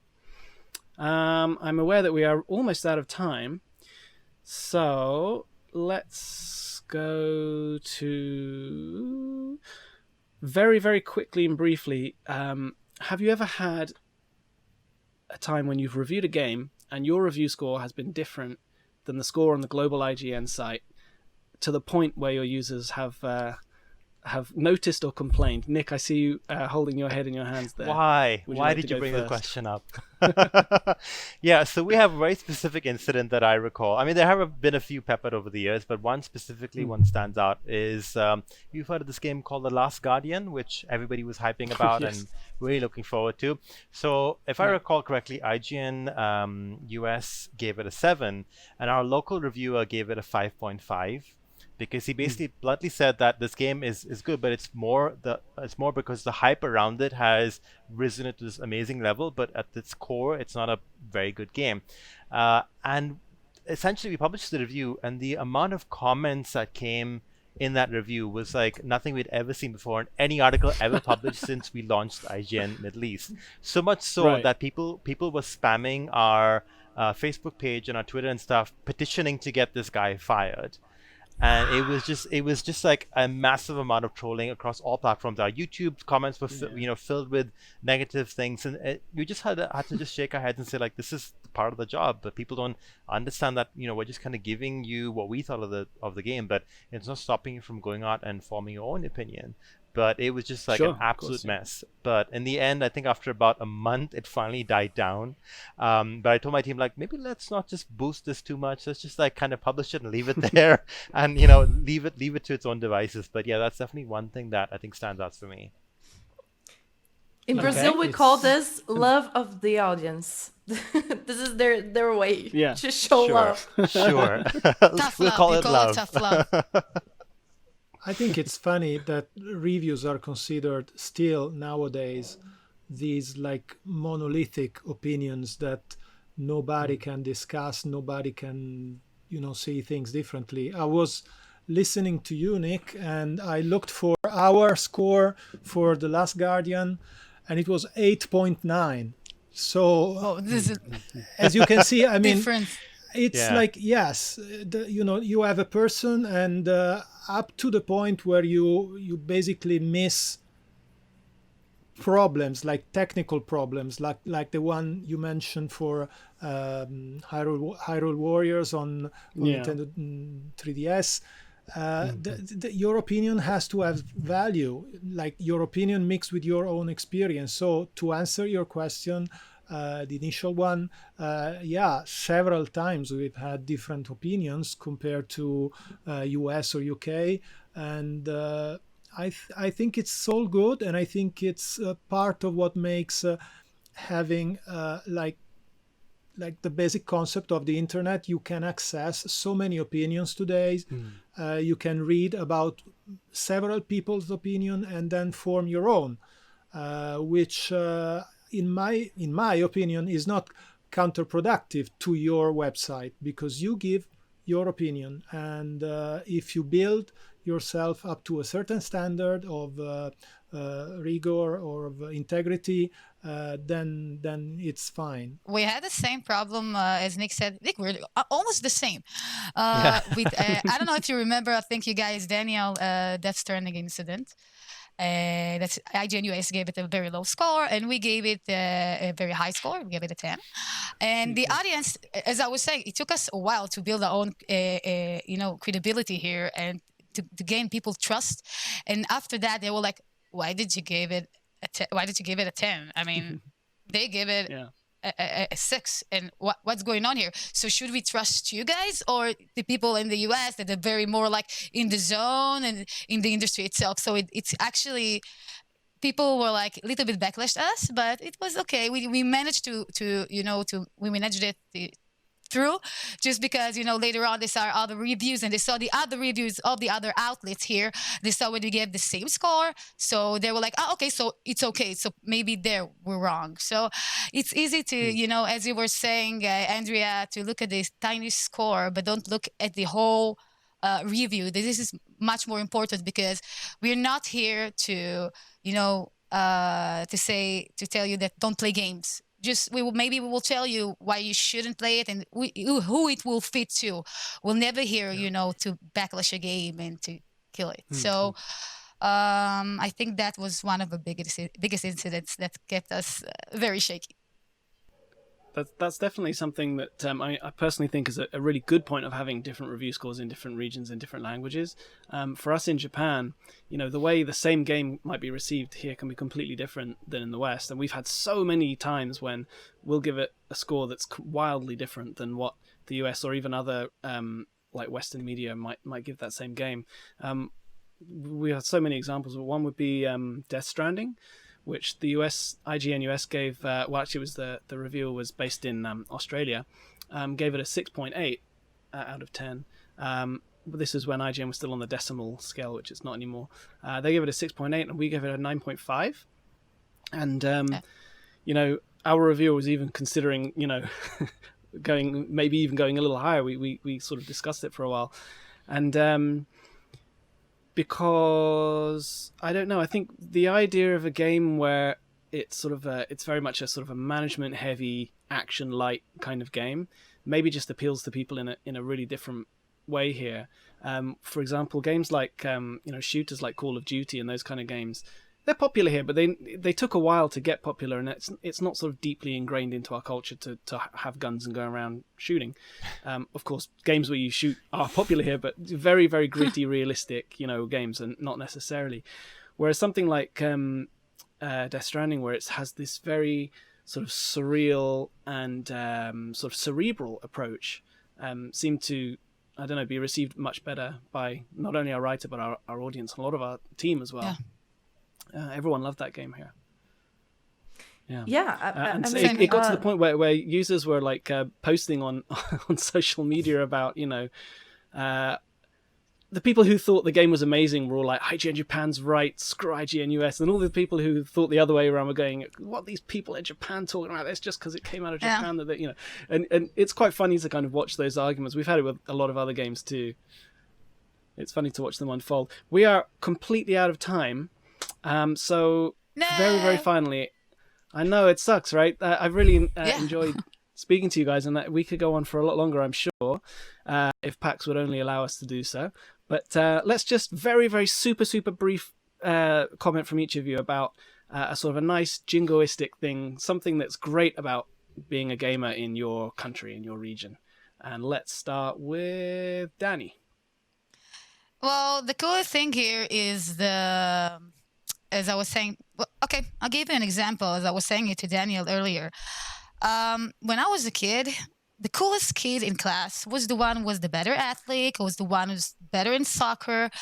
Nowadays, the coolest kid in class right now is the one who has the better skins, the better setup, the better everything in gaming. To be a gamer today, it's to be the coolest ever. It's actually intruding our mainstream medium so fast. And I feel like that we had the hand upon it, because we saw the way how gaming evolved here as a tiny communities to gaming fest and covering around the world, and people here are waiting to our coverage because now, as I was saying, we have the response time. So now everybody is in gaming. My cousin is one of the most popular kids in class because I'm giving tons of stuff for his setup. So now, my auntie, she's working on IGN. Yeah, she's like, this is the coolest thing now. That gaming is very popular. Awesome. Alex, what's something wonderful about being a gamer in the UK? Well, I mentioned it before, but obviously the development scene is amazing. So, like being part of the games industry and being able to see all these games being made and how it's developed over time has been incredible. But also, like obviously, IGN for us, I'm not sure about you guys, is equally as important as an entertainment site. So, TVs, movies, and so being embedded in that side of things has been really interesting, especially in the last 6 months when, well, it's basically stopped completely. But like we're starting to do a lot more virtual junkets with talent. We've just done a bunch of stuff with Tenet, which is coming out here before the US, so we're handling the global review for that. Oh, wow. So that to me is really exciting, how the UK, for a relatively small country, is such a big part of what IGN does, but also the games industry and the movie industry as a whole. Okay. Barbara, what about for you in Brazil? Well, actually, it is so similar as Danny. Nowadays, it's super cool to be a gamer. I was when I was younger, I used to hear stuff like, "Well, you're a girl, you can play," and stuff like that. This is so stupid. Anyway, so yeah, you know, right, Danny? Jesus. Yeah, go play Sims because it's the only thing you can play. Oh, Jesus Christ. Yeah. Anyways, this has changed so much. I mean, in our gaming market around Brazil, we do have like several women, and we are getting like even more accessibility to like everyone. Around Brazil, especially, we have mobile gaming like growing each day, you know, and this is an opportunity. I mean, even more people are playing, and this is so good, especially in a country that most people don't have like much to eat. They don't like know how to write, you know. This is super important. This is super important, like in a technology basis, you know. So I am super proud to be part of this nowadays and to help our community, our gaming community, to get stronger each day. Cool. How about you, Andrea? Well, for me, the best thing is community. It's always been community. Video gamers starting from a situation kind of similar, I think, worldwide, not just like for Israel or Brazil, where it's just like the time reference changes when video gaming became cool. But we've all been through the geeky, nerdy thing. What are you doing? To I'm doing video games. Oh, right, nice, interesting. And for as long as I can remember, the video gaming community of people online has been like delightful. Italians love to talk about everything, love to talk a lot about everything, and so yeah, for me it's always been very, very nice to be involved with the community, and I think that for gamers it's important because in the media in the past, like general media, generic media, you had this idea that video gaming made you this like sociopath that did not have any contact with anybody, and the difference is, and the reality is so different from that. You make friends, you have you build relationships, you create communities, and so for me that's the best part about Italian video games. Nick, what's something that you love about being a gamer in the Middle East? Well, just how it's evolved from, you know, playing Age of Empires in a seedy LAN cafe somewhere for like $2 an hour to what it is now, where we have like massive things called IGN Convention, where we have celebrities coming down, we have esports tournaments. All of it has just changed so much. And, you know, I can go to one of these events and I'll see a mom who's never played a video game in her life dancing with her kids in front of an Xbox Connect for Just Dance. Like, that's insane. Awesome. Right. You know, it's stuff like that that I love experiencing every single time I go to any of these things, because it transcends your nationality, your income, your your gender, everything, and you can just kind of go and immerse yourself and have fun with it. You don't have to necessarily know what every single button on a controller does, but you could be standing in front of an arcade cabinet playing Pac-Man because it's literally just a joystick. So that's the beauty about gaming in our region, is that it's accessible for everybody in every part of our region. Cool. So for us here in Japan, obviously gaming has been sort of a deeply ingrained part of the culture here for a long time.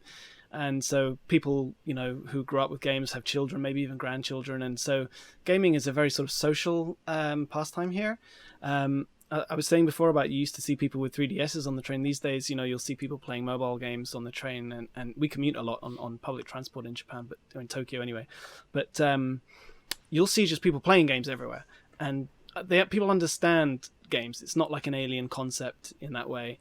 And so what that means is that by this point, in 2020, we have like a very rich, sort of sophisticated selection of games that are available and that people want and that people play, from everything from, the big games like Animal Crossing on the Switch or that kind of thing, all the way down to, recently a lot of games out of China or other parts of Asia or other countries around the world. People are playing more and more on their mobile or on their Switch. If you look at the Switch download charts any given week, at least like half the games in there will be indie titles, and so people really want to have like a variety of games, and so it means people are very sort of like literate in games, I guess, which is really nice.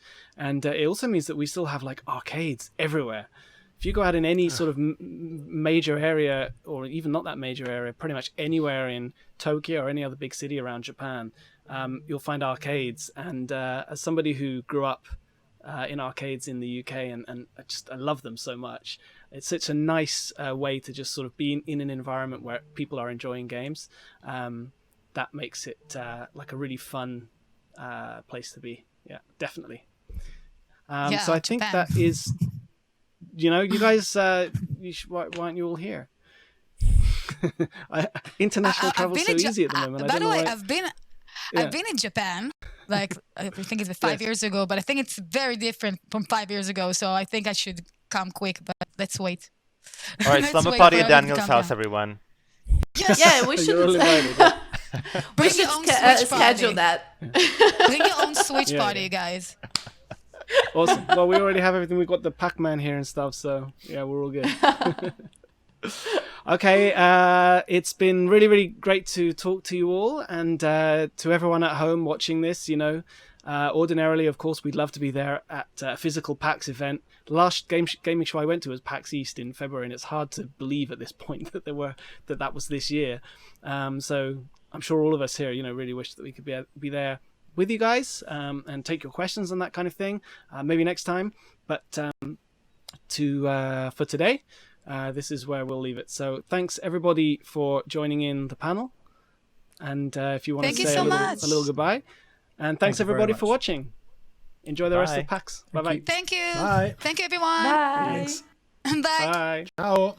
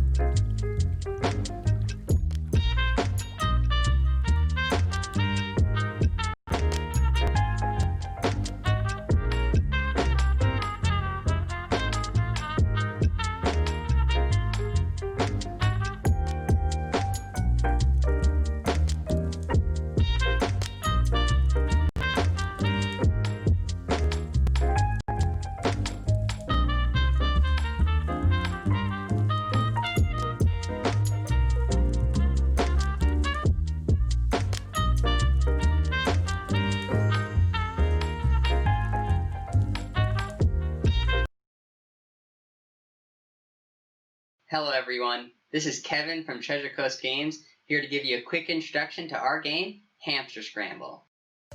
Hamster Scramble is a brand new fusion between two familiar genres, a platformer and a match 3 puzzle game. It's separated into two distinct sections, the puzzle boards up above and the platforming stage below. In most puzzle games, you just have the game board and throw pieces at it from a static location. In Hamster Scramble, however, you have full control over a character in the stage below. It is also here that the hamsters will scramble. The hamsters enter from the top of the stage via pipes running up the sides of the area, and loop back up when they reach the bottom. In order to make matches on the puzzle board, players will have to chase down and catch the hamsters. Each hamster has a color, and when caught, becomes a ball of the same color carried by the player. The player can then aim and throw the ball at the board to try and make matches. Making matches sends orbs at the opponent's board, filling up a meter that adds a line when full, pushing the opponent's board downward. If a player's board hits the center line, they lose. The platforming and puzzles themselves are rather straightforward, so I'll skip to the fun part, swapping. In Hamster Scramble, making matches isn't the only way to attack your opponent.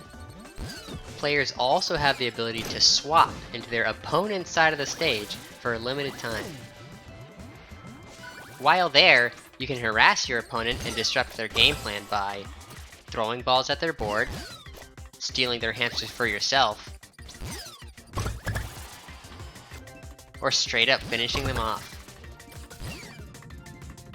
Players can defend themselves from an invading opponent by attacking them, which will knock their hamsters out of their hands and stun them for a short time. Finding the right times and positions to swap is key to getting the most out of it. Each stage in Hamster Scramble has its own unique look, platform layout, and mechanics, such as slippery ice platforms and bubbles that catch hamsters and carry them upward. Players will have to adjust their strategies depending on which stage they are playing in. In our demo here at PAX Online, up to 4 players can enjoy local and online multiplayer in 4 of the game's stages. There's also the Hamster Village to explore, and a taste of the game's single-player content as well. So please come try out the game, and have a great time at PAX Online!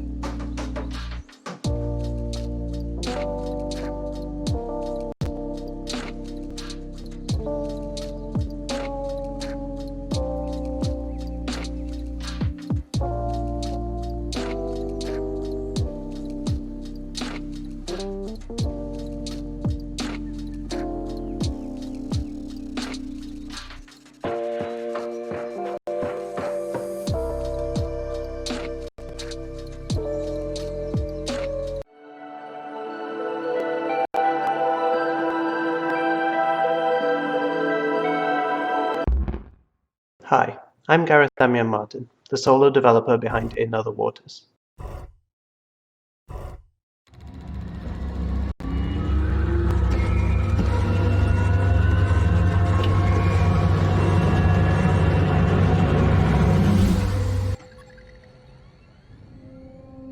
In Other Waters is a narrative exploration game that casts you as the AI assistant to a xenobiologist as they explore and study an alien ocean. Played through a unique interface that offers a distinct perspective on the water world of Gliese 667cc, In Other Waters paints the picture of a unique and complex ecology through an immersive array of signals, descriptions, and sounds. As well as offering a compelling mystery as you help Ellery Vass track missing scientist Dr. Minei Nomura and uncover the complex history of this planet, In Other Waters also rewards free exploration and scientific study.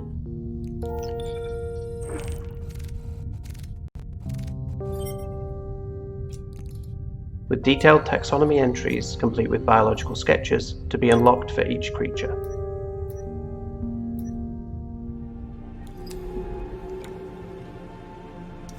Imagined as an alternative to the militaristic and colonial focus of most science fiction, In Other Waters is a game about humanity's relationship to the ecologies that surround us, and our insatiable curiosity about the natural world. In a time of climate crisis and ecological destruction, can we imagine a different future, or are we doomed to repeat the mistakes of our species' past? Find out in this unique and beautiful dive into another world. Available now on PC, Mac, and Nintendo Switch.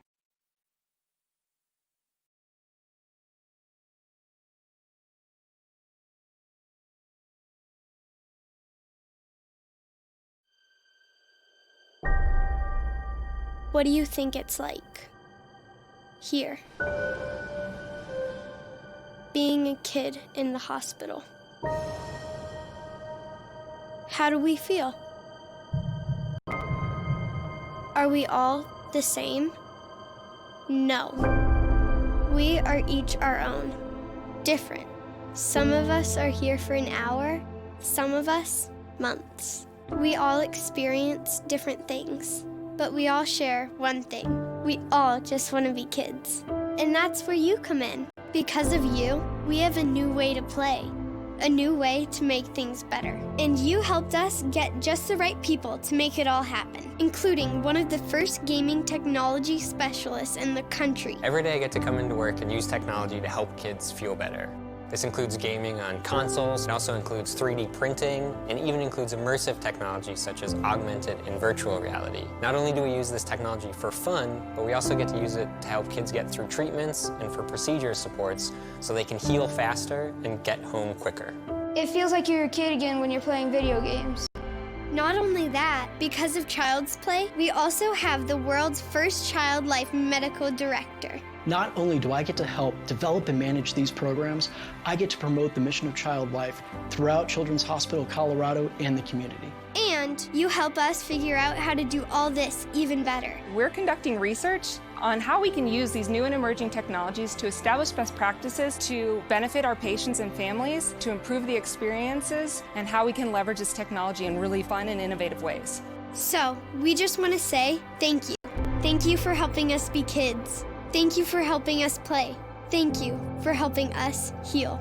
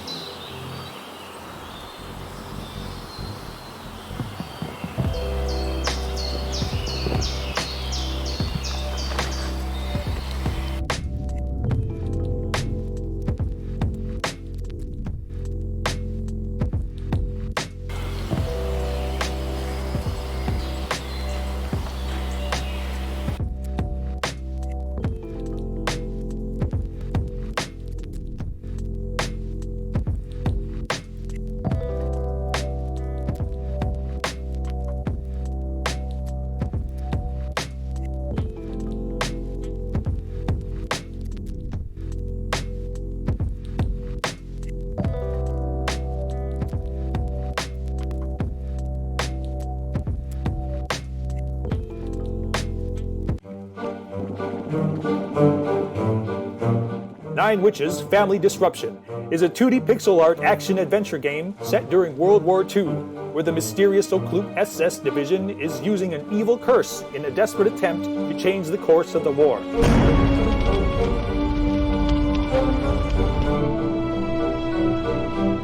As you explore over 60 colorful and beautiful pixel art style locations, you will encounter over 40 characters with a range of entertaining, humorous personalities, which can be crude, sympathetic, gloomy, or sarcastic, but always bizarre.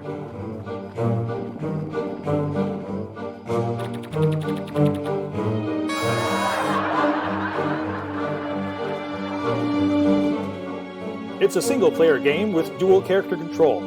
You'll be able to switch between Professor Krakowitz, who is confined to a wheelchair, but able to commune with the dead, and his Japanese assistant Akiro, who are sent undercover to resolve the supernatural phenomena occurring in the rural Norse town.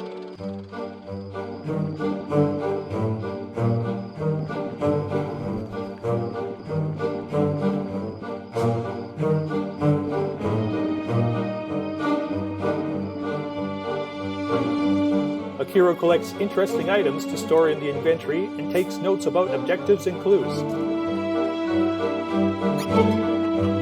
Professor Krakowitz gets goosebumps and a blue aura around his body when he senses the presence of spirits and is able to enter the astral plane, an invisible world between life and death.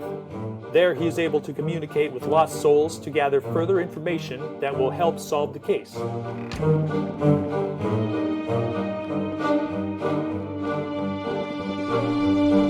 The game is full of puzzle-solving elements that involve sneaking into enemy territory in disguise, solving riddles, finding clues, and missing keys hidden inside mystical artifacts, and many more well-known adventure game mechanics like Western-style standoffs and gunfights.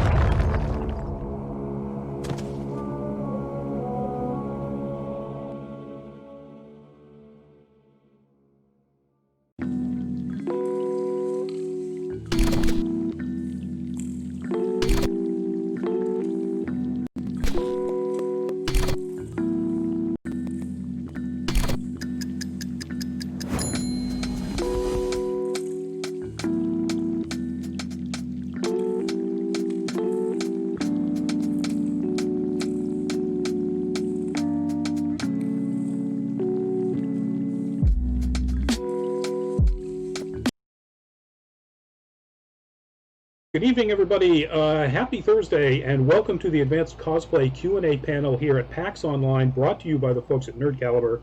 I'm Rodney Brown, the editor-in-chief of Nerd Caliber, a first-person shooter as a cosplay photographer on Facebook. We have an amazing panel here with all sorts of really interesting questions that they're going to answer, and we're going to start with self-introductions from the panelists, beginning with Belle Scher. Hi, my name is Belle Scher. I've been costuming for about 15 years now. I started off with spandex goods and have done corsetry along the way, and currently I'm experimenting a lot with leatherwork and some EVA foam stuff, and also 3D printing is my passion right now. Excellent. And moving on, we will go to Colonial Armory. Hi, I'm Colonial Armory. I've been cosplaying for over 10 years easily. I work mostly in EVA for armor and props. I also do a lot with 3D printing and like the combination of the two. Also, I work a lot with making LARP style armor. so it's more durable, focused more on like mobility versus full accuracy sort of stuff, durability and mass production. Excellent. Low Dame Cosplay. Oh, I'm Lodane. I've been cosplaying for about 14 years. I do sewing, leatherwork, a little bit of electronics, lightsabers. I make props. I do 3D. Excellent. And last but not least, Lucky Grim Creative. Hi, Lucky Grim. I'm primarily a seamstress. I'm a third-generation seamstress. I've been cosplaying for a long time. I'm a competitive cosplayer. I compete all over the world, and I also host all over the world. I mostly do detail sewing, detail embroidery. I've been branching out into 3D printing and putting technology and just seeing what's new and what's coming up in the fun, expanding world of cosplay. Outstanding. A fun and hopefully continuing to expand world of cosplay once things get back to normal. Fingers crossed. Low Dame, once again, make sure you enunciate and speak up a little bit. Sorry. No, that's okay. Cool. All right. Thank you all, by the way, for people who submitted these fantastic questions. And we're going to jump right into our very first one. Allison asks, what would you recommend material-wise for making a prosthetic Cyclops eye that covers both of your eyes and you can still see through it? Examples would be Nifty from Has Been Hotel or Leela from Futurama. Anybody want to jump in on that? Well, a good and easy way with things around the house that you might be able to do is take an old pair of sunglasses, trim those center frames out to keep little ear things, and attach the ear things to like a clear 2-liter bottle. You cut out that eye shape that you want, glue it right to the ear things, cover it with a fine white mesh so no one can see in, but you can see out, and there you go. You can also do a more advanced way of doing it. Lucky The Grim. more expensive way to do it is many of us use a place called Reynolds Advanced Materials. They're not just here where most of us live in the New England area. They're kind of all over the world now. And a couple of us actually have head casts, so sculpting on our faces or even utilizing 3D printers to do our faces now are a little bit easier for us. At Reynolds Advanced Plastics, you can get a hold of things like dragon skin, latex, silicone, where it's like material A plus material B mixed together becomes material C, and you can sculpt, mold, and cast. The whole process, it's expensive. But I highly recommend this place. They like to talk to people. They'll coach you through it. They have really nice sample products that you can try out. Baby's First Kit. They have online tutorials to help walk you through everything as well. There's one caveat. I know, Belshare, you have experience with getting the silicone super thin. Yes.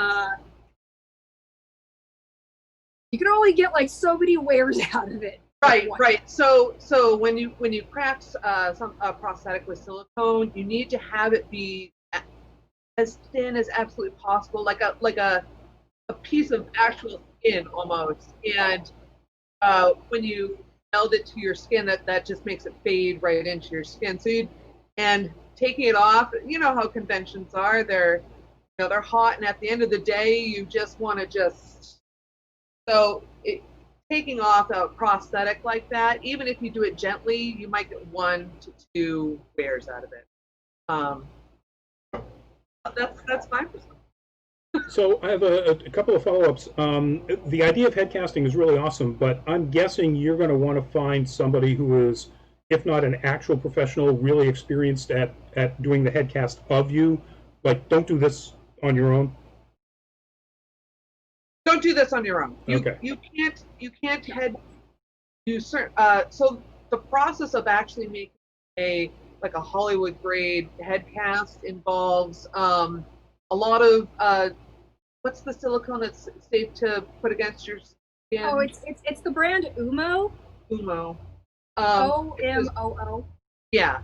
So you actually plop that against your actual face and then wrap your head in a plaster cloth, and then it has to harden. So it's actually a multiple person process.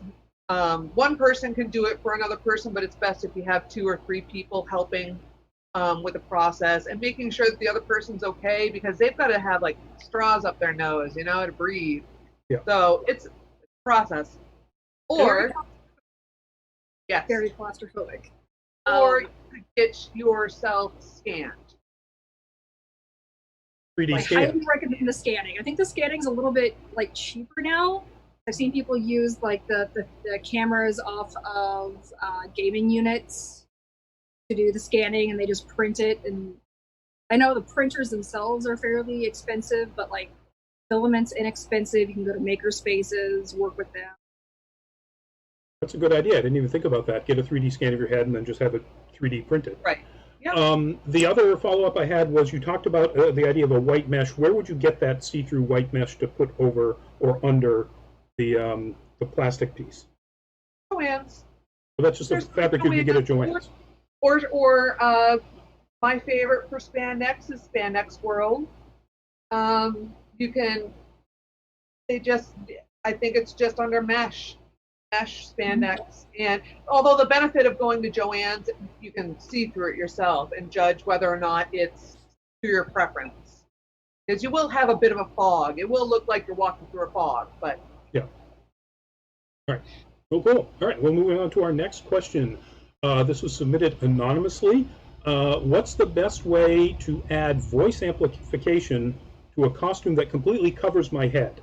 Colonial Armory, I'm guessing this is in your wheelhouse. Yeah, so the way I do it is I have several costumes that have either a face mask or like a full helmet, and what I use a personal PA system that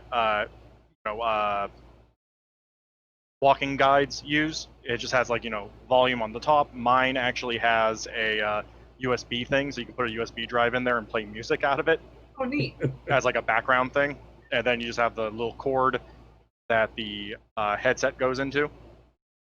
You can also buy a bunch of lavalier mics. They're really cheap on Amazon, and they work with this. If you want to like permanently emplace the microphone in the mask or helmet, I would suggest putting it off to the side so you don't have a direct, like you're not breathing in and they don't hear you like inhaling and exhaling. But no, it's super useful because you just put it on your belt or hide it in your costume somewhere, and you can just chat with people and not have to yell for anyone to actually understand what you're saying. Cool. Any other suggestions? It's the same microphone boxes that Storm. So if you're on the Replica Prop forum looking under anything, or if they mention voice box, it's the exact same thing.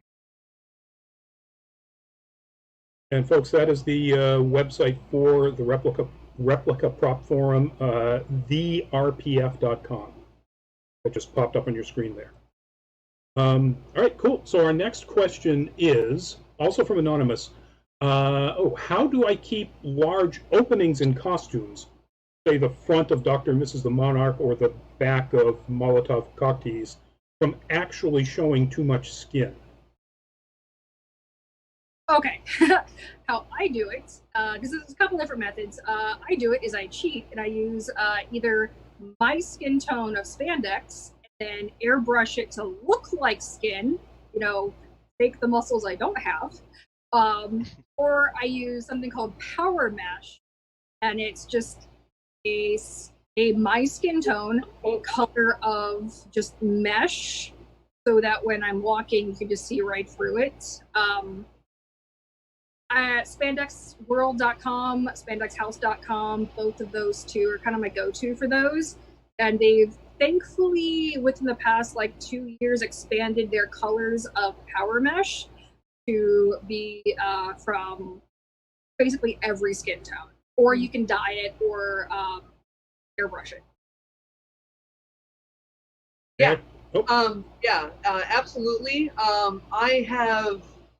That's what I've done for similar things, and just that, even if it's just a really thin piece of cloth, it just makes you feel more comfortable, more secure. And people think that for when I wore Red Sonja, I didn't have anything on my skin, but I did. What I did was I used a pair of dance tights. I pulled them all the way up, and I would actually hand sew the leather teeny string sort of things directly to the dance tight, and then trim off the excess, and apply glue before you trim so it doesn't run all over the place. But that actually, I would only need to change out the dance tights like every 5 times I wore it, and it was actually really felt good. It felt good not to have, everything exposed. That's really cool. And having seen I wouldn't have known that. Yeah, excellent job. All right, moving on to our next question. This is from Rhiannon. Oh, this is interesting and timely. Do you have any advice for people who have trouble wearing masks, both in relation to COVID and cosplay in general? Any sort of way to make it easier or more comfortable? Yes. Lodane, yes, go right ahead. I haven't worn a mask costume like that in a while, but having worked with 501st and Revolution and the Stormtroopers there, a lot of them get the small computer fans, the like 1.5 to 2.5 inch fans. They install them near any actual air vents so that they cycle air out. Another thing I've done, I had like a gas mask on mine, suck air in one and out the other, so I'd have a constant flow of cool air. For COVID, worked because then you're sucking all the bad stuff in. Another costume I had was go with the half mask, and that just had to come off regularly because my wet and feel. Question, Lodane. With the airflow going through the like that, would you have to wire it up and have a battery pack? Yes. If like in a Star Wars bucket head, you have plenty of excess space around your head between the foam. You can put a battery pack there. For my costume, I hid it in the hat that I wore, and then the switch was just on the hidden, and I would turn it on. But yeah, you as fine a wire as you can to try and hide it if you need. Minimal amount of battery to make it last as long. That way, it's not extra. So I do Jade from Mortal Kombat, and I do get claustrophobic when it comes to COVID. I wear regular cloth masks. I think every seamstress has been conscripted into making them. All been stuck doing it. And it's a matter of keeping it tight on the face is what helps for myself, but it's just suck it up for me is just suck it up and do it. When it comes to wearing masks for costumes, mentally knowing I have an easy way out of it is what really helps. So for my Jade, I have the little clips right here, and it actually just clips into my wig. Right here, I have sewn the little parachute clips into the side of the wig, so when I'm ready to take it off, I just easily just shink, it's out, and put it back on, off, about it, so I can easily take it off, drink something, put it back on. I'm not stuck in a mask all day. I have to take my wig off, remove the whole cards. So it sounds like. Oh, go ahead. I was gonna say, for me, the one thing that I learned for wearing wearing armors and wearing masks is, a thing that has helped me is just training myself to take long, slow, deep breaths. Don't breathe as shallow as you normally would. Breathe in, then breathe out, and do that, and actually get that rhythm going, because it helps with instead of trying to force a little bit of air back and forth through the filter, you're forcing a lot of air back and forth through the filter. So it's a long stroke versus a short stroke. So they teach you in martial arts or yoga, yep. Conscious, focused breathing. Yeah. All right.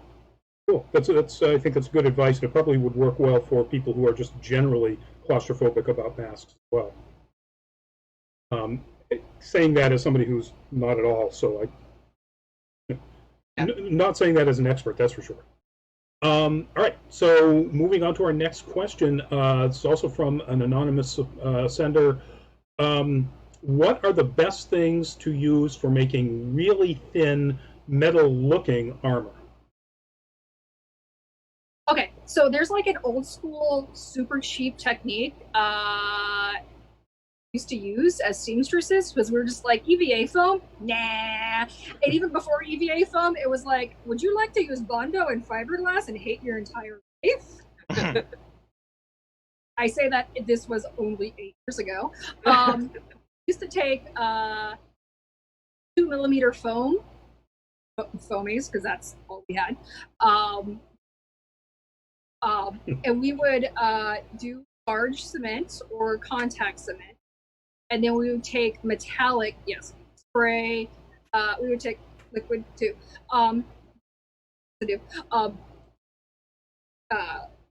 Metallic spandex. Add glue to the wrong side of that. Again, let it get tacky.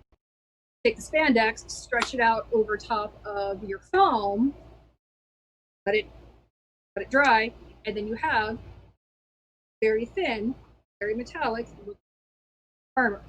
That's how I did my Magdalena, my Kotobukiya Wonder Woman. I lived at a tiny house and seamstress.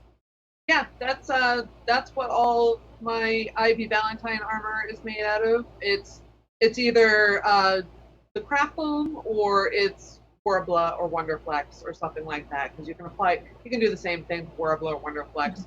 Because who really wants to like spend all that time sanding and making it look like perfectly smooth and everything to take a metallic paint? This way is it's so much easier, and the metallic lasts. Like you don't have to touch it up ever. It doesn't crack. It doesn't go anywhere. Yeah. If somebody scratches it, just peel it off. I can just toss all my armor in a suitcase, and it doesn't need to be protected or anything. Yeah.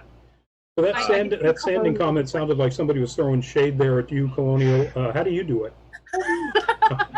Just Colonial, I'm just like, staring into the darkness. Hello, darkness, my old friend. So I used to, actually most of my armor used to be made out of Sintra, which if you want to make armor pieces that are only a single pane, or a single, only curve along a single plane, or a single, axis, it works great for that. And that, you can get it, 1/8 inch thick. It holds its shape really well, it holds paint really well. This is normally used for making signage. And you can get it from, online or art supply stores. Now, would that be either of the images you sent me? Yes, those were both made out of Sintra. All right, so I just popped up the Roman armor. Yeah, so that Roman armor is made out of slats of this painted with just Rust-Oleum paint. They held up, from my understanding, they're still good. But the problem is it's a little brittle. So if you're using it for LARP, it can shatter if it's cold out. That's one of the reasons I moved away from it. Also, I know for chainmail, doing fake chainmail, there's a knitting stitch explicitly designed by old Hollywood to make chainmail. I don't know anything about that though. I just know it exists. There's another material that's not very well utilized. I use it just because they gave it to me. Thibra. Arta Wigs was using it a lot, but it's mainly sold by Arta Wigs at Canada. Thibra is more of a vacuum forming type of plastic. It looks like it would be like Worbla, where Worbla is very heavy, can get very thick and very cumbersome. Thibra, you mold it like you're vacuum forming something and pull out your foam underpiece. Then you have a very thin, durable piece of plastic armor that's very, very thin. My entire Tyrande armor is Thibra. It's very, very thin. Still going good. It's like 4 years old now. It just has a very low. Don't take it to floor. I have a couple of methods. Leather, if you can find it in quite thin for veg can leather, I think like 2 millimeters is still pretty thick, and you can do it much in the same way that Colonial Army was talking about with Centra, just make strips, get individual pieces, wet form leather to get multiple axes, a little bit more of an. There's metallic dyes and paint that'll make it look like metal. Leather is a very harsh mistress. If you screw up, you screw up. The other thing I've seen done is use polystyrene sheeting. Lucky Grim was mentioning vacuum forming. It works along the same line. I think it has a slightly higher melting point, but it's a little unwieldy. And you can also get it in clear. So when I did all the gems for my Tyrande, I just used clear polystyrene. I sculpted my gems out of clay and took it with a heat gun because good tiny house, and just made clear gems with the polystyrene. When it comes to like getting the metallic finish, the really key thing is you can ruin a really good build with a poor paint job, and you can improve a really medium build with a great paint job. It really just depends on how you paint it.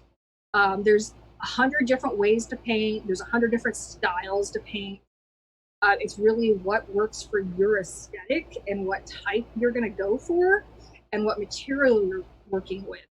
You wouldn't use the same paint for leather as you would on spandex, as you would on Sintra, as you would on PVA foam. So once again, it's research, try some things, see what you like, and throw some spaghetti at a wall and see what sticks for you. I personally airbrush. I airbrush as much as I can just because it's even and it's fast. Now I'm going to throw in a little plug for something we did last night, which was the finals for our summer cosplay contest series. We did in conjunction with Pat Covey, the Covenator.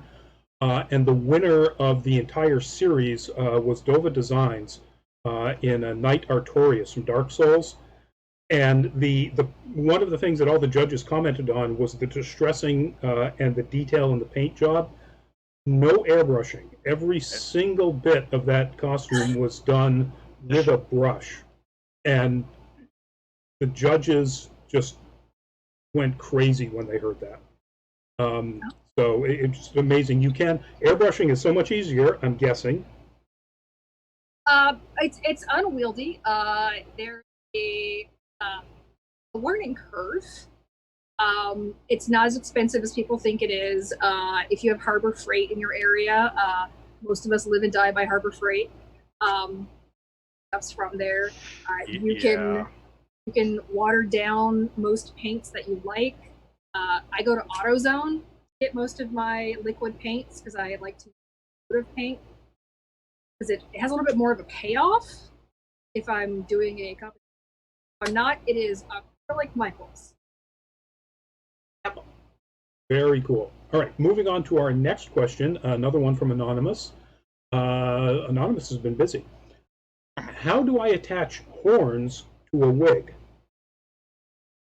Okay. Sorry. Cat. Cat. If they are like horns, my tried and true way is neodymium magnets, really good glue, and a headband underneath of your wig. It's I try not to add anything permanent into my wigs just so I can use them over and over again because they're expensive, really easy to mess up, and you never know when you're gonna need a blue wig again. And just to let people know, the image that just popped up there are the 3M version of the rare earth or neodymium Oh, I screwed that one up. Magnets. And sorry, continue. So for my Carmilla from Fate Grand Order, she has little demon horns. So they're just made out of EVA foam, and I just stuck 2 magnets in the base using E6000. Let them sit. 6000 takes care of everything. And then I took a regular plain white 1-inch wide headband, cut out 2 circles where the horns would correspond on my head, stuck the magnets in there, put a piece of Warbler, piece of Warbler, piece of Warbler, piece of Warbler, layered it in E6000, because you don't want a magnet to go boink, boink, boink, boink. Because I was going to be in this for hours. And so when I got ready to wear the costume, I would put my wig cap on, my hair back, put the headband on, pin it into place, put my wig on, and then my horns would just be like thwamp, thwamp.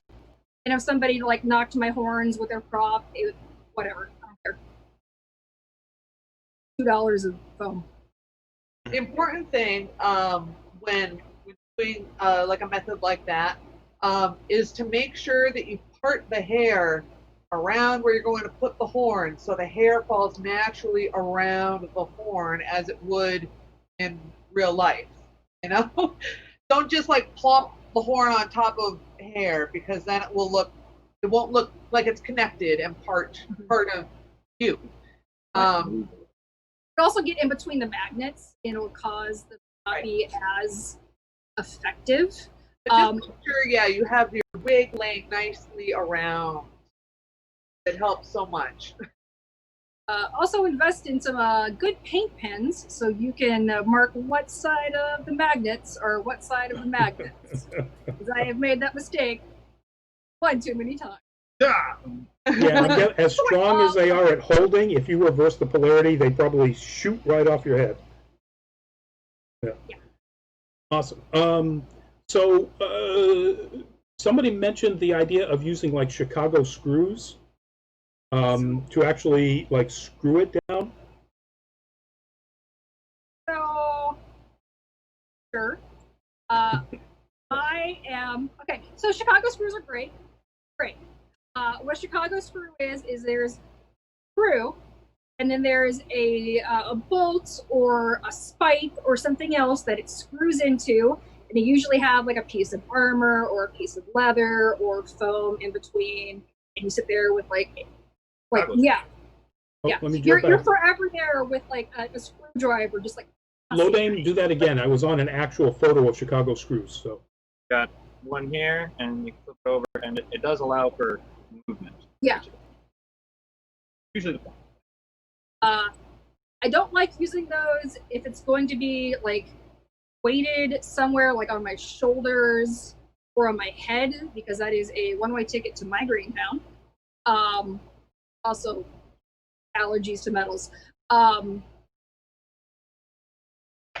Also, if they're going into like a headpiece, sure. Let me pull out all of our Bane of Existence. Loki. This is the new one with the foam on the forehead. Nice. Like I think like one of all of our group has worn this headpiece. So with this one, underneath here, you can see I do have Chicago screws attaching the horns into the headpiece. But then I have a 1/4-inch piece of L200 springy foam on top to cushion the head, so you don't wake up with like a bump on your head. Yeah. I've never done that. I was going to say regarding horns into the wig still. I think Chicago screws might be a little too metal. You need to put you need to at least layer something between a Chicago screw and like a horn, because just the wig itself, it's too fibrous, it's too loose, it's too loosey-goosey to even try and hold a Chicago screw. No, you at least want like a piece of leather or something to headband. Yeah. Yeah. Yeah. All right. Excellent. Very cool. So our next question is from Hannah. And Hannah wants to know or get some advice for spray painting when space is limited and or alternatives to spray paint. Don't spray paint if it's too limited, because that's not healthy. It's not good. If you have to, all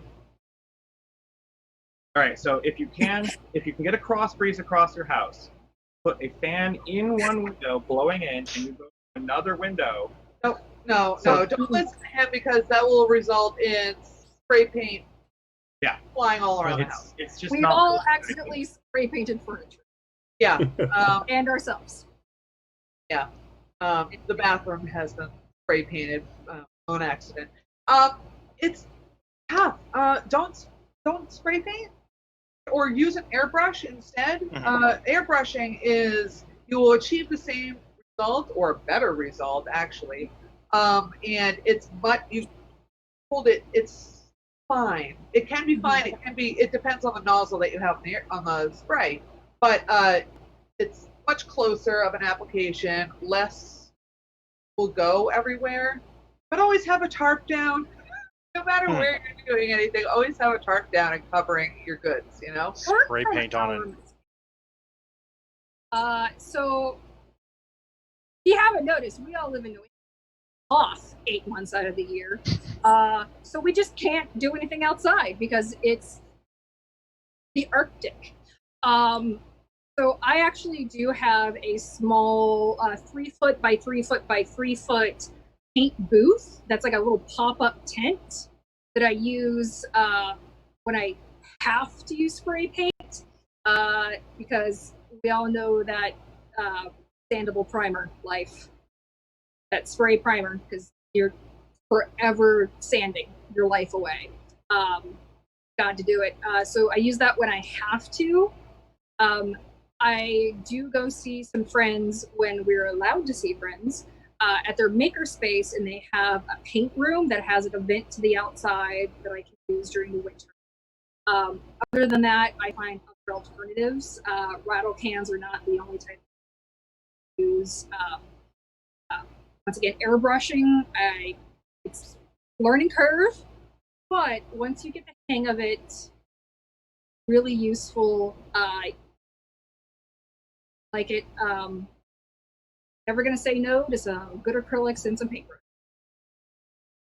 One caveat with paint booth: if you're deciding to make your own, rather than purchase a collapsible one, you have to make sure it's an explosive-proof fan. Otherwise, it could ignite the fumes from the paint. That'd be a really bad time. So the one I No explosions, please. What I have is a tent. Rodney, I'm going to send you a link to it. It's on Amazon. There's like a little flap in the back, like a little like PJs, and you back it up to a window. So you just open the window a little bit, and you open its little PJ butt. So you to go out, and then so like I'll spray and then like zip it up, and then I'll go out. Your paint booth just fart outside. Is that what you're getting at? All of my primer farts are outside. Scott, I was going to say, yeah, go ahead. Yeah, so my suggestion would be is if you have a window that you can hang things out of, basically set up like a clothesline sort of situation that you can hang up like your prop to dry if you have to use spray paint. I'd imagine like if you don't have the room for it, airbrush is the way to go. I have a garage that I just keep things up in, but if you spray paint during the winter, another good thing to remember is keep it warm. Like heat it up to like anything that you could be fully comfortable holding your hand in for a long time, that temperature, and then keep it inside your jacket when you're not spray painting. That's how I've been spray painting, like outside in like negative 20 temperatures. Winter.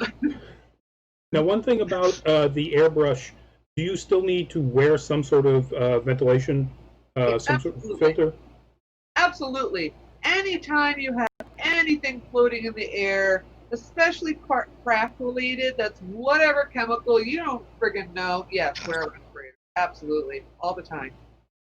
Yeah, always wear a respirator, especially when it comes to airbrushing, and especially because a lot of airbrush paint has metallic pigment in it, and that's just like metallic glitter in the air, guys. Let's just wear eye protection. Yeah. And every cosplayer really should have some safety goggles of some sort. Excellent suggestions. So moving on to our next question, another one from Anonymous. Speaking of paint, what's the best way to keep the paint on my foam armor from cracking? No. Okay, so it depends on what you make your armor of. Okay. It really does. And it's what you make your armor of. I divert to Belshare and Lodame for leather armor because I have no clue about leather armor. Yours always looks bananas amazing. All right, so let's start with that. If you are working with leather, flexible leather, how do you paint it or color it in a way that won't crack under use? Most leather dyes and leather paint acrylic and latex based-ish. So the oil ones and water-based ones will see completely into the leather. The paints will stay on top, like the metallics inside. And because they stretch just a wee bit, and then if you use an actual leather clear coat on top of it, that'll seal it down even better. So for leather, it's relatively simple as long as you are very careful in your painting. Colonial Armory, how did you do that with the armor that you're currently wearing or the stuff behind you? Like lots of layers of Plastidip, thin coats of the actual like metallic paint, and then just a bunch of layers of it. Bunches of it's like just how I was weathering them. This one right here has like 7 coats of paint on it. Easily 7 coats of paint on it. And then just don't let it deform too badly. Like don't let it get beyond that point where it cracks. And is there some sort of sealant over that? No. I should have one. I haven't put it on there. How often would you say you have to repaint something like what you're wearing? So since I haven't actually been able to wear this at a convention, it hasn't been an issue. The Skitarii costume back there, that was there's aspects of like foam work itself that have failed, and the paint's still fine. Like I haven't had to redo the paint. I've had like LARP costumes that I haven't had to touch up paint at all with. Like I have things like this prop where you can see, oh hey look, it's white foam underneath.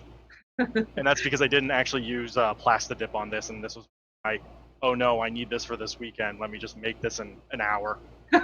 So let me just make an observation for anybody who's doing a demonstration. You need to bring whatever you're demonstrating up to the level of the middle of your face. Otherwise, people aren't going to see it yet. This? Yep. Yeah. So this, like, I use this in like several weekend-long games, and that's what this finally happened to it after like 4 weekend-long games of like actually running around and people hitting me with like in this or like it rubbing against combat armor when I'm running. So just Plastidip, lots of layers of paint, gentle. What would you use for a sealer? The sealants I've used in forever have like always been like just clear coat varnishes, or I don't know how well Polyshades works on flexible things. If you have a solid prop, Minwax Polyshades does 2 things. It does a weathering effect of like muddying things up, and also puts a thin layer of polyurethane over it that is like strong. I've used it for models, like painting tabletop miniatures, and like I've like dropped those pewter models on the ground, and like the paint sticks like the metal will bend, but the paint's just like, I'm fine. Excellent. So for me, it really, once again, it's how you prime it, like how well it's how well the paint will stick. Forever when I was doing like foam, I would mix a little bit of latex paint in to have some of that elasticity. And when I do clear coat on top, I actually use a latex base clear coat that has a holographic tint to it.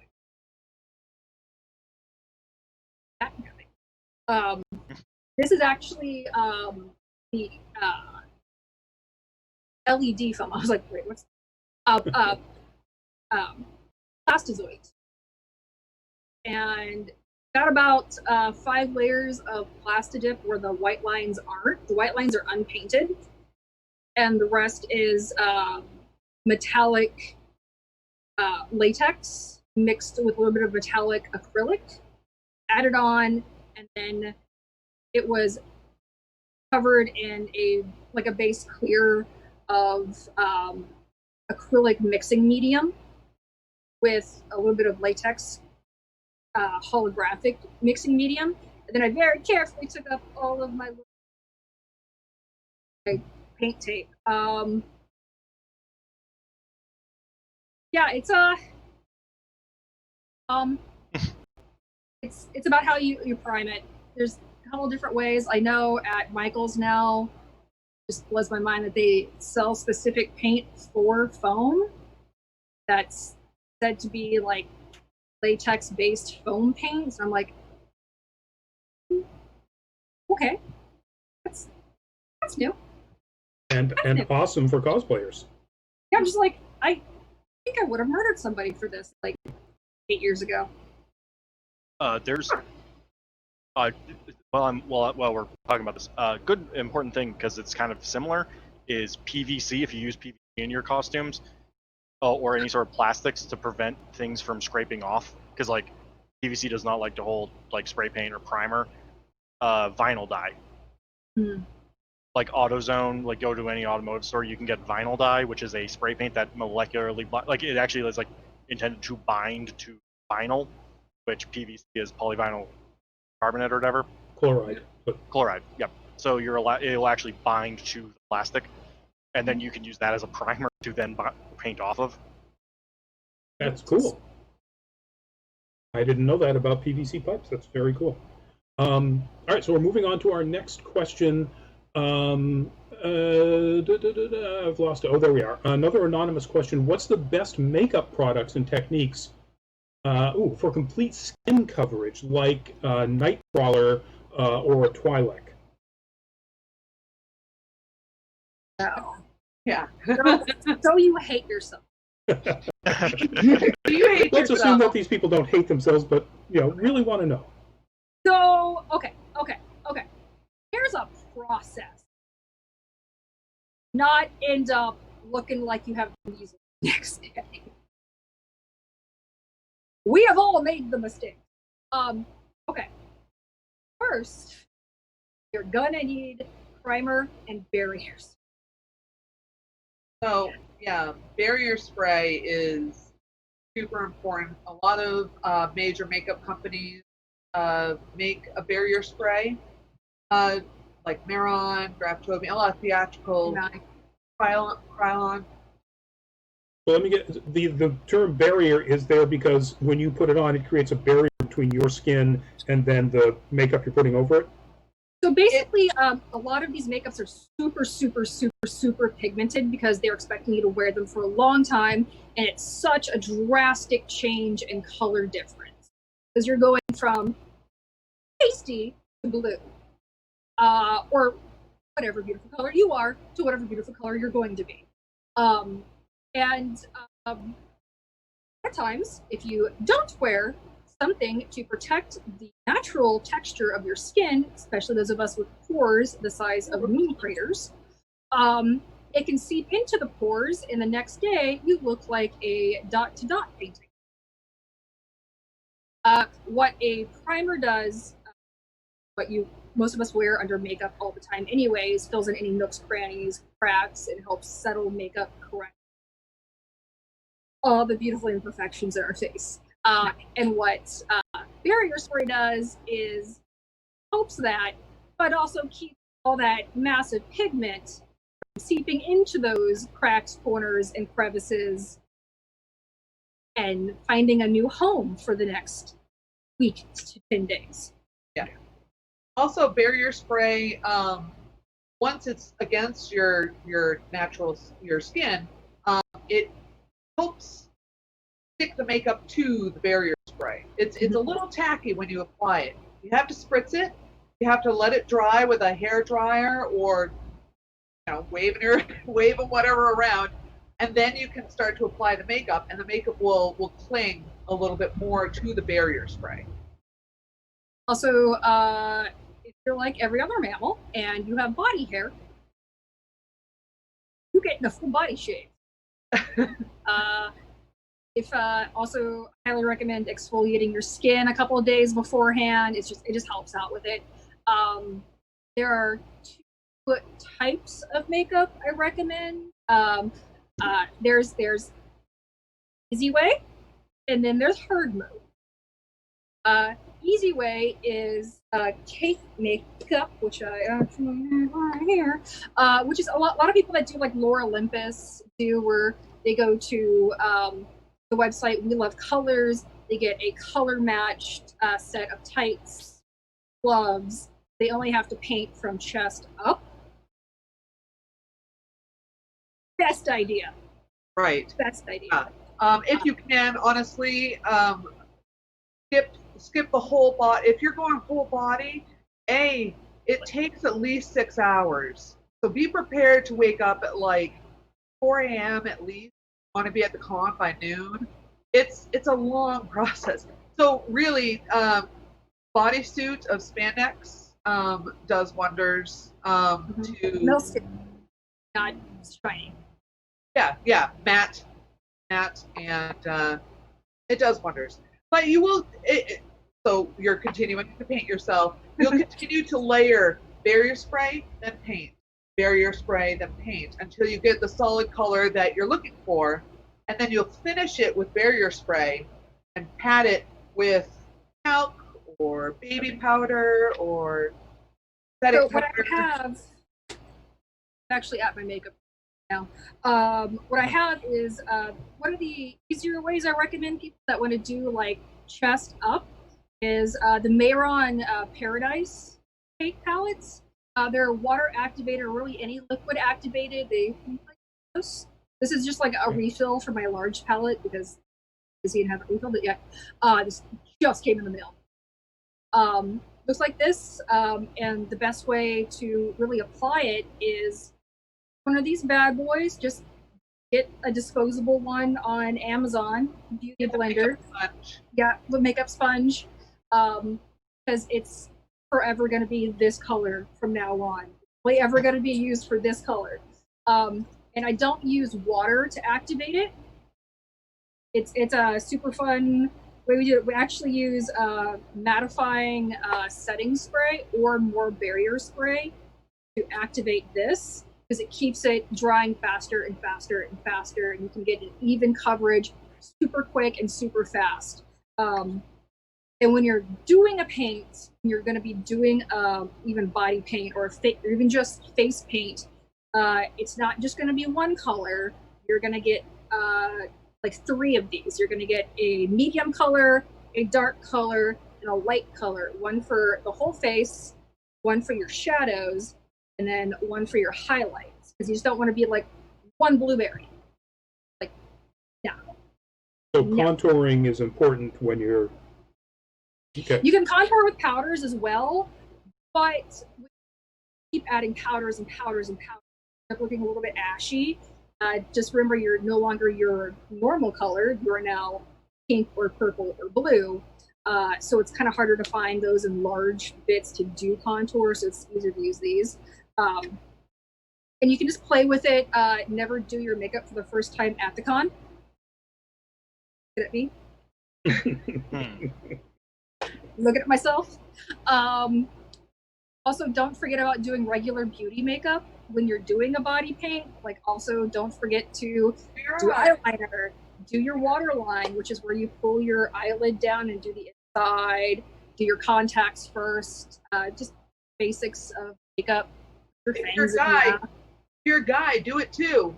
Do it too if you're a guy. I want Nightcrawler should have some liner on, some probably Guy liner going on. Yep. That'll make those eyes pop. You know. So, folks, we are now just coming up on 9 minutes left, and I've got 3 more questions that I really want to sneak in here. Okay. So, Jackie has asked, I want to do a reverse mold of a 3D print with Warbler, but the Warbler stuck to the print. Is there something I can apply so it doesn't stick? You are trying to apply a thermoplastic to a thermoplastic. Not recommend doing that. Any amount of heat that requires the Warbler to melt is going to cause your 3D print to also melt and deform. Don't do that. If you want to make a mold with a 3D print, you can use silicone. Silicone, if you're on a budget, use a unflavored gelatin. Interesting. Don't put it in the fridge. Even clay can work if you're careful about getting it into nooks and crannies. Yeah, thermoplast on thermoplast becomes a single. That makes sense. All right. Sorry, Jackie. Apparently it's not going to work. That said, there are mold releases. You could try a mold release. Again, Reynolds Material will sell mold releases, but it's you're applying heat to. It's probably gonna melt. All right, so we've got another anonymous question here. What are the best ways to connect multiple foam armor pieces together and or to the rest of your costume? Parachute clips, snaps, and hope. Yeah, pretty much. All of my stuff, I actually 3D print anchor points. I used to make them out of Sintra, but like, this is just connected with all sorts of 1-inch strapping that's been pop riveted to these, and then these get glued into the armor pieces, and like right here. Yep. And he just buckles. Yeah, and then I base everything off of like the chest plate. I know a lot of people will do like they'll get like a purpose used like base layer, and then attach like Velcro and Velcro or like clips to. But I found it just that you attach things to a chest plate or to a belt, and then base things off of that. Yeah. Now, Lucky Grim, you were holding up what would you call the clips? So I do the same thing. I 3D print these for masks.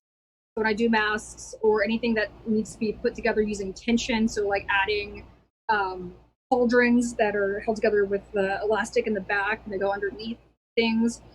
These are just mask clips. They have little pieces for the elastic. I just 3D printed a crap ton of these with like leftover stuff. Mm-hmm. Done. Now, Lodane, I got tired of buying parachute clips in bulk. I'm sure that order looks interesting. Lodane, is there a different way to do this with leather? No, actually very much similar to the way Colonial Armory said, except you'll be using Chicago screws and rivets and snaps. Less in the way of straps, except for movable parts like pauldrons. This one, it's just a single pauldron. It doesn't need much. It has this to hold it in place. Again, like Colonial Armor said, put things to the chest plate. You want a good anchor point. Putting it to fabric, it can tear. Another thing about that is if you can, for the love of God, have a kidney plate, like a kidney strap, like you know how backpacks have the strap that goes around your stomach. If you're wearing armor that's at all heavy, try to allocate the weight onto your hips as much as possible, or try to distribute it evenly across your shoulder or across your chest, in order to make it so that it's not digging into your collarbone. 3 pounds is a lot after 6 hours. Yeah, I'm sure. All right, so Chris asks, what are the most useful items in the repair kit that you bring to a con? Velcro with glue on it. Safety pins. Hot glue guns. I mean, yeah, but if you're on the convention floor, like I'm thinking like on the convention floor. E6000 and magnets or super glue and magnets. E6000 takes 24 hours to cure. Like super glue. I have like a little tiny hot glue gun for in the room. Needle and thread. Extra spirit gum. What was that you were holding up there, Colonial Armory? Zap-A-Gap, which is a CA plus glue. Zip Kicker, which is an accelerant for CA plus glue. So you just glue the thing in place, hit it with the Zip Kicker, and it immediately sets the CA glue. Regardless of what the materials are, because if you ever get those materials that do not want to stick together, hit them with CA glue and a Zip Kicker, and it immediately sets the CA. And then gaffer tape. Gaffer tape. Oh, yeah. When in doubt, tape it up. Yep. Excellent.